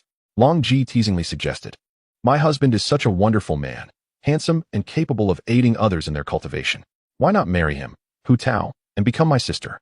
Hu Tao blushed and replied, "Sister Long Ji, I still have to assist Sister Empress with her affairs, and I am not inclined to marry so soon. When I do decide to wed in the future, I shall certainly consider Prince Wang first." In truth, she held a profound admiration for Wang Qinquan's exceptional talents. She believed that in the Kunling realm, her own gifts ranked among the very best, even surpassing that of the Empress. Yet, Wang Qinquan's genius far exceeded her own. Such an extraordinary figure truly seemed the perfect choice for a soulmate. Ding! Congratulations, host, on breaking through to the transformation realm. Your talent, Furnace Body, has been upgraded to red. You can now create one additional clone. A new item has appeared in the shop. You have gained a lottery opportunity. At this moment, seated in meditation, Wang Qinquan slowly opened his eyes, radiating divine light, his body imbued with an overwhelming divine essence. The profound energy from the heavenly spirit fruit had finally been completely absorbed. He transitioned from the early stage of the nascent soul to the initial stage of the transformation realm, experiencing a significant enhancement in the strength of both his physical form and spiritual essence, now capable of withstanding the full cultivation of a perfected harmonization realm powerhouse. Chapter 109. The Body of Thunder. Departure. Wang Qinquan commanded the system to create a fifth avatar, aptly named Kunkan No. 5. He sent it forth alongside the other avatars, charging vigorously into the 10th cloud realm to continue his idle pursuits. With 5 avatars possessing combat prowess comparable to that of the Void Refinement ancestor, their strength had multiplied exponentially, making the extermination of Void Refinement beasts a trivial task. Once they leveled up to the pinnacle of the God transformation stage, progressing to the 12th cloud realm for further idleness would surely pose no challenge. Upon accessing the system's marketplace, Wang Qinquan discovered a new item, an enigmatic and potent physique, Body of Thunder. It required 50 points of fortune and bestowed upon its wielder the ancient Body of Thunder, enabling mastery over lightning's power while enhancing resistance to thunder attributes and generating a divine-grade thunder spirit root within. My goodness, what a remarkable treasure. The required fortune was not excessive. The mere prospect of acquiring a divine-grade thunder spirit root made it exceedingly worthwhile. Wang Qinquan promptly exchanged for the Body of Thunder, and his fortune diminished from 249 to 199. A tremor coursed through his body as the essence of thunder enveloped him, and he gained a divine-grade thunder spirit root. From that moment forth, he could also regard the path of thunder as a primary focus of his cultivation. He was now capable of specializing in 2 elements, gold and thunder. Of course, it was not mandatory to possess a thunder spirit root to cultivate thunder techniques. In fact, one could still practice thunder methods without it, albeit at a slower pace and with diminished potency. In the room, the 2 ethereal figures, Hu Tao and Long Ji, ceased their conversation, gazing at him with curiosity. Wang Qinquan smiled, retracting his aura, and conducted a lottery draw, resulting in a fully realized yellow turban warrior. He frowned slightly, feeling unsatisfied. Previously, after producing 5 offspring, he still had 5 remaining lottery chances to utilize. Thus, he decided to exhaust them all at once. In this round of 5 consecutive draws, he unexpectedly acquired a fully realized yellow turban warrior of the Great Ascension stage, along with a heavenly spirit fruit. Additionally, he obtained a 13th level thunder technique, Zixiao Heavenly Thunder Technique. Furthermore, he drew a Death Substitute Talisman and Heavenly Silkworm Blood. This round of lottery was filled with splendid treasures, a significant windfall. All these items resided within the system's space. At this moment, Hu Tao, who had noticed Wang Qinquan's breakthrough in cultivation, congratulated him before preparing to take her leave, as she had her own pressing matters to attend to. Miss Hu Tao, I am grateful for your protective guidance. Please accept these exquisite youth-preserving pills as a small token of my appreciation. Wang Qinquan quickly called out to her, retrieving 10 exquisite youth-preserving pills and presenting them to her delicate hands. Ah, Young Master Wang possesses such an abundance of exquisite youth-preserving pills. I shall not be polite, Hu Tao exclaimed, her small face lighting up with surprise and delight. Although the Great Ling Imperial Palace boasted numerous skilled alchemists, youth-preserving pills were a unique and low-tier concoction. The scarcity of refining materials and the quality of the pills produced were not solely contingent on the alchemist's expertise. Ultimately, it was a matter of pure luck, making the emergence of exquisite pills exceedingly rare. Hu Tao and the Empress had only ever consumed superior youth-preserving pills, never having encountered the exquisite variety. Thus, without any pretense, Hu Tao joyfully accepted 10 exquisite youth restoration pills and hurriedly departed, intending to share half with her Empress sister in the palace. Observing Hu Tao's exit, Wang Qinquan bestowed upon Long Ji 5 exquisite youth restoration pills, along with a formidable Huangjin warrior at the consummate stage of integration and a death substitute talisman, informing her that they all required blood to acknowledge their master. By securely placing the death substitute talisman close to her, she would gain the ability to substitute for death once. Wang Qinquan already possessed one. Given that the Tianling fruit was an exceptionally rare treasure, exclusively found within the secret realms of the Celestial Gates, it was prudent not to reveal its existence. Therefore, he planned to wait until they entered the Celestial Gates' secret realm before allowing Long Ji to consume the Tianling fruit and make a breakthrough. He is truly too good to me, willing to part with such treasures as the integration stage puppet and the death substitute talisman. Long Ji was overwhelmed with emotion, embracing Wang Qinquan's face and showering him with fervent kisses. This death substitute talisman was produced by the system, requiring others to acknowledge their master through blood for it to take effect. After acknowledging the Huangjin warrior and the death substitute talisman as her own, she stored them within her spatial realm. High-level demon clans and beasts could derive a storage space from their scales and bodies. Subsequently, Long Ji practiced cultivation alongside her husband. The following day, Wang Qinquan arose from his gentle slumber and began to study the Zixiao heavenly thunder technique. After several days, Hu Tao's consciousness swept over from afar, urging them to awaken. Once Wang Qinquan and Long Ji had refreshed themselves, they soared into the air and arrived at the Grand Plaza at the heart of Hu County's celestial city. There, they beheld all the assembled participants from the Daling Empire bound for the Celestial Gates' secret realm, without exception. In addition to the top 100 from this year's talents ranking, there were also 400 prodigies who had purchased trial slots for the secret realm.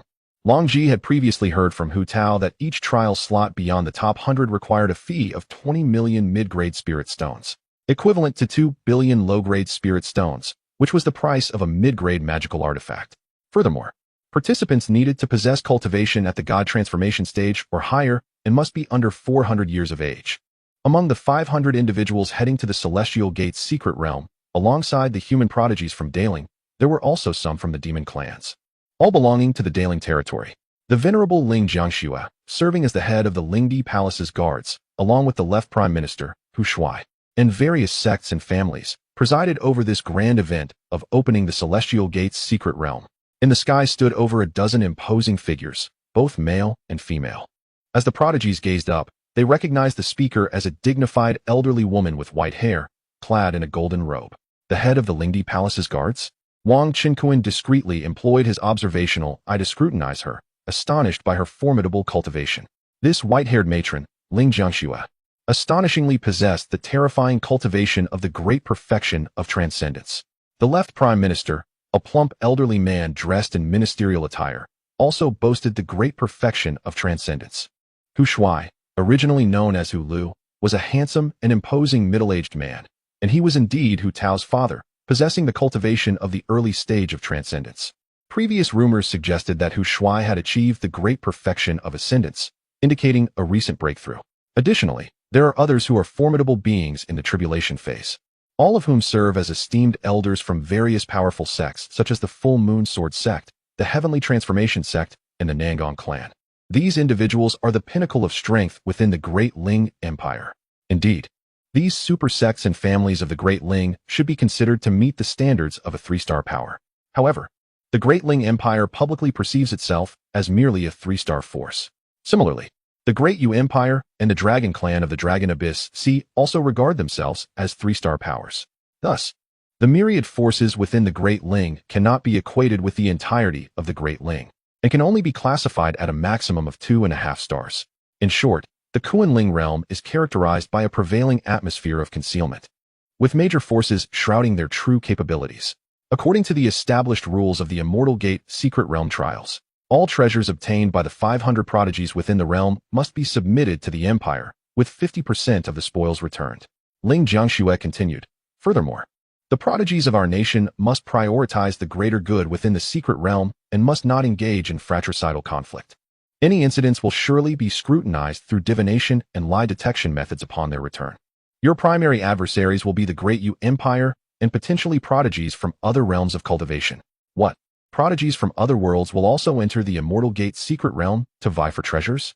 The prodigies in attendance murmured quietly, realizing that their righteous faction from the Great Ling was already at a disadvantage against the demonic prodigies of the Great Yu. They had received reports that several prodigies at the integration stage were set to enter the secret realm from the Great Yu this time. Now they must compete with prodigies from other worlds as well? Fear not.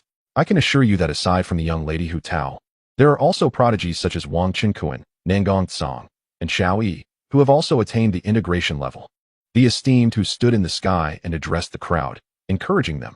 The path of cultivation is a contest of chance. Such celestial opportunities must not be squandered. While treasure hunting requires strength, it also hinges on fortune and destiny.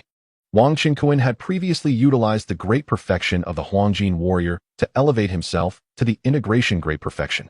The numerous prodigies are well aware that Wang Qinkuan, Nangong Tsang, and Xiao Yi have all consumed the celestial spirit fruit, enabling their breakthrough to a significant realm. Contemplating the myriad treasures they might acquire within the Immortal Gate secret realm, including celestial materials like the celestial spirit fruit, their hearts brimmed with fervor. They would certainly not retreat out of fear of their opponents. It would be absurd to forego such a monumental opportunity simply out of fear of death. Such a choice could very well shatter their resolve. A shattered resolve would hinder any future efforts in cultivation, potentially leading to regression.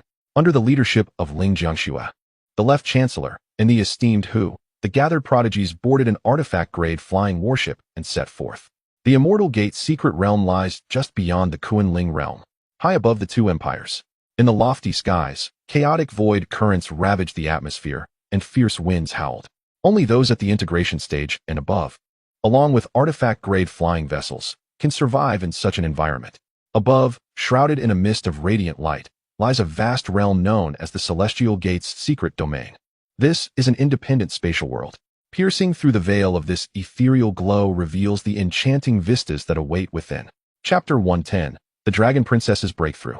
The white-clad fox demon, here lies the entrance to the Celestial Gate's secret realm. This mystical place is said to be an extraordinary world born from the very fabric of heaven and earth, capable of concealing and shifting its location. Emerging once every 120 years, close to the Kunling domain.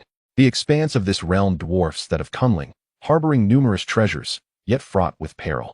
Those who venture within may not return alive. From a distance, two colossal warships, separated by 100,000 miles, soared towards the radiant glow, representing the prodigious vessels of the Great Ling and Great Yu empires. With a thunderous roar, the ships carved long arcs through the void, breaking through the mist of the glowing clouds, and vanishing into the heavens. After a duration exceeding 2 hours, Wang Qinkuan and the other prodigies of the Great Ling finally reached the entrance to the Celestial Gate's secret realm on their side. This entrance is, in truth, the thinnest point of the barrier separating the celestial realm.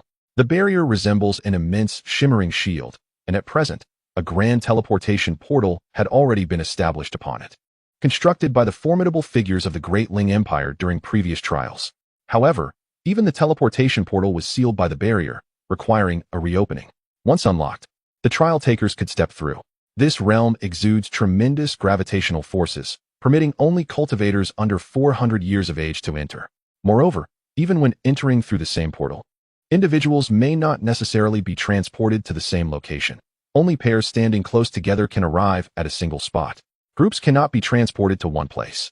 Upon entering the secret realm, external cultivators are permitted to remain for a maximum of 1 month before being expelled by the realm's innate forces. The prodigy trial takers, including Wang Qinkuan, all carried the Imperial Order of the Great Ling. This was a designated teleportation token from the Grand Plaza of the Imperial City, which would automatically activate to return them to the city upon their expulsion. The powerful figures of the Great Ling Empire emerged from the warships, standing suspended in the void, impervious to the chaotic currents of space. Uniting their strength, a dozen mighty beings unleashed their power, and after a brief incense-stick's time, They shattered the barriers surrounding the portal of the secret realm. This revealed a vast, distorted opening, shrouded in darkness, resembling a corridor of emptiness. Quickly, Hu Tao commanded, leading the prodigies of the great Ling Empire as they leaped from their airborne vessels into the portal of the secret realm. Wang Qinkuan embraced the dragon princess, closely following behind. With a flurry, the multitude of prodigies entered in succession. As they crossed the threshold, the opening of the celestial gate swiftly sealed behind them. Is this truly the secret realm of the celestial gate? It is indeed a sight to behold. Wang Qinkuan, cradling the dragon princess, found themselves descending into a mountain range from the portal, now standing atop a peak. As they surveyed their surroundings, billowing seas of clouds undulated, verdant foliage sparkled, and ancient trees towered majestically, interspersed with a profusion of spiritual herbs. Each herb, classified as tier 3 or higher, boasted centuries, even millennia, of age. Numerous spiritual herbs emanated an astonishing fragrance, evidently aged for over 10 millennia. My lord, the resources of spiritual herbs within these mountains should rival the botanical foundations of any 2-star sect in the Great Ling, wouldn't you agree? Long Ji remarked, visibly intrigued and eager to gather these herbs. Such herbs are merely trivial. I possess an abundance, Wang Qinkuan replied. Moreover, some of the advanced spiritual herbs are guarded by ferocious beasts. He grasped Long Ji's arm gently. Let us first find a suitable location. You should consume the celestial fruit to elevate your cultivation before seeking treasures. The celestial fruit? My lord, do you possess the celestial fruit? Long Ji inquired, puzzled. Wang Qinkuan produced the precious fruit and placed it in Long Ji's delicate hand without further elaboration. Her expression lit up with delight as she beheld the unparalleled treasure. However, her astute nature prevented her from probing too deeply into her husband's secrets, including the origin of this second celestial fruit. What truly mattered was that her husband thought of her when he encountered good fortune. Although the unique effects of the celestial fruit necessitated a century's wait between consumption, who among other men would be so generous as to bestow such a rare gem upon their wife? Most would likely keep it for their own benefit after 100 years. Let us proceed and find a suitable spot for your protection, Wang Qinkuan suggested. His thoughts were alight with the tales of countless treasures hidden within the immortal sect's secret realm, where various advanced spiritual herbs, elixirs, divine artifacts, and techniques might await discovery. Though the immortal sect's secret realm was fraught with danger, the abundance of treasures promised immense rewards. Wang Qinkuan's gaze burned with fervor as they descended the mountain. A massive beast, a monstrous avian creature, suddenly swept through the air, whipping up a gale that stretched for miles. Wang Qinkuan looked up to behold a formidable iron-backed, golden-eyed eagle of the void refinement stage, with a resounding cry that echoed across the heavens. Its razor-sharp talons tore through the void, aiming for Wang Qinkuan and Long Ji's heads. With a slight tremor of his arm, a flash of sword light erupted. A muffled thud resounded as the iron-backed, golden-eyed eagle was cleaved in two, a rain of crimson falling as its demonic soul was obliterated by the terrifying sword intent. Moments later, within a secluded yet spacious cave, Wang Qinkuan encouraged, Long Ji, you may break through here. Thank you, my lord. Long Ji expressed her gratitude. She consumed the celestial fruit, closed her beautiful eyes, and sat cross-legged, beginning her breakthrough. A day later, Long Ji successfully advanced from the late transformation stage to the late void refinement stage. The pair emerged from the cave, ready to officially embark on their treasure hunt. The scenery here resembled an ethereal paradise, truly extraordinary. Wang Qinkuan surveyed the surroundings. They reveled in the beauty of the landscape. The nearby mountains were suffused with spiritual energy, flourishing with verdant flora, steep peaks, and the sweet melodies of birds mingling with fragrant blossoms, resembling a heavenly utopia, breathtakingly magnificent. Let us depart. This immortal sect's secret realm is vast, and we must swiftly seek the ancient treasures, Wang Qinkuan urged. The two hastened their pace and began their search. Meanwhile, not far from their location, in the depths of a valley abyss. Beneath this abyss lies a realm shrouded in darkness and dampness. Its depths extend beyond the limits of sight, with no discernible edge. Upon a protruding rock, a woman clad in white reclines serenely. Her eyes are tightly shut, her complexion ghostly pale. At her forehead, a lotus mark radiates a faint cerulean glow. Her skin, as delicate as mutton-fat jade, frames brows like willow leaves, a regal nose, and lips that glisten like cherry blossoms. Her cascading white hair falls gracefully over her shoulders, and her figure boasts an exquisite curvature, utterly flawless. Such beauty could ignite a fervor within the hearts of male cultivators. Yet, The pallor etched upon her lovely face bears an ethereal frailty, evoking sympathy from any passerby, compelling them to linger and safeguard her.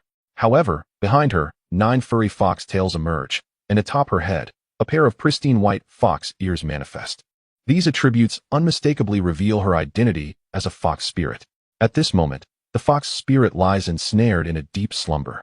A thick layer of frost envelopes her form, exuding a biting chill that causes her delicate body to quiver slightly. Suddenly, shadows emerge from the depths below. These shadows coalesce into a horde of fearsome, venomous scorpion demons, each one larger than a common dog. Their tails drip with a noxious liquid, a sight that induces nausea in those who dare to behold it. Chapter 111. The Annihilation of the Third Prince of the Zhangxian Realm. A swarm of venomous scorpion-like demons fixated on the exquisite white-clad fox spirit, their insectoid eyes gleaming with insatiable hunger. What a delectable feast indeed! This was the flesh and blood of a formidable fox demon at the stage of integration. To our astonishment, such a stunning vixen has graced our presence. Were it not for our inability to transform, we would be loath to devour such a breathtaking beauty. Oh, I can hardly contain my eagerness to savor her essence. Brothers, let us advance. Hiss hiss. This congregation of venomous scorpions, possessing significant intellect, communicated through a myriad of psychic waves. In unison, they lunged toward the white-clad maiden. However, just as they initiated their assault, the fox spirit seemed to stir from her slumber, her subconscious sensing the imminent peril. With a soft whimper, she momentarily awakened, raising a delicate hand to conjure a crystalline shield of ice that enveloped her entire being, before succumbing once more to a deep sleep. The relentless scorpions assaulted the shimmering barrier. Wang Qinquan, whose immense consciousness rivaled that of beings at the integration stage, was scanning the surroundings and happened upon this scene within a nearby valley chasm. The fox maiden was in grave danger. Should he intervene? What a striking beauty she was, her allure rivaling that of the dragon princess. The information transmitted from his observation revealed the fox maideness details. Name, Bai Yunu, Holy Maiden of the White Fox Clan. Zhangxian Realm. Age, 360 years. Realm, perfect integration, spiritual root, divine grade. Fortune, 90, overall, 95, legendary empress, recommended for marriage. She was a fox spirit of even higher cultivation than Hu Tao. The Zhangxian realm must be the other realm spoken of by Ling Jiangxue, one that also granted access to the secret domain of the Immortal Gate. It would be a grave shame to allow such an exquisite demoness to perish at the hands of these vile creatures. Come, there lies a fox maiden besieged by demons. Wang Qinquan remarked to the dragon princess, embracing her as they soared towards the scene. Though the gravitational pull of this secret domain of the Immortal Gate was significantly stronger than that of the Kunling realm, practitioners above the void refinement stage could still take to the skies, albeit at a considerably reduced speed. Upon reaching the valley's depths, the dragon princess gazed in awe at the fox maiden, who lay upon the rocks encased within her icy barrier. This was indeed the legendary fox spirit. No wonder her husband hastened to her rescue. With a swift flick of his wrist, Wang Qinquan summoned a sword of 3 feet in length, unleashing a radiant arc of purple lightning that erupted into a tempest of thunderous sword energy, engulfing dozens of scorpions. Boom, boom, boom. The scorpions, caught off guard, were obliterated in an instant, their demonic souls annihilated by the might of the thunder. This demonstrated the terrifying power of his lightning-infused sword aura after mastering the purple sky thunder technique. He had not even unleashed a full power strike, merely employing a simple sword swing. As he prepared to awaken the slumbering fox maiden, he was taken aback. Ah, this enchanting fox spirit had ventured into this realm. And there was yet another such unparalleled dragon maiden present. Who are you? You are not challengers from my Zhangxian realm. They must be individuals from the Kunling realm. Young man, I am addressing you. Speak quickly. Suddenly, 5 figures soared in from beyond the abyss.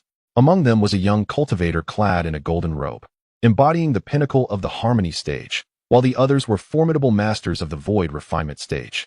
As soon as this group appeared, they menacingly interrogated Wang Qinquan and his spouse. The garments worn by these individuals bore the embroidered insignia of the Zhongshuan Empire upon their chests. It was evident that they hailed from the Zhongshuan realm. Are you from the Zhongshuan realm? What is the Zhongshuan Empire? Wang Qinquan inquired, maintaining his composure. Are you truly unaware of our Zhongshuan Empire? It is not surprising, considering your Kunling realm is said to be merely a remote little world. We, the Zhongshuan Empire, are the invincible force of the Zhongshuan Great World. This young man is none other than our Zhongshuan's third prince, His Highness Zhang Tiansheng. declared the Void Refinement Masters. The Zhongshuan Third Prince, Song Tiansheng, gazed greedily at Long Ji and menacingly warned Wang Qinkuan, young man from the Kunling realm. This fox woman is my betrothed. She is not something you can covet. Your encounter with her in her unconscious state has sealed your fate. However, this exquisite dragon maiden must be your Tao companion, correct? Heaven bestows mercy. If you deliver her to me, not only will I allow you to leave, but I shall also grant you 10,000 exquisite spirit stones. Oh, 10,000 exquisite spirit stones. Your Highness is exceedingly benevolent, exclaimed the subordinates of the Zhongshuan Third Prince, taken aback. After all, 10,000 exquisite stones equate to 100 billion inferior spirit stones. Nevertheless, Long Ji remained unfazed. A mere 100 billion spirit stones were insignificant to her husband. Moreover, she shared a deep connection with him, understanding his character well enough to know that even the most extraordinary benefits would not tempt him to betray his Tao companion. Leaving her untroubled, what? Zhongshuan's Third Prince, do you have a fancy for my dragon maiden? You possess discerning taste, but how do you wish to meet your demise? Wang Qinkuan's gaze turned frigid, exuding a palpable aura of menace. Heh, young man, you are refusing my hospitality. In that case, prepare to die. The golden-robed youth, Song Tiansheng, flashed a sinister grin. With that, Song Tiansheng suddenly lunged towards Wang Qinkuan, an overwhelming surge of golden magical power emanating from his being. Great sun, boundless universe, he proclaimed, unleashing a punch that radiated dazzling golden light, transforming into a miniature sun that blazed down upon Wang Qinkuan. Star-extinguishing thunder slash. Wang Qinkuan did not flinch or retreat. Purple lightning surged around him as he wielded a 3-foot-long azure blade, channeling the formidable thunderous energy into a powerful downward strike. A cataclysmic sword aura of thunder erupted, slicing through the air and colliding fiercely with the miniature sun. This was the first divine ability of the 13th tier celestial technique, Zixiao Thunder Art, a thunder-based sword technique. This sword art surpassed Li Yang's thunderous sword technique by more than tenfold. With a single stroke capable of extinguishing stars, its terrifying might was undeniable. With a resounding boom, a mushroom cloud erupted as the miniature sun shattered and exploded. The heavens trembled as Song Tiansheng was violently hurled several dozen miles away, spewing blood and sustaining grievous injuries that fractured his very form. The battlefield lay in disarray, with nearby cliffs crumbling under the force of the impact. The several cultivators at the Void Refinement stage were also cast away by the residual shockwaves, flung far from the scene. However, the enchanting Dragon Ji and the Fox Maiden behind Wang Qinkuan remained unscathed, shielded by his formidable presence. In a swift motion, Wang Qinkuan traversed the void, unleashing yet another devastating strike known as the star-destroying Thunder Slash. The thunderous sword energy surged forth, embodying a cataclysmic power. In an instant, Song Tiansheng, unable to conjure any defensive techniques, was obliterated into mere fragments. His panicked primordial spirit fled, hovering in the air, its voice imbued with trepidation. You possess the strength of a half-step into the great ascension. Fellow cultivator, please cease your assault. Let us speak amicably. Do not take my life. I shall offer you my fiancée, by Yunu, as a token of goodwill. Moreover, my father is a heavenly immortal. Should you slay me, you will be forever trapped within the Kunling realm, destined for certain death should you attempt to escape. Song Tiansheng's primordial spirit found no avenue for retreat, for Wang Qinkuan had already locked onto its essence with his divine sense. Furthermore, given Wang Qinkuan's unparalleled speed, escape was an impossibility. Wang Qinkuan infused a mere 6% of his cultivation from a Great Ascension Yellow Turban Warrior, amounting to the prowess of a half-step into Great Ascension, his current pinnacle of power, coupled with his 13th level lightning technique. He stood invincible among those at the half-step Great Ascension tier. Thus, even the fully realized Song Tiansheng could not withstand his onslaught. Oh, you wish to gift me this fox maiden?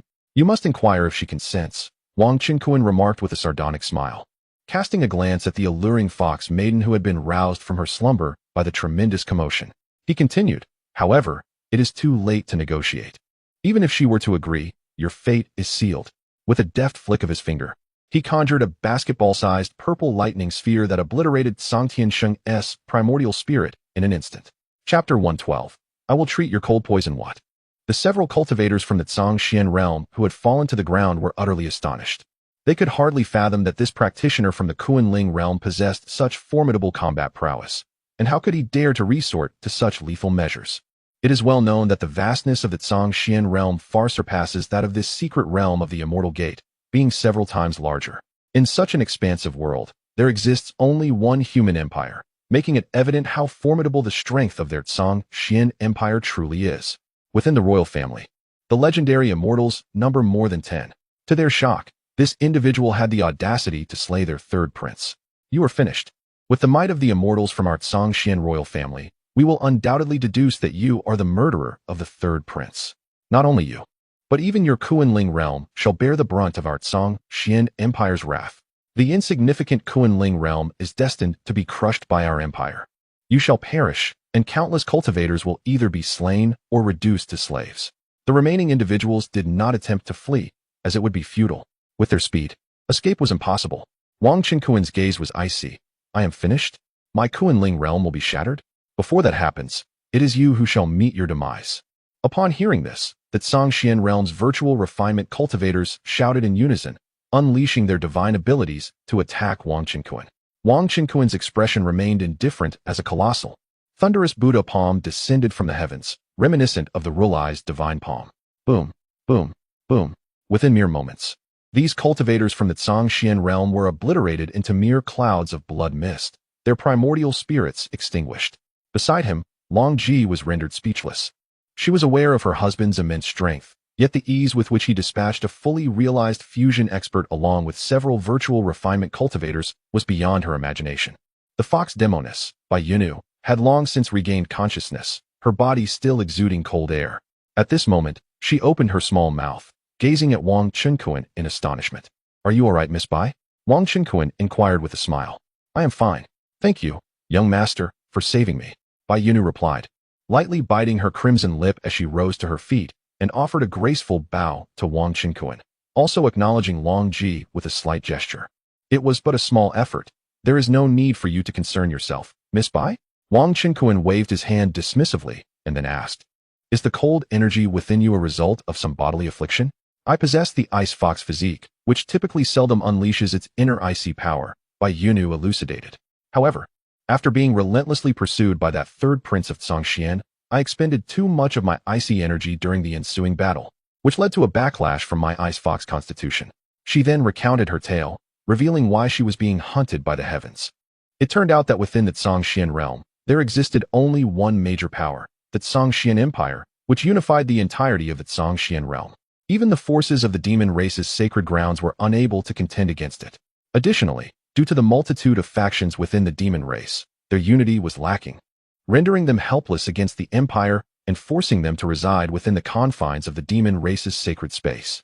However, the holy land of the demon race does harbor immortals, and the Xian Empire is reluctant to engage in a mutually destructive confrontation with them. Moreover, given the multitude of demons and demon beasts, it is implausible to eradicate them all. Consequently, the Xian Empire has adopted a strategy of division and marriage alliances. Bai Yunu, a member of the White Fox clan, has her uncle as the current clan leader. She has been chosen by the clan leader as a means to forge an alliance with the Xian Empire, betrothed to the notorious third prince, Song Tiansheng, with plans to marry upon the conclusion of the Immortal Gate secret realm. However, she harbors no fondness for this ill-reputed prince, notorious for his mistreatment of female cultivators. Furthermore, Song Tiansheng practices a certain nefarious technique, reportedly deriving most of his cultivation from the exploitation of female cultivators. Thus, Bai Yunu has consistently evaded him. As a prodigy of the demon race, she is barely 400 years old and naturally qualifies for entry into the Immortal Gate secret realm. Yet, shortly after her arrival, she was pursued by Song Tiansheng and his entourage, intent on seizing her vital essence for cultivation. This predicament arose due to the clan leader's covert machinations, which led to her being tracked down by the third prince. Bai Yunu engaged in a fierce battle with Song Tiansheng, but ultimately fled in defeat, only to be relentlessly pursued. As the cold poison within her flared up, the subsequent scene unfolded. Fortunately, this dashing young man from the Kunling realm intervened, vanquishing Song Tiansheng and alleviating her concerns. However, this act of valor may subject him to the Xian Empire's unending pursuit, rendering him unable to escape even the Kunling realm itself, potentially endangering the entire realm. This plight weighs heavily on her kind-hearted nature, stirring feelings of unease within. Moreover, the delightful aura emanating from this young man possesses a considerable allure for her. Bai Yunu sensed a marked improvement in her condition. Her fluffy nine tails could be retracted, though her fox ears remained. She inquired about this gentleman's esteemed name, hoping to express her gratitude in the future. I am Wang Chen-kun, and this is my partner, Long Ji. He introduced his companion. Bai Yunu acknowledged the lady. Madam Long Ji, you are exceptionally beautiful. Not at all. Bai Jiejie is also quite lovely, Long Ji replied. As the two women exchanged courteous gestures, Wang Chen-kun regarded the equally radiant Bai Yunu with admiration. The enchanting fox maiden, with her bright eyes and pearly teeth, exuded a captivating charm. Her white gown accentuating her alluring figure, each smile and frown evoking an air of purity and seduction. She resembled a celestial being, breathtakingly beautiful, yet imbued with a hint of enchantment. Long Ji stood beside him, gazing at Bai Yunu with a look of appreciation. Sensing her husband's unwavering attention on the young woman, she discreetly conveyed, "Darling, do you harbor any intentions toward her? If so, I could act as a matchmaker." Wang Chen-kun responded, "Indeed. However, allow me, your husband, to take the initiative, as this would convey a greater sincerity." Long Ji smiled gently and nodded slightly. Thus, Wang Chen-kun gazed fervently at Bai Yunu and boldly stated, "Miss Bai, given the circumstances, upon your return, you are likely to face difficulties from the Zhongxian Empire. Am I correct? I have a bold proposal, and I wonder if you would entertain it?" Upon witnessing Wang Chen-kun's intense gaze, Bai Yunu began to surmise his intentions. Her cheeks flushed as she replied, "What notion does young master have? I shall consider any proposal you put forth." Wang Chen-kun candidly confessed, "To be honest, from the very moment I laid eyes on you, I was captivated. I hope to forge a lifelong bond with you." Hearing Wang Chen-kun's words, Bai Yunu's cheeks blushed deeply. Wang Chen-kun was not only immensely powerful but also strikingly handsome, and he was exceptionally youthful, far surpassing Song Tianxing in every regard. Most importantly, he had just saved her. Otherwise, the fate awaiting her at the hands of Song Tianxing would have been dire. Though Bai Yunu was the saintess of the White Fox Demon clan, she was more than willing to become a companion to such an extraordinary human talent. "Would you consent to marry me?" Wang Chen-kun asked. Seeing the shyness blooming on her face, his heart filled with assurance. "Yes, I would." Bai Yunu lowered her head, her face radiant with bashfulness. "Excellent." Wang Chen-kun laughed heartily. "From this moment forward, we are family. What better day than today? Shall we wed at once?"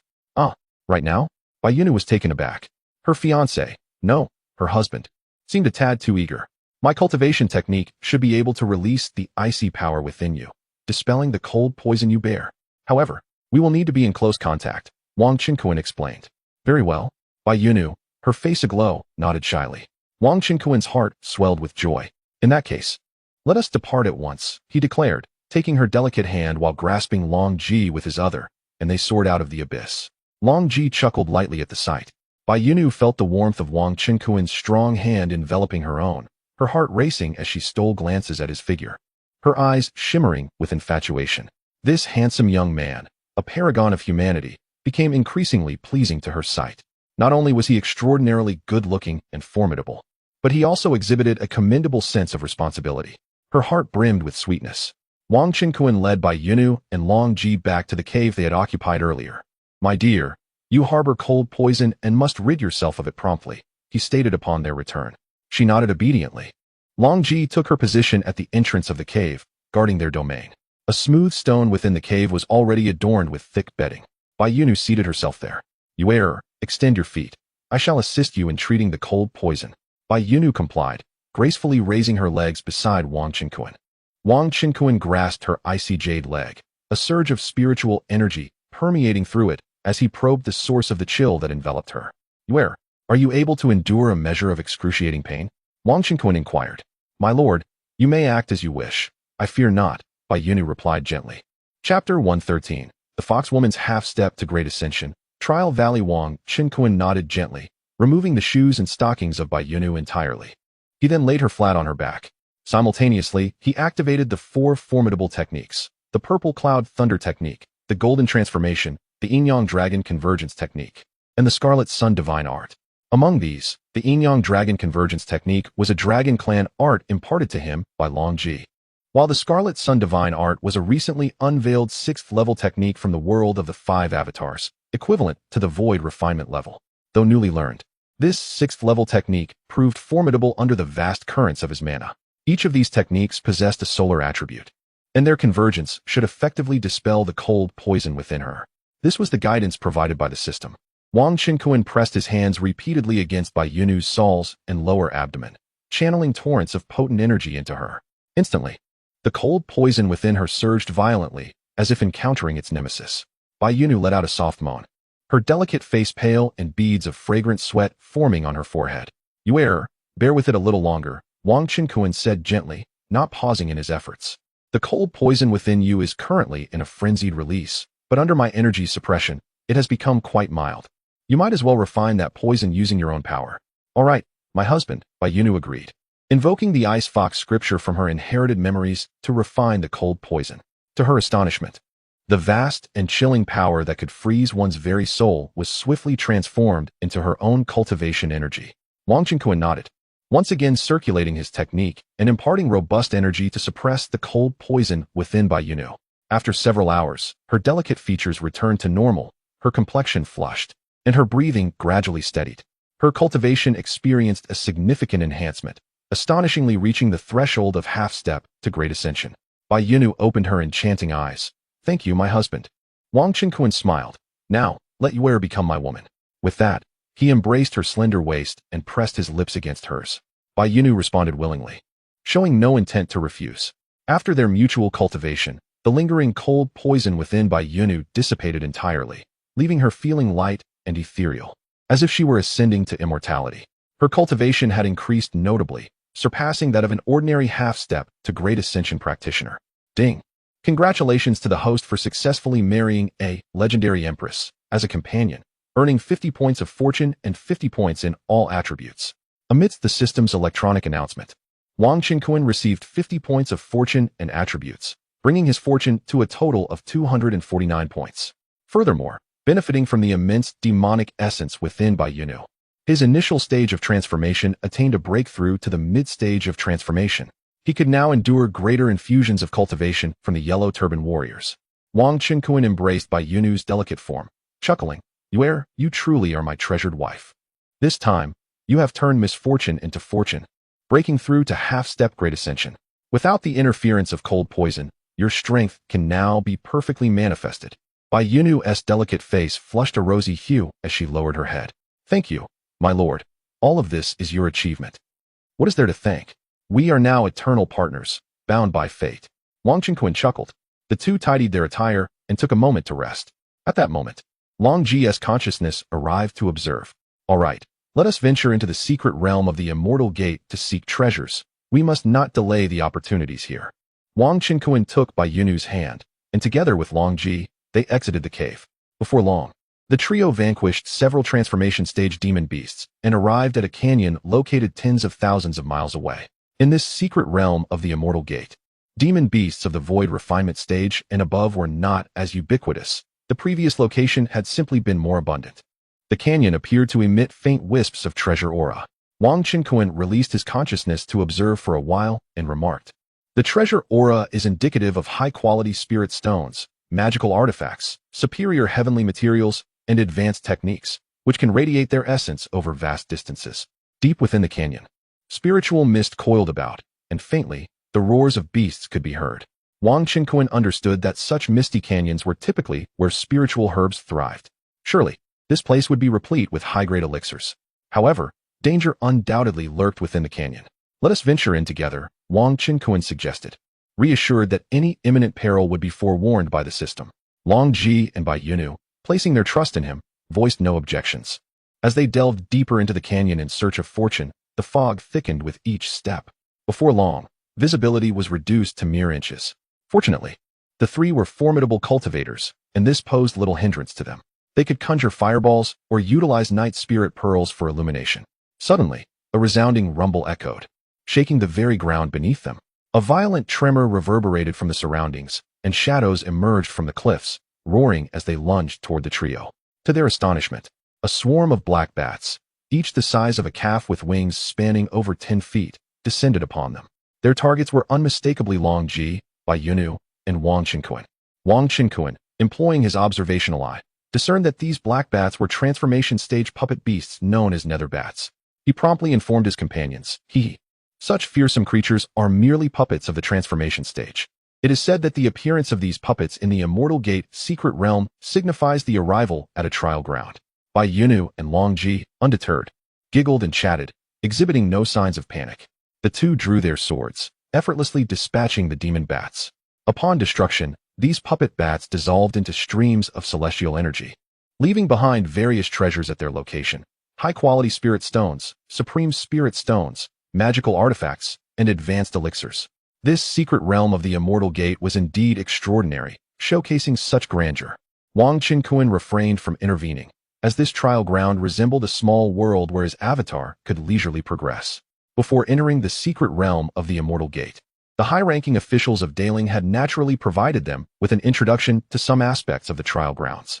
It can be said that within this mystical world, the most valuable locations are undoubtedly these trial sites. Wang Qinkuan observed Bai Yunu and Long Ji effortlessly slaying the puppets while wielding their magical powers to collect treasures. He stood nearby, safeguarding the two women, primarily to prevent ambushes from high-level puppets. After the passage of an hour, the demon bat puppets were nearly exterminated, and the two women joyfully gathered a plethora of treasures. The canyon returned to silence, as if nothing had transpired moments before. The trio continued their journey. Suddenly, whoosh!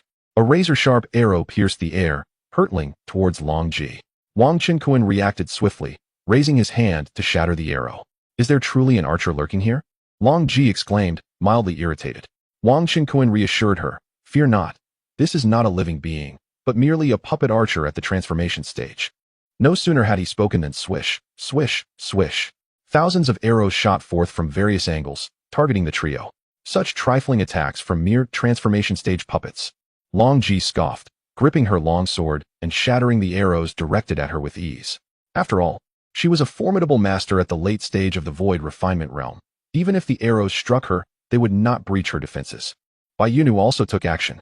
Her magical prowess was primarily rooted in ice and water, while Long Ji excelled in ice, water, fire, and even lightning. The counterattacks of the two women were dazzling and spectacular, enhanced by their graceful figures and long limbs, making for a captivating spectacle. Wang Qinkuan leisurely stood by, hands clasped behind his back, admiring the agile movements of his two partners. He had already discerned the positions of the archers.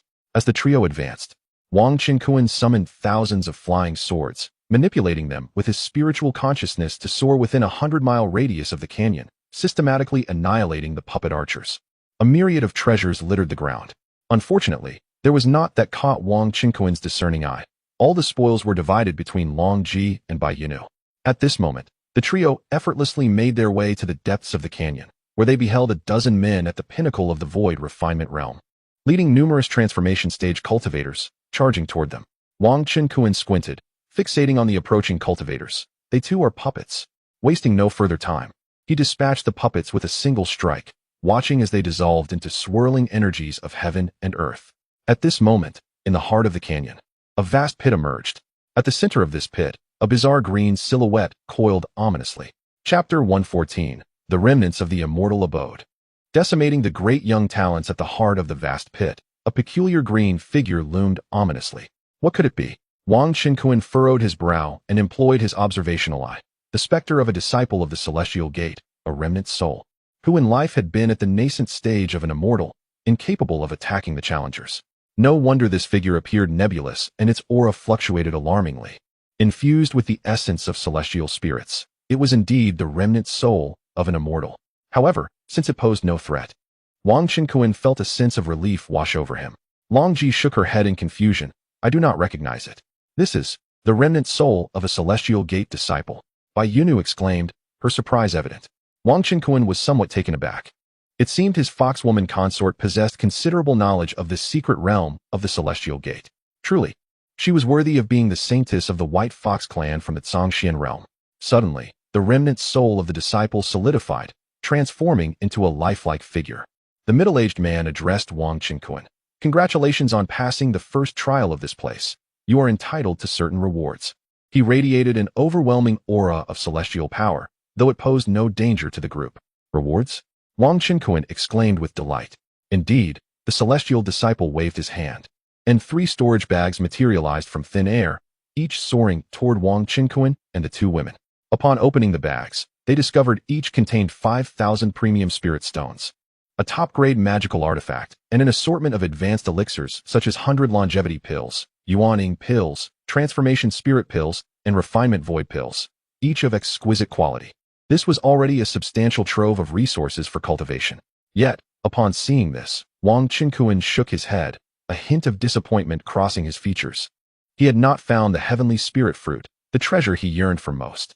Dare I inquire, esteemed senior, are there treasures such as the heavenly spirit fruit within this trial ground? Wang Qinkuan queried. The celestial disciple regarded him for a moment and replied, the heavenly spirit fruit? Indeed, it exists. However, such a precious item is not found here. Only by successfully passing the trials of the immortal abode can you claim the treasures and resources that lie within. These words ignited a spark of excitement in Wang Qinkuan and the two women, their eyes gleaming with anticipation. At long last, they had gleaned information regarding the heavenly spirit fruit. According to the celestial disciple, it should reside within the immortal abode. What must we do to reach the immortal abode? Wang Qinkuan asked earnestly. The remnant soul responded, you three must follow the path to the end of this gorge, overcoming each challenge. Upon reaching the terminus, you shall behold the immortal abode. Wang Qinkuan exchanged glances with Bai Yunu and Long Ji, smiles breaking across their faces. Such trials would pose little challenge for them as a couple. Let us proceed, Wang Qinkuan declared, stepping forward with conviction. Long Ji and Bai Yunu followed closely behind, and the trio advanced together.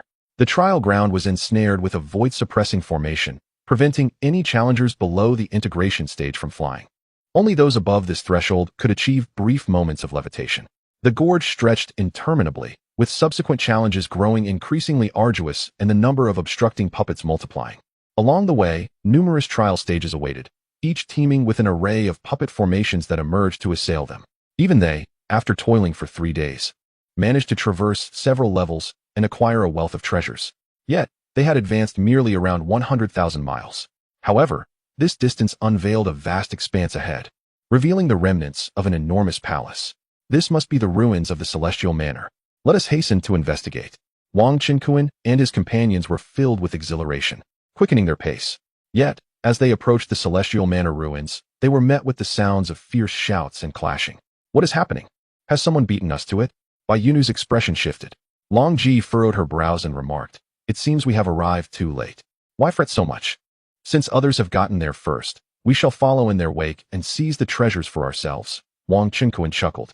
Bai Yunu giggled. Indeed, with so many treasures in the secret realm of the celestial gate, there will always be opportunities for scavenging. Wang Qinkuan remained unperturbed. Encountering individuals from the Great Ling Empire was manageable, but should they cross paths with those from the Great Yu Empire or the Zhongxian realm? It could very well come down to a contest of strength to determine the rightful owner of the treasures. He stated, let us proceed. The trio then raced towards the source of the commotion. Shortly thereafter, they beheld the battlefield. Before the vast and boundless ruins of the celestial manor, an expansive and level lawn was the scene of a fierce melee. 15 or 16 cultivators were locked in combat with dozens of puppets, each surpassing the realm of half-step refinement. The prowess of these trial participants was formidable, with each boasting strength beyond half-step refinement. Among them, 2 figures stood out prominently. An elderly woman with snow-white hair, possessing complete mastery in refinement, emanating an aura of terrifying power shrouded in thick blood mist. She wielded a black skull talisman, unleashing devastating strikes that caused violent tremors. The other was a middle-aged gentleman of refined demeanor, also at the pinnacle of refinement, brandishing a yellow talisman that he hurled at the puppets while muttering obscure incantations. Wang Qinkuan, utilizing his observational eye, discerned that these two were the true disciples of the Blood Skull sect, Guanxianhua, and the Magic Talisman sect, Pangfong. This group was comprised of the demonic prodigies from the Great Yu Empire. It was evident that the puppets stood no chance against these demonic cultivators, being obliterated and dissipating into the ether. Upon seeing these demonic cultivators, a cold smile graced Wang Qinkuan's lips. Bai Yunu and Long Ji halted behind him, eager to witness how their husband would handle the situation. You cultivators of the Great Ling Empire have arrived too late. Suddenly, a chilling male voice rang out. Wang Qinkuan and his companions turned to see a cold man striding arrogantly from the entrance of the celestial manor. It was Shi Tianqian. Prior to their arrival, the higher-ups of the Great Ling Empire had informed their prodigies about the notable figures from the Great Yu Empire who would enter the celestial manor's secret realm. Thus Wang Qinkuan recognized the cold man without needing his observational eye. This man was indeed a prodigy of the Great Yu Empire, Shi Tianqian. the true disciple of the Phantom Valley. In the vast expanse of the void, Shi Tianxin stood proudly, his garments billowing gracefully, exuding an extraordinary aura, undeniably handsome. Wang Qinkuan, with a cold smile, concealed his formidable cultivation, his presence almost imperceptible. Bai Yunu, possessing the form of an ice fox, also had the ability to mask her cultivation, deliberately revealing only her perfected realm of the void refining stage, making it undetectable to those beneath her level. Thus, Shi Tianxin remained oblivious to the fact that both Wang Qinkuan and Bai Yunu far surpassed him in strength. This prodigy of the Great Yu Empire, boasting a terrifying mid-stage integration cultivation, naturally regarded Wang Qinkuan and his companions with disdain. Humph! You insignificant trifles from the Great Ling Empire dare to vie with us for the opportunities of the immortal manor? You are utterly oblivious to the peril you face. Shi Tianxin declared coldly, mistakenly believing Bai Yunu to be another prodigious member of the Great Ling faction. Although he noted the stunning beauty of Long Ji and Bai Yunu standing behind Wang Qinkuan, his mind drifted to thoughts of eliminating Wang Qinkuan and capturing the two women for his own designs. However, being a prince of the Great Yu, he understood the fiery temperament of the imperial princess, and thus refrained from uttering any words about seizing women in front of the esteemed figures of the Great Yu. Long Ji and Bai Yunu remained silent in response. Suddenly, Wang Qinkuan sprang into action, unleashing a devastating punch toward Shi Tianxin. The blow crackled with the might of thunder, embodying an overwhelming force that shattered the void itself. What? You possess such strength? Shi Tianxin's eyes widened in disbelief, nearly paralyzed by fear as the specter of death loomed. His expression was one of horror as he raised his hand, summoning his dark powers in a desperate attempt to counter Wang Qinkuan's onslaught.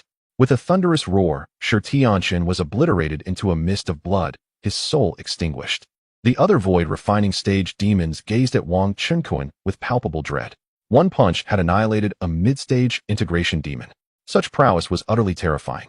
A cold smile adorned Wang Qinkuan's face as he surveyed the remaining demons, challenging, "Does anyone among you have any objections? Step forward." The multitude of demons fell silent, not daring to utter a word, as they silently withstood the onslaught of the remaining puppets attacking them. Chapter 115. Shattering the demon corpses and slaying the celestial prodigies of the Zhangxian realm. Bai Yunu and Long Ji gazed at Wang Qinkuan, their beautiful eyes shimmering with admiration. Truly, he was their husband, possessing unparalleled strength and heralded as a once-in-a-millennium prodigy. When Long Ji discreetly conveyed to Bai Yunu that Wang Qinkuan was still under 40, Bai Yunu's heart swelled with pride. She had sensed his youthful vitality, but had not anticipated he was so remarkably young. This was her husband. Her journey to the secret realm of the Immortal Gate had been extraordinarily fortunate, yielding an extraordinary consort. Have you ever witnessed a prodigy capable of effortlessly vanquishing a fully realized adept at the tender age of 40? Not merely in the Kunling realm, but even in her own Zhangxian realm, such a figure had never existed. Wang Qinkuan's overwhelming prowess ignited a fervor within the two women. Husband, swiftly eliminate these demon cultivators and seize this immortal estate, Long Ji urged, her voice laced with allure. During her time in the Dragon Palace, she had heard numerous tales of the human race and held no fondness for these demon cultivators, who readily slaughtered others. Wang Qinkuan chuckled, "Rest assured, my dear, I shall ensure these demon cultivators meet their end, for allowing them to escape would only invite endless troubles." He had previously inquired of the system regarding whether any among this group of demon cultivators had committed no heinous acts. If any such individuals existed, he might spare them, perhaps to serve as servants, or to be handed over for judgment by the Deling. The system's scan revealed that each of these demon cultivators bore the blood of at least 10 innocent cultivators on their hands, indicating that their guilt was beyond doubt. Thus, their demise would be no injustice. Wang Qinkuan transformed into a radiant streak of light, plunging into the ranks of the demon cultivators. The air filled with anguished cries. Wang Qinkuan swept through them like a tiger among sheep, effortlessly dispatching the demon cultivators. Having committed numerous misdeeds, there was no chance he would spare their lives. Before long, every demon cultivator in the vicinity lay vanquished, and even the array puppets were obliterated, yielding numerous treasures. Come, let us explore the immortal estate together. After rummaging through the spoils, Wang Qinkuan led the two women to the entrance of the immortal estate's ruins. Before them stood a magnificent edifice, stretching for thousands of miles, adorned with interlinked palaces that gleamed with golden splendor, radiating a divine aura reminiscent of the abodes of ancient celestial beings, evoking awe. Wow, husband, This immortal estate is more beautiful than my family's dragon palace by tenfold or more. Long Ji exclaimed in wonder. Wang Chen-kun extended his arms to the grand entrance of the immortal estate. With a commanding shout, he channeled his profound spiritual energy and forcefully pushed open the great door. Stepping inside, he was followed closely by Bai Yunu and Long Ji. The moment they entered the interior of the ruins, a chilling, ghostly wind swept towards them. Wang Chen-kun furrowed his brow. Although he sensed no immediate danger, an eerie atmosphere enveloped them, prompting his vigilance. He instructed Bai Yunu to safeguard Long Ji while he forged ahead, scrutinizing their surroundings. Beneath their feet lay a slate path of a bluish-gray hue. This is a celestial corridor. As Wang Chen-kun ventured deeper along this ethereal passage, he discovered an expanse of desolation and silence, with only the three of them present. Moreover, the further they progressed, the more oppressive and sinister the atmosphere became. Eventually, they reached the heart of the celestial abode. Suddenly, a low growl echoed, reminiscent of a fierce beast roaring. In that instant, a grotesque corpse, with menacing fangs, materialized abruptly in midair. The body, cloaked in a deep, shadowy hue, was enveloped by a swirling black mist, sitting motionless in the air. That is, Wang Chen-kun's pupils constricted. The malevolent energy emanating from the corpse was awakening rapidly. This was a magic corpse from the void refinement stage. No wonder it felt so foreboding. Bai Yunu's delicate face paled slightly. While she had no fear of ordinary practitioners at the void refinement or integration stages, the appearance of this magic corpse was undeniably terrifying. The sight of corpses and spirits instills dread in most women, and Long Ji was no exception. Wang Chen-kun invoked his observational eye. Late-stage void refinement magic corpse. A creature from the trial grounds, currently in a dormant state, once a formidable being above the integration stage. Now corrupted by demonic energy and transformed into an evil magic corpse, relocated here by the heavenly Tao. So that's it. A mere void refinement creature posed no threat to Wang Chen-kun, who swiftly unleashed his magical prowess, obliterating it with a single decisive strike. Soon, they realized that not far from where they stood, numerous black figures were lurking, dense and unnerving. These were the awakened magic corpses, so many. Wang Chen-kun was taken aback. How could such a multitude of magic corpses be hidden here? Suddenly, the wandering black figures emitted a resonant growl. With a swift motion, hundreds of magic corpses surged forth. In the blink of an eye, the space around Wang Chen-kun was filled with these ghastly entities, lunging towards them with ferocity. Each magic corpse possessed the strength of late-stage void refinement, nearing perfection. Ladies, do not panic. They are merely void refinement magic corpses. I can eliminate them with a mere snap of my fingers. Wang Chen-kun proclaimed with confidence. With a flick of his sleeve, bolts of purple heavenly thunder erupted into the void like torrential rain, striking down upon the magic corpses. The sound of thunder roared. The heavenly lightning struck with incredible speed, annihilating each magic corpse into mere fragments. Wang Chen-kun's purple cloud heavenly thunder technique was exceedingly powerful, capable of easily dispatching all the magic corpses with ordinary attacks. The treasures that fell to the ground were swiftly collected by Long Ji and Bai Yunu. This young man is quite formidable. Suddenly, Wang Chen-kun heard whispers in the distance, which Long Ji and Bai Yunu also noted. Following the sound, Wang Chen-kun gazed into the distance. There, amidst the ruins of a palace, lay many broken weapons, alchemical cauldrons, magical artifacts, and scattered herbs, all corroded by the passage of time and appearing dilapidated. However, Wang Chen-kun paid little heed to these items, his attention drawn to a pair of young individuals on the other side. Two men, clad in robes, exuded an imposing aura that instilled an unsettling chill.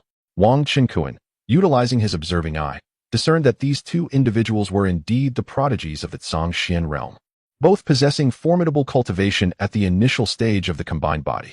As they searched for treasures within the celestial mansion, they confronted two half-step combined body demon corpses. "Haha, allow me to take the lead," one of the youths suddenly exclaimed with a hearty laugh. He then summoned a long blade, striking down with tremendous force, igniting a shower of flames in the void.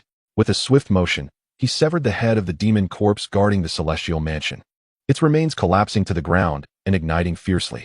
The other middle-aged cultivator grasped a spear, thrusting it into the chest of another demon corpse, unleashing a surge of magical energy that obliterated its demonic soul. Long Ji and Bai Yunu stood on either side of Wang Chen-kun. After observing the two men, Wang Chen-kun chose not to interfere further and turned to continue his search for the celestial mansion's treasury. According to Bai Yunu, not only would the guardian monsters in this trial ground drop treasures, but there should also be a treasury present. Although these two combined body cultivators from the Zhangxian realm had entered the celestial mansion from another location, becoming competitors to Wang Qinkuan's side, they seemed to have yet to discover the treasure vault. Furthermore, since they had not made any aggressive moves against him, Wang Qinkuan felt no inclination to engage with them. "Stop right there. You do not appear to be one of our Zhangxian realm prodigies," the youthful man called out, halting Wang Qinkuan. He gazed at Long Ji and Bai Yunu with a look of astonishment. Although Bai Yunu was the holy maiden of the Fox clan from the sacred land of the Zhangxian realm, she seldom ventured beyond the realm of the demon clan. Moreover, she had intentionally concealed her cultivation at the pinnacle of the void refinement stage, preventing immediate recognition. From the Kunling realm, Wang Qinkuan replied coolly, choosing not to conceal his origin. The Kunling realm? The youth's expression darkened momentarily with a flicker of murderous intent. Know that your Kunling realm is in direct competition with our Zhangxian realm within this Celestial Gate's secret realm, hence I, Fu Jingsheng, cannot allow you to leave. Rest assured, my brother and I will take good care of your two female companions.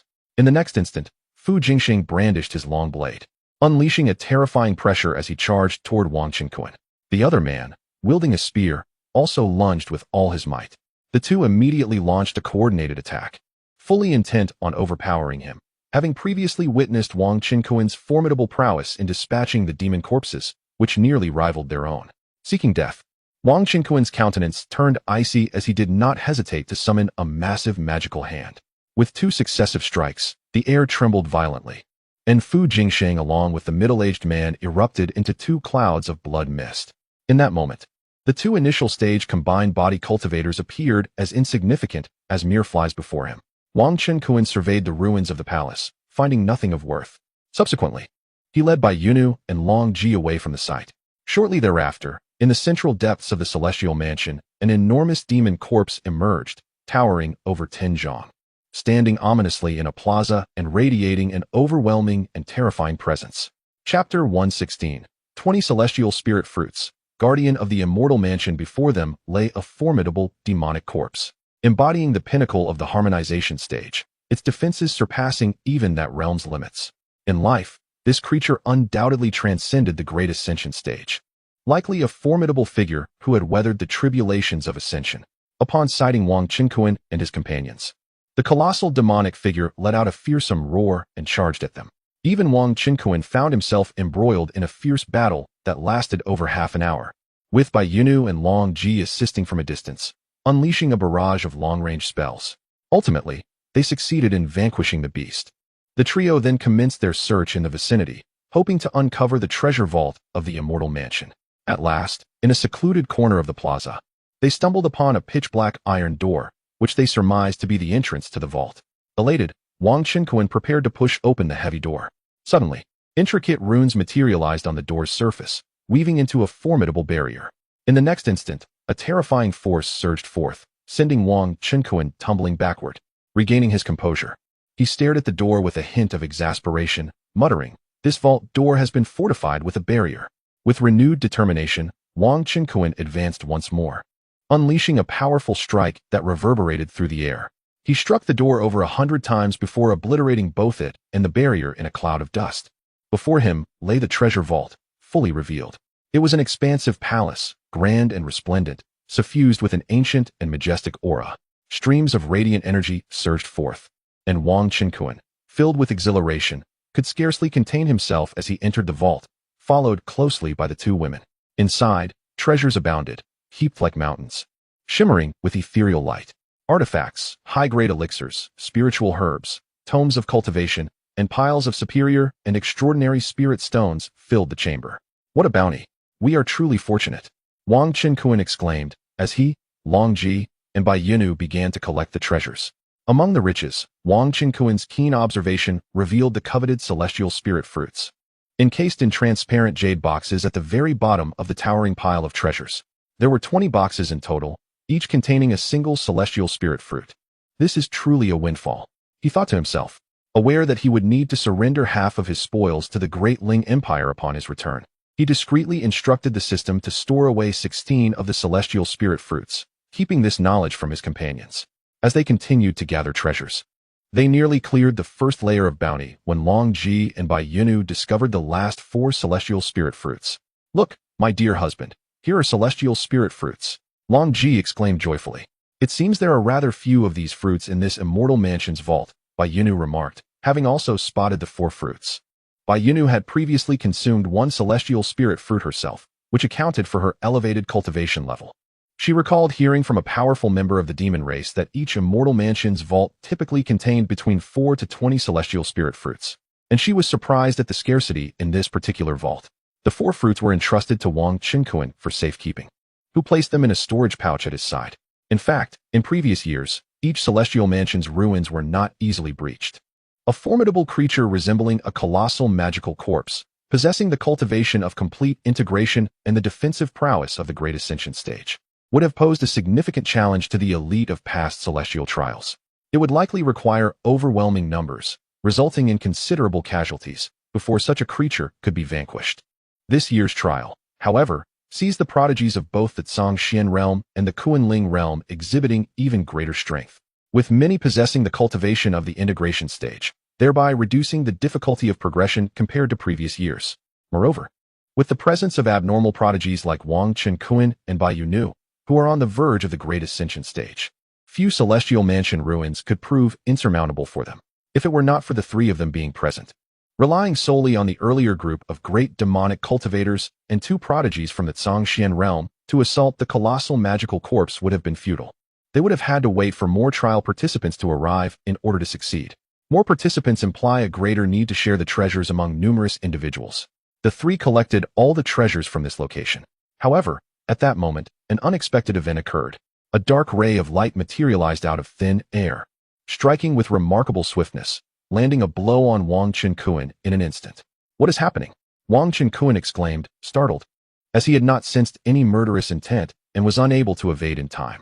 With a look of astonishment, he assessed the dark ray, which was akin to an attack from someone at the complete integration level, painful but not severely injurious. Who dares to ambush me? Show yourself. Bai Yunu and Long Ji were equally bewildered, yet upon seeing their husband unharmed, they remained composed. Humph, young one, that was merely a warning.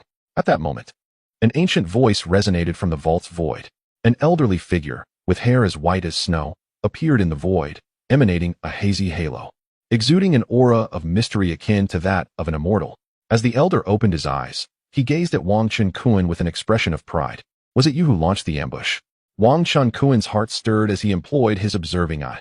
Guardian of the Celestial Mansion, half-step Great Ascension, formerly an immortal, possessing exceptionally high defenses. Each celestial secret realm trial only features 1 guardian, and defeating him grants access to the 2nd level of the Celestial Mansion's treasury. Wang Qinkuan deliberately scoffed. You old fool, why did you ambush me? You insolent youth, do you know what kind of being I am? You are merely half a step into the Great Ascension. Wang Qinkuan remained unfazed, retorting with derision. This should represent the greatest opportunity and challenge of the Celestial Mansion ruins, for the Guardian appears only once in each trial cycle. Furthermore, the Great Ling Empire has informed the prodigies that each celestial mansion contains but a single level of treasury. In other words, throughout the history of the Great Ling Empire, no trial participant has ever defeated the Guardian to access the 2nd level of the treasury. It is reasonable to assume that the treasures within the 2nd level would be even more bountiful. He had previously conveyed a message for Bai Yunu and Long Ji to retreat a bit further while continuing to assist him as they had against the colossal magical corpse. Who am I? The old man proclaimed himself the guardian of the celestial abode, asserting, you must remember, here, I am akin to the heavens. When I command you to kneel, you shall kneel. His voice was icily cold, laced with a palpable murderous intent. As he spoke, he raised his withered hand, pressing it downwards into the air. Instantly, a colossal hand materialized, shrouding the sky and carrying an overwhelming force, bearing down upon Wang Qinkuan. This was a formidable offensive technique. Truly a display of extraordinary prowess. Yet, Wang Qinkuan stood undaunted. Instead, a cold smile crept across his face. The guardian of the celestial abode? You think you can thwart me from entering the treasury's 2nd tier? He thundered. Perish. With a powerful shout, he formed a hand seal, unleashing the golden body Buddha seal, which thundered towards the enormous hand above. Boom. The void trembled, reverberating with the sound of rolling thunder.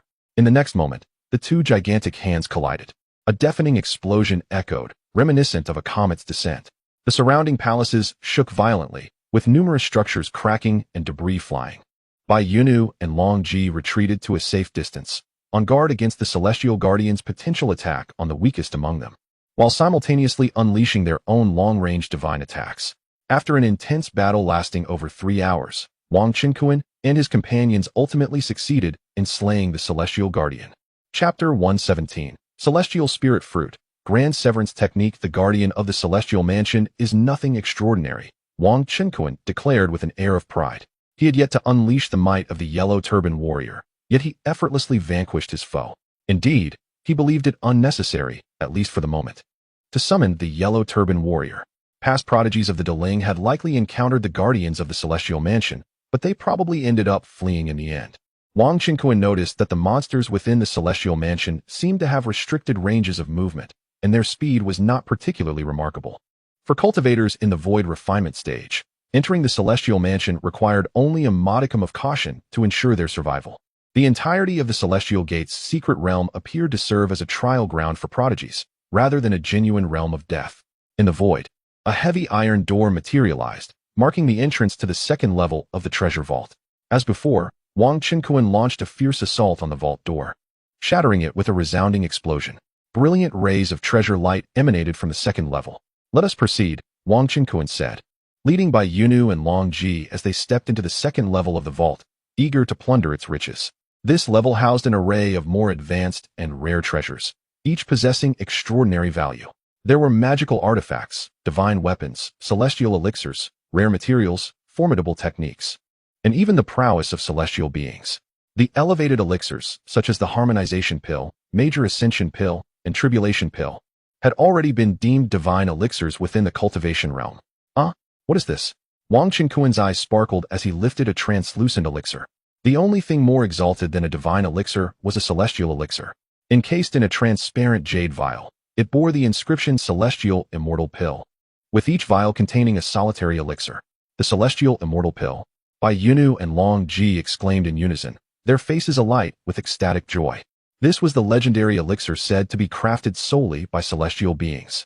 In truth, cultivators who had reached the pinnacle of the tribulation stage could ascend to the celestial realm after enduring the 99 tribulations. During this transformative journey, their bodies and souls would be altered by the celestial laws, with a chance to directly attain the status of a celestial immortal.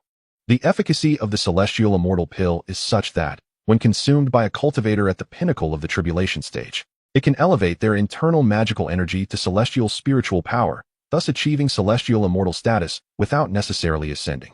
Of course, the principle bears resemblance to consuming foundational elixirs. The probability of breakthrough is not absolute. This exemplifies the formidable power of the Celestial Immortal Pill. Utilizing his observational eye, Wang Qinkuan discerned that, including the one just discovered, there were a total of 20 Celestial Immortal Pills in the second level of the vault. He discreetly stored 10 of them within his system space, while the remaining 10 were placed in his storage pouch. Moreover, he serendipitously uncovered even more invaluable treasures, 20 genuine divine elixirs capable of facilitating breakthroughs for celestial immortals. Additionally, there were 10 celestial spirit fruits.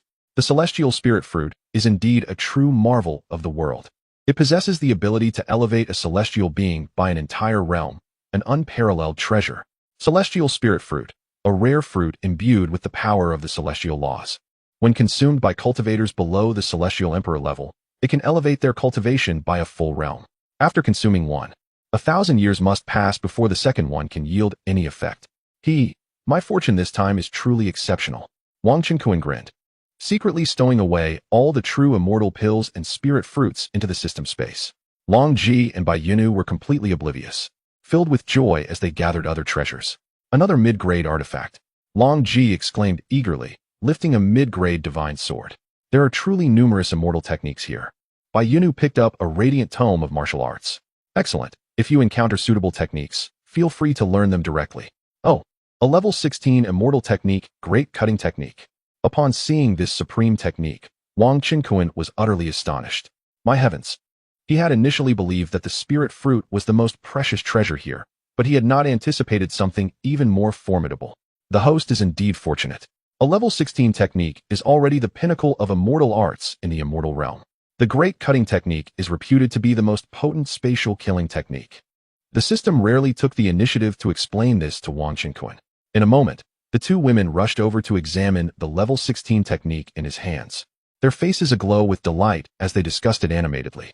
However, neither of them contested their husband's claim to this technique, for the stronger he became, the more capable he would be of protecting them.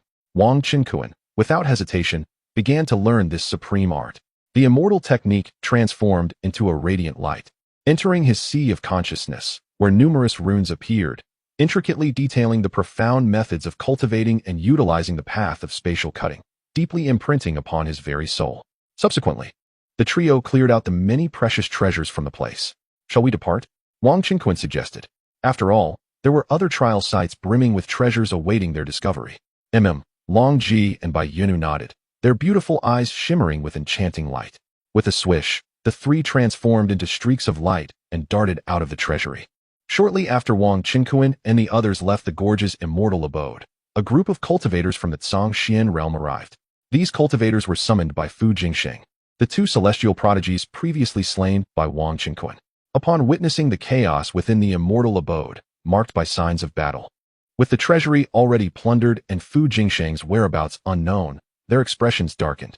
5 days later, Wang Qinkuan, accompanied by Long Ji and Bai Yunu, breached yet another immortal ruin, acquiring a plethora of treasures, including 10 heavenly spirit fruits. However, this time, there were no guardians of the immortal abode nor a second level. Wang Qinkuan wasted no time and led the two women away in search of other immortal ruins. Meanwhile, in another area of the trial ground, a vast and boundless plain extended before them. At the center of the plain lay a spacious lake, thousands of miles wide, its surface shimmering beautifully, exuding waves of ethereal mist. Such rich spiritual energy, infused with a hint of immortal aura. By the lakeside, a cultivator on the brink of refining the void gazed in rapture, murmuring, "This lake is truly a paradise. How wonderful it would be to remain here and cultivate. We shall pause here to recalibrate our energies, awaiting the arrival of our comrades before we venture to assault the remnants of the celestial manor." Very well. Several cultivators at the semi-refined level nodded in agreement, promptly seeking a suitable spot to sit and recuperate, preparing themselves for the trials that lay ahead. These individuals were all exceptional talents from the Great Ling Empire. Suddenly, a group of figures emerged on the distant horizon, swiftly advancing towards us. Leading the charge was a striking young woman in a black robe, adorned with a small black hat, none other than Hu Tao. She possessed a graceful and alluring figure. Hu Tao pondered the fate of the other prodigies from the Great Ling Empire, wondering if they had successfully seized the treasures from the trial grounds. Her brows furrowed in concern. Beside her, numerous distinguished figures from the Great Ling Empire had gathered, including several women from the Hahuan sect. Notably, under Hu Tao's guidance, the sect's senior sister, Yin Bo, had successfully acquired a celestial spirit fruit, which she consumed to elevate her cultivation from the initial stage of semi-refinement to the nascent stage of integration. Soon after, Hu Tao noticed a few cultivators meditating by the lakeshore. "You there, rise and prepare to attack the celestial manor ruins within the lake," Hu Tao commanded with a melodic yet authoritative tone. The cultivators at the water's edge sprang to their feet, gazing at Hu Tao with admiration. "Yes, senior sister Hu Tao," they replied, and then followed her lead as they soared into the air, racing towards the lake. This location, too, served as a trial ground. Previously, some malevolent cultivators from the Ghost Nation had come here, but were swiftly vanquished and driven away. Beneath the lake lay the remnants of a celestial manor. In a secluded thicket by the lakeside, a young man appeared silently, his gaze fixed intently on Hu Tao and her companions as they plunged into the water. A glimmer of intrigue sparkled in his eyes. "The opportunity for the second prince of the Great Ling has arrived. This promises to be entertaining." He chuckled darkly, producing a token from which he sent forth a message. He then leaped into the air, stealthily pursuing them. Chapter 118, Walnut Beauty. So you are here. Beneath the lake, a multitude of aquatic demon beasts, birthed from the secret realm, emerged incessantly to assail the esteemed cultivators of the Great Ling. Most of these were puppets of the transformation and refinement stages. There were various demon beasts, including carp spirits, mermaids, crocodiles, lake serpents, and giant turtles. Over 40 esteemed cultivators joined forces, effortlessly vanquishing these puppets. The secret realm of the Immortal Gate was boundless, and upon entry, they had all dispersed. It was already quite an achievement for Walnut to gather this group within just a few days. After all, rallying the nearby esteemed cultivators through the Great Ling Imperial Order was no simple feat. Some individuals were not inclined to join one's ranks or heed commands. Certain formidable cultivators could also take the lead and organize their own trial teams. The lake water was frigid and piercing, with the lake bed shrouded in darkness. However, everyone could summon a spiritual energy barrier to shield themselves from the water. Even if they chose not to avoid the lake water, it posed no suffocating danger, as they could go for years without needing to breathe.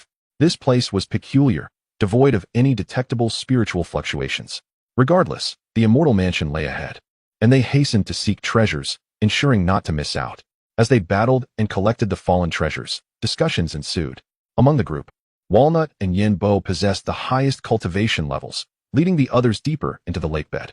Despite the multitude of dangers in this area, they had not encountered any insurmountable perils. Suddenly, they discovered the ruins of the immortal mansion. At that moment, a gigantic immortal mansion ruin materialized from the depths of the lake. Powerful humanoid puppets wielding swords surged forth to engage them. The immortal mansion is here. Quickly, annihilate these puppets and rush inside. Walnut commanded. The treasures await within. In this ruin, an eerie 10-mile radius devoid of water surrounded the immortal mansion, making it strangely inaccessible. The group was filled with exhilaration, employing every tactic at their disposal to battle the puppets. Thunderous crashes and crackling sounds echoed.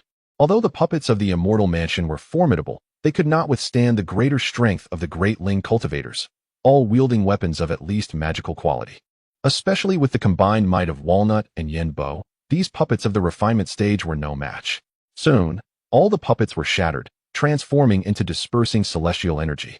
One treasure after another was left on the ground, eagerly gathered by the group. Walnut established the treasure distribution rules for the trial team. Apart from the treasures from the Immortal Mansion's treasury, all other treasures were to be collected individually. Thus, any treasures dropped by the puppets you defeated belonged solely to you, and others were not permitted to seize them. For treasures of lesser value, whoever first claimed them would rightfully own them, and no attacks against teammates were allowed. Once claimed, those treasures could not be taken by others. Valuable treasures would be distributed based on contributions. As for the treasures within the treasury, every trial participant in the team would receive a share. However, distribution would depend on the merit earned from defeating the guardian elder of the treasury, with significant treasures like the celestial spirit fruit allocated to those who contributed the most. Other treasures would also grant them priority in selection. Then the others divided the remaining treasures. The crowd entered the celestial mansion, where the scene was vast and grand. In the corridors of the mansion, numerous formidable statues stood tall, exuding a metallic sheen, seemingly alive as they gazed at the entering cultivators. Ah, treasures! So many rare spiritual herbs. I am going to prosper. Some cultivators exclaimed in excitement upon spotting treasures beneath the statues, jumping with joy. Be cautious. Those statues must be puppets. Hu Tao and Yinbo cautioned. The statues here seem to have come to life, and other prodigies also discerned the underlying danger. Sure enough, the multitude of statues awakened and launched an attack on the crowd. With a grave expression, Hu Tao drew her sword and waved it. Whoosh, whoosh, whoosh. In an instant, raging flames surged forth from the void as scorching sword energies whistled out, shredding the statues to pieces. Bang, bang, bang. After a fierce battle, the prodigies managed to slay the humanoid statues and collect the treasures. Miss Hu Tao, there is a palace over there. I sense a treasure aura. Someone pointed out, indicating a palace. A palace, you say? Let us go take a look, Hu Tao replied. Thousands of miles away, Wang Qinquan was with Bai Yunu and Long Ji, searching for a new trial ground. Soon, he felt a stirring in his heart, as the Great Ling imperial order on him flickered with a glimmer. Long Ji's token shone similarly. This indicated that other trial participants from the Great Ling Empire had been discovered within 100,000 miles nearby. Wang Qinquan took out the Great Ling imperial order and noticed it indicated several small red dots in a specific direction, representing dozens of Great Ling trial participants. He flew towards the indicated direction, with Bai Yunu and Long Ji following closely. Wang Qinquan could utilize the Great Ling imperial order to navigate and locate his comrades. Those Great Ling prodigies had likely entered a trial ground. He intended to investigate first before deciding whether to join them, for it was only natural to check on fellow comrades from the same Great Ling faction. Within the ruins of the Celestial Mansion at the bottom of the lake, Hu Tao was leading the Great Ling trial participants in slaying monsters and searching for treasures. Outside the ruins, the second prince of the Great Yu Empire, Yu Xiao, arrived with a team of trial participants from the Great Yu Empire. Your Highness, the second prince. Upon seeing Yu Xiao, a young man in the early stage of integration, lurking in the shadows, hurriedly approached and bowed. This man, named Wu Qinghe, was a top-tier assassin from the Shura Temple, clad in black with a sword hanging at his waist. He had informed Yu Xiu that Hu Tao was leading a team of great Ling prodigies to attack the Celestial Mansion ruins. Wu Qinghe had already allied himself with the second prince, no longer needing to heed the commands of the Shura Temple's headquarters. Where are they? Yu Xiu inquired.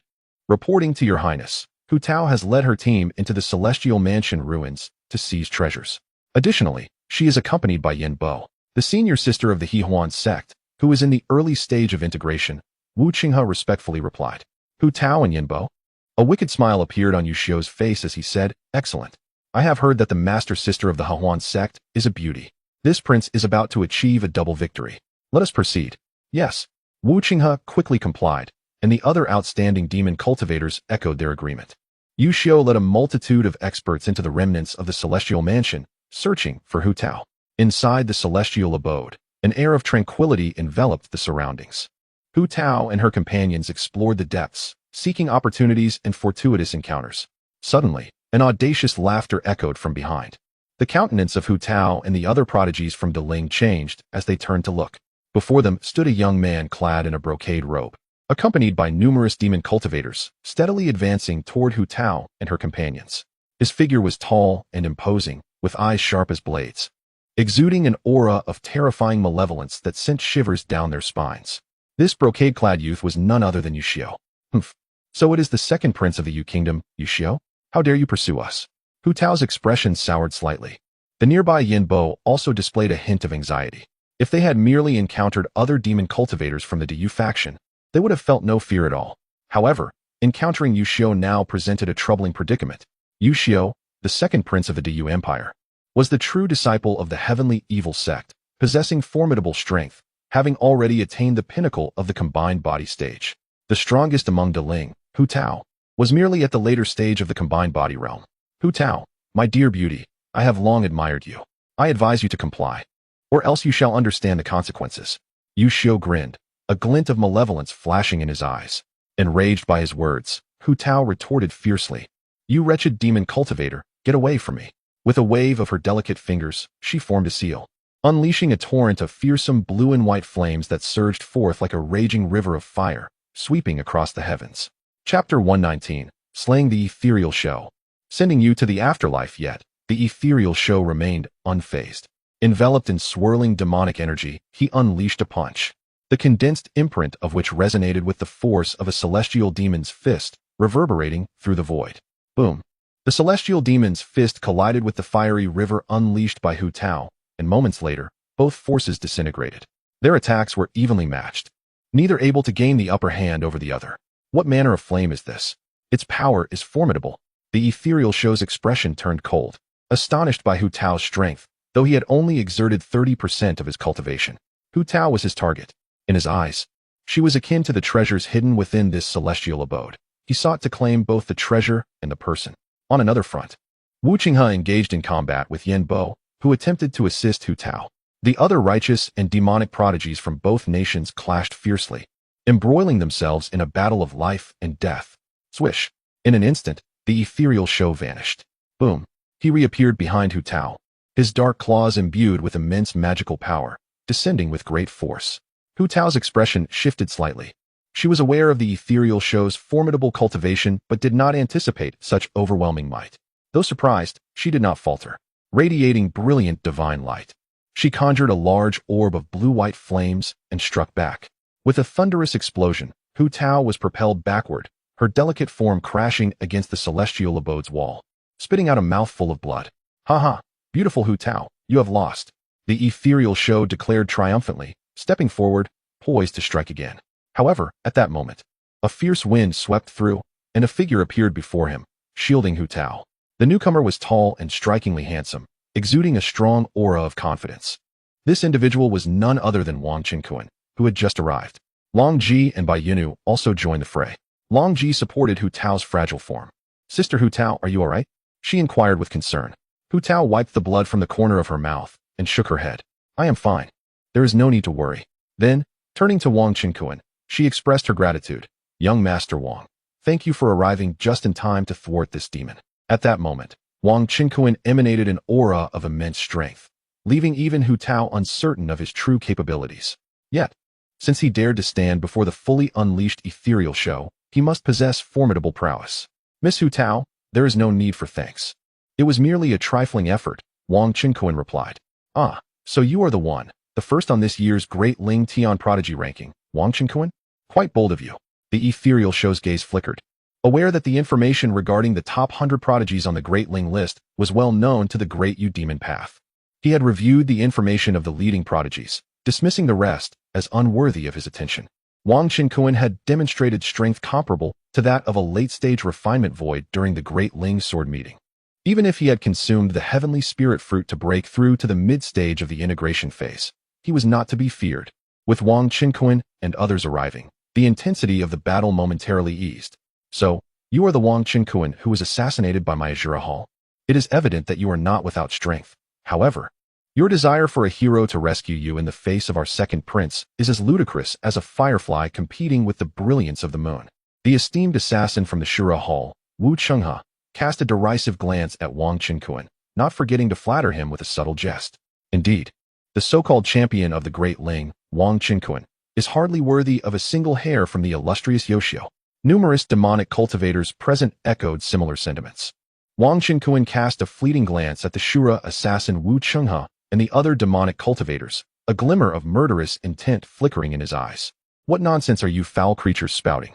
The proud cultivators of the Great Ling could not tolerate such insults and began to rebuke them. After all, Wang Qinkuan was the foremost genius of their generation. To disparage him was tantamount to belittling them all. Yoshio sneered, surveying Long Ji and the unassuming Bai Yunu, and addressed Wang Qinkuan. Your two companions are quite commendable. I shall claim them for myself. My companions are indeed exceptional. But who do you think you are to bark at me? Wang Qinkuan replied with indifference. You. Yoshio fumed. As the second prince of the Great Yu Empire, he held a lofty status and had never endured such humiliation. How dare he be called a dog? Seeking death. Enraged, Yoshio leapt into the air, his palm flipping to unleash an overwhelming demonic hand. In an instant, even the array of the celestial palace trembled. If you are not a dog, then what are you? To covet my woman? Wang Qinkuan retorted coldly, striking back with a resounding slap. Boom. Slap. Not only was the colossal demonic hand shattered by the force of his blow, but the resounding crack of the slap echoed through the air. Yoshio let out a pained cry, knocked to the ground, clutching his swollen, bleeding cheek, and spat out a tooth as he stood, seething with rage. Damn you. You dare to humiliate me. If I do not slay you today, I vow I shall not live as a man. In a flash, he unleashed his formidable demonic forbidden technique, summoning a towering wave of blood that surged toward Wang Qinkuan. Unfazed, Wang Qinkuan's entire being crackled with lightning, surrounded by a golden aura, as he unleashed a thunderous punch imbued with that very power. Boom. The tidal wave of blood was obliterated by the sheer force of his strike. Uffed. Even Yoshio could not evade in time. His entire arm was reduced to powder by the impact, causing him to spew forth a mouthful of blood. What? The second prince, at the peak of his cultivation, was easily defeated. Well done. Brother Wang is truly formidable. The other geniuses from both the Great Yu and Great Ling had long since retreated, avoiding the tumultuous clash between the two. Witnessing Yoshio's defeat, the demonic cultivators from the Great Yu were rendered incredulous and aghast, while the champions of the Great Ling were filled with exhilaration. You dare to sever my arm. I will ensure your demise, flaying your skin and pulling your tendons. Yoshio's face twisted in rage, his voice a venomous growl. Humph. Wang Qinkuan remained expressionless, coldly snorting. Is that all you are capable of? Prepare to die. Star-extinguishing thunder slash. With a decisive stroke of his sword, Wang Qinkuan cleaved the very heavens asunder, cleaving Yoshio in twain. The ethereal spirit of Yoshio was obliterated by a bolt of lightning from Wang Qinkuan, resulting in the complete annihilation of his soul. It is likely that he never fathomed that he would meet his demise at the hands of a newly emerged prodigy from the Great Ling dynasty.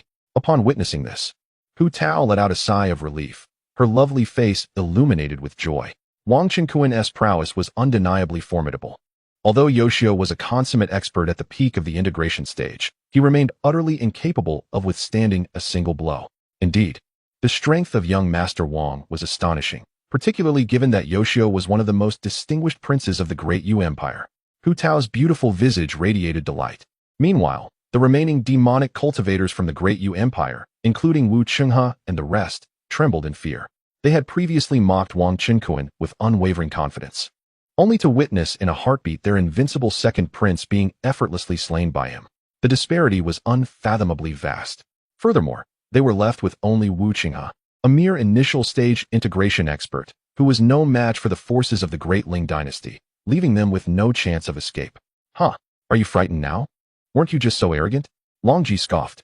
This group dared to belittle her husband, which fueled her indignation. We are willing to surrender. Some of the demonic cultivators immediately knelt, devoid of dignity. You spineless wretches. We are demonic cultivators of the Great Yu Empire, bowing before the cultivators of the Great Ling? You pathetic cowards. We shall never yield. We would rather stand and die than live in disgrace. Wu Qinghe and the majority of the demonic cultivators were proud and rebellious. Unwilling to submit to the Great Ling dynasty, they directly retaliated, executing those who had knelt, and prepared to resist the forces of the Great Ling. Wang Qinquan and numerous elites from the Great Ling had already encircled this group of demonic cultivators. Wang Qinquan swiftly dispatched the assassin Wu Qinghe with a single strike. He could not be bothered to deal with the remaining transformation and virtual stage demonic cultivators. Humph, since you seek death, I shall send you to the cycle of reincarnation. Hu Tao's expression turned frosty. With a graceful wave of her hand, she unleashed a torrent of blue and white flames. These flames were extraordinarily intense, capable of incinerating mountains and rivers.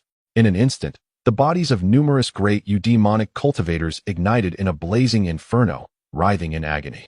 Moments later, the flames extinguished, leaving nothing but ashes of the fallen demonic cultivators.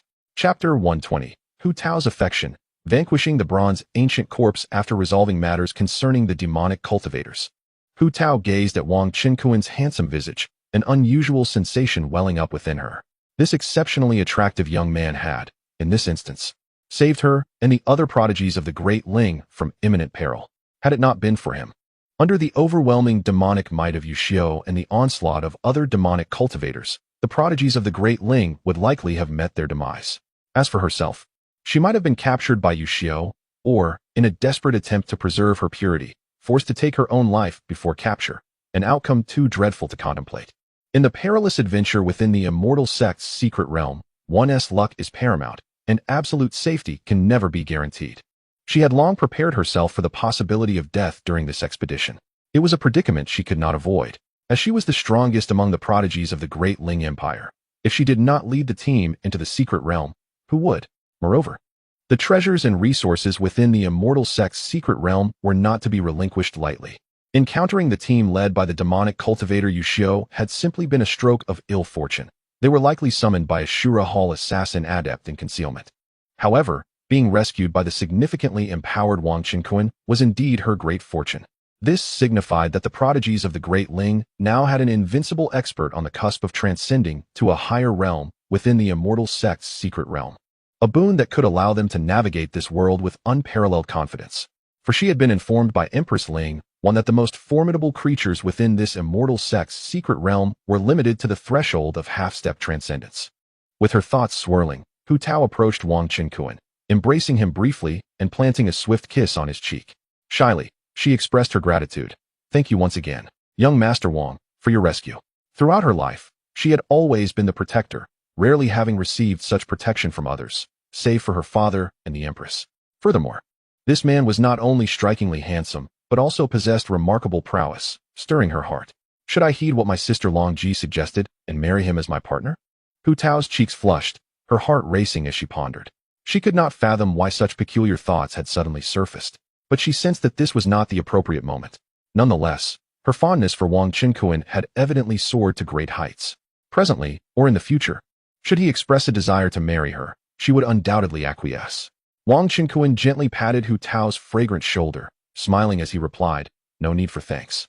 As a cultivator of the Great Ling, it is my duty." Naturally, he harbored his own thoughts about the enchanting Hu Tao.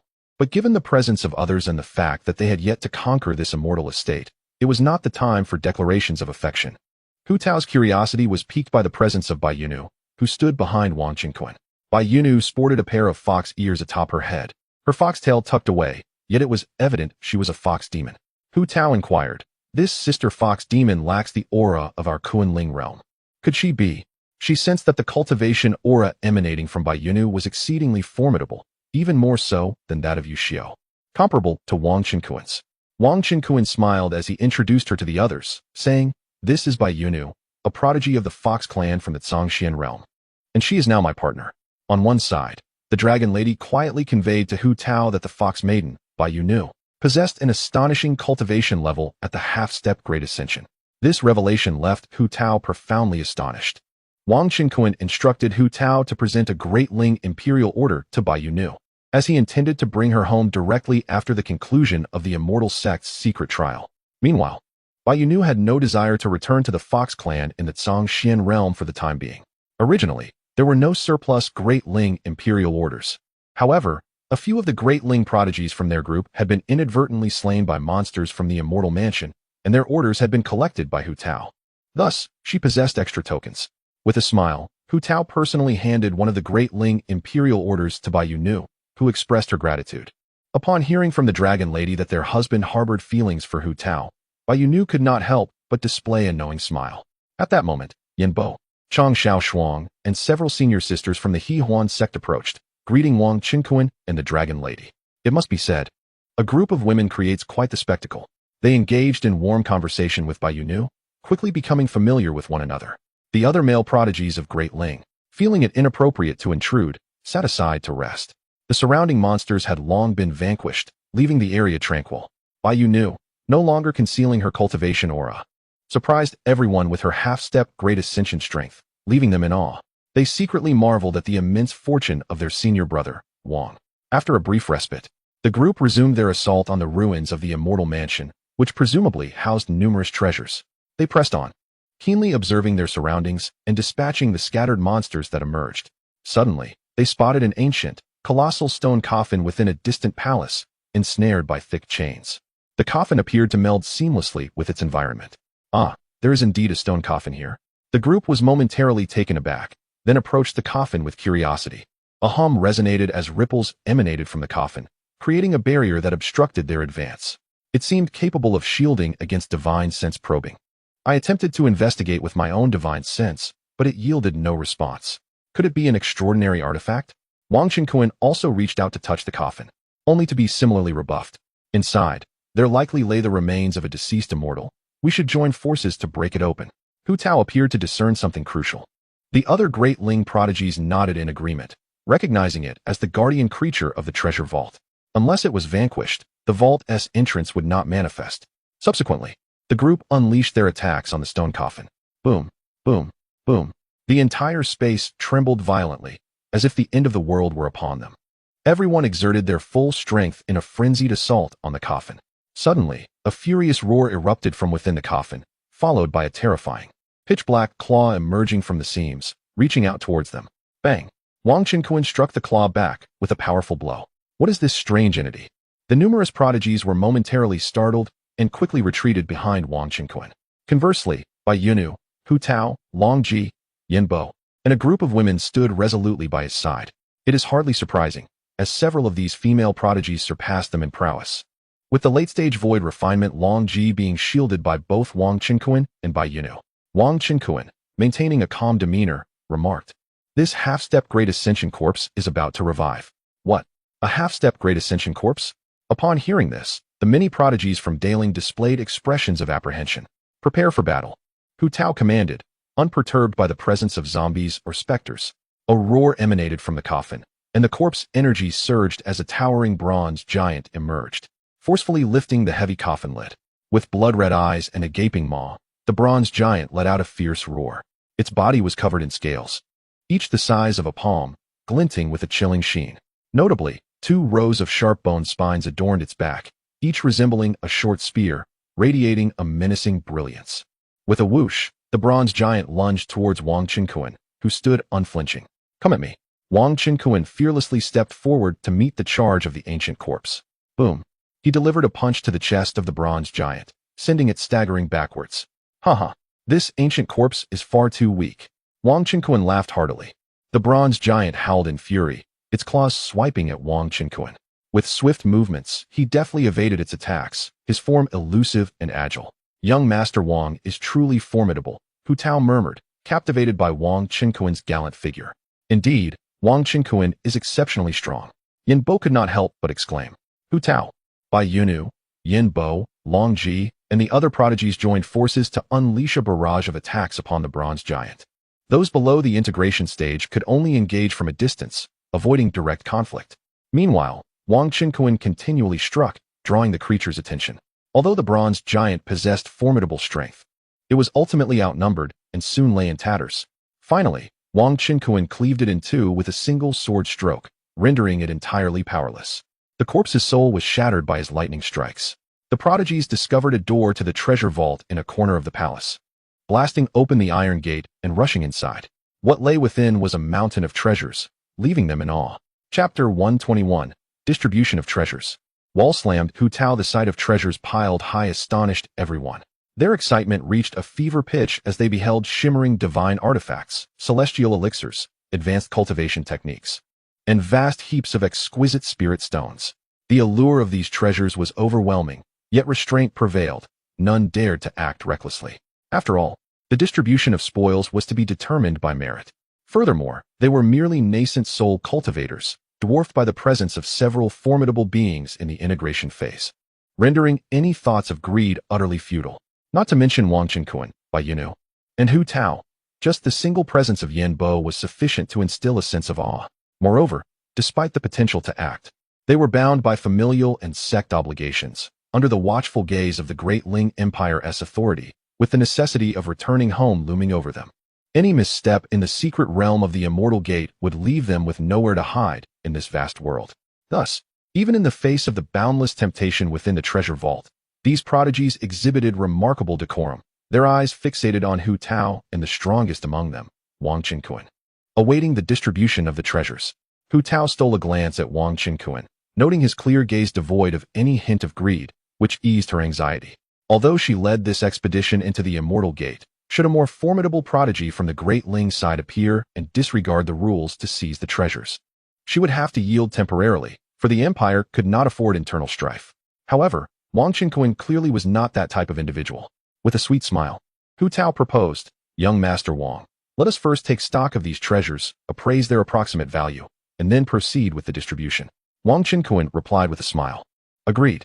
Thus, the two commenced a swift inventory of the treasures, while Bai Yunu, Yen Bo, and Long Ji stood guard, and the other prodigies observed quietly.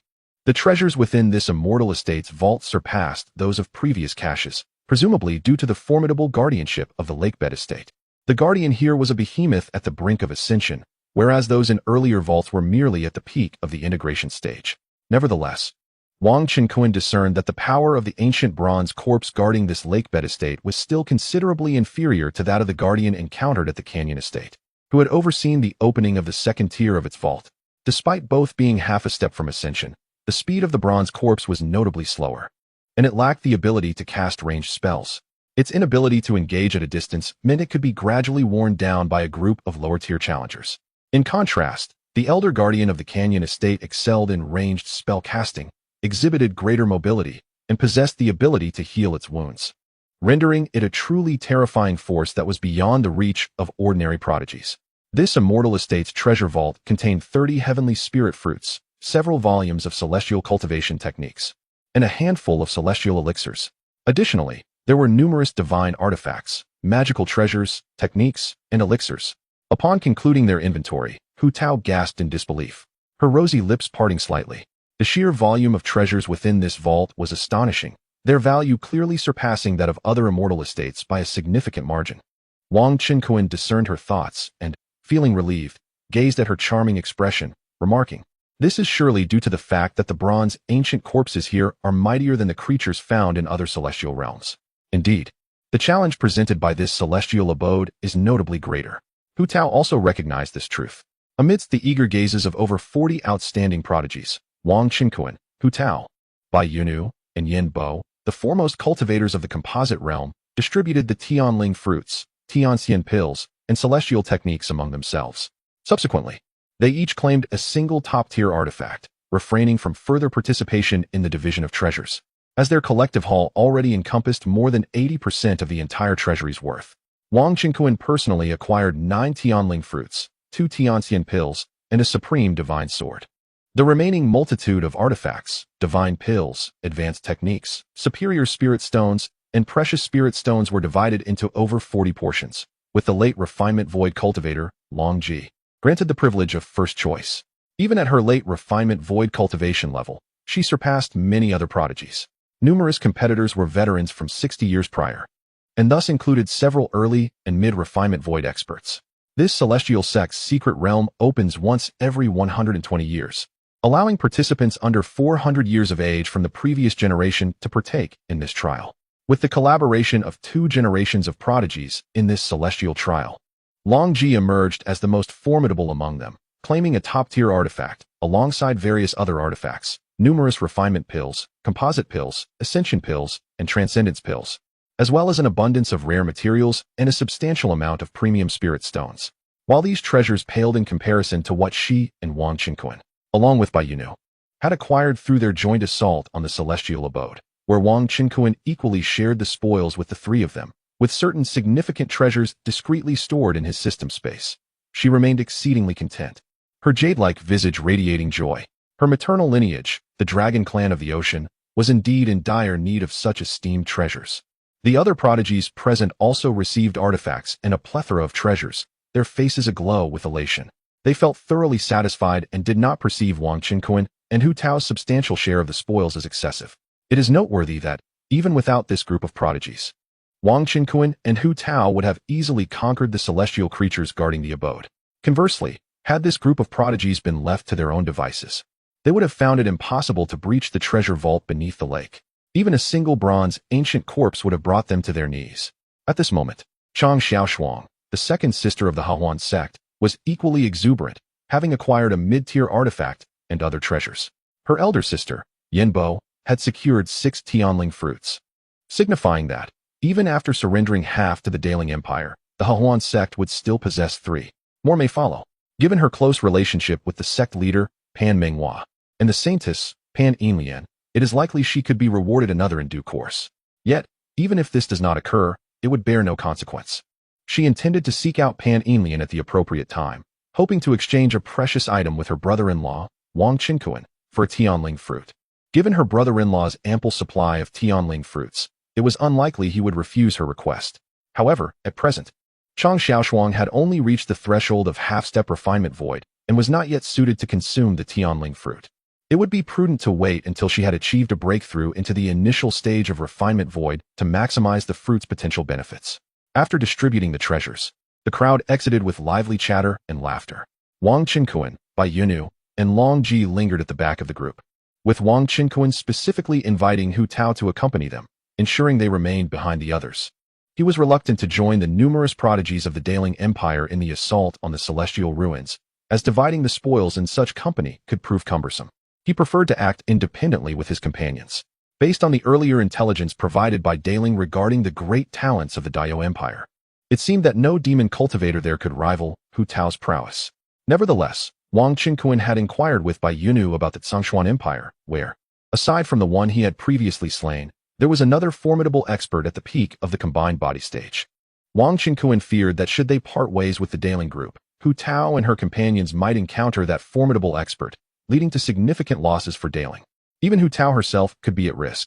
If he could provide Hu Tao with a powerful yellow turban warrior, it would greatly enhance her strength and potentially resolve the predicament. However, such a treasured puppet could only be entrusted to his beloved, his kin. It was inconceivable to bestow it upon a mere outsider. Another option would be to first establish Hu Tao as his partner before granting her such a boon. Several senior sisters from the Hahuan sect, including Yanbo, were also lingering at the rear of the crowd. Consequently, Wang Qinquan instructed Long Ji and Bai Yunu to escort the Hahuan sect sisters away. Then, with a piercing gaze, he cornered Hu Tao against the wall, declaring, "Hu Tao, let us have a word." As the daughter of the esteemed Hu Shui of the Empire and the sworn sister of the Daling Empress, Hu Tao held a position of great esteem. Many prodigies of Daling referred to her as Miss Hu, while those younger could address her as senior sister. Yet, it was quite rare for anyone, especially someone as youthful as Wang Qinquan, to call her Hu Tao's sister or little sister. What shall we discuss? Hu Tao, slightly blushing from the unexpected encounter, blinked her beautiful eyes, revealing a hint of cunning. She was well aware of Wang Qinquan's intentions. He merely wished for her to become his partner. Chapter 122. Hu Tao's arrival at the Stone Forest Immortal Mansion. Hu Tao, I wish to embark on a journey with my Dao companion alone. However, before I depart, I would like to present you with a precious gift. Oh, what gift might that be? Hu Tao inquired with a playful smile. First, grant me a kiss, and then I shall reveal the gift. Wang Qinkuan replied with a light chuckle. Is this your way of courting me? Hu Tao flirtatiously glanced at Wang Qinkuan. Her every expression was enchanting, exuding an irresistible charm. With newfound courage, Wang Qinkuan boldly declared, Indeed, I desire you, Hu Tao. Upon our return, I wish for you to marry me. You wish for me to dedicate myself to you?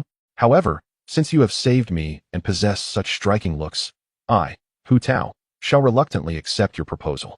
Hu Tao feigned contemplation before responding. Standing at approximately 175 meters, her figure was exquisitely curvaceous. She rose on her toes, offering her cherry lips willingly. Wang Qinkuan embraced her effortlessly, sealing their kiss. Hu Tao closed her eyes, her beautiful face flushing slightly. After a prolonged moment, Wang Qinkuan finally released her. Ding! Congratulations to the host for successfully marrying a supreme empress as a Dao companion, gaining 100 points of luck and 100 points across all attributes. As the woman had genuinely consented and their affinity had reached an exceptionally high level, the system naturally acknowledged the success. Following this, she would regard Wang Qinkuan as her husband, remaining ever faithful. A surge of energy enveloped Wang Qinkuan, elevating his luck to 349 points. Hu Tao opened her eyes to find Wang Qinkuan gazing at her. She realized that she had profoundly fallen for this man, to a point where she could not envision marrying anyone else. With a playful pout, she exclaimed, Brother Qinkuan, you are incorrigible. With that, Hu Tao turned and ran away. Ah, but I still have your gift. Wang Qinkuan called out, feeling a bit awkward as he watched her retreating figure. He hurried after her. Wang Qinkuan quickly caught up with Hu Tao, where Long Ji and Bai Yunu were also gathered. Subsequently, he presented Hu Tao with the perfected yellow-garbed puppet, claiming it was a token of affection. Hu Tao did not decline. She obediently performed the blood oath to claim the puppet and stored it in her spatial pouch. She had already begun to regard Wang Qinkuan as her husband, eagerly anticipating their formal union upon returning home. Naturally, she would not refuse a gift from her beloved. More was always better. At the same time, she was astounded by the power of the puppet Wang Qinkuan had bestowed upon her. Previously, he had already given another perfected yellow-garbed puppet to Long Ji, leaving him with only one grand perfected puppet. Nearby, Yen Bo and several senior sisters from the Hahuan sect watched in envy, their eyes glistening with desire. Noticing their reactions, Wang Qinkuan couldn't help but smile smugly. His Hu Tao was finally his. Afterward, they exited the underwater immortal mansion, with Hu Tao and Yen Bo continuing to lead the esteemed Daling Tianjiao team. Meanwhile, Wang Qinkuan, along with Long Ji and Bai Yunu, departed from the group in search of new trials. Wang Qinkuan, accompanied by Long Ji and Bai Yunu, journeyed forth. As they ventured further away, 2 days after departing from the grasslands, they arrived before a majestic stone forest.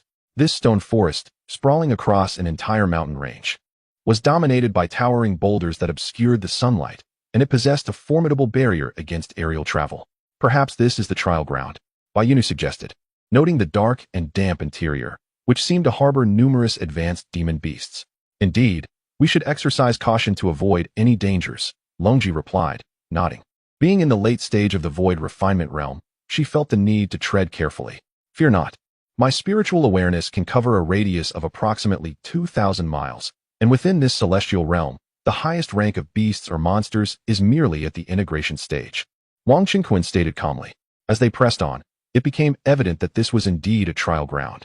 For the trio had vanquished numerous trial puppets and unwitting demon beasts along the way, eventually reaching the heart of the stone forest.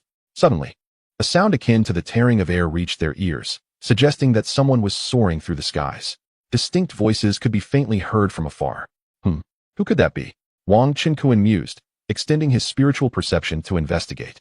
It appears to be individuals from the Zhongshuan Empire, Bai Yunu remarked, having also released her spiritual awareness. Indeed, it is them, and there lies a celestial mansion relic ahead, Wang Qinkuan noted with a smile. Let us seize their treasures and see if there are any precious items like the heavenly spirit fruit. In the Zhongshuan realm, the quota for entering this celestial realm was also 1,000. However, as Bai Yunu explained, the majority of these slots belonged to the trial participants from the Zhongshuan Empire, who accounted for a staggering 900, while their sacred land of demon kin only claimed 100. Thus, encounters with the Zhongshuan Empire's people were frequent in this celestial realm. With that, Wang Qinkuan and his companions stealthily approached, concealing themselves behind a colossal boulder to eavesdrop. Soon, They grasped the situation. The stone forest was vast, and the individuals from the Tsongshuan Empire had entered through a different passage. Along that route, a multitude of trial puppets had already been obliterated by this group. No wonder there were so few trial puppets in their vicinity. Most had likely been dispatched to the other side. Currently, the members of the Tsongshuan Empire were engaged in combat against the monsters at the entrance of the Celestial Mansion relic. The individuals conversing were injured cultivators of the transformation stage who had withdrawn to rest. A staggering number of venomous insects, serpents, and ants had besieged the entrance, causing considerable distress among the Tsongshuan elite, who had already summoned more integration stage experts from nearby. There were approximately 50 of these Tsongshuan elites, led by a single integration stage cultivator in the early phase. Wang Qinkuan wore a cold smile. For the elites of the Tsongshuan realm were naturally rivals to those of the Kunling realm. Typically, when practitioners from the two realms encountered each other, conflict ensued. Wang Qinkuan had previously heard from Hu Tao that in past trials within the realm, the Kunling realm had consistently suffered losses, particularly at the hands of the Tsongshuan Empire, which had taken a significant toll on their ranks. With resolve, the three of them advanced. At this moment, in the square before the Stone Forest Immortal Mansion, the number of puppets resembling venomous insects, snakes, and ants at the void refinement stage had dwindled significantly. After all, the early stage integration master from the Tsongshuan realm was not to be trifled with. Their slow pace suggested they were perhaps awaiting the arrival of other formidable beings to join the assault on the Immortal Mansion. Wang Qinkuan and his two companions strode confidently through the battlefield and approached the entrance of the mansion. Turning around, he cast a derisive glance at the numerous cultivators from the Tsongshuan realm. "Who are you?" At that moment, a prodigy from the Tsongshuan Empire suddenly spotted Wang Qinkuan and his companions, startled. Bai Yunu had already donned a top-grade artifact known as the Fox Fairy Mask, a treasure acquired previously in the canyon's Immortal Mansion. This mask concealed her appearance and could even alter her visage and aura. She took this precaution to avoid being recognized during the ensuing battle with the Tsongshuan realm's elites. What faction from the Kunling realm dares to block the entrance of the Immortal Mansion? You are simply courting death. We are the prodigies of the Tsongshuan Empire. Several young elites from the Tsongshuan Empire angrily rebuked Wang Qinkuan. The only early-stage integration master present was a pale young man named Song Zhishang, a true disciple of the Shengshu sect in the Tsongshuan realm. Most disciples of this sect suffered from kidney deficiency and thus had little interest in women. "Oh, we hail from the Daling Empire of the Kunling realm. What do you intend to do?" Wang Qinkuan replied nonchalantly, exuding the aura of an early-stage integration master, eager to see if the Tsongshuan realm would attack upon encountering someone from the Kunling realm. Upon hearing this, Song Zhishang's face darkened with malice. "So, you are from the Ling Kingdom of the Kunling realm. Everyone attack. Slay this boy, and the two beauties by his side will be yours." Although Bai Yunu's face was concealed by the mask, her figure was undeniably exquisite, rivaling that of Long Ji. Yet, despite the allure of any beauty, be it a dragon maiden or a fox maiden, Song Zhishang harbored no thoughts of desire, for he was a disciple of the Shengshu sect. Wang Qinkuan chuckled coldly. "Very well, then come at me." Long Ji and Bai Yunu remained silent, allowing their husband to handle this minor inconvenience. Seeking death, we, the prodigies of the Tsongshuan Empire, shall care for your two companions. With the puppets now vanquished, over 50 prodigies from the Tsongshuan Empire cast fiery glances at Long Ji and Bai Yunu. They clamored, unleashing a barrage of various techniques towards Wang Qinkuan, who stood before the two women. Wang Qinkuan sneered, "A bunch of trash, calling yourselves prodigies? How utterly embarrassing." Spatial cut. Raising his hand, Wang Qinkuan unleashed the first move of the great cutting technique, the spatial cut, as he prepared to confront the more than 50 prodigies of the Tsongshuan Empire. Chapter 123. Slaying two great fish from the Tsongshian realm. Wang Qinkuan's palm glimmered with a jade-like brilliance, shimmering with the light of the laws, as he struck towards the void where the prodigies of the Tsongshian realm resided, with the swiftness of lightning. Before the eyes of the onlookers, the void appeared like a mirror, initially solidifying before fracturing in a chaotic dance of splintered shards. Over 50 prodigies from the Tsongshian realm, who had charged forward, momentarily froze in disbelief. Their physical forms, along with the expanse of the void, were cleaved into fragments, transforming into a billowing mist of blood that dissipated into nothingness. Even their primordial spirits were rendered to naught under the relentless onslaught, ultimately perishing. A significant portion of their various assaults was devoured by the void itself, while a fraction was effortlessly parried by Wang Qinkuan. "What?" A cry of alarm escaped Song Zhishang as a sense of impending doom washed over him. Realizing the peril, he hastily retreated from that space, narrowly evading disaster. The pitch-black void began to slowly mend itself after a fleeting moment. Damn it! How dare you slay so many of us? Song Zhishang roared in fury. Our Xian Empire will never forgive you. Masters Fan Minji and Chu Xingyan are en route. They will not let you escape. Wang Qinkuan, taken aback, replied, Oh, there are still 2 big fish behind? The white-clad Bai Nu transmitted a message to him, revealing that both individuals were prodigies of the Xian Empire. Chu Xingyan, a fellow disciple of Song Zhishang, was the eldest brother of the Shangsu sect, a pinnacle figure among the remaining prodigies of the Xian Empire. Fan Minji was the foremost disciple of the Qingyun sect, a late-stage prodigy of the combined entity. Very well, but before they arrive, I shall deal with you first. Wang Qinkuan smiled at Song Zhishang. His formidable consciousness locked onto Song Zhishang's form. Should he attempt to flee, he would be struck down with thunderous force. Enraged, Song Zhishang launched an attack, raising his divine sword to unleash the Swordway divine technique. The Sword Qi River. With a roar, the divine sword in Song Zhishang's grasp erupted with a torrential golden light, morphing into 1,000-zhonglong river of sword energy, sweeping towards Wang Qinkuan with a tempest of myriad sword intents. This prodigy of the early combined entity stage from the Xian realm indeed possessed considerable skill. Overestimating oneself. Wang Qinkuan scoffed dismissively. Spatial severance. The aura of the laws surged around Wang Qinkuan as he executed the same technique. The expanse of the void before him shattered like a spider's web, tearing and dismembering the river of sword energy into wisps of dissipating energy. The residual force of the spatial cutting relentlessly constricted around Song Zhishang. With a wretched scream, he was shredded to pieces, his primordial spirit meeting the same fate. Wang Qinkuan and the 2 women rested before the entrance of the celestial abode, engaging in quiet conversation. You hail from the Kunling realm. Have all of our Xian Empire's numerous prodigies here been slain by you? What of Song Zhishang and the others? Have you killed them too? After a brief incense's time, 2 extraordinary presences manifested in the stone forest square, discovering traces of the battle and demanding answers. Wang Qinkuan activated his observation eye. The tall, pale youth clad in white was none other than Chu Xingyan from the Shangsu sect, possessing the cultivation of a perfected combined entity. The shorter man, clad in a blue robe, was Fan Minji of the Qingyun sect. Wang Qinkuan flashed a smile, declaring, I have slain them all. I have finally awaited your arrival. There was no other course of action. Knowing that these 2 formidable opponents were approaching, it was only prudent to eliminate them beforehand, ensuring a safe entry into the celestial ruins to raid the treasury. Otherwise, their own attempt to breach the celestial estate could be thwarted by these intruders. Both Chu Xingyan and Fan Minji were momentarily taken aback. They had encountered arrogance before, but never such audacity. It is worth noting that both of them were among the elite of the Zhongshuan realm, and even the 3rd prince of the Zhongshuan Empire, Song Tiansheng, treated them with utmost respect. Yet here was this seemingly junior from the Kunling realm, who not only belittled them, but also spoke nonchalantly about having killed their comrades. What a bold young man. The fact that he could vanquish Song Zhishang indicated that he possessed at least mid-stage integration strength. Nonetheless, he would still meet his demise before them. The white-clad youth, Chu Xingyan, regarded Wang Qinkuan with a gaze that flickered with murderous intent. The Kunling realm must be eradicated. Fan Minji, exuding an icy demeanor, echoed the sentiment, his voice laced with chill. You wish to kill me? We shall see if you possess the strength to do so.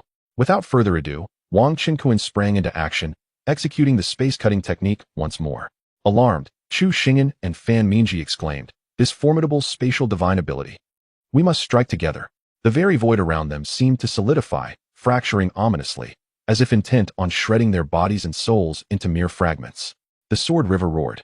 Chu Xingyan unleashed a strike, summoning a river composed of countless fine swords, emitting a thunderous roar akin to a great torrent, surging toward Wang Qinkuan. Frosty rain cascaded. Fan Minji, enveloped in a chilling aura, hastily formed seals with his hands, causing the temperature in a 100-mile radius to plummet drastically, unleashing a torrent of icy rain upon Wang Qinkuan's vicinity. The pervasive cold air held the power to freeze integration stage cultivators solid, reducing them to mere blocks of ice. Yet, all efforts proved futile. The void continued to sever rapidly, mercilessly annihilating everything in its path. Fan Minji's form disintegrated into a gruesome spectacle, his terrified soul fragmenting into dust. The sword river conjured by Chu Xingyan, along with his being, met the same fate. However, his soul was somewhat more resilient. After enduring several attempts at annihilation, he finally managed to escape the collapsing void. You are unexpectedly powerful. Spare me, let us discuss. Chu Xing'an's soul became increasingly ethereal, trembling as he bowed repeatedly, pleading for mercy from Wang Qinkuan. He had never anticipated that this young man from the Kunling realm would wield such terrifying strength. With a single strike, he had dispatched both Fan Mingji and Chu Xing'an. At this moment, he sensed that Wang Qinkuan's consciousness had already locked onto his soul. Should he attempt to flee, a mere gesture would suffice for Wang Qinkuan to obliterate him utterly. Let us discuss? There was nothing to discuss. Wang Qinkuan shook his head with a smile, and with a flick of his fingers, a ball of lightning erupted forth, obliterating the primordial spirit of Chu Xing'an. At this juncture, what purpose did further words serve? Had he cultivated the art of controlling souls, he might have enslaved his opponent, compelling them to act on his behalf. However, he had not pursued such techniques, nor did he harbor any immediate intention to do so. In less than 2 breaths, the 2 prodigies of the Zhongxian Empire were slain. Regrettably, their storage bags had long been destroyed during the battle, and the treasures within had returned to the ether. Otherwise, it was likely they would have possessed a considerable array of valuables. Nonetheless, Wang Qinkuan remained relatively indifferent. He was not in dire need of the treasures produced by the immortal sect's secret realms, and engaging in combat with formidable foes made it challenging to regulate his strength. Particularly with this cutting technique, aside from controlling the point of attack, other aspects were even more difficult to manage. "My husband, you are truly formidable," exclaimed Long Ji, approaching Wang Qinkuan with admiration in her eyes. A complete mastery of the integration stage, alongside a late-stage expert, had fallen before her husband in a mere exchange. "So powerful," she exclaimed. The slaying of these 2 prodigies from the Zhongxian Empire signified that there were no longer any threats to Hu Tao and her companions. Bai Yunu giggled in agreement. Both women were well aware of the ambiguous relationship between Wang Qinkuan and Hu Tao. Since Wang Qinkuan had cultivated the great cutting technique, his strength had far surpassed that of Bai Yunu. Wang Qinkuan smiled, embracing both women and planting a kiss on each. Together, the 3 of them made their way toward the Stone Forest Immortal Mansion.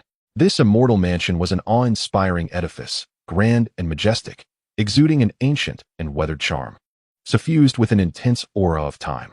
The entrance to this mansion was fortified with restrictions. Wang Qinkuan effortlessly breached the barriers and stepped inside. Upon entering the mansion, they were met with an extraordinary spectacle. The interior of the mansion was vast, with pavilions and towers arranged in a harmonious manner and palaces clustered together. At that moment, shadows flitted about within the mansion, creating a cacophony of noise. Wang Qinkuan, Long Ji, and Bai Yunu ventured deeper.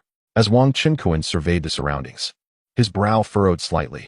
These were not human beings, but rather specters. In this mansion, suffused with a sinister atmosphere, countless malevolent spirits drifted, fierce and brutal. It seemed they had caught the scent of the living and immediately lunged toward Wang Qinkuan and his companions. Chapter 124. The Reaction of External Forces. Little Spectre, Seeking Death. With a swift motion, Wang Qinkuan summoned forth a tempest of thunder, crashing towards the phantoms. The power of lightning was particularly lethal against such ethereal beings. In a moment, the air was filled with chilling, soul-piercing screams, as numerous specters were reduced to mere ashes. Long Ji and Bai Yunu also unleashed their artifacts, vanquishing the apparitions. Under normal circumstances, even a group of elite trial participants would have to approach such a multitude of phantoms with utmost caution, for these spirits were notoriously difficult to eradicate. However, the trio, with Bai Yunu's formidable prowess and Wang Qinkuan's strength nearly on par with that of a nascent stage great, faced no strain as they cooperatively eliminated all the specters within the celestial abode. "Let us search for the treasure vault of the celestial mansion," proposed Wang Qinkuan after dispatching the immediate threats. The 3 hastened their movements, scouring the interior of the celestial residence. Time was of the essence, as more than half of the month allocated for the celestial gate's opening had already elapsed. They yearned to acquire further treasures upon their return. Their families would soar to new heights. Before long, the trio discovered the guardian of the treasure vault in the rear courtyard of the celestial mansion. It was a formidable specter leader at the peak of the fusion stage, exhibiting a notable resistance to the power of thunder. After expending considerable effort to slay it, they were rewarded with access to the treasure of the celestial mansion. Above the Zhongxian realm, beyond the celestial gate's confines, stood over a dozen formidable figures amidst the frigid, desolate, and tempestuous void. These individuals were the great powers of the Zhongxian realm. "This is impossible. In just over half a month, several of our empire's top geniuses have perished," bellowed an enraged elder of the Shengshu sect, known as Huan Hongyu, who was at the peak of the tribulation stage. The assembly of mighty beings had stationed themselves there primarily to prevent the realm's prodigies from succumbing to avarice after reaping vast rewards within the secret realm. Carelessly discarding their Zhongxian imperial orders, they feared that, upon the closure of the secret realm, these individuals might be cast into the nearby void, seeking refuge to hoard their treasures undetected. After all, practitioners at the fusion stage, donning divine armor, could survive for a time amidst the chaotic currents of the void. This was not an unprecedented occurrence in the annals of the Zhongxian realm. Thus, under the decree of the Zhongxian emperor, these great powers remained vigilant. However, to their dismay, several of the soul lamps left behind by the elite fusion stage geniuses aboard their flying warship had extinguished within the span of a mere fortnight. The soul lamps of their two elite fusion stage geniuses, Song Zhishang and Chu Xingyan, had both gone dark. Among them, Chu Xingyan was especially a paragon of the fusion stage. Yet, what was even more astonishing was that merely 2 days into the secret realm trial, the soul lamp of the Zhongxian Empire's third prince, Song Tiansheng, had already extinguished. At that time, they had believed that with Song Tiansheng's strength, no one could possibly slay him in the secret realm. It must have been a consequence of the distance between the realms, leading to potential errors with the soul lamp. Thus, they did not report back to the great Emperor Zhongshuan immediately. However, now even the formidable Chu Xingyan of the Holy Ruins sect, whose strength rivals that of Song Tiansheng, has seen his primordial spirit lamp extinguished. This indicates that an unforeseen event must have occurred within the Celestial Gate's secret realm.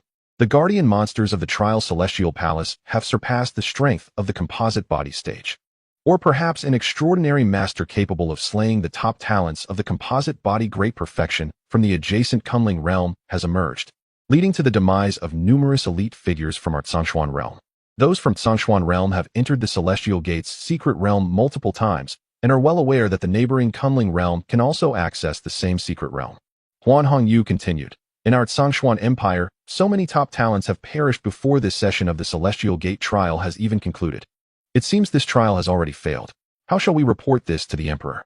Hearing this, Elder Wu Mo of the Qingyun sect turned ashen. His prized disciple, Fan Mingji, had also seen his primordial spirit lamp extinguished. The expressions of the other powerful figures from Zhongshuan realm were equally grim, leaving them momentarily speechless. Wu Mo inquired, how could this happen? Each of these talents possesses extraordinary strength. It is inconceivable that they would fall easily within the secret realm. Could it be that some anomaly has arisen within the realm? A middle-aged man clad in golden robes spoke. According to the predictions made by our Tsang family's true immortal, this session of the secret realm should not have any anomalies. This man was Prince Zhongyun of the Zhongshuan Empire. Silence enveloped the group. The Tsang family, the imperial clan of the Zhongshuan Empire, is renowned for its vast lineage among the celestial races.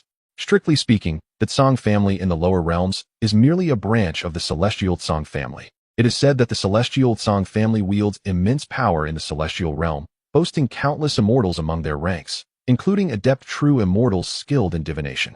After a moment of contemplation, Huan Hongyu proposed, could it be the trial takers from the Kunling realm who are responsible? Surely not. Wu Mo exclaimed in astonishment. Though the Kunling realm lies adjacent to ours, it is a remote realm billions of miles away from our Zhongshuan realm.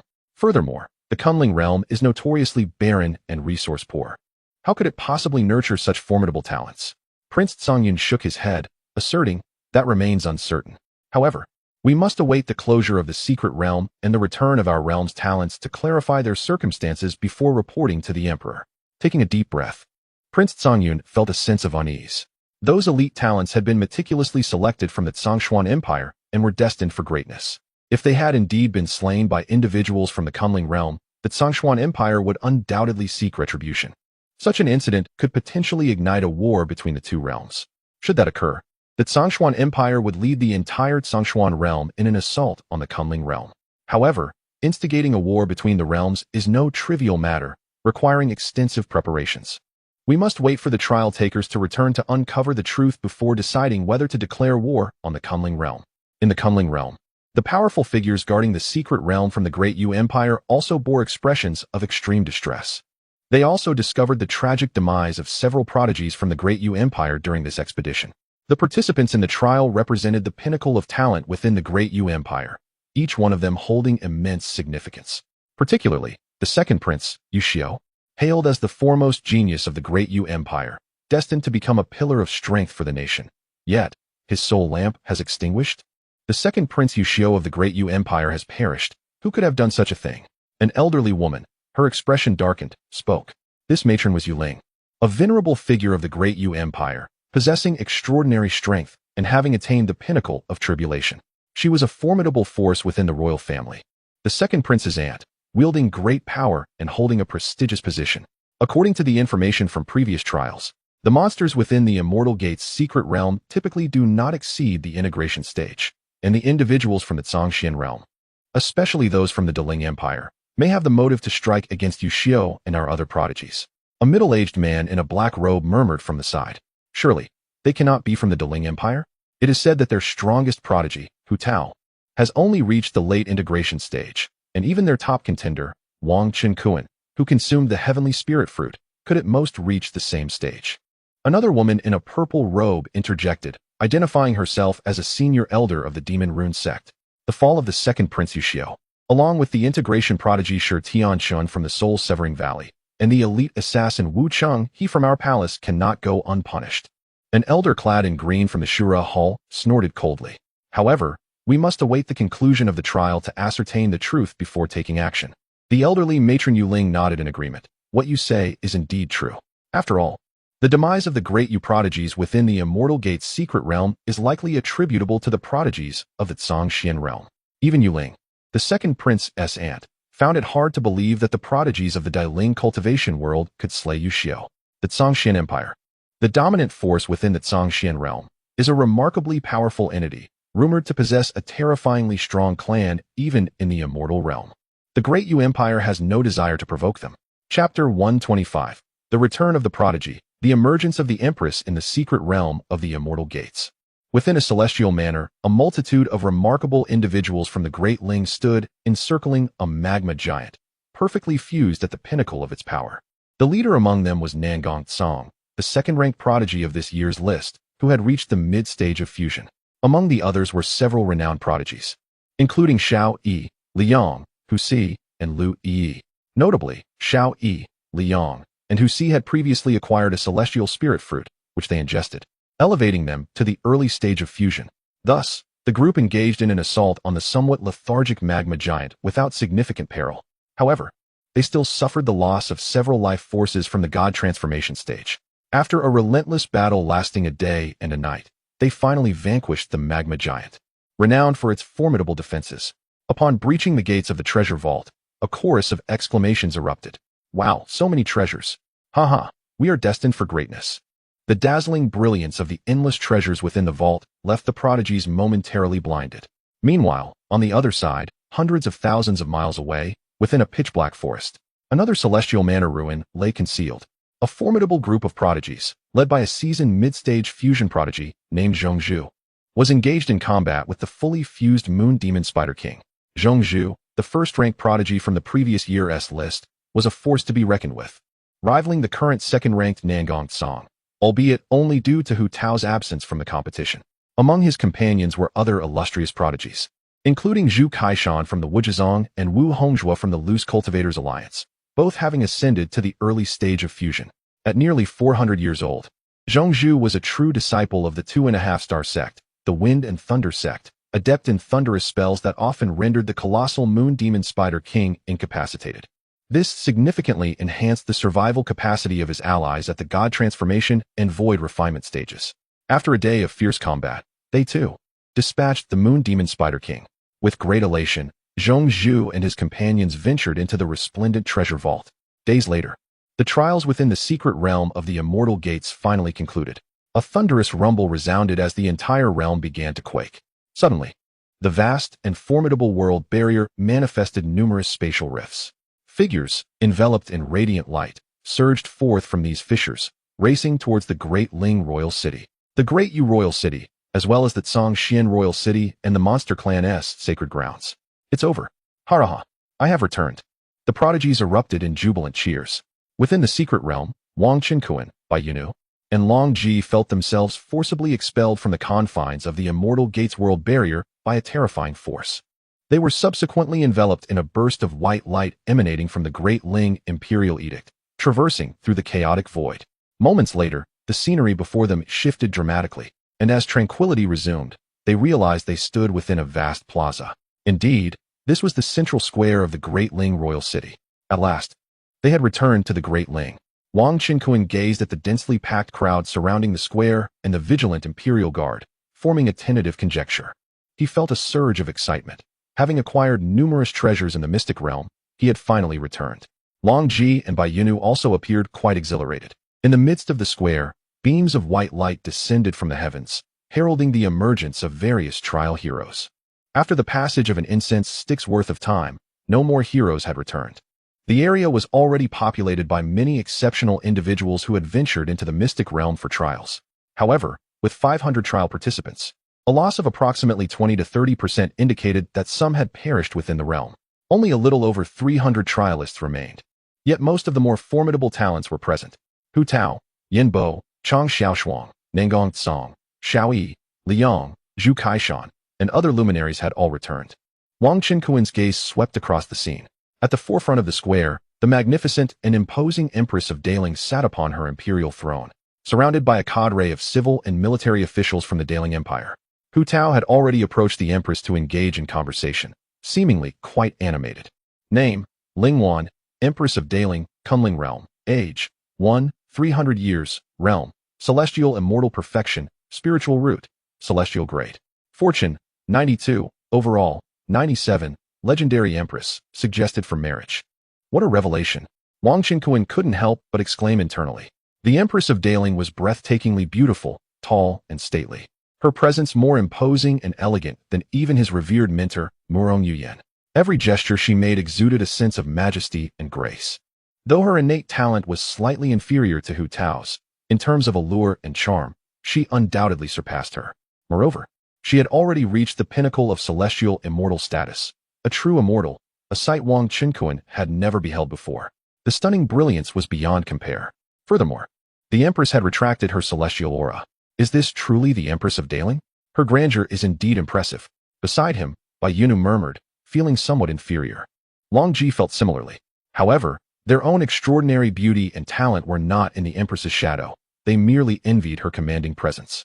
All the heroes in the square were preparing to queue up to submit half of the treasures they had acquired from the mystic realm.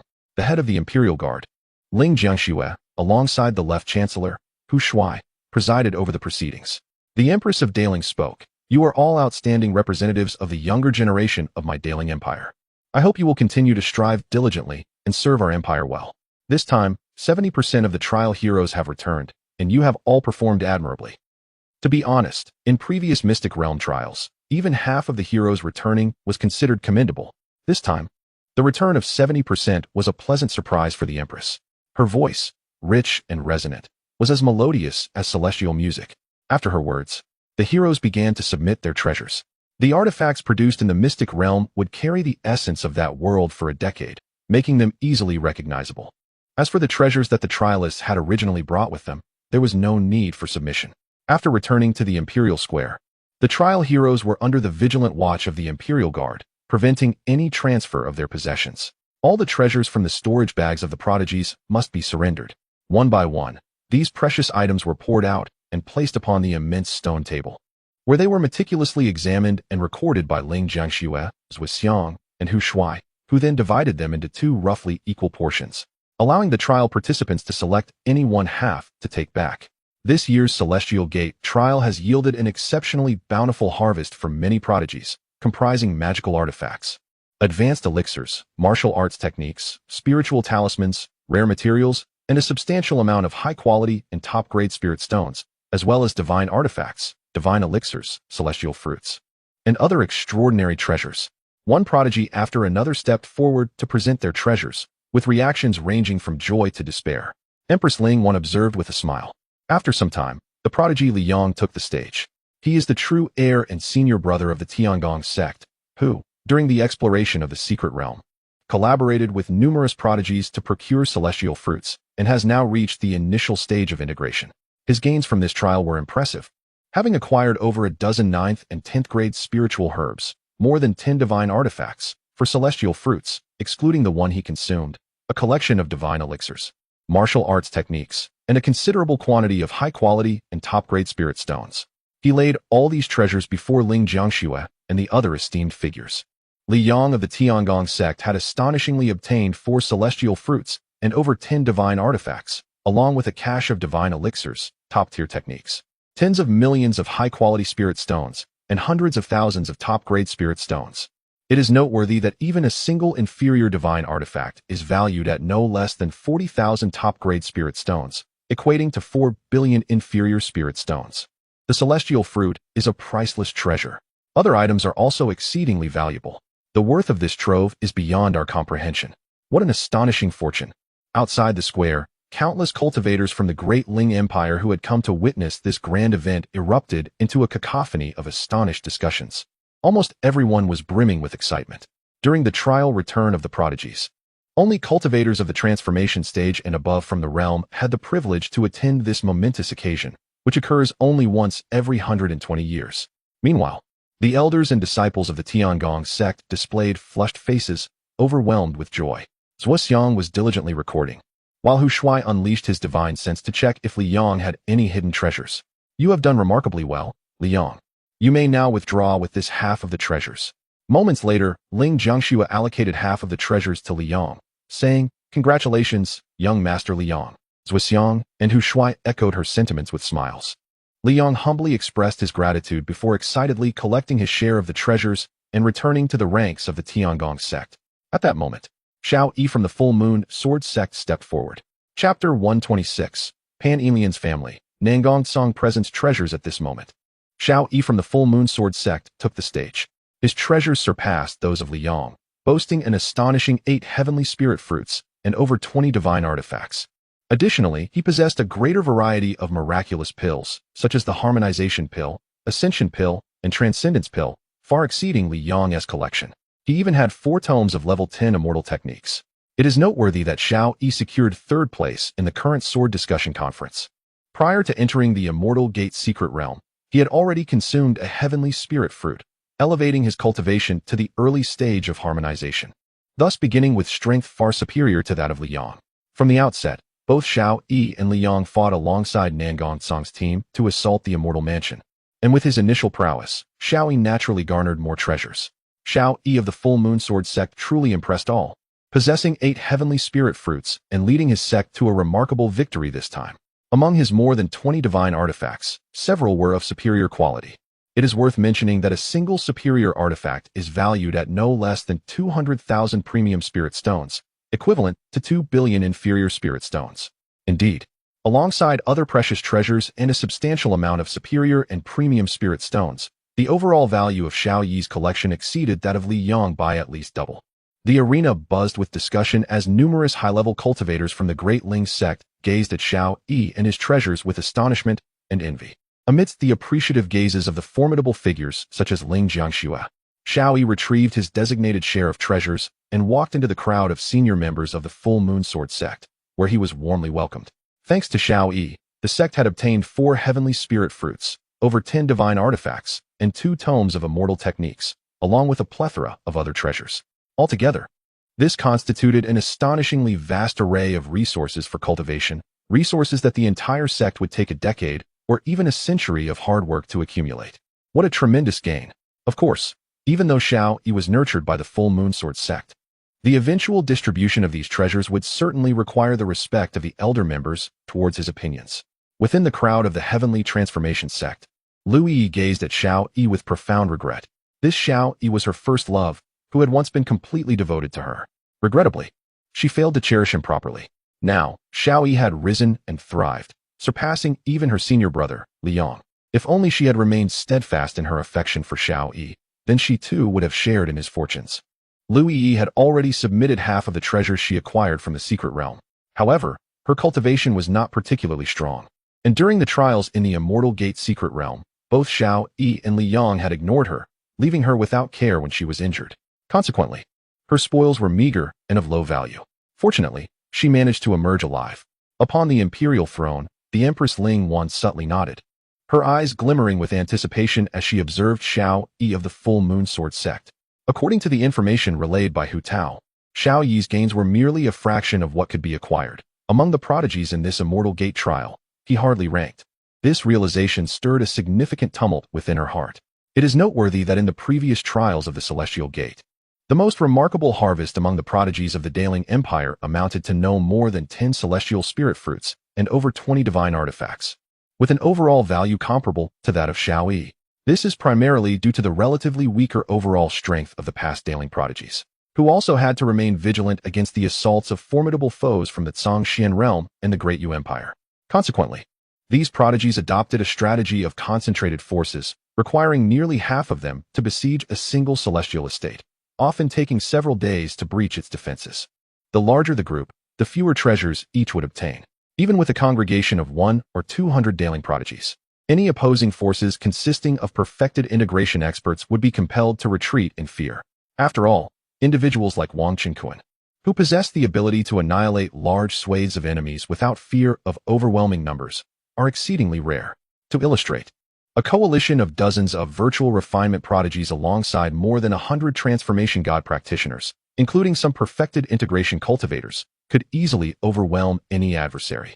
Thus, even if a perfected integration expert from the opposing side were to arrive and endure a barrage of attacks, they would likely meet their demise. Moreover, Hu Tao informed the Empress that this year's Celestial Gate trials saw Wang Qinquan having slain numerous integrated prodigies from the Zhongxian realm and the Yu Kingdom, effectively eliminating any significant disturbances from hostile forces. The overall strength of this year's Daling prodigies surpassed that of previous years, negating the necessity for a large assembly to assault celestial estates, thereby expediting the treasure acquisition process considerably. Who, then, is Wang Qinquan? How could one individual transform the previously dismal standing of the Daling prodigy contingent within the Celestial Gate's secret realm? He has single-handedly turned the tide for the Daling Empire, securing a vast trove of treasures. Such monumental achievements leave the Daling Empress pondering what rewards he truly deserves. In her mind, the emergence of such an extraordinary prodigy, a once-in-a-100,000-year talent, far eclipses her own brilliance in her time, igniting within her a profound curiosity and admiration for Wang Qinquan. Subsequently, renowned prodigies such as Hu Si, Zhu Kaishan, and Wu Hongzhua took the stage one after another to present their treasures. The offerings of these individuals were astonishing, with Hu Si's contributions nearly matching those of Liang, and even Zhu Kaishan and Wu Hongzhua presenting treasures rivaling those of Xiao Yi, despite their inferior strength. Their team had engaged in the assault of an additional celestial estate before the conclusion of their trials, unlike the teams of Xiao Yi and Liang. Amidst the fervent discussions among the multitude of cultivators present, the grand senior sister of the Hahuan sect, Yin Bo, made her entrance. The treasures she unveiled surpassed those of Xiao Yi and Zhu Kaishan by a considerable margin, including a staggering 14 celestial spirit fruits and over 30 divine artifacts, along with 6 volumes of celestial techniques, numerous integration pills, ascension pills, and tribulation pills, as well as a plethora of other treasures and spirit stones. Although the Hahuan sect is predominantly composed of female disciples, its substantial heritage rivals that of even second-rate sects, making the emergence of such an extraordinary prodigy unsurprising. The Daling Empress, Ling Wan, nodded in quiet approval. In the outer region of the square, the sect leader of the Hahuan sect, dressed in green robes, Pan Manhwa, stood in excitement, unable to contain her elation. Pan Manhwa had recently emerged from her secluded cultivation, now possessing the initial prowess of the Great Ascension stage. Her appearance bore a striking resemblance to Pan Enlian, characterized by an exquisite beauty and standing at a similar height. However, Pan Manhwa exuded the allure of a mature woman in her 30s. Flanking her were 2 remarkable figures, a handsome middle-aged man in the mid-stage of tribulation, and a venerable white-haired matron who had attained the pinnacle of tribulation. The middle-aged man, named Zhu Yu, served as the deputy leader of the Hahuan sect and was also Pan Manhwa's partner and Pan Enlian's father. The white-haired elder was Pan Manhwa's mother, Pan Ing, the former sect leader and now the esteemed elder. These 3 individuals were close relatives of Pan Enlian and held significant positions within the Hahuan sect, underscoring the sect's formidable strength, rivaling that of many second-tier sections.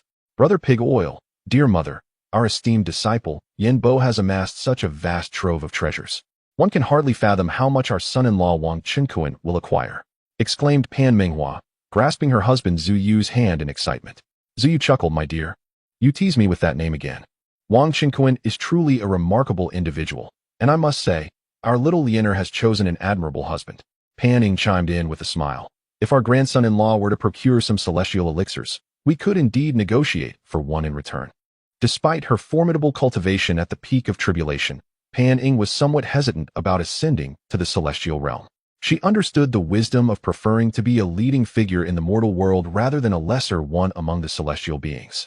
Legends spoke of the celestial realm being rife with turmoil and conflict, populated by countless powerful entities, rendering it less than welcoming to newly ascended beings. With a single celestial elixir, she might achieve a breakthrough in her cultivation, allowing her to remain in the mortal realm as a heavenly figure. Meanwhile, the other participants in the trial had already submitted half of their treasures and returned to the higher echelons of the Hahuan sect. At this moment, senior sister Yen Bo returned, bearing her portion of the treasures, to a warm reception from the sect members. The grand spectacle of the trial's participants surrendering their treasures was nearing its conclusion. At last, the unparalleled prodigy of the Nangong family, Nangong Song, stepped onto the stage with a smile, cradling a divine-grade storage bag. As he opened the bag, an array of dazzling treasures spilled forth, soaring skyward in brilliant radiance. Wow! 26 heavenly spirit fruits, along with over 40 divine artifacts.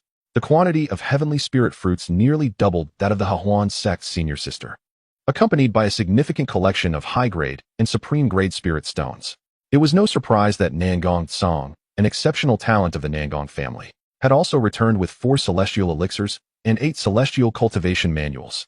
Instantaneously, a tremendous uproar surged through the square. The 26 heavenly spirit fruits were nothing short of astonishing. The celestial cultivation manuals, not to mention the celestial elixirs, legendary treasures said to grant ascension to those at the tribulation stage, were beyond priceless. The abundance of treasures brought forth by Nangong Song was truly staggering. Xiao Yi conveyed to Li Yang through sound transmission, feeling a stark disparity between his own treasures and those of Nangong Song. There is no alternative. He is the captain of our distinguished team, contributing the most effort, and thus naturally commands a significant share. Li Yang is also quite envious. Chapter 127, The Unprecedented Harvest of Walnuts. Wang Qinkuan leaves the nation in awe. Nangong Song has acquired 26 heavenly spirit fruits. Upon her imperial throne, the Empress Ling Wan displayed a fleeting glimmer of delight. The treasury of the Great Ling Empire has gained an additional 13 heavenly spirit fruits.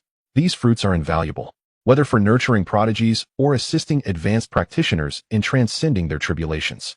Truly, young Master Nangong is remarkable, deserving of his reputation as the unparalleled prodigy of our Great Ling Empire. Ling Jiangxue lavished praise upon Nangong Song, while Hu Shuai and the Left Chancellor also extended courteous commendations. Modesty is unnecessary, Nangong Song replied, his spirits lifted. Yet, he was acutely aware that in this trial, aside from Miss Walnut and the extraordinarily powerful Wang Qinkuan, the captain of the other trial team, Zhongzhu, was not to be underestimated. Nangong Song collected half of the treasures and descended the stage. Next, it was Zhongzhu's turn to ascend. Zhongzhu, an ostensibly ordinary middle-aged man clad in opulent attire, might not possess striking looks, yet his popularity surpassed even that of Nangong Song. Zhongzhu, the unparalleled prodigy, as if aided by divine forces. Young Master Zhong, the Chuanfang Tower eagerly awaits your esteemed presence. Young Master Zhong, I, from the Manshun Tower, await your return to assist in my cultivation. As he took the stage, a number of elegantly dressed female cultivators erupted in cheers for him. Zhongzhu stumbled slightly. These superficial women seemed to be merely attracted to his willingness to lavish spirit stones, completely disregarding the solemnity of the occasion, which included the Empress and the high-ranking members of his sect, the Wind and Thunder sect. Feigning composure, he waved at the female cultivators below and proceeded to empty his storage bag onto the stone table. Radiant beams of light surged skyward, instantly eliciting a chorus of applause from the audience. Remarkable! This prodigious Zhongzhu has managed to acquire 30 heavenly spirit fruits, surpassing even Nangong Song. Moreover, he possesses over 50 divine artifacts and 6 celestial pills. The sheer volume of his treasures is staggering, truly befitting the champion of the last sword conference. Excitement buzzed through the crowd, with animated discussions echoing throughout the square. The high-ranking members of the Wind and Thunder sect wore expressions of elation. Their true disciple, Zhongzhu, though somewhat frivolous in nature and less inclined towards marriage, had gained a reputation for traversing the realms of cultivation to aid fallen women in their practices. Nevertheless, he remained a source of pride for them, an unparalleled prodigy. At this moment, the acclaim surrounding him eclipsed even the formidable Nangong family, the Tianyan sect, the Full Moon Sword sect, and the concealed might of the Hahuan sect. Amidst the praises from Hu Shuai and the Left Chancellor, Zhongzhu collected half of his treasures and returned to the designated area of the Wind and Thunder sect. Now, only Wang Qinkuan, Longji, and Walnut remained, yet to present their treasures. Due to her unique status as an otherworldly demon and her current partnership with Wang Qinkuan, Bai Yunu was exempt from submitting her treasures. As Empress Ling, one had already granted her special permission. In contrast, had it been anyone else, even if they were prodigies from another realm who had aligned themselves with the Great Ling Empire, they would still be required to submit half of their treasures, as was customary in previous trials. Indeed, the Zhongxian realm and the Great Yu Empire have adopted similar measures. Those who pledge allegiance to them become trial bearers of their might, naturally required to present their treasures. Clearly, the Empress has graciously exempted Bai Yunu from this obligation, showing favor towards Wang Qinkuan. Currently, Hu Tao stands alongside Wang Qinkuan. Exchanging glances with Wang Qinkuan, Hu Tao then stepped forward. Under the expectant gaze of her father, Hu Shuai, she poured forth an abundance of treasures from her storage pouch. A myriad of radiant lights flickered, enveloping the surroundings. Hiss! Every individual in attendance rose in astonishment. The treasures displayed by Hu Tao included a staggering 43 heavenly spirit fruits, and while she possessed over 50 divine artifacts, the majority were of superior quality, with several being of the utmost grade. Additionally, she revealed 8 heavenly immortal pills, numerous celestial cultivation techniques, and a plethora of other valuables, including elixirs and spirit stones. What staggering worth did this collection of rare treasures possess? Such an array of extraordinary gems was enough to incite envy in countless hearts. In that moment, countless gazes converged upon the stone table before Hu Tao, filled with greedy fervor. Yet, no one dared to entertain even the slightest thought of claiming those precious items for themselves. The very notion was inconceivable. Miss Hu Tao was simply extraordinary. Indeed, the gains of those previous prodigies paled in comparison. She epitomized the true essence of an unparalleled female genius. With such a daughter, the Hu family was destined to prosper for generations to come. The high-ranking members of various factions and numerous advanced cultivators buzzed with conversation, rife with envy and admiration for the Hu family. Bravo! My daughter is truly remarkable. Hu Shuai beamed with pride as he gazed at his beloved daughter, affectionately ruffling Hu Tao's hair. At that moment, Hu Tao was not wearing her little black hat, which was, in fact, a superior-grade artifact gifted to her by the Empress long ago, now stowed away. Indeed, she is my sister, Empress Ling, one remarked with a smile, complimenting her for the first time publicly. Upon hearing this, Hu Tao puffed her chest with a hint of pride, her gaze sweeping over the crowd before settling on Wang Qinkuan, a triumphant smile gracing her lips. He responded with a warm smile in return. Both the Empress and Hu Shuai exchanged surprised glances at the scene. Hu Tao withdrew half of her treasures and stepped down. Is it nearly over? Why hasn't Wang Qinkuan taken the stage yet? Could it be that his treasures surpassed those of Miss Hu Tao? Surely not. Hu Tao had already set the record for the most treasures acquired in the history of the Great Ling Empire's trials. Wang Qinkuan's partner had yet to make her appearance as well. The audience began to murmur amongst themselves, including some prodigies participating in the celestial trials. The situation was more complex than it appeared. Anticipation hung in the air. Those who had witnessed Wang Qinkuan's prowess speculated that the treasures he and his spouse had obtained might indeed be of an unfathomable magnitude.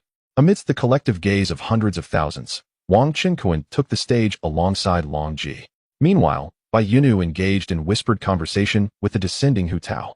Aside from those treasures collected by Wang Qinkuan into the system space, the possessions of the two have been laid together. This is the bounty of our partnership. Wang Qinkuan poured their treasures onto the stone table. In an instant, a radiant light, far surpassing that of Hu Tao moments ago, soared into the heavens, illuminating all directions. Goodness! How abundant! How many celestial treasury vaults did they raid to amass such riches? The two's collection included 130 heavenly spirit fruits, 140 divine artifacts, 22 celestial elixirs, and over 30 tomes of celestial techniques. Additionally, there were over 600 billion top-grade spirit stones, more than 500 million premium spirit stones, and a myriad of other treasures. It is said that Wang Qinkuan only brought his companion to assault the celestial vaults. Surely, all these treasures must have been acquired solely by him, for his dragon lady spouse possesses little cultivation and likely contributed little. That fox maiden from the Zhongxian realm, who need not submit treasures, seems to be his companion as well, and she must have assisted in the onslaught against the celestial vault. In the arena, high-level cultivators and prodigies from across the nation were utterly astonished. This individual has created such a grand spectacle that it has indeed elicited nationwide astonishment. Below the plaza, Nangong Tsang gazed towards Wang Qinkuan's direction, shaking his head with a wry smile. In Wang Qinkuan's presence, Nangong Tsang felt utterly overshadowed, reduced to insignificance. On the other side, Zhongzhu stared at the stage, equally bewildered.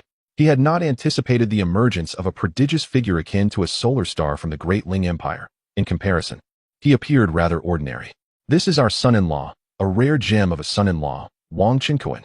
In the vicinity of the Hehuan sect, Pan Manhwa, Zuyu, and Panning wore expressions of joy and astonishment. Yin Bo, Chang Xiaoshuang, and other true disciples of the Hehuan sect stood in a daze. Even Hu Tao could not help but widen her eyes, her small mouth slightly agape. She had anticipated that Wang Qinkuan and his companions must have garnered immense treasures. Yet she never imagined the bounty would be of such staggering magnitude. Empress Ling Wan could no longer remain seated.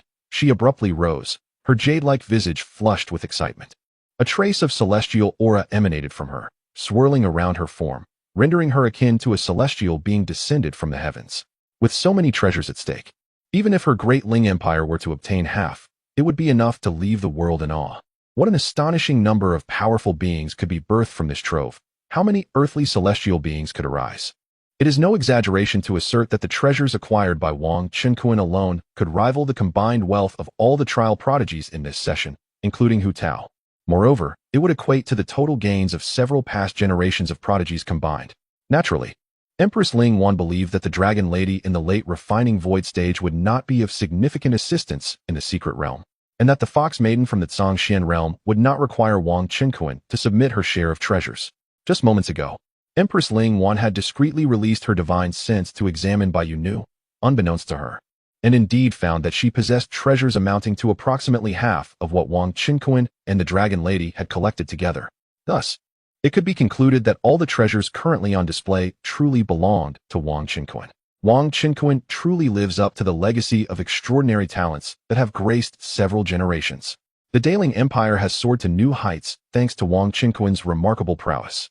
However, Empress Ling Wan is a person of principles and would not harm Wang Qinkuan and his companions merely because of the vast treasures possessed by Bai Yunu, as well as the half of the treasures reclaimed by Wang Qinkuan and his wife. To threaten them into surrendering all their riches would be an act of short-sightedness, akin to killing the hen that lays the golden eggs. Such actions would not only dishearten other prodigies and influential factions, but would also bring great loss to the Daling Empire. After all, in just 120 years, there will be another trial at the Immortal Gate, and both Wang Qinkuan and Long Ji are still quite young, poised to compete for treasures within the immortal realm for the Daling Empire. Wang Qinkuan, at not yet 40 years of age, has the potential to aid the Daling Empire in securing countless opportunities in future Immortal Gate trials. He is indeed a supreme treasure, and with him, the Daling Empire cannot help but thrive. As these thoughts crossed her mind, a glimmer of delight appeared at the corners of Empress Ling Wan's lips. Wang Qinkuan smiled as he reclaimed half of the treasures that Ling Jiangxue had allocated to him on the platform, while naturally keeping Long Ji's share in his care. In truth, many valuable artifacts and elixirs had already been stored within his system space, including true immortal pills, immortal spirit fruits, several celestial pills, and a selection of techniques above the 11th rank. He had also amassed nearly 10 billion top-tier spirit stones, which he had chosen not to reveal. The hosts, Ling Jiangxue, Hu Shui, and Zui Xiong, showered praises upon Wang Qinkuan and his companion. Wang Qinkuan, in turn, graciously acknowledged their compliments as he prepared to descend the platform with Long Ji. Chapter 128. I promise to arrange your marriage. Empress Ling Wan narrowed her phoenix eyes, her gaze shimmering with astonishment. Such an extraordinary talent truly left her in awe. Very well, Wang Qinkuan, you are indeed the most outstanding prodigy of the great Ling Empire. Empress Ling Wan could not help but praise. Thank you for your kind words, Your Majesty, Wang Qinkuan replied with a slight smile, bowing slightly in humility. In the realm of cultivation, the rules were not so rigid, and Empress Ling Wan was known for her more casual demeanor, not requiring cultivators to kneel before her. The Empress nodded with a smile. Wang Qinkuan, you have acquired so many treasures in the secret realm, benefiting both the great Ling Empire and myself. What is it that you desire? Empress Ling Wan inquired. At her words, everyone listened intently. The great Ling Empress was rarely one to entertain requests. It was likely that Wang Qinkuan could easily ask for a title, such as a city lord or an inspector of the celestial city, or even a fief or the establishment of a celestial sect, and the Empress would agree without hesitation. I have fallen for your Majesty's sister-in-law, Hu Tao. and I wish to request your permission for marriage," Wang Qinkuan stated directly after a brief moment of contemplation. In truth, Hu Tao had already secretly harbored feelings for Wang Qinkuan.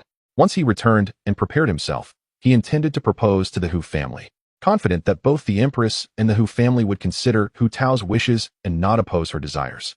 Wang Qinkuan's heart yearned to propose marriage to Empress Ling Wan herself. However, he felt that such a request was rather audacious and might be seen as offensive.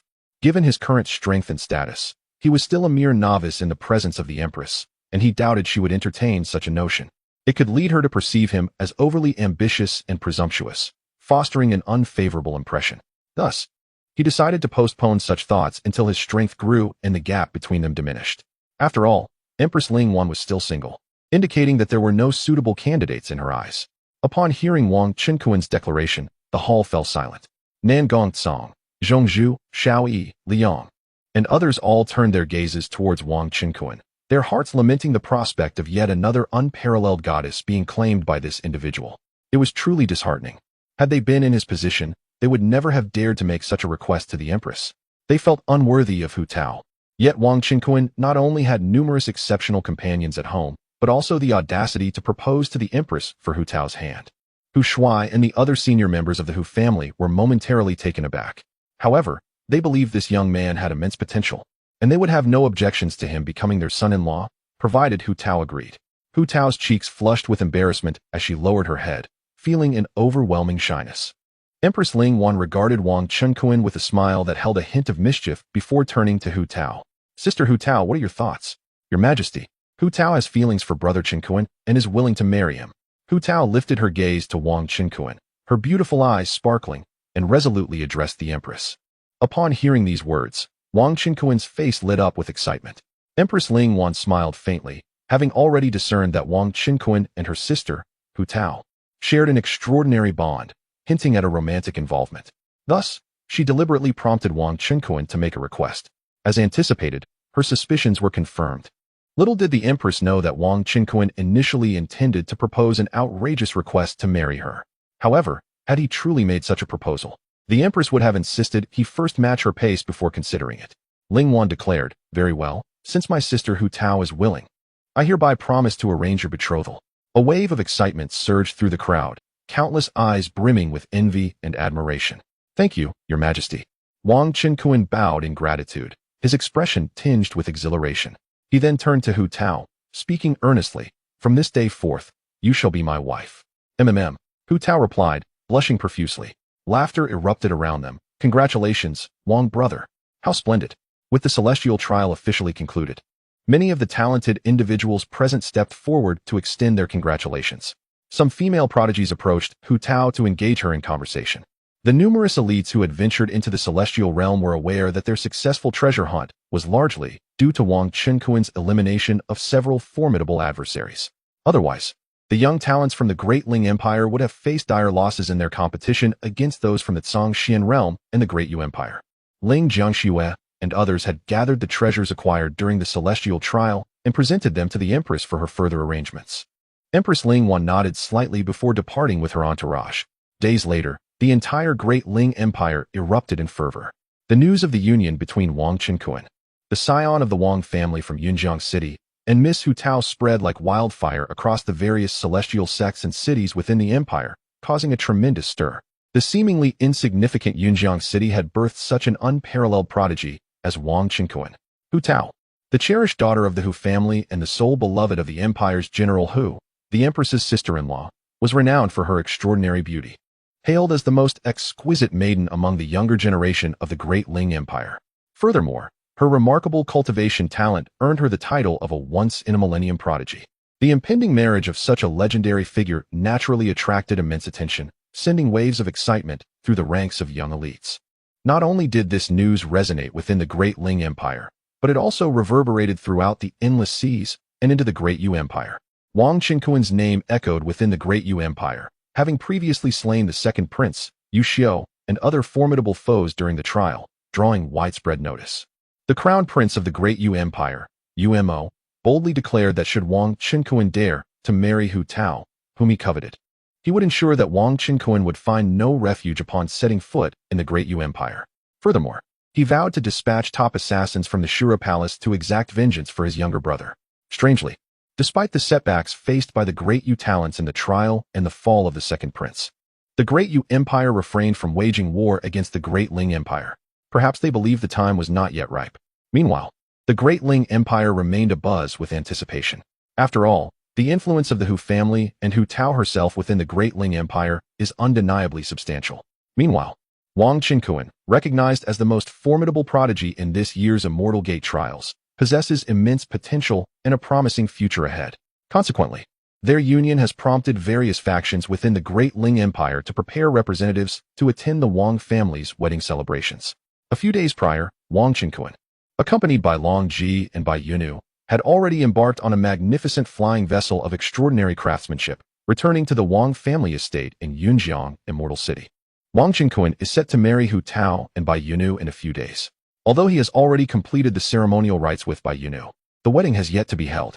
Within the family, senior members such as Wang Jiansheng, Wang Yuanzhong, and Wang Jianlin have gathered to welcome the esteemed 18th uncle Wang Qinkuan and his two partners. Wang Qinkuan's mother, Yu Tongxin, along with his partners Murong Yuyan, Yun Yun, Qin Zi, and Pan Yinlian, were all present, engaging in spirited discussions with Bai Yunu and Long Ji about the wondrous tales of the Immortal Gate's secret realms. Wang Qinkuan's children were attended to by nurses and maids. Subsequently, Wang Qinkuan consulted with the city lord Teng, and after their deliberations, the land of the Wang family estate was valued tenfold, initiating an expansive renovation. The small cultivation families residing adjacent to the Wang estate received demolition compensation exceeding 30 times the original price. Each household was also gifted 20 foundation establishment pills and 10 golden elixir pills as a token of recompense, inciting envy and longing among other nearby cultivation families that were not included in the demolition plans. Chapter 129. You actually use celestial elixirs and divine fruits as betrothal gifts? Simultaneously, the entire Yunjiang Immortal City is undergoing extensive development and expansion, ultimately increasing its area to several times its original size. This is indeed a remarkable event. Thanks to Wang Qinkuan, Yunjiang Immortal City has gained considerable renown, attracting an ever-growing number of wandering cultivators and immortal families seeking to settle in the city.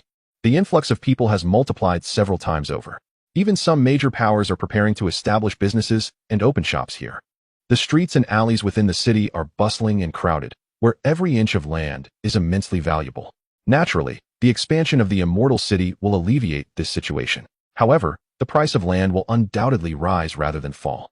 Wang Qinkuan and Mayor Teng have discussed that the spirit stones required for the development and expansion will be equally shared between him and the city lord's office.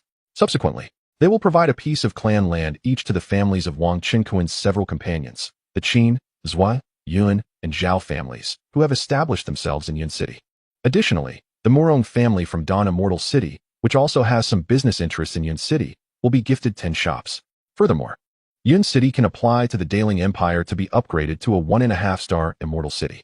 Mayor Ting agreed to all of this with a beaming smile. To facilitate this, Teng Chengren has invited several experts in civil engineering and numerous advanced cultivators from other immortal cities to expedite the construction of the Immortal City. After all, with the expansion of the Immortal City, the number of cultivators within will surge, leading to a significant increase in tax revenue, which will greatly benefit him as the city lord. Half of the tax revenue will be submitted to the Daling dynasty, while the other half will be retained by the city lord's office as compensation. This arrangement opens the door for Teng Chengren to aspire to become an advanced cultivator in the future. At this moment, in the sky above Yun City, Teng Chengren stands alongside Wang Qinkuan, overseeing the immense construction project that is already well underway below. One cannot help but admire the remarkable speed at which high-tier cultivators can construct a city.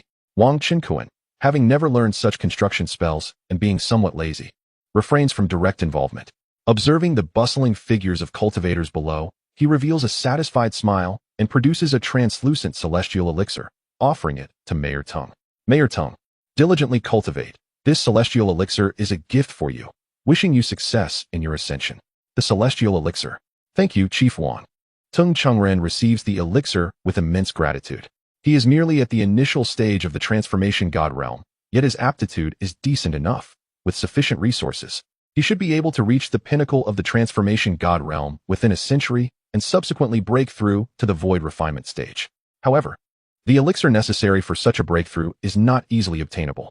On the market, a low-grade celestial elixir is valued at no less than 200,000 high-grade spirit stones, equivalent to 20 billion low-grade spirit stones. Moreover, the difficulty of refining celestial elixirs is exceedingly high, with few alchemists capable of producing them. Most high-grade elixirs in the Kunling realm originate from the secret realms of immortal sects, meaning that even with spirit stones, one may not necessarily be able to purchase them. Of course, as the city lord, he could directly procure them from the Daling dynasty, but 20 billion remains a substantial sum for him. Mayor Tung is greatly astonished by Wang Qinquan before him.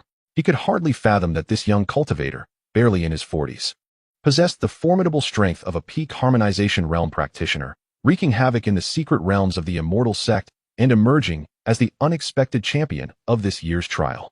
Even the elite harmonization realm talents from the Zhongxian realm and the Great Yu Empire were no match for Wang Qinquan. He had procured immeasurable benefits for the Great Ling Empire and was set to marry Hu Tao, the daughter of the esteemed General Hu, who was also the sister-in-law of the empress. Such power and fortune were nothing short of extraordinary. The entire city lord's mansion and all the cultivators of Yunjiang Immortal City would reap boundless blessings and tangible advantages thanks to Wang Qinquan. A few days later, the expansion of the Immortal City was completed and the Wang family estate had also been enlarged. With all matters settled, Wang Qinquan was poised to officially wed Hu Tao and buy Yunu at the newly constructed family estate. He personally led several family members to Hu County Immortal City to escort the bride, Hu Tao, back home. Naturally, the betrothal gifts were substantial. Wang Qinquan presented his father-in-law, General Hu, with 100 billion top-grade spirit stones, 200 refinement void pills, 20 harmonization pills, great ascension pills, and calamity crossing pills, alongside 10 divine artifacts, 5 celestial pills, and 5 celestial spirit fruits as part of the dowry. This gesture left General Hu and the entire Hu family in utter shock. The Hu family members gazed at Wang Qinquan, their smiles wide and incredulous. This son-in-law was extravagantly generous beyond their expectations. At the entrance of the Hu family, those from other powerful factions who had come to celebrate and partake in the festivities were equally astounded. Many inwardly cursed him as a prodigal, while others envied the Hu family immensely. What manner of celestial son-in-law was this? The cumulative value of the extravagant gifts surpassed trillions, and he even dared to present celestial pills and celestial spirit fruits as betrothal offerings. Such acts were virtually unheard of in the realm of cultivation. Why was it that their daughters could not possess such good fortune? Hu Tao was also deeply touched, bestowing a sweet kiss upon Wang Qinquan before joyfully boarding the flying spirit vessel to return to the Wang family. Some high-ranking members of the Hu family followed suit, taking another flying spirit vessel to the Wang estate. As night fell, the Wang family estate was ablaze with lights. The banquet was set in the heart of the estate, bustling with guests and an atmosphere of festivity. The venue was adorned with 3,000 tables, each occupied by distinguished guests from various regions. Besides the Wang family, attendees included members of the Hu family, the city lord's mansion, several local cultivation families, some exceptional talents from this year's Immortal Sect trial, and relatives of Wang Qinquan's partners, such as the Murong and Yun families.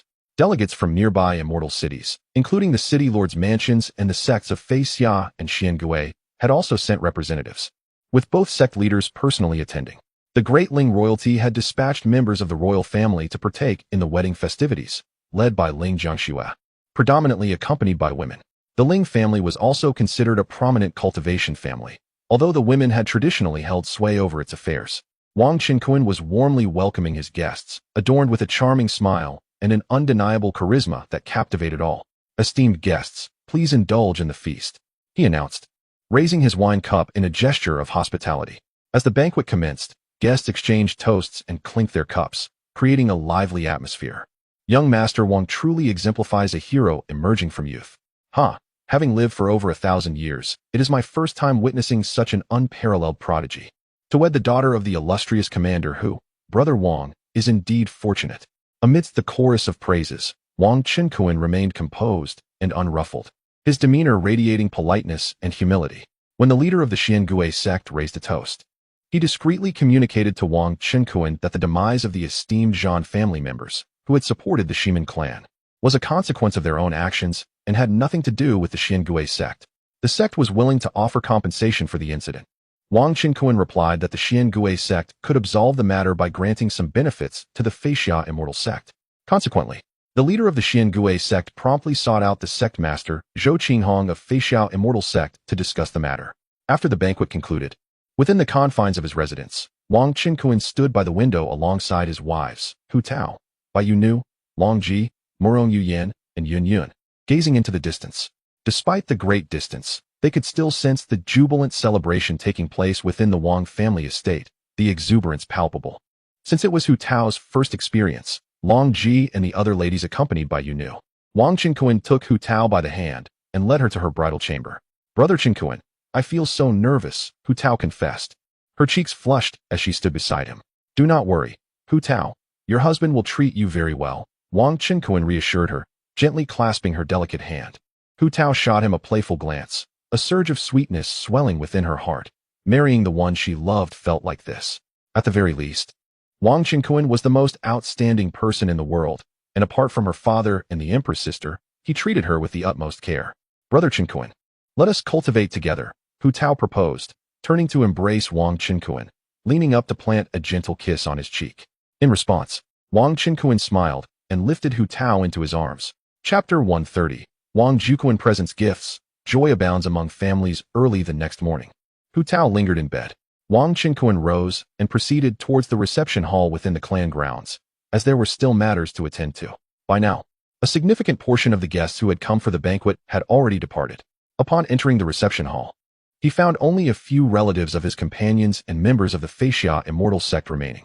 These individuals were the ones he had summoned to stay the previous night. The Murong family, the Hahuan Sect Espan family, the Yun family, the Zhao family, the Qin family, the Zhua family, and several individuals from the Feixiao Immortal Sect were present. The Hu family had already taken their leave.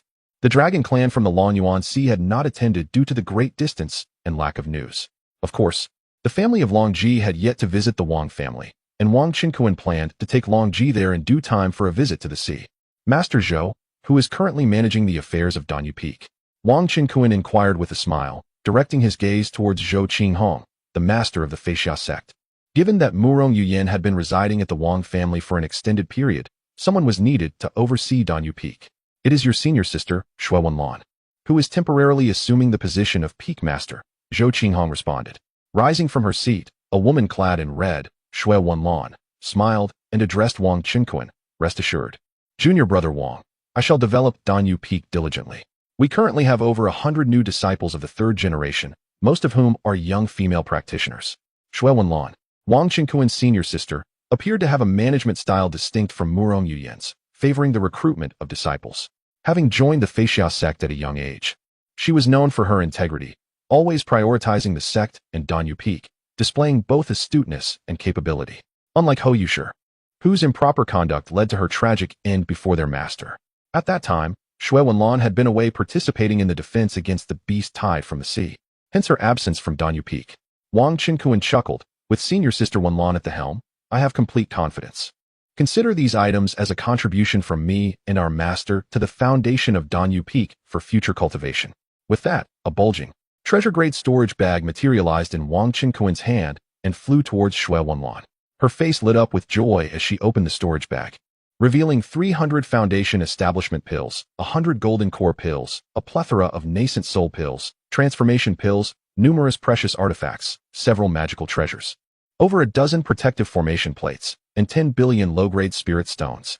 In an instant, Shui Wenlan's face flushed crimson, her eyes gleaming with excitement as she gazed at the storage bag. Wow, so many treasures and elixirs. Wang Qinkuan remarked, this is nothing. These treasures and resources should be carefully stored by senior sister Wenlan to serve as the foundation for Danyu Peak, at your discretion. The assembly within the hall was equally astonished. The value of these resources likely equated to the entire foundation of some 1-star or 1.5-star families or sects. They had now been granted to a single peak of the Feixiao sect as a foundation. Wang Qinkuan continued to gaze at the esteemed leader of the Feixiao sect, Zhou Zongzhu, accompanied by the two venerable elders, Tao Tianhe and Pang Yu. He spoke, Zhou Zongzhu, esteemed elders, it is imperative that we bolster the foundation of our Feixiao sect. Upon concluding his statement, he produced a top-tier storage bag filled with treasures, which he then presented to Zhou Zongzhu. With a face alight with joy, Zhou Qinghong hastily accepted the storage bag and opened it, revealing a dazzling array of radiant treasures. Within this bag were 2,000 golden core pills, 200 spirit infant pills, 50 integration pills, and numerous magical artifacts, including a dozen protective formation discs of the Great Ascension level, alongside 1 billion middle-grade spirit stones. Zhou Qinghong's hands trembled slightly as he held the bag, rendered momentarily speechless. Spirit infant pills, integration pills, exclaimed the two venerable elders, Tao Tianhe and Pang Yu, their eyes alight with excitement. Having cultivated to the peak of the divine transformation stage for some time, they had yet to acquire any spirit infant pills, given the scarcity of such high-grade elixirs in the Kunling realm. Now, Wang Qinkuan, a secular disciple of the Feixia sect, had resolved this dilemma, significantly enhancing the sect's foundation with an abundance of high-tier treasures. With the Great Ascension protective formation discs in their possession, they need not fear attacks from rival sections. Even a practitioner at the pinnacle of the Great Ascension would take a full day and night to breach an 8th-level protective formation, and such an endeavor would surely attract the attention of the Great Ling dynasty. Moreover, those formidable beings at the tribulation stage generally looked down upon such treasures. And within the Great Ling Empire, Great Ascension and tribulation stage experts were not permitted to act recklessly. Thus, the Feixia sect was destined for a meteoric rise. Tao Tianhe, Pang Yu, and Zhou Qinghong, along with other high-ranking members of the Feixia sect, expressed their profound gratitude to Wang Qinkuan. He waved his hand dismissively, saying, "There is no need for such formality." Due to their eagerness to return to the sect with the treasures, and as the gathering was comprised of Wang Qinkuan's wife's family members, the three hastily took their leave, preparing to return to their sect. Wang Qinkuan did not insist upon their stay and saw off the high-ranking members of the Feixia sect. Turning to the members of the Yun, Qin, Zhao, and Zhua families present, he smiled and said, "Esteemed relatives from the Yun family, dear brother from the Qin family, honored in-laws from the Zhao family, and esteemed in-laws from the Zhua family, you four families also have a share of gifts. Please accept them together." With that, 4 bulging storage bags appeared in Wang Qinkuan's hands, each soaring towards Yun Hai, Qin Jun, Zhao Qijing, and Zhou Wenwen. Each family storage bag contained 300 foundation establishment pills, golden core pills, 100 spirit infant pills, transformation pills, and an array of magical artifacts, as well as several protective formation discs of the integration level, alongside 1 billion low-grade spirit stones. Each family's gifts were comparable to those given to the Dayu Peak. Given their generally lower cultivation levels and safety considerations, only these treasures were provisioned for the time being. "We possess an abundance of resources for cultivation." My brother-in-law, Qin Jun, grinned widely. After spending several years in the realm of cultivation, he understood the astonishing wealth represented by this batch of treasures and spirit stones. Perhaps, for a prominent family like the Yun clan, even a century of collective effort from all their cultivators would not yield such immense riches. The other members of the Qin family were equally astonished by Wang Qinkuan's generosity. Not only the Qin family, but also the Yun, Zhao, and Zhua families wore expressions of great joy, all expressing their gratitude towards Wang Qinkuan. Moreover, with the recent expansion of Yun City, which was said to be Wang Qinkuan's intention, they had also received a vast piece of ancestral land. With their son-in-law, Wang Qinkuan, in their midst, prosperity was an inevitability for these families. At this moment, Pan Yinlian, Murong Yuyan, Yun Yun, Qin Zi, Zhao Ningxiang, and Zhuo Miaodong, all of Wang Qinkuan's partners, entered the grand hall. They took their seats beside Wang Qinkuan, exchanging greetings with the attendees and their own families. Notably, Pan Yinlian had seldom met her parents and grandmother in recent years, and she directly approached her family to engage in quiet conversation. At this juncture, Wang Qinkuan turned his gaze to Murong Yixian and Murong Tsang of the Murong family in Dan Immortal City. He then gently patted Murong Yuyan's thigh a few times and remarked, "Esteemed father-in-law of the Murong family, it is time for your gift." With that, a storage bag appeared in Wang Qinkuan's hand, containing treasures equivalent to half the amount given to Fei Xiaxianzong. Inside were 1,000 golden core pills, 100 nascent soul pills, 30 transformation pills, and 30 fusion pills, along with a collection of precious artifacts, magical treasures, 10 major-level protective formation plates, and 500 million medium-grade spirit stones. The storage bag soared into Murong Yixian's hands, and upon opening it, an overwhelming aura of treasures emanated forth. 100 refining void pills, 30 fusion pills, and 10 major-level formation plates. Murong Tsang, the revered ancestor of the Murong family, displayed unrestrained joy, fixated on the storage bag in his nephew Murong Yixian's hand. These precious pills and formation plates were the very treasures he had long yearned for. The members of the Murong family expressed their gratitude towards Wang Qinkuan, and Murong Yuyan gently embraced him. This remarkable display of generosity ensured that, as long as these treasures were preserved, the prosperity of the Murong family would be guaranteed for over a millennium. Furthermore, with the Murong family's ancestral land situated in Dan Immortal City, fortified by a major-level protective formation, their wealth was secure. The attendees in the Grand Hall were all profoundly moved. Among them, the members of the Yun, Qin, Zhao, and Zhou families looked on with envy. However, they were acutely aware of their current weakness and knew that such high-level treasures were beyond their reach, both in terms of utility and the potential to attract the covetous eyes of powerful beings. Thus, jealousy was absent from their hearts. Now, only the visiting Pan family from the Hahuan sect remained, as Wang Chenkuan had yet to present their gifts. Chapter 131. The sudden opportunity for ascension. Suddenly, the opportunity for ascension emerged. However, since Pan Manhwa, Zhu Yu, and Pan Ying were all formidable beings in the Great Ascension stage, the treasures bestowed upon them must be of considerable worth. Thus, Wang Chenkuan discreetly communicated with his mother-in-law, Pan Manhwa, suggesting they wait until after the midday feast to discuss matters further. Pan Yinlian had previously sent a message to Wang Chenkuan, expressing that her family sought the celestial elixir. This was a trifling matter for him. Wang Chenkuan naturally smiled in agreement with his wife, as he had already intended to present gifts to the Pan family. After all, for powerful cultivators, only high-level treasures would suffice. Moreover, at the time of marrying Pan Yinlian, he had yet to offer any betrothal gifts to the Hehuan sect, having merely provided a sum of spirit stones to the Lingyun Trading Company. Wang Chenkuan had previously instructed his kin and household servants to prepare the midday feast. He produced several large bags of premium Dao tea leaves, asking them to brew tea for everyone as they awaited the banquet. This Dao tea was a 7th-grade spirit tea, cultivated by Wang Chenkuan's 5 avatars in the 14th cloud tier small world. His avatars possessed the cultivation level of half-step void refinement, with combat prowess equivalent to half-step integration. The 5 avatars, in collaboration with techniques such as the Great Cutting Technique and the Purple Sky Thunder Technique, could easily vanquish monsters at the integration stage. Consequently, the treasures yielded by the avatars had significantly improved, including 7th-grade Dao Tea, various grade magical artifacts, transformation elixirs, void refinement elixirs, integration elixirs, and high-grade spirit stones, among others. In summary, Wang Chenkuan lacked neither wealth nor elixirs. The tea emanated a faint aura of Dao, although it did not quite compare to the legendary Enlightenment tea. It was still an exceedingly rare treasure. Upon tasting the tea, all present felt a wave of refreshing comfort wash over them, invigorating their spirits and loosening the constraints of their cultivation levels. Some qi refinement practitioners even experienced breakthroughs right then and there. Even foundation establishment and golden core cultivators found their levels significantly elevated. After enjoying the tea, it was finally time for the midday feast. Guests from the Hehuan sect, the Murong family, the Yun family, the Qin family, the Zhao family, and the Zhou family were all welcomed by Wang Chenkuan to take their seats, raising their cups to indulge in various exquisite dishes of high-grade demonic beast meat. Given the diverse ranks of the guests, the demonic beast meats served included those from Yuan Ying, transformation, void refinement, and integration stages. The lower-ranked guests were provided with the meat of Yuan Ying stage beasts. As the wine flowed and the dishes were savored, the grand hall buzzed with lively discussions and laughter. Once satiated, the guests from the Murong, Yun, Qin, Zhao, and Zhou families began to prepare their farewells. Wang Chenkuan gifted each of the 5 families 3 storage bags filled with Dao tea leaves.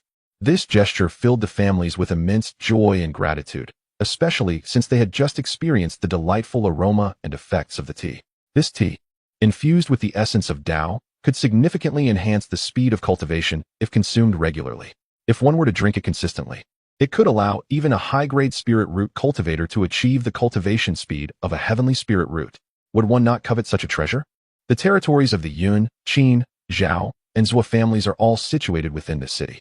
Given that the Murong clan's domain is located 100,000 miles away in the Dawn Immortal City, transporting a considerable amount of treasures may pose a risk. Consequently, Wang Chenkuan arranged for Pan Yinlian to accompany her family from the Hahuan sect. He himself summoned a mid-grade artifact-level flying spirit vessel to accommodate the members of the Murong clan. Wang Chenkuan personally piloted the vessel, transporting the Murong clan to Dawn Immortal City in less than the time it takes to burn a stick of incense. Murong Yiyin also joined the journey to experience the vessel's swiftness. Father-in-law, I shall gift you this flying spirit vessel. It will facilitate your visits to Yun City in the future, Wang Chenkuan remarked with a smile at the entrance of the Murong estate. Is this truly appropriate? My son-in-law is exceedingly thoughtful. Murong Ishian replied, recognizing that Wang Qinkuan undoubtedly possessed more than one such flying artifact. With his daughter Murong Yuyan's fervent encouragement, he graciously accepted the gift without hesitation. The expressions of Murong Tsang and the other members of the Murong clan were one of astonishment. Goodness, this is indeed a mid-grade artifact. Such artifacts are exorbitantly priced. It is said that a mid-grade artifact is priced at 8 million high-grade spirit stones at the headquarters of the Lingyun Chamber of Commerce in Daling Imperial City, equivalent to 80 billion low-grade spirit stones. This flying spirit vessel is an elite mode of transportation, equipped with various spiritual energy cannons for offense and boasting formidable defenses. With an interior space that can be significantly expanded, it can be utilized for transporting goods and passengers within the realm of cultivation. Its value is certainly not inferior to that of an artifact-grade flying sword. One would require the equivalent of 10 Murong families to barter for such a flying spirit vessel. How fortunate that our Murong clan's son-in-law has presented such a magnificent artifact. Murong Ishian, aware that Wang Qinkuan had guests from the Hahuan sect to attend to, did not retain him at the Murong residence.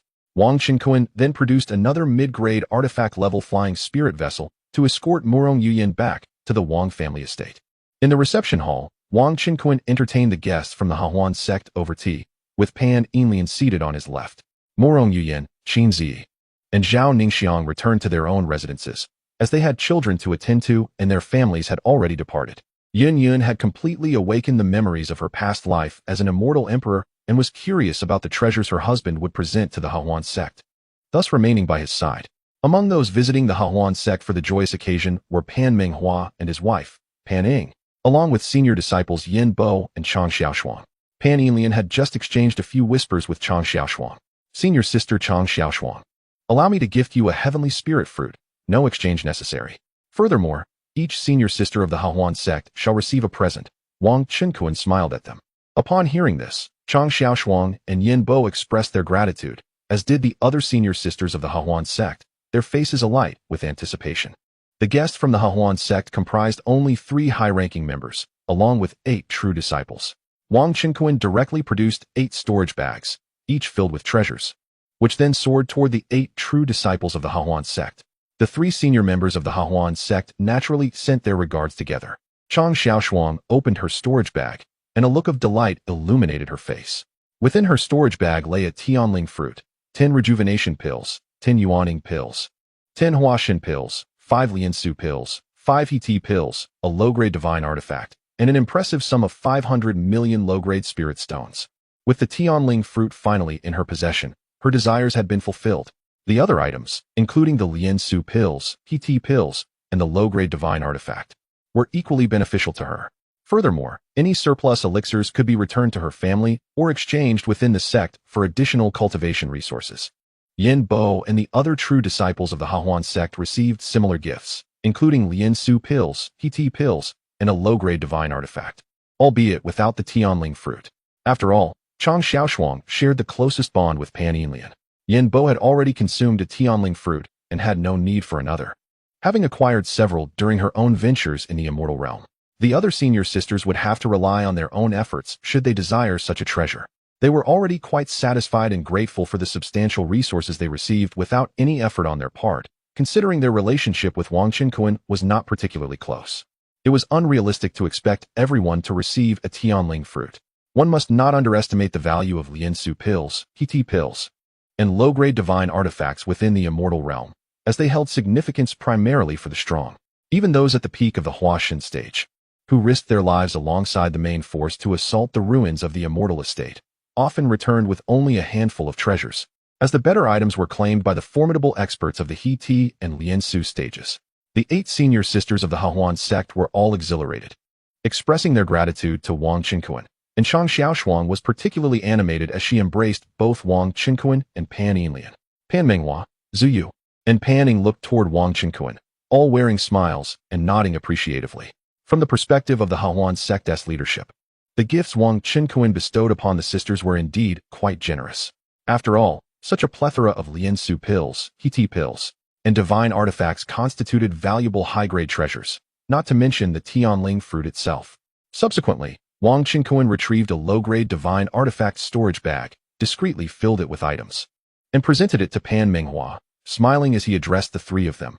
Mother-in-law, esteemed father-in-law, and grandmother Pan, my sister Lien has informed me of your visit.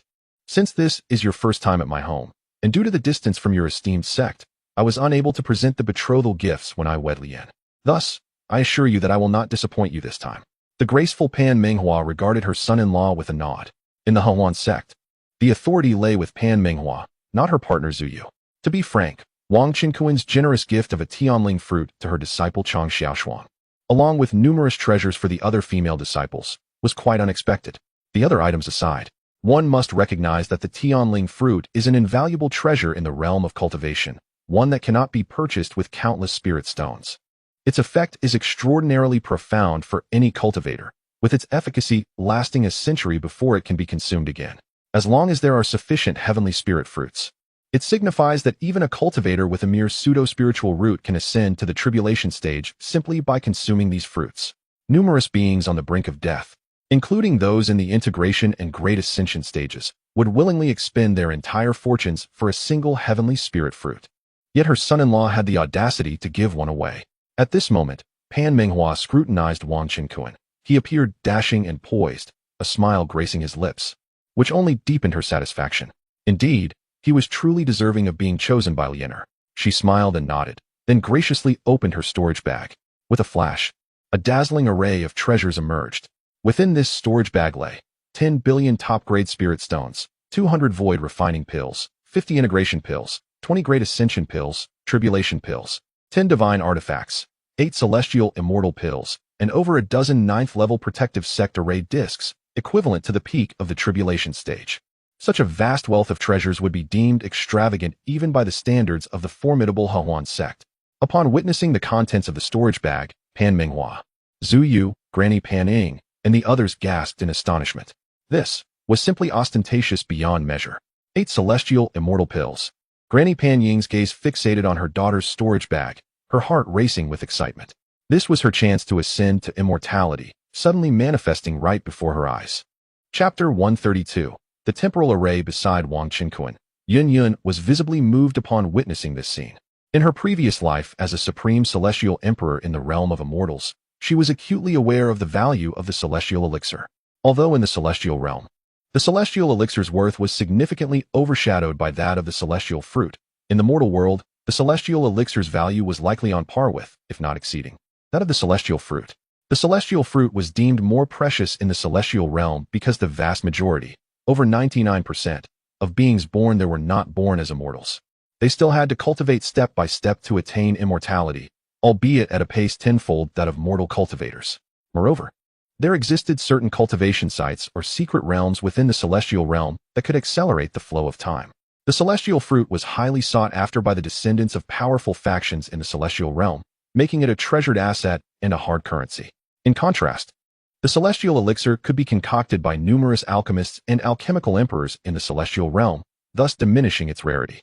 Besides this, the cumulative value of the various treasures and spirit stones was, in Yun Yun's discerning eyes, undoubtedly a staggering sum in the world of cultivation. The ability to casually present such a magnificent gift signified that Wang Qinkuan possessed resources beyond imagination. Her husband was indeed extraordinary, a true marvel. In fact, both the celestial elixir and the celestial fruit were classified as Tier 10 treasures, with their prices being comparable in the Kunling realm and other mortal worlds. After all, celestial gates produced celestial elixirs, and certain supreme clans with celestial ancestors could pay a price to have their forebears bring down treasures, such as the celestial elixir. However, in the eyes of someone as formidable as Granny Pan, who had achieved the pinnacle of tribulation, the celestial elixir was naturally deemed more valuable than the celestial fruit. After all, consuming the celestial fruit could only elevate one to the tribulation phase. In other words, although Wang Qinkuan did not present the celestial fruit again, the combined worth of these treasures undoubtedly rivaled, if not surpassed, the exorbitant betrothal gift he once offered to the Hu family upon marrying Hu Tao. It might even exceed it slightly. Though the Hahuan sect was indeed powerful, it could never produce such riches. Her granddaughter's husband truly wielded a monumental fortune. Zuyo was equally astonished. He had initially thought that it would be impressive if his son-in-law could present 1 or 2 celestial elixirs as gifts, especially after having already given so much to the Hu family. The magnitude of this offering completely surpassed their expectations. Truly, He was the strongest prodigy of this generation's celestial trials. Wang Qinquan had become synonymous with unimaginable wealth. Not to mention the adorable embrace of Wang Qinquan by Pan Yinlian and the group of Hahuan sect sisters. Even Pan Manhwa, who held the gifts, was taken aback by the treasures Wang Qinquan had produced. She took a deep breath to steady her racing heart before managing to muster a faint smile. Son-in-law Qinquan, these gifts are exceedingly precious. Wang Qinquan waved his hand and replied with a warm smile. Sister Lian is my wife. Her family is my family. These are merely trifling gifts, nothing of great value. In the grand hall, the esteemed members of the Wang family, including Wang Jiancheng, Wang Yuanzhong, and Wang Bingfeng, were utterly astonished. Their 18th uncle was truly remarkable, effortlessly producing an abundance of celestial-grade treasures, such as the Tianxian Dan. However, they harbored no feelings of envy, for these treasures belonged solely to their uncle, who naturally held the authority to manage them. The family's prosperity was entirely attributed to his contributions. Presently, the Wang family had no immediate need for such high-tier treasures. Moreover, their alliance with the formidable Manhua sect, which boasted powerful beings on the verge of transcending, was undeniably beneficial. Pan Manhua graciously accepted the treasures, and both she and the members of Manhua sect were filled with joy. Not only did this bestow opportunities for her mother, Pan Ying, and her husband, Zhu Yu, to ascend, but it also allowed for the nurturing of a cadre of elite disciples within Manhua sect. Indeed, she felt proud of having a virtuous daughter who had married a worthy husband. Furthermore, Wang Qinquan gifted his father-in-law, Zhu Yu, several storage bags containing exquisite tea. Although this tea bore little significance for those in the tribulation stage, its fragrance was delightful. Before returning to their sect, Pan Manhua and the Manhua sect guests visited Wang Qinquan and Pan Yinlian's son, Wang Lu, their grandson. They presented him, along with Wang Qinquan's other children, with toys, spiritual fruits, and various treats as tokens of affection. Pan Ying also cherished her great-grandson, playing with him for a while. Ultimately, Pan Manhua departed joyfully with the Manhua sect disciples, who possessed the divine artifact-level flying vessel entrusted by Sister Yanba. Once the guests had departed, Wang Qinquan convened the senior members of the Wang family and revealed an impressive array of resources: 5,000 foundation establishment pills, golden core pills, and nascent soul pills, along with 1,000 transformation pills, 200 billion low-grade spirit stones, 100 billion mid-grade spirit stones, over 10,000 spiritual instruments, thousands of various grade treasures, and magical artifacts. Additionally, he handed over 10 storage bags of fine tea and a high-grade spiritual vein to Wang Jianxing, Wang Yuanzhong, and Wang Bingfeng. Wang Qinquan instructed that the Wang family's alchemy workshop should continue supplying foundation establishment and golden core pills to the local cultivators, while also commencing the limited sale of nascent soul pills to appropriately enhance the strength of the practitioners in the city. To ensure safety during the sale of nascent soul pills, it was advisable to invite some nascent soul and transformation stage experts from the city lord's estate to oversee the shop. Since Yunjiang Immortal City had been elevated to a 1.5-star celestial city, the Daling Court had dispatched several transformation stage experts to assist in managing Yun City. The high-grade spiritual vein, stretching over 1,000 feet, was a reward for the champion of the sword discussion tournament. Wang Qinquan decided to bury this spiritual vein beneath the family's training grounds. In truth, within the Immortal Sect's secret realm, various grades of spiritual veins undoubtedly existed underground. However, Wang Qinquan was disinclined to search for or excavate them. Essentially, spiritual veins provided cultivators with the equivalent of a vast trove of spirit stones. Notably, many prodigies in the transformation stage, who chose not to join the main force in assaulting the immortal estate, were dedicated to seeking out these spiritual veins within the Immortal Sect's secret realm. They tirelessly dug and excavated, returning with these veins to exchange with the Daling Court or other prodigies for artifacts, divine pills, and other valuable resources. With a stroke of fortune, one might unearth several exquisite spiritual veins, thereby exchanging them with the Great Ling dynasty for celestial fruits. However, such premium spiritual veins are notoriously difficult to excavate. Moreover, Wang Qinquan possesses 3 extraordinary artifacts known as time array discs, capable of establishing a small-scale time acceleration cultivation array, albeit with a mere 5-fold increase in time flow. These treasures, crafted by celestial artifact artisans, occupy a unique position between artifacts and arrays, akin to 9th-grade superior arrays. All of these were acquired from the remnants of a celestial estate. 2 of the time array discs may be installed within the clan's cultivation chambers, allowing elite members of the clan to refine their skills.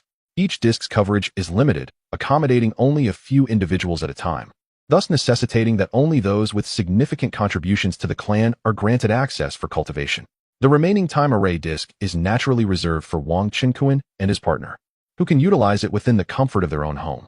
Wang Qinkuan shared the news of the time array discs with the clan's senior members, prompting great excitement from Wang Jianxing, Wang Yuanzhong, and Wang Bingfeng, who eagerly set to work. The trio first buried the superior's spiritual vein beneath the training ground, constructing a dedicated cultivation chamber.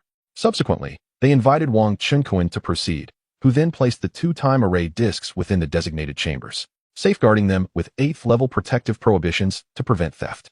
Given Wang Qinkuan's formidable magical prowess, the 8th-level prohibitions would deter any cultivator below the ascension stage from absconding with the time array discs. The time flow effect of the time array discs can be sustained indefinitely, requiring the absorption of surrounding spirit stones, which must be replenished to maintain this functionality. Consequently, the Wang clan's estate now boasts 2 premier 5-fold time cultivation chambers, Wang Jiancheng, Wang Yuanzhong, and Wang Bingfeng, all of whom are at the nascent soul stage. Eagerly tested the chambers, experiencing a surge of excitement. This advancement would significantly enhance their cultivation speed, and coupled with their recent acquisition of high-quality Dao Tea, they might swiftly ascend to the transformation stage. Once the clan matters were settled, Wang Qinkuan smiled, leading his curious companions, Hu Tao, Bai Yunu, Long Ji, Yun Yun, Morong Yuyan, and Pan Yinlian, back to their residence. He retained 1 additional time array disc, along with a nourishing celestial silkworm essence that doubles cultivation efficacy, enabling him to rapidly elevate his own cultivation level.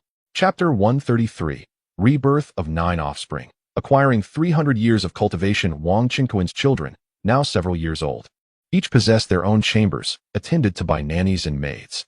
Their grandmother, Yu Tongxin, often accompanies them as well.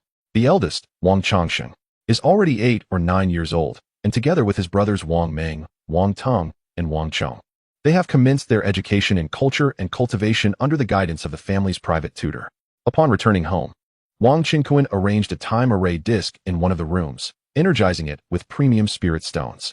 Instantly, the entire chamber was enveloped in an enigmatic temporal law, accelerating the flow of time to 5 times that of the outside world. This time array disc necessitates at least mid-grade spirit stones for activation, while premium stones allow for prolonged operation without the need for replenishment. During his time in the world, a 7th-grade spirit fruit, the sun's peach, was produced. This peach is delectably sweet and crisp, and his wives indulged in numerous servings. Previously, due to the benefits derived from the walnut, Wang Qinkuan had already surmounted the mid-stage of the transformation god realm, nearing its latter phase. With the quintupled time flow and the essence of heavenly silkworm blood, he effortlessly ascended to the late stage of transformation god. After more than half a month, all of Wang Qinkuan's wives became pregnant. Before long, a mere 10 months passed, and the children of Wang Qinkuan and his partners were born. Hu Tao gave birth to a son named Wang Ming, endowed with an imperial aura. Bai Yunu also bore a son, Wang Xiao, possessing a majestic presence. Long Ji welcomed a son named Wang Long, embodying the stature of an emperor. Morong Yuyan had a son named Wang Yu, with the potential of a quasi-emperor. Zhao Ningxiang gave birth to a son named Wang Chong, also of quasi-emperor potential. Pan Yinlian welcomed a son named Wang Hong, who exhibited the grandeur of an emperor. Yun Yun bore a daughter named Wang Yinran, radiating the essence of a legendary empress. Zhuo Miaodong had a son named Wang Chun, marked with quasi-emperor potential. Lastly, Qin Zi also had a son named Wang Su, who bore the promise of a quasi-emperor. Except for the daughter born to Yun Yun, all were sons.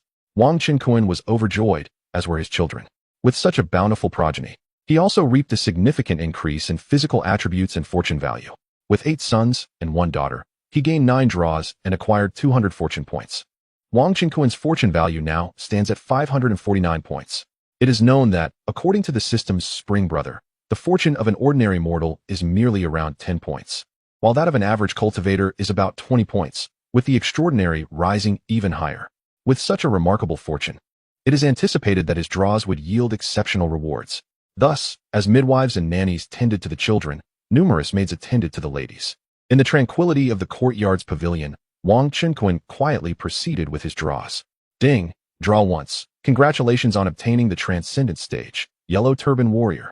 Ding, draw once. Congratulations on obtaining 20 doses of heavenly silkworm blood. Ding, Draw once. Congratulations on obtaining 20 death replacement talismans. Ding. Draw once. Congratulations on acquiring 300 years of cultivation. Delightful. Wang Qinkuan exhausted his chances in the lottery and astonishingly acquired 300 years of cultivation, along with a formidable Great Ascension level protector and 2 fully realized Tribulation Phase Yellow Turban Warriors. Additionally, he received a substantial quantity of celestial silkworm blood and various minor items, such as death replacement talismans. These items could also be utilized by his mother, partner, and children. Under the influence of a wave of Taoist principles, Wang Qinkuan's realm surged, propelling him beyond the great perfection of the transformation stage, through the initial phase of the refinement stage, attaining the great perfection of the refinement stage, then advancing through the initial and intermediate phases of the integration stage, ultimately reaching the late phase of the integration stage. Beep. Congratulations to the host for breaking through. Your talent, alchemical vessel, has been upgraded to prismatic form. The number of avatars you can create has increased by 2. A new item has appeared in the shop. You have gained another chance for a lottery draw. Remarkable. A series of system notifications flooded in. Wang Qinkuan immediately engaged in 2 more lottery draws. Beep. Congratulations on your first draw. You have won a juvenile divine beast, the lazy sheep emperor. Beep. Congratulations on your second draw. You have obtained 20 units of celestial silkworm blood. In the pavilion, the air shimmered.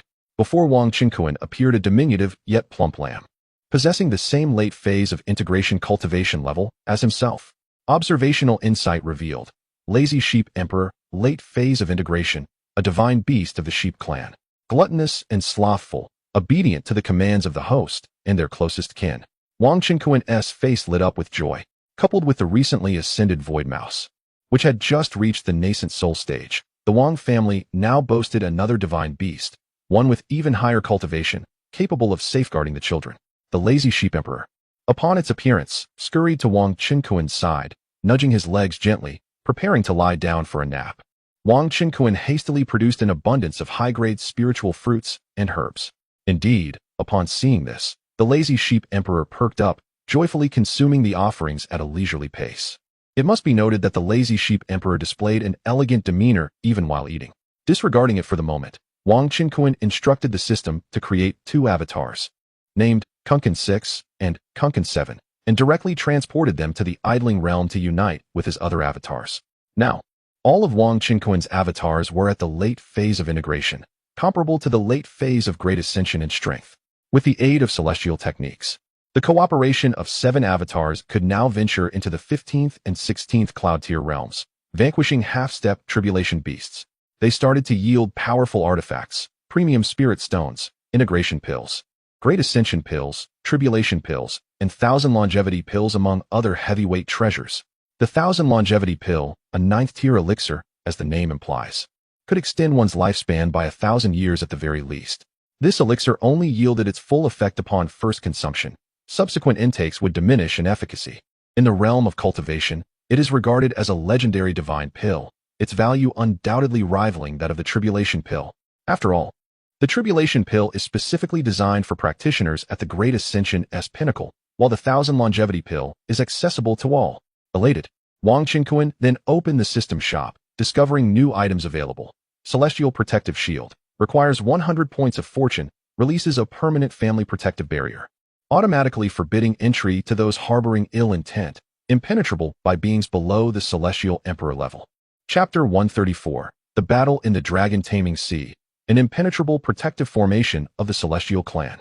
A glimmer of astonishment flickered in Wang Qinkuan's eyes. This time, the system store presented only a single new item, yet it sufficed. Wang Qinkuan promptly exited his residence, and, within the confines of his ancestral land, expended 100 points of fortune to exchange for a Celestial Clan protective shield, which the system enveloped over the entire expanse of his family's domain, both above and below ground. With minimal commotion, a surge of celestial laws, imperceptible to ordinary cultivators, emanated forth, causing the transparent celestial protective shield to be quietly established. The previous family protection formation remained intact, now encased within the new celestial barrier. Wang Qinkuan's fortune value dwindled to 449 points. Thus, the defenses of the Wang family estate became extraordinarily robust, as steadfast as Mount Tai, impervious even to the assaults of celestial emperors from the heavenly realm. Ha ha ha! Wang Qinkuan could not restrain his exuberant laughter. It was indeed formidable. In the distance, some members of the Wang family, observing Wang Qinquan's solitary mirth, understood his elation. After all, their ancestor had just welcomed 9 new offspring. Naturally, such a reason for joy was well warranted. Presently, Wang Qinquan's true cultivation level, at the late stage of integration, combined with additional attributes, was roughly equivalent to that of a late-stage Mahayana cultivator. He was now capable of withstanding the full cultivation force of a perfected tribulation stage yellow turban warrior. Furthermore, with the might of top-tier techniques at his disposal, he had no fear of any formidable cultivator beneath the celestial rank. Indeed, even in the presence of celestial beings, he remained undaunted, for he possessed a death replacement talisman. Moreover, his family's great formation was not intimidated by celestial emperors. Wang Qinquan planned to wait for Long Ji to recuperate before embarking on a visit to the Dragon Abyss Sea to pay respects to Long Ji's maternal relatives. Over a month later, Wang Qinquan and Long Ji set forth, traversing the vast oceanic expanse aboard a mid-grade flying vessel. They did not bring their son, Wang Long, to meet his grandparents, as he was merely a month old and ill-suited for such a lengthy journey. The divine beasts, Lazy Sheep Emperor and Shu Shu, accompanied Wang Changxing and the other slightly older children in their playful antics. At last, the greatest prodigy of Daling, Wang Qinquan, had made his appearance. Beyond the confines of Yunjiang Immortal City, a mysterious figure cloaked in black materialized unexpectedly from the void. This venerable elder possessed an extraordinarily formidable cultivation level, boasting a half-step tribulation stage prowess. Such might was scarcely fathomable in Yun City, and even rarer in the southern regions of Daling. This individual was none other than the most formidable agent of the Shura Temple infiltrating the Daling Empire, a king-level assassin, often referred to as the King of Assassins. The Elder Black Wind, due to frequent patrols by tribulation stage cultivators along the Daling border, whose presence was marked by a distinctly perceptible aura of lightning tribulation.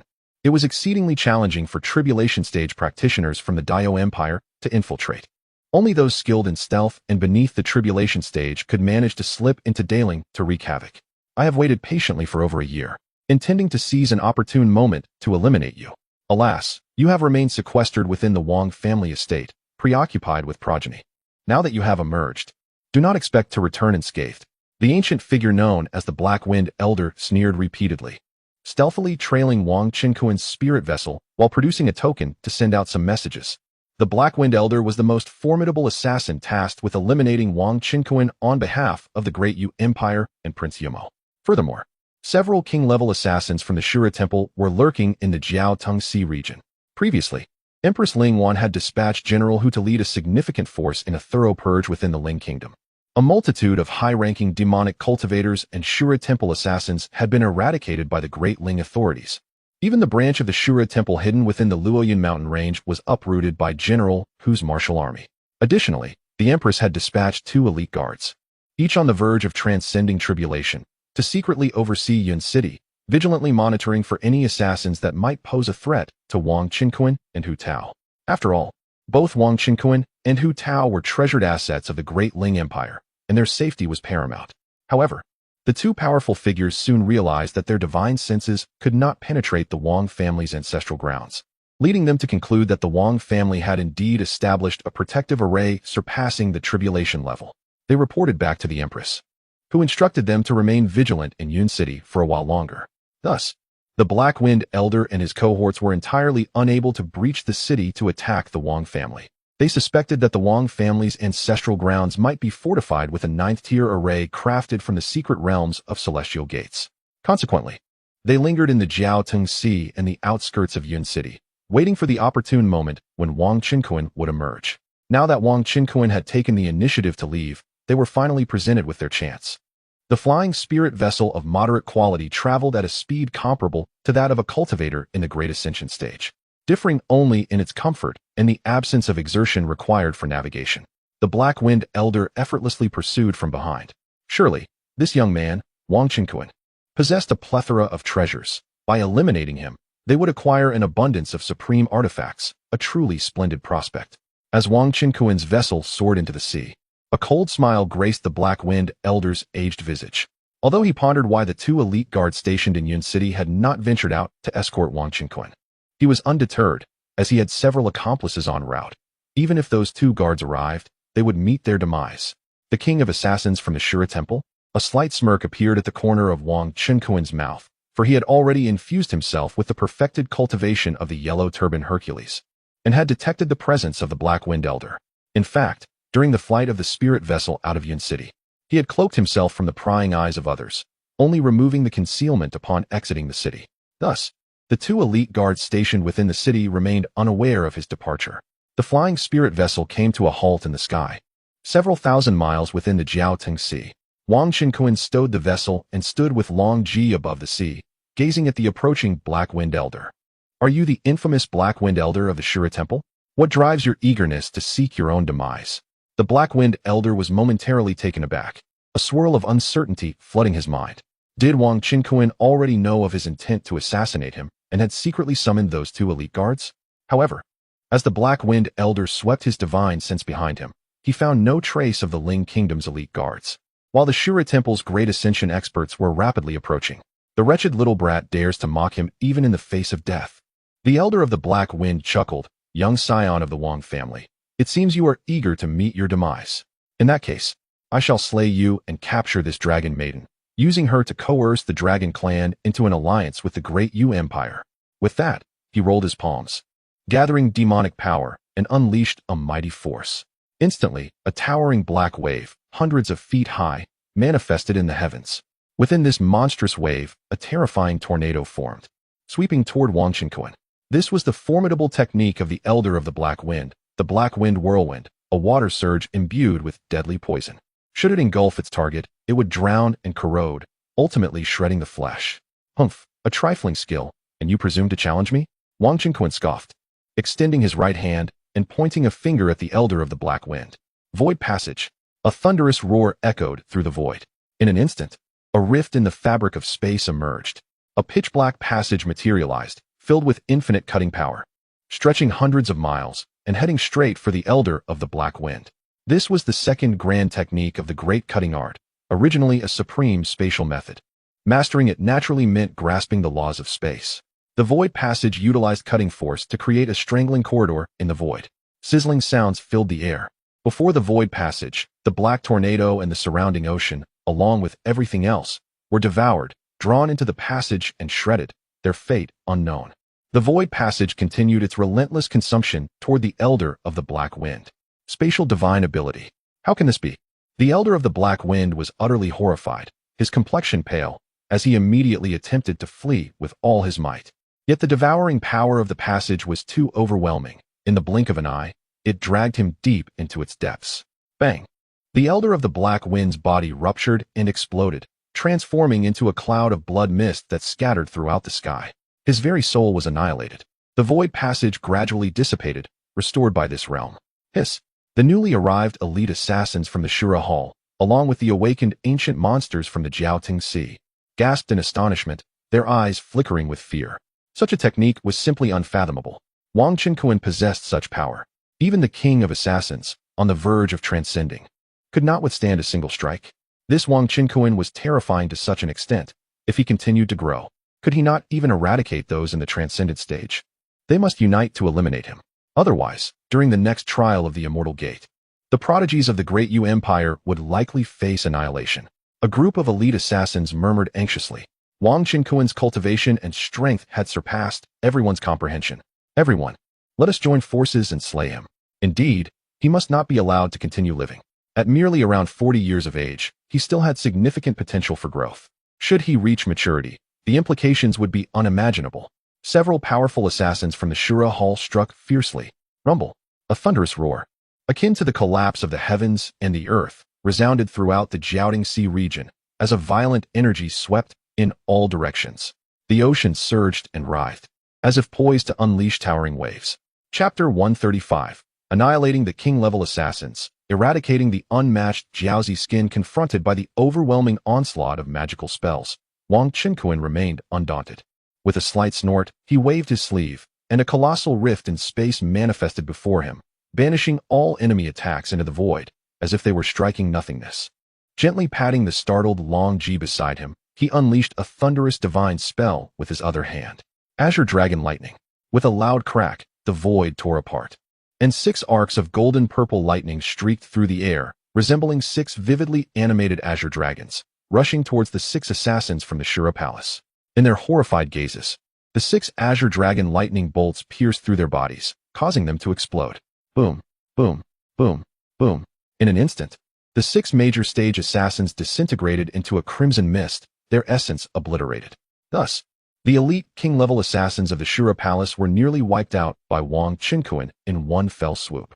The Azure Dragon Lightning was the second great spell of the 13th level lightning system celestial technique, the Purple Sky Thunder Art, known for its formidable power and ability to lock onto and track enemies. It surpassed the might of missiles from Wang Qinkuan's previous life by 10-fold, even 100-fold. Due to Wang Qinkuan's abundant golden spiritual energy, the lightning bore a golden hue. Standing majestically in the high sky, he exuded an aura of authority, his garments fluttering as though a celestial being had descended upon the mortal realm. This imposing presence caused the ancient demons of the major stage lurking in the distant sea, as well as lesser demons, to feel their hearts race and breaths quicken. How could Wang Qinkuan possess such terrifying strength? It was unfathomable. This human prodigy, Wang Qinkuan, was indeed so powerful. With a mere wave of his hand, he had eradicated the elite assassins of the Shura Palace. How had he achieved such a feat? The demons were left speechless, struggling to comprehend the reality before them. Although they had heard tales of the unparalleled prodigy Wang Qinkuan from Delinian City, who had secured numerous treasures in the celestial realm, they never anticipated that his strength would be so extraordinary. Long Ji gazed at her husband, her beautiful eyes sparkling with pride.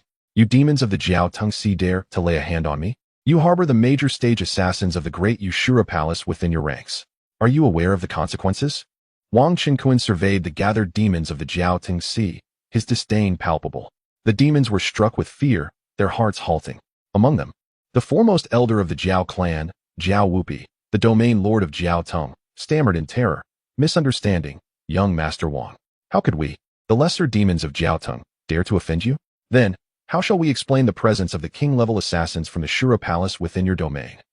Wang Qinkuan's brow furrowed with impatience, as if on the verge of unleashing his divine power to eradicate all high-ranking demons present. We were compelled by circumstance, threatened with death by these major stage assassins, and had no choice but to harbor them in our midst for their concealment. Otherwise, these elite assassins could annihilate our entire Jiao Tengxi. Jiao Wupi hastily explained, his voice laced with bitterness. Jiao Wupi, possessing only the cultivation of a late-stage transcendence, stood as the most formidable expert within the Jiao Tengxi region, which, amidst the vast ocean, was nearly the lowest in standing. Other demon clans had a few ancestors at the transcendent stage, yet their prowess paled in comparison to Jiao Wupi, leading them to refrain from challenging the formidable assassins of the Shura Palace. Upon noticing the profound dissatisfaction etched on Wang Qinkuan's face, Jiao Wupi hastily steeled himself and pushed a young member of his clan forward, declaring, "The arrival of the Shura Palace assassins is indeed the consequence of this scoundrel's actions." He bellowed at the young Jiao, "You wretched creature, kneel before young Master Wang." This young Jiao was none other than the one who had previously orchestrated the beast tide in the sea and harbored ill intentions toward Long Ji. At this moment, he gazed pallidly at the exalted Wang Qinkuan and Long Ji. Just a few years prior, he had been a formidable demon of the transformation stage, while the young Wang Qinkuan was yet to reach the nascent soul stage, appearing as a mere human cultivator that could be easily crushed. Yet, within a mere decade, this man had not only married the dragon maiden he coveted, but had also ascended to become an unparalleled prodigy of the Great Ling, now possessing the capability to effortlessly annihilate beings of the transcendent stage. To extinguish him would be akin to crushing an ant. From the scornful gaze of Long Ji, the young Jiao realized the chasm between himself and this human prodigy was not merely thousands, but tens of thousands of times wider. "Please, do not kill me. I merely led the Shura Palace's people here. I did not personally attack them," he cried out in desperation, utterly fearful under Wang Qinkuan's murderous glare. The high-ranking demons around him erupted in anger, chastising, "Beast, do you dare to argue?" They feared that Wang Qinkuan might unleash his wrath and obliterate every demon in their midst. The young Jiao's face turned ashen as he knelt trembling upon the surface of the sea. I just wish to reclaim Long Ji. What wrong is there in that? I simply underestimated young Master Wang's strength." He lamented, his face a mask of despair. "You wretched fool. You summoned the assassins of the Shura Palace, intending to bring about our demise. Today, I shall cleave you into pieces." Jiao Wupi glared at his most cherished grandson, feigning a raised hand filled with murderous intent. "Grandfather, please no." The young Jiao whimpered, his expression filled with bitterness. Wang Qinquan and Long Ji, hovering above, shook their heads in disdain at the farce unfolding below them. There is no need for such theatrics, Wang Qinquan waved dismissively. The clumsy performances of this grandfather-grandson duo were nothing more than a ploy to spare the young Jiao's life. Upon hearing this, the young Jiao's heart leaped with hope, and he quickly prostrated himself, pleading, "Young Master Wang, forgive me. Spare my life. Spare me." Wang Qinquan, uninterested in further dialogue, raised his arm. Instantly, two azure dragons shot forth like lightning, reducing both the young Jiao and Jiao Wupi to mere clouds of crimson mist, their existence obliterated. "Please, do not kill me. I am willing to submit to young Master Wang. We were completely unaware. I implore you to spare our lives." The remaining demons, witnessing this, were gripped by terror and fell to their knees, pleading for mercy. In the past, those who presided over the beast tides in the Jiaoting Sea, such as the nascent soul demons Jing Wuyang, Yu Fanbai, and Hai Yongji, trembled in fear as they knelt upon the surface of the sea. "You, Jiao Wuqi, you shall govern the myriad demons of the Jiaoting Sea. Remember, from this moment forth, the entire expanse of 100,000 miles of the Jiaoting Sea shall be open for exploration by the Deling human race. Demons at the nascent soul stage and above are forbidden from initiating malicious attacks against human fishermen and cultivators. Do you understand?" Wang Qinquan spoke coldly, addressing the mid-stage Dazhong demon Jiao Wuqi among the throng of demons. The lesser beasts below the nascent soul stage were largely devoid of intelligence, rendering them difficult to control. Upon hearing these words, Jiao Wuqi was filled with elation. As the younger brother of Jiao Wupi, he had long coveted the position of domain lord. Today, his aspirations were finally fulfilled. "Thank you, young master. I, Jiao Wuqi, along with all the demons of Jiaoting Sea, shall faithfully obey your command." Jiao Wuqi hastily led the other demons in expressing their gratitude for Wang Qinquan's act of mercy, pledging their compliance with his orders. Wang Qinquan spared their lives primarily because the sea was teeming with an overwhelming number of demonic beasts. It would be futile to exterminate them all, especially with many still lacking intelligence or physical form, existing at the nascent soul and divine transformation stages. If he were to eliminate the high-ranking demons, the remaining multitude would descend into chaos, recklessly invading the shores to slaughter humanity, which would lead to great trouble. Having resolved matters in the Jiaoting Sea, Wang Qinquan and Long Ji departed aboard a flying spirit vessel, amidst the fearful and respectful gazes of the numerous high-ranking sea demons, heading towards the Dragon Abyss Sea. Located millions of miles away, the spirit vessel could enlarge itself, transforming into a grand ship sailing upon the waters. Wang Qinquan and Long Ji reclined on the deck, savoring tea and engaging in leisurely conversation. Along their journey, the waters churned, and various exotic fish scurried to evade them. This was due to the terrifying aura of magical power that enveloped them, causing ordinary demonic beasts to feel suffocated. Fish, shrimp, crabs, and clams retreated in unison, fearing the ire of these two harbingers of death. Long Ji, being a true dragon, exuded a faint draconic majesty, while Wang Qinquan radiated a murderous energy derived from the Zixiao heavenly thunder technique and the great cutting technique. Together, they resembled celestial beings, instilling fear in the myriad beasts of the boundless sea, compelling them to avoid confrontation and take alternate routes. Chapter 136, Arrival at the Dragon Palace. The Dragon Princess Presence treasures the endless sea is vast, truly boundless.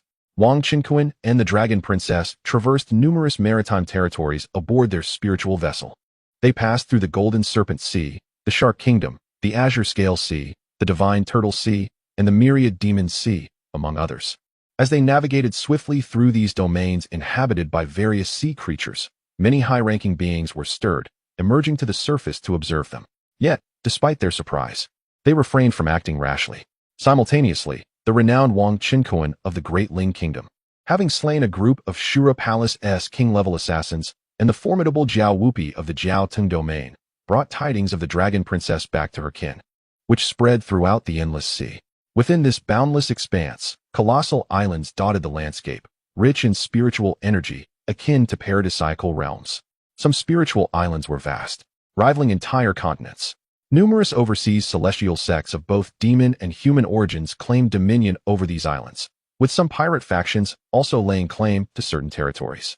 Wang Qinquan and the Dragon Princess chose to avoid any unnecessary entanglements, steering their vessel clear of these islands. After 4 or 5 days of travel, the Dragon Abyss Sea gradually revealed itself before them. Wang Qinquan and the Dragon Princess had finally reached the central region of the Endless Sea, the Dragon Abyss Sea. This expanse occupied an area of millions of miles, the waters shimmering with a dark crimson hue tinged with metallic luster, evoking an eerie sensation. The vastness of this sea appeared boundless, resembling a colossal landmass that obstructed the surrounding waters. As the celestial vessel glided into the Dragon Abyss Sea, it sliced through the waves, descending into the depths. Being a divine vessel, it possessed a spiritual energy shield that allowed it to displace the water effortlessly. Within the depths lurked numerous formidable sea monsters, yet upon encountering the vessel's protective barrier, they retreated in alarm. Interesting. A human's celestial vessel ventures into the sea? Who is this human bringing back a dragon princess? I've just emerged from seclusion after 250 years. And this princess bears a striking resemblance to the Dragon Queen. This princess is our 7th royal daughter, who has only been outside for a few years. Yet she returns with a human partner? How dare a human snatch my princess away? Shoo, lower your voice. Do you know who this human is? He is the foremost prodigy of the Great Ling, Wang Qinquan. Ah, delightful. This Great Ling prodigy possesses a terrifying aura. How intriguing. Once submerged in the sea, Wang Qinquan and the Dragon Princess encountered numerous high-ranking sea clans, including the sea turtle, lobster, demon octopus, black jiao, water whale, seahorse, and shell clans, all of whom were protected by the Dragon Clan. Many powerful beings resided here, some even at the ascension and tribulation stages. However, upon seeing Wang Qinquan and the Dragon Princess, they did not approach recklessly but instead observed from a distance, engaging in murmured discussions. Wang Qinquan disregarded them, retracting the flying celestial vessel, and together with Long Ji, proceeded towards the depths of the ocean, observing the surrounding scenery. Long Ji possessed the innate ability to effortlessly manipulate the seawater, while Wang Qinquan, with a mere shimmer of spiritual light emanating from his form, could easily displace the water. The underwater realm was vast and teeming with life, adorned with vibrant coral reefs and lush seaweed, home to an abundance of marine creatures. Occasionally, formidable sea beasts roamed, colliding with them, but Wang Qinquan dispatched them with ease, without a hint of strain. Longer, we must be nearing your ancestral grounds, Wang Qinquan remarked with a smile. Standing shoulder to shoulder with him, Long Ji radiated warmth, her exquisite face alight with excitement. They were amidst a mysterious and ancient underwater mountain range, stretching for thousands of miles, crisscrossed with intricate formations. Within the myriad of canyons, colossal dragons, some stretching dozens or even hundreds of feet, could be glimpsed, occasionally letting out low roars of dragon song. Most of these were likely lower-tier dragons yet to assume their true forms, or those maintaining their true selves to cultivate certain draconic techniques. Deeper within the mountains stood magnificent edifices, palatial structures exuding a profound sense of antiquity. That must be the sacred ground of your dragon clan, Wang Qinquan inquired.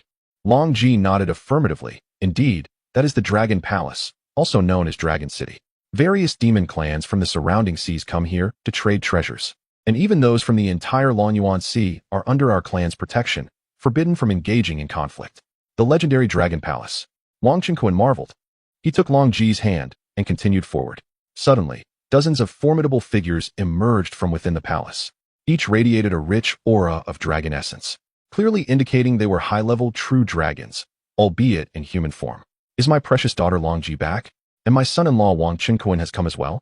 Approached a tall, middle-aged man clad in golden robes, his expression a mix of astonishment and joy as he gazed upon Long Ji and Wang Qinquan.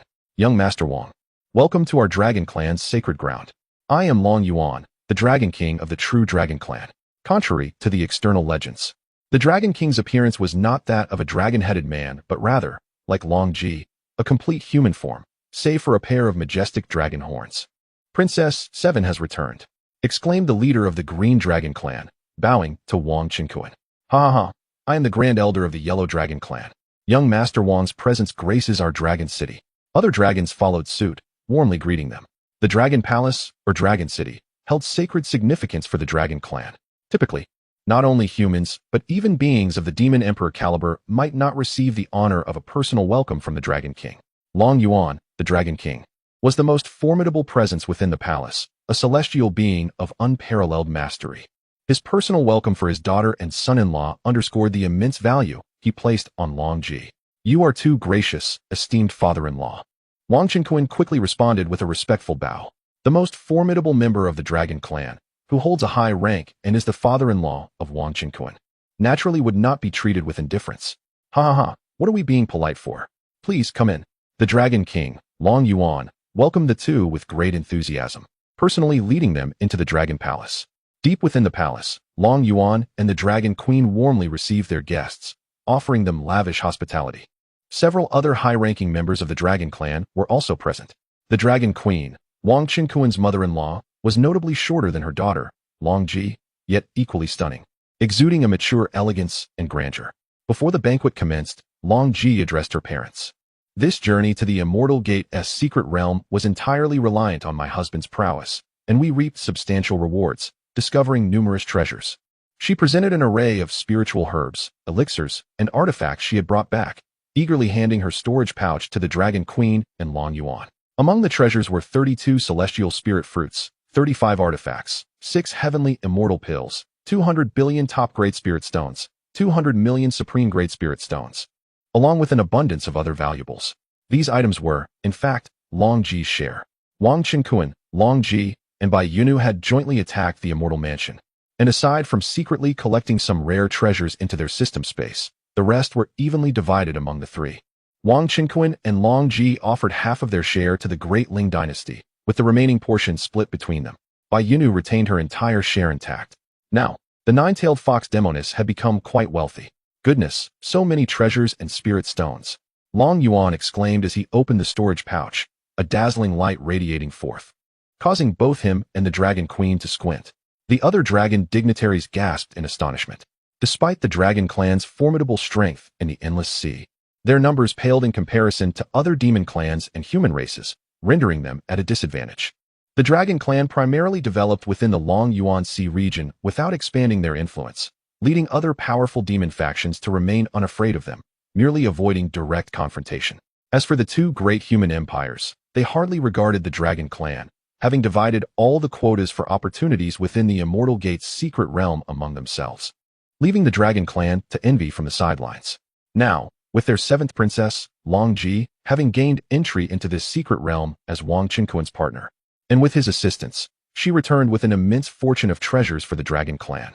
It is no exaggeration to say that these treasures could sustain the entire Dragon clan's cultivation for several centuries.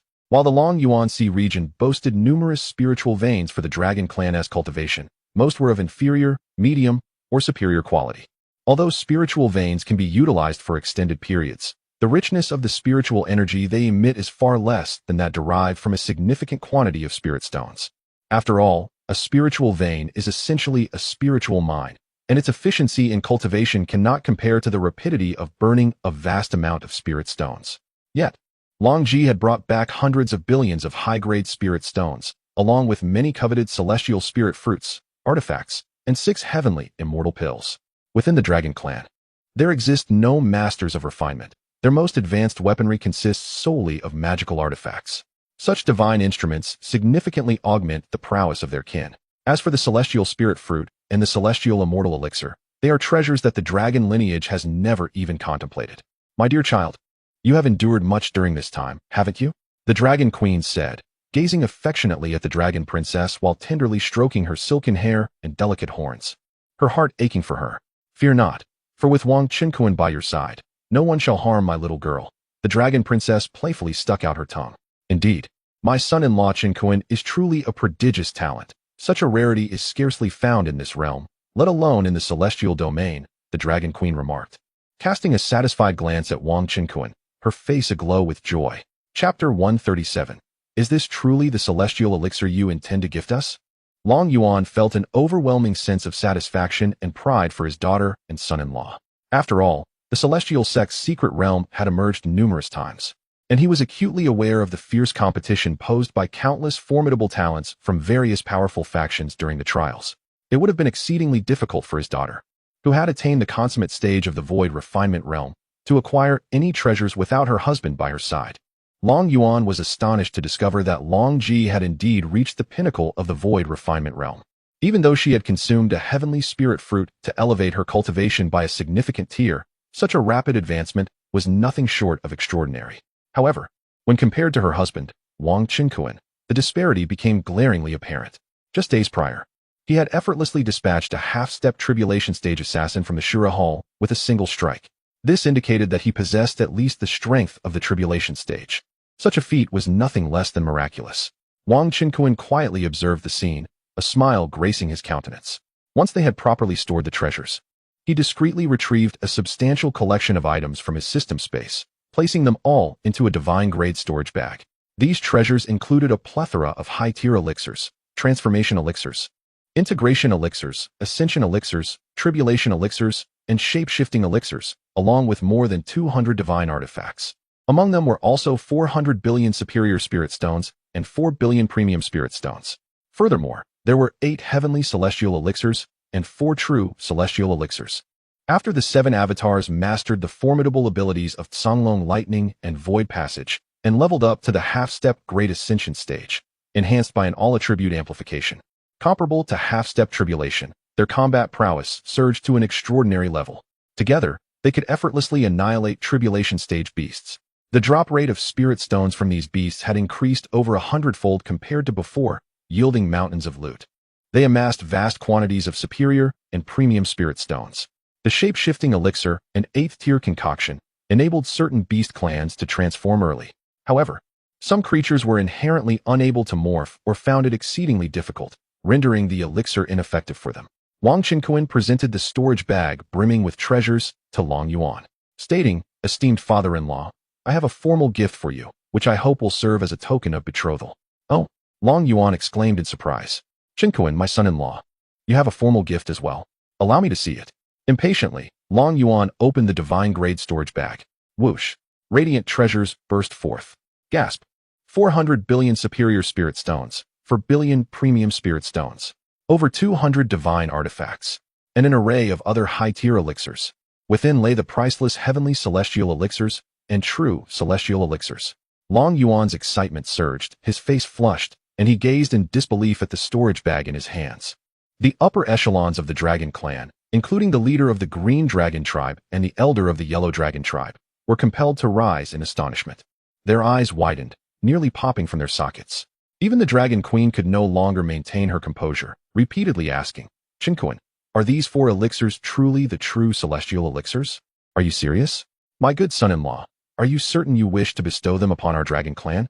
It is noteworthy that among the dragon lineage, only the Dragon King and Queen are celestial beings at the heavenly immortal stage, while other formidable members of the Dragon Clan have yet to attain such a status."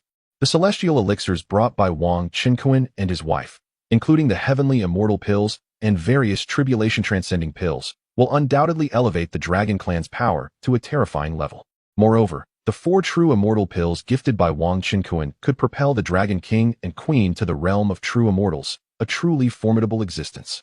In the celestial realm, true immortals are referred to as Tai true immortals, possessing strength far surpassing that of heavenly immortals by countless magnitudes. For years, in the mortal realms of the 3,000 worlds, the taboo presence of a true immortal has scarcely been witnessed. This is primarily because even the most exalted ancestors of the major imperial clans, who ascend to the celestial realm, cannot send down treasures exceeding the 10th level, including the 11th level true immortal pills. The celestial laws of the heavenly Tao prohibit the descent of treasures surpassing the 10th level, and even sending down 10th level treasures requires immense sacrifices from the celestial beings. However, there are no such restrictions on mortal treasures ascending to the upper realms. Thus, obtaining true immortal pills in the mortal world is primarily reliant on acquiring them from the secret realms of the immortal gates. Yet, it remains uncertain whether true immortal pills exist within these secret realms. No faction has ever been reported to have obtained such pills therein. The Comling realm is indeed fraught with complexities.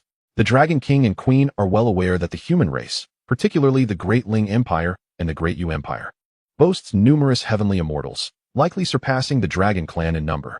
In the Great Ling Empire alone, the Dragon King and Queen are cognizant of 2 notable figures, the Great Ling Empress Ling Wan and the former Empress Ling Ruoling, both at the pinnacle of the heavenly immortal realm. The former Empress is still alive and recently visited the Dragon Palace, where she engaged in a spar with the Dragon Queen, surprisingly overcoming her. Beyond the Kunling realm, the surrounding worlds are equally formidable, such as the Tsangshuan realm and the Fuguang realm, both housing a multitude of heavenly immortals. Should a true immortal emerge from the Dragon Clan, it would signify the rise of the dragons, compelling the myriad demon clans of the Endless Sea to submit entirely to them.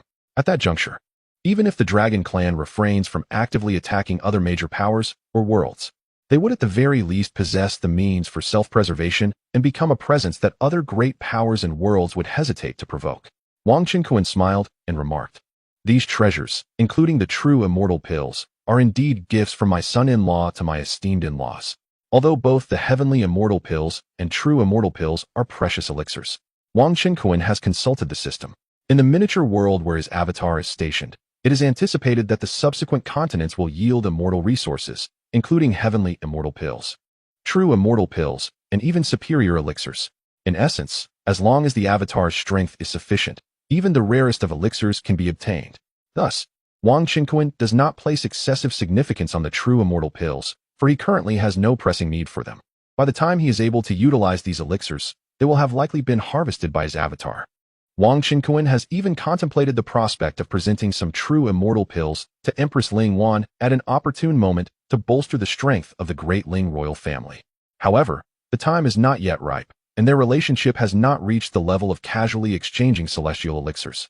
Princess Longji gazed fondly at her husband, Wang Qinquan, a sweet smile gracing her lips.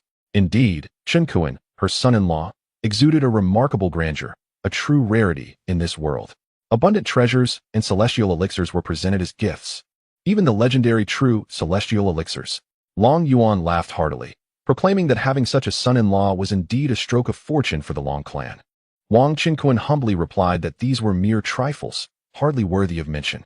The other esteemed members of the Long clan were left in stunned silence for a considerable time before recovering their composure. The other sons and daughters of the Dragon King and Queen, upon receiving news of their sister's return, hurried to the Dragon Palace for the banquet, equally astonished. Their seventh sister had been away for several years, returning with an extraordinary human husband, a paragon of strength and wealth. The Long Crown Prince, Long Hao, was a tall and formidable youth at the initial stages of tribulation, while other dragon sons and daughters were merely at the stages of great completion, integration, or refining void. Princess Longji, having attained consummate mastery in refining void, swiftly caught up with some of her elder brothers and sisters. They gathered around to converse. Extending utmost courtesy to Wang Qinquan, he presented gifts to his 6 brothers-in-law and sisters-in-law, each consisting of 10 billion high-quality spirit stones, several divine artifacts, and 10 breakthrough elixirs of various kinds, along with a heavenly spirit fruit for each. The 6 dragon princes and princesses accepted the gifts with immense delight, expressing their gratitude profusely. That evening, the Dragon Palace hosted a grand banquet in honor of Wang Qinquan and the returning 7th princess, Longji. The atmosphere was filled with merriment as cups were raised and toasts exchanged, delighting in a feast of exquisite mountain and sea delicacies. The mountain delicacies primarily comprised the flesh of exotic beasts from the dense forests of remote islands, while the seafood consisted of rare fish and shellfish from the realm of cultivation. Young Master Wang, you are indeed a dragon among men. A splendid match for our little 7. With her marrying you, this king can finally rest easy, Long Yuan declared, raising his cup in salute. Though I am unworthy, I humbly hope for your continued guidance, esteemed father-in-law, Wang Qinquan responded with a smile, fully aware of the Dragon King's sentiments. After all, Princess Longji was their most cherished youngest daughter, and they all yearned for her to wed into a good family. Otherwise, it would be better for her not to marry at all. Now, the wishes of the Dragon King and Queen had finally come to fruition. There is no need for such humility, my son-in-law, the Dragon Queen remarked, her face lighting up with a radiant smile, filled with satisfaction. Chapter 138. For years later, breakthrough to the Great Ascension, a new talent. Upon witnessing this, the Dragon Queen's face blossomed with a radiant smile, filled with contentment. Wang Qinquan and Dragon Princess spent 3 to 4 days residing in the Dragon Palace, exploring the vibrant Dragon City. It is worth noting that Dragon City differs significantly from the Dragon Palace. The former is a vast metropolis inhabited by various dragon clans, such as the Green Dragon, Yellow Dragon, Black Dragon, Gold Dragon, and Silver Dragon clans. In contrast, the Dragon Palace serves solely as the residence for Long Yuan and his family. Long Yuan is the leader of the Gold Dragon clan, while the Dragon Queen leads the Silver Dragon clan. Naturally, Long Yuan is also the king of all dragons in the Endless Sea. However, the dragon population is relatively small, with the other 6 princes residing in their own palaces within Dragon City, rather than the Dragon Palace. The youngest, Dragon Princess, had a palace in the Dragon Palace even before her marriage, which now serves as accommodation for Wang Qinquan and her. Dragon City, in its grandeur, surpasses the current Yunjiang Immortal City in size, yet its liveliness pales in comparison to that of Yun City. After all, the influx of cultivators in present-day Yun City rivals that of some two-star immortal cities. The leaders of the Yellow Dragon Clan, Aoluo, the Green Dragon Clan, Yuantao, along with several other Dragon Clan leaders, warmly invited Wang Qinquan and his wife to their homes for a visit. The couple graciously accepted these invitations, enjoying hospitality and feasting with their hosts. Wang Qinquan presented each clan leader with a small gift comprising 20 billion top-grade spirit stones, several divine artifacts, and 10 breakthrough elixirs of various types. He refrained from gifting any celestial pills, as he had yet to acquire any of that caliber through his current endeavors, estimating that he would need to vanquish beasts above the half-step celestial level to obtain such treasures. The celestial pills acquired from the Immortal Gate's secret realm were dwindling, so he decided to reserve them for later. The dragon leaders expressed immense gratitude for these gifts, showing no signs of dissatisfaction. The dragon folk were exceedingly hospitable, urging the couple to extend their stay. However, Wang Qinquan politely declined, as they wished to return to Yun City. Wang Qinquan felt a pang of reluctance to part from his many wives, while Dragon Princess was reluctant to leave her son, Wang Long, for too long. Given his tender age, the Dragon King and Dragon Queen smiled and remarked, "When you return next time, you can bring our grandson along."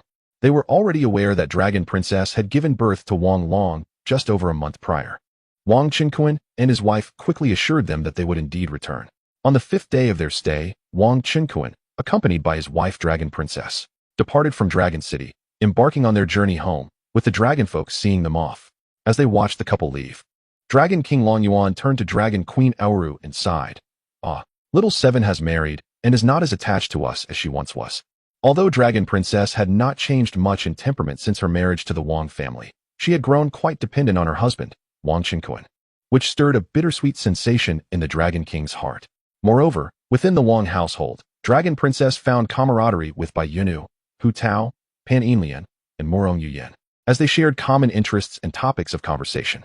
The first three ladies were of similar status and cultivation level, while Murong Yuyan, being gracious and mature, as well as Wang Qinquan's mentor, possessed a unique aura that allowed her to connect effortlessly with any of the other wives. Only Yun Yun remained capable of interjecting into their discussions. Qin Zi and Zhuo Miaodong, along with their companions, found themselves somewhat lacking in both cultivation and experience, often remaining on the periphery of conversations as they formed their own circle.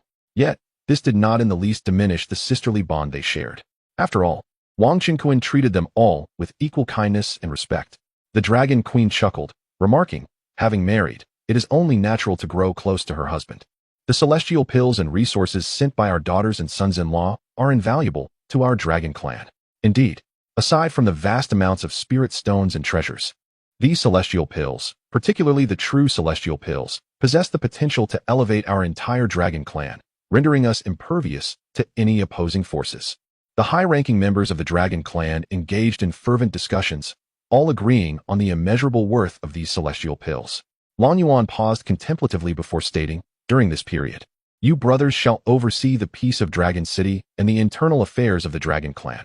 Once the Dragon Queen and I enter seclusion to ascend to the true celestial stage, the rise of our clan shall be imminent." Ao Luo Yuan Tao and the other brothers of Long Yuan nodded in agreement. On the surface of the Long Yuan Sea, Wang Qinquan and Long Ji returned to Cloud City aboard a divine flying vessel. This time, no unforeseen incidents occurred. After all, Wang Qinquan's formidable prowess in dispatching numerous king-level assassins had thoroughly intimidated the Shura Palace. The great figures of the Dyu faction, under the watchful eyes of the Dling court, were unable to approach. Wang Qinquan and Long Ji successfully returned to the Wang family clan. Upon their return, Long Ji immediately entered the clan's cultivation chamber to undergo a breakthrough. She possessed a fusion pill, and after more than 10 days, she successfully advanced to the early stage of fusion. The Wang family gained yet another formidable cultivator, equivalent to the ancestral level of weaker two-star factions. Wang Qinquan and the esteemed ladies resumed their profound exchanges in cultivation, as time silently slipped away. For years past, due to his utilization of the quintuple time array plate and the celestial silkworm blood for cultivation, Wang Qinquan had long since attained the pinnacle of the fusion stage, even accounting for the time spent consolidating his cultivation. Subsequently, he consumed a supreme great transcendence pill, and 10 days later, he successfully broke through to the early stage of transcendence. Ding! Congratulations to the host for breaking through to transcendence. You have awakened a new talent. Critical hit amplification, gold. The number of avatars you can create has increased by 1. You have gained 1 lottery opportunity. The system's voice chimed in as expected. A new talent. Critical hit amplification. Wang Qinkuan sensed a special transformation within himself, feeling somewhat perplexed. Previously, he had only possessed the dual cultivation talent of alchemical essence, which had already reached its maximum level. Critical hit amplification. A gold-level talent that doubles all defenses and attacks of the main body and avatars, as well as doubling the treasure drop rate in secret realms, relics, and idle worlds. Impressive. The enhancement of double defense, attack, and treasure drop rates is nothing short of divine talent. This ability surely has further upgrade potential. Wang Qinkuan casually spun the lottery and unexpectedly received a yellow turban warrior at the peak of the celestial stage. Now, with Wang Qinkuan's true cultivation at the early stage of transcendence, augmented by the full attribute enhancement, he was equivalent to a cultivator at the initial stage of the tribulation. According to the system, the strength of his body and primordial spirit has reached a level that allows him to infuse the cultivation of a perfected celestial being into the yellow turban warrior. From this moment forth, Wang Qinkuan possesses the prowess of a perfected celestial. Coupled with his talent for double critical hits, he is comparable to a half-step true immortal. In the mortal realm, he virtually strides with impunity. In a state of ecstatic exhilaration, Wang Qinkuan created a new avatar, naming it Kunkan No. 8, and dispatched it to the idle world. Now, with 8 avatars at the early stage of the Great Ascension, equivalent to the early stage of tribulation, armed with celestial-grade techniques and exquisite artifacts, along with the talent for double critical hit amplification, he is poised to venture into the 17th tier of the Cloud Realm for idling. There, he can barely engage in a group assault to vanquish half-step celestial monsters, yielding celestial elixirs and other resources. However, the probability of half-step celestials dropping celestial elixirs is relatively low. Nevertheless, the early-stage avatars can swiftly slay monsters and level up, advancing to the perfected Great Ascension and half-step tribulation stages in no time, especially with the double drop rate in effect. Wang Qinkuan's 9 consorts have also undergone tremendous transformations over the years. Long Ji has now reached the mid-stage of fusion. Hu Tao and Bai Yunu are both at the same early stage of Great Ascension as Wang Qinkuan, having broken through even before him. Morongyan, under Wang Qinkuan's focused dual cultivation care, has now surpassed the late stage of transformation, nearly rivaling the former ancestors of the Feixia immortal sect. Naturally, the 2 ancestors of the Feixia sect have likely already ascended to the phase of refining emptiness. Zhao Ningxiang stands at the mid-stage of the nascent soul, while Pan Yinlian has also achieved the late stage of transformation. Most astonishing to Wang Qinkuan is Yun Yun, who has remarkably broken through to the mid-phase of refining emptiness, making her eligible to accompany him in future trials of the Immortal Gate's secret realms. Zhuo Miaodong has achieved the late stage of the Golden Core, which is not too low, albeit slightly below that of the other consorts. His primary wife, Qin Zi, has also reached the early stage of the nascent soul, nearly catching up to Zhao Ningxiang. This is something she could scarcely have imagined before. The empress of the Qin kingdom, upon her entry into the realm of cultivation, was merely a lowly practitioner at the first layer of qi refining. Now, she has become a revered nascent soul being, envied by countless cultivators and capable of moving mountains and filling rivers. Moreover, her cultivation is boundless and continues to ascend rapidly.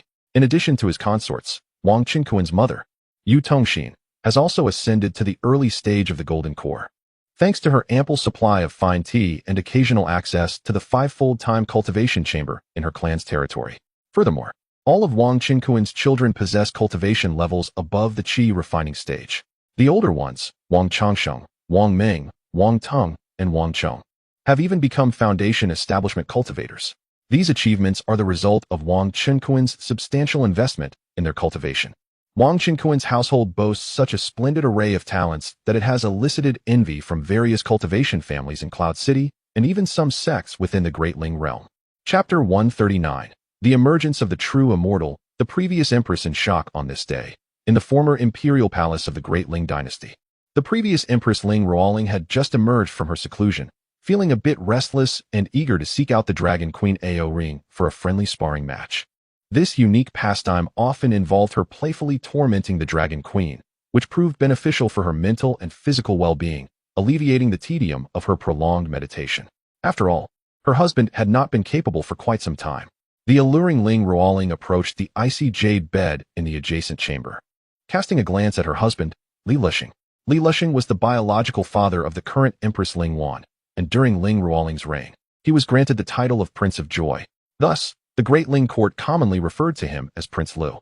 However, Li Lisheng had once been a patriarch of the Wuji sect, and some powerful figures from the celestial sects preferred to address him as Master Li or Ancestor Li. Li Lisheng possessed the remarkable cultivation of a perfected celestial immortal, yet having lived for over 30,000 years and having consumed a longevity elixir. His life was nearing its end. He required the icy jade bed to prolong his vitality. Regrettably, despite numerous trials within the celestial sects, the outstanding talents of the Great Ling dynasty had yet to procure a true immortal pill to help Li Lisheng transcend his current state and extend his lifespan. Indeed, there were no reports of anyone from other factions acquiring such a pill, as the trials were exceedingly arduous. Ling Ruoling silently observed her husband, who lay breathless, yet still exuding elegance with his silvery hair. With a sigh, she closed the chamber door. Through her divine sense, she noted her daughter Ling Wan still attending court, discussing state affairs with the ministers. Ling Ruoling raised her hand, tearing open a rift in space, and gracefully stepped through, vanishing from the former imperial palace. An hour later, high above the Dragon Abyss Sea, a rift suddenly appeared, and Ling Ruoling emerged, landing atop a cloud. Though the Dragon Abyss Sea was not a malevolent place, it was teeming with ferocious sea creatures. Two-headed serpents, azure-scaled crocodiles, black water turtles, crimson-eyed seabirds, and azure-eyed demonic beasts roamed freely, all formidable entities in their own right. However, as a celestial immortal, Ling Ruoling was unperturbed by mere mortals or beasts. As she descended above the tumultuous dark red waters, she spread her divine sense, encompassing an area of 300,000 miles in an instant. Suddenly, her brow furrowed slightly. Her mood evidently soured. It turned out that several hundred miles away, a colossal tribulation stage whale shark was leaping into the air, its massive jaws agape, charging towards her. Ling Ruoling's expression grew colder. She extended her hand and unleashed a powerful surge of celestial energy. In an instant, the whale shark exploded, and the sea waters surged skyward, creating towering waves that spanned 1,000 miles. Ling Ruoling paid this no mind. Instead, she provocatively raised an eyebrow at the divine sense emanating from the dragon city below.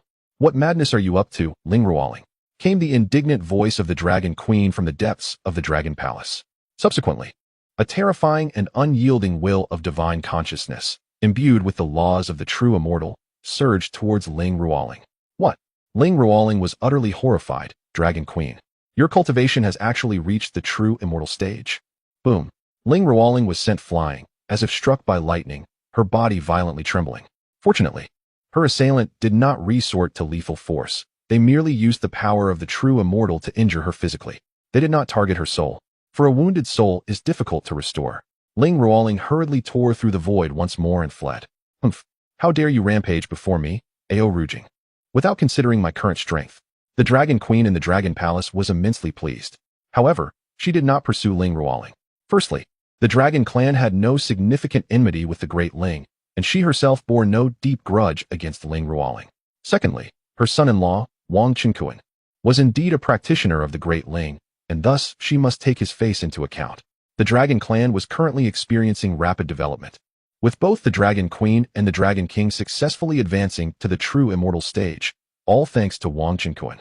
The Dragon Queen had already shown mercy, merely inflicting a slight injury on Ling Ruoling before retracting her strength. Otherwise, had she unleashed her full power against Ling Ruoling's primordial spirit, it would likely have sustained severe damage.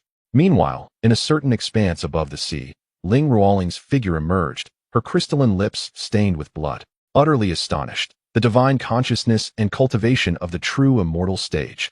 How could this be possible? When did the Dragon Queen break through to the true immortal stage? Apart from the Dragon Queen, there seemed to be another true immortal presence within the Dragon Palace, presumably the Dragon King. How did they acquire the true immortal elixir? If the Dragon King and Queen had possessed the true immortal elixir previously, they would have already broken through. Could it be that the first prodigy of this session's Immortal Gate trial, Wang Qingquan, provided it to them? Indeed, according to prior intelligence from the royal spies, Wang Qingquan had once brought his dragon lady back to the Dragon Abyss Sea and had eliminated several king-level assassins from the Shura Palace. This, if true, would imply that Wang Chenkuan possesses storage equipment capable of shielding against celestial divine consciousness probing, along with more true immortal elixirs and other treasures. If she could obtain a true immortal elixir, would that not mean salvation for Brother Lishing? Ling Ruoling's expression shifted between gloom and brightness. Finally, her face illuminated with ecstatic delight. The true immortal elixir possessed by the great Ling prodigy Wang Chenkuan must be acquired by the great Ling royal family, no matter the cost. Of course, experience prevails. Ling Ruoling, being the former empress, calculated shrewdly. Such an unparalleled prodigy, rare across the ages, is filled with pride, and it would be best to have him willingly part with it. Naturally, she could not treat him like an ordinary practitioner, issuing threats or merely offering a few sweet promises to compel his compliance. Ling Ruoling would not recklessly rush to Yunjing Immortal City to control Wang Chenkuan and force him to surrender the true immortal elixir and other treasures. Only a fool would do such a thing. Previously, 2 palace guards who were half a step from transcending had reported to the royal family that the Wang clan possessed at least a protective formation of the transcendent stage. Should there ever exist a formidable protective formation of celestial caliber or above, even she and Ling Wan would find it exceedingly challenging to breach. Furthermore, such extraordinary prodigies are typically endowed with immense fortune and should not be trifled with lightly. Moreover, these timeless geniuses, who are as elusive as lanterns in the dark, undoubtedly merit the most profound investment from her esteemed Ling family. It is said that this paragon's companions are all breathtakingly beautiful, having previously wedded the enchanting Hu Tao from the esteemed Hu family. This suggests that he has a marked affinity for exquisite beauty. Ling Wan, the cherished daughter of the Ling family and an empress in her own right, is no less than any woman in the world. Having been single for over 1,000 years, she is in dire need of a worthy suitor who catches her eye. Previously, during the celestial trials, Ling Ruoling had discreetly observed Wang Chenkuan in the grand capital of the Ling Empire. At that time, she had not considered him much, for his strength was then lacking, and he had not presented any treasures that would entice the Ling family. But the circumstances have changed dramatically now. With this thought in mind, Ling Ruoling hastily tore open a rift in the void and departed from the boundless sea. An hour later, she returned to the imperial palace of the Ling Empire. Mother? What brings you here so unexpectedly? Ling Wan, having just returned from court, was taken aback, her expression a mix of surprise and confusion. She could not fathom why the Empress Dowager Ling Ruoling had come at this moment. My dear daughter, I have come because I have stumbled upon something truly astonishing. A grand opportunity lies before you. Ling Ruoling exclaimed with a smile. What is it? What grand opportunity? Ling Wan's eyes sparkled with curiosity upon hearing her mother's words. What could be so remarkable that it left her mother in awe? What could this grand opportunity entail? As the Empress of the Ling Empire, she yearned for strength, aspiring to lead the Kunling cultivation realm, at the very least, the Ling cultivation realm, towards unparalleled power, to a point where no force would dare to offend them. In the Dragon Abyss Sea, both the Dragon King and Queen have ascended to the realm of true immortals. Ling Ruoling stated with calm composure. What? Ling Wan's beautiful eyes widened in shock, and she could not help but gasp in disbelief. True immortals? Ling Wan murmured, her expression a tapestry of complexity. The gap between the pinnacle of celestial immortal and the realm of true immortal may appear but a step, yet it is akin to a chasm of unfathomable depth. Ling Wan understood that without breaking through to the immortal pill stage, relying solely on cultivation, it was improbable she could ever reach the true immortal realm in her lifetime, unless she were to abandon the Grand Ling Empire and ascend to the heavens alone. However, the fabled heavens are rumored not to be a paradise, but a realm rife with chaos and slaughter, a merciless world where even celestial immortals may not find peace. Ling Wan had no immediate thoughts of ascending. At present, the Ling Empire stood under the formidable threat of the Great Yu Empire and the Zhangxian realm. Meanwhile, the Dragon Clan boasted 2 true immortals who towered over the myriad beings of the world. How much longer could the Ling Empire endure? Chapter 140. The Empress arrives. Wedding tomorrow, the emergence of 2 true immortals within the Dragon Clan is attributed to our esteemed Dailing's prodigy, Wang Chenkuan, who recently returned to his ancestral home with his wife. Ling Ruoling continued, sharing the information she had gleaned with her daughter, Ling Wan. Could it truly be because of Wang Chenkuan? He possesses such a forbidden elixir as the true immortal pill. The Empress Ling Wan's exquisite visage was momentarily taken aback, rendering her exceptionally endearing. Within her heart, tumultuous waves surged uncontrollably. Setting aside how Wang Chenkuan concealed his treasures from her celestial perception and the scrutiny of numerous transcendents, the mere existence of the true immortal pill A nearly unattainable elixir in the mortal realm cast a significant shadow over her thoughts. If her royal family could acquire even a few true immortal pills, both she and her parents could ascend to true immortality, instantly reversing the unfavorable circumstances besieging the Daling Empire. They could even obliterate the Dayo Empire and address the recent maneuvers of the Tsangshuan Empire, which sought to conspire against Daling, all within the span of a single thought. Mother, do you mean to draw Wang Qinkuan into our Daling dynasty? Ling Wan inquired. She contemplated the possibility of appointing Wang Qinkuan to a high-ranking position, or even arranging a marriage between him and a member of the Ling family, offering a princess in exchange for several true immortal pills. Ling Wan's cousin, Prince Ling Tian, also possessed celestial cultivation and had numerous unmarried daughters, all of whom were stunning and possessed commendable abilities, allowing Wang Qinkuan the privilege of selection. Should he find any of them unsuitable, he could propose his own conditions. Indeed, this appears to be the sole course of action.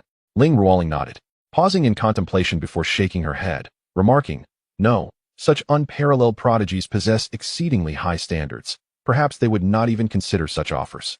Seemingly aware of Ling Wan's thoughts, Ling Ruoling stated directly, "What I mean is, you should marry Wang Qinkuan." At her words, Ling Wan's delicate face flushed a deep crimson. "Mother, what nonsense are you uttering?" She retorted in indignation. Hu Tao is her sworn sister. How could the illustrious empress of the Daling Empire marry her own subject, Wang Qinkuan, and thereby her own brother-in-law? What would that mean for her role as empress in the future? Do not feel shameful about it. Ling Ruoling sighed gently and continued. Our Daling royal family is embroiled in fierce conflict with the two great powers of Dayo and Tsangshuan. The Daling Empire is simply overwhelmed. Due to the existence of world barriers and the will of the world, cultivators from other realms must breach these barriers to invade. Moreover, those of celestial rank and above, even if they tear through the barriers to enter our realm, will find their powers suppressed by the world's will, effectively having their strength. Thus, even the Tsangshuan Empire, despite harboring intentions to avenge their losses in the Immortal Gate's secret realm and to attack the Kunling realm, must proceed cautiously, refraining from rash actions.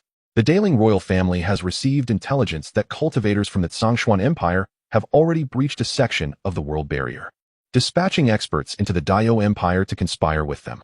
It is possible that these two factions will soon launch a war against the Daling Empire. Ling Ruoling pondered for a moment before speaking. As for Ling Tian's celestial cultivation, let us set that aside for now, for he is yet to reach perfection. Meanwhile, you, your father, and the three of you have been stuck at the pinnacle of celestial cultivation for many years without a breakthrough. Moreover, Wang Qinkuan not only possesses the opportunity of true immortality, but is also endowed with extraordinary talent and unparalleled charm. Such a prodigy, even if he ascends to the celestial realm, is destined to become a supreme immortal king. Your union with him would undoubtedly be advantageous.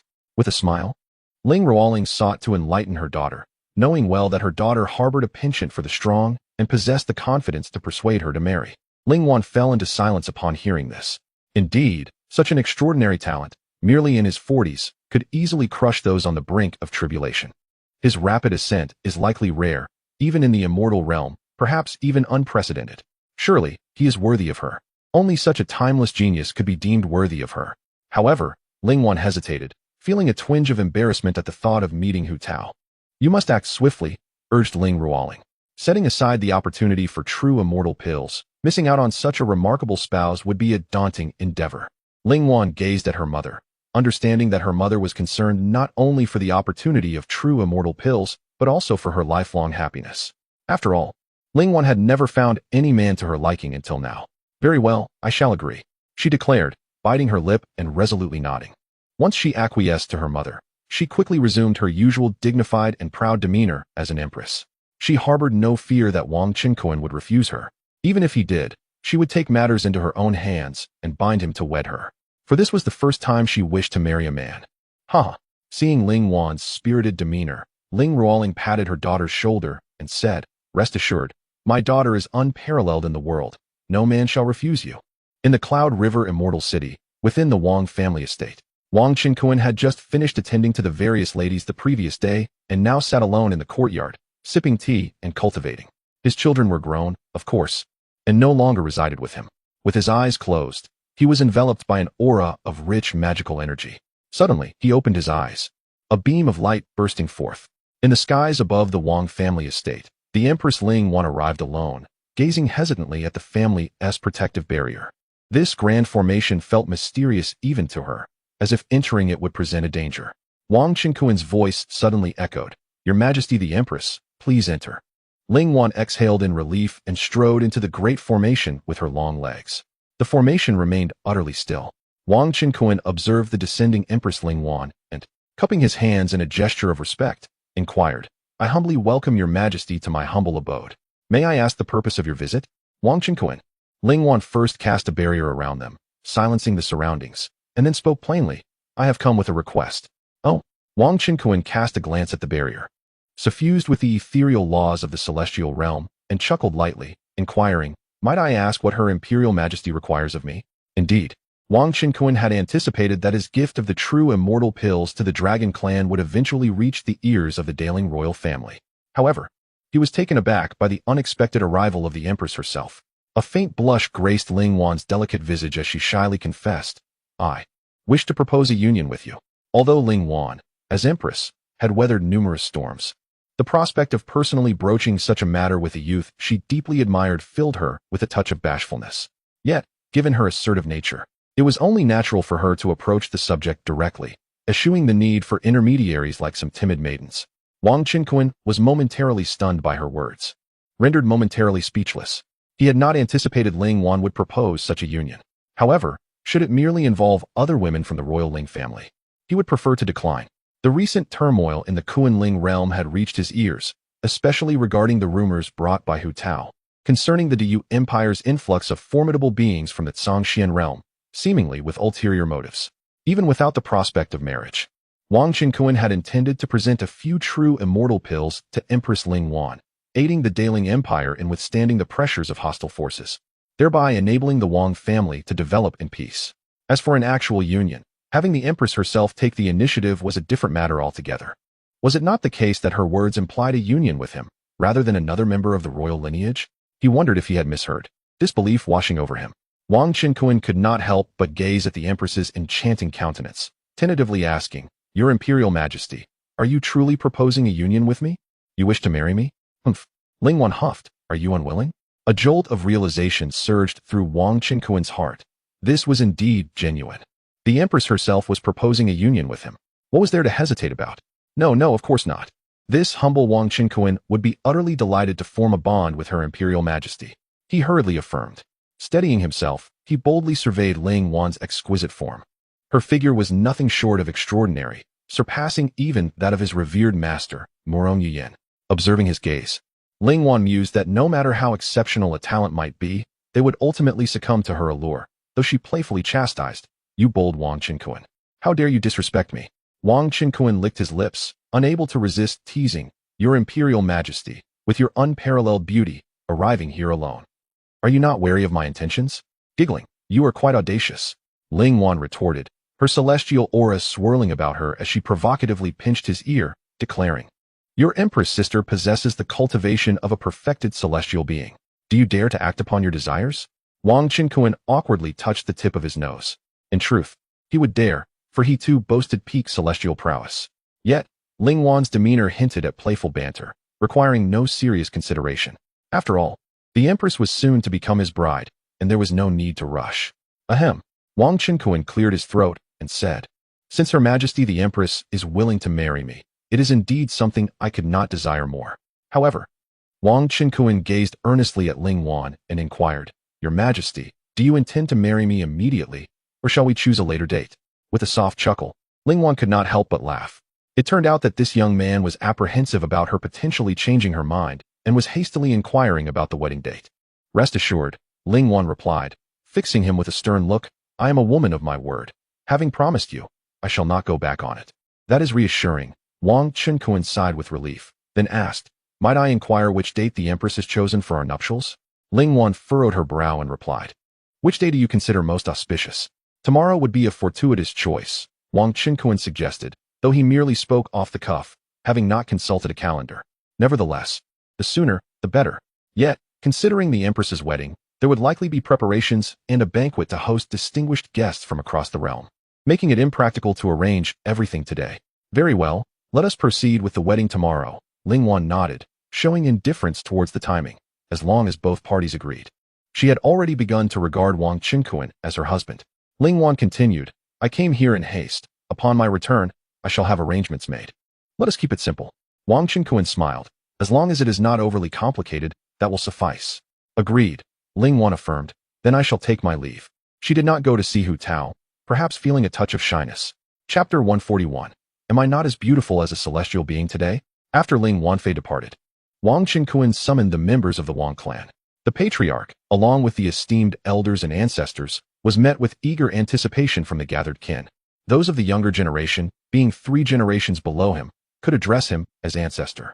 Wang Qingquan surveyed the assembly, a benevolent smile illuminating his face as he declared, Our esteemed Empress of Daling has just graced me with her presence.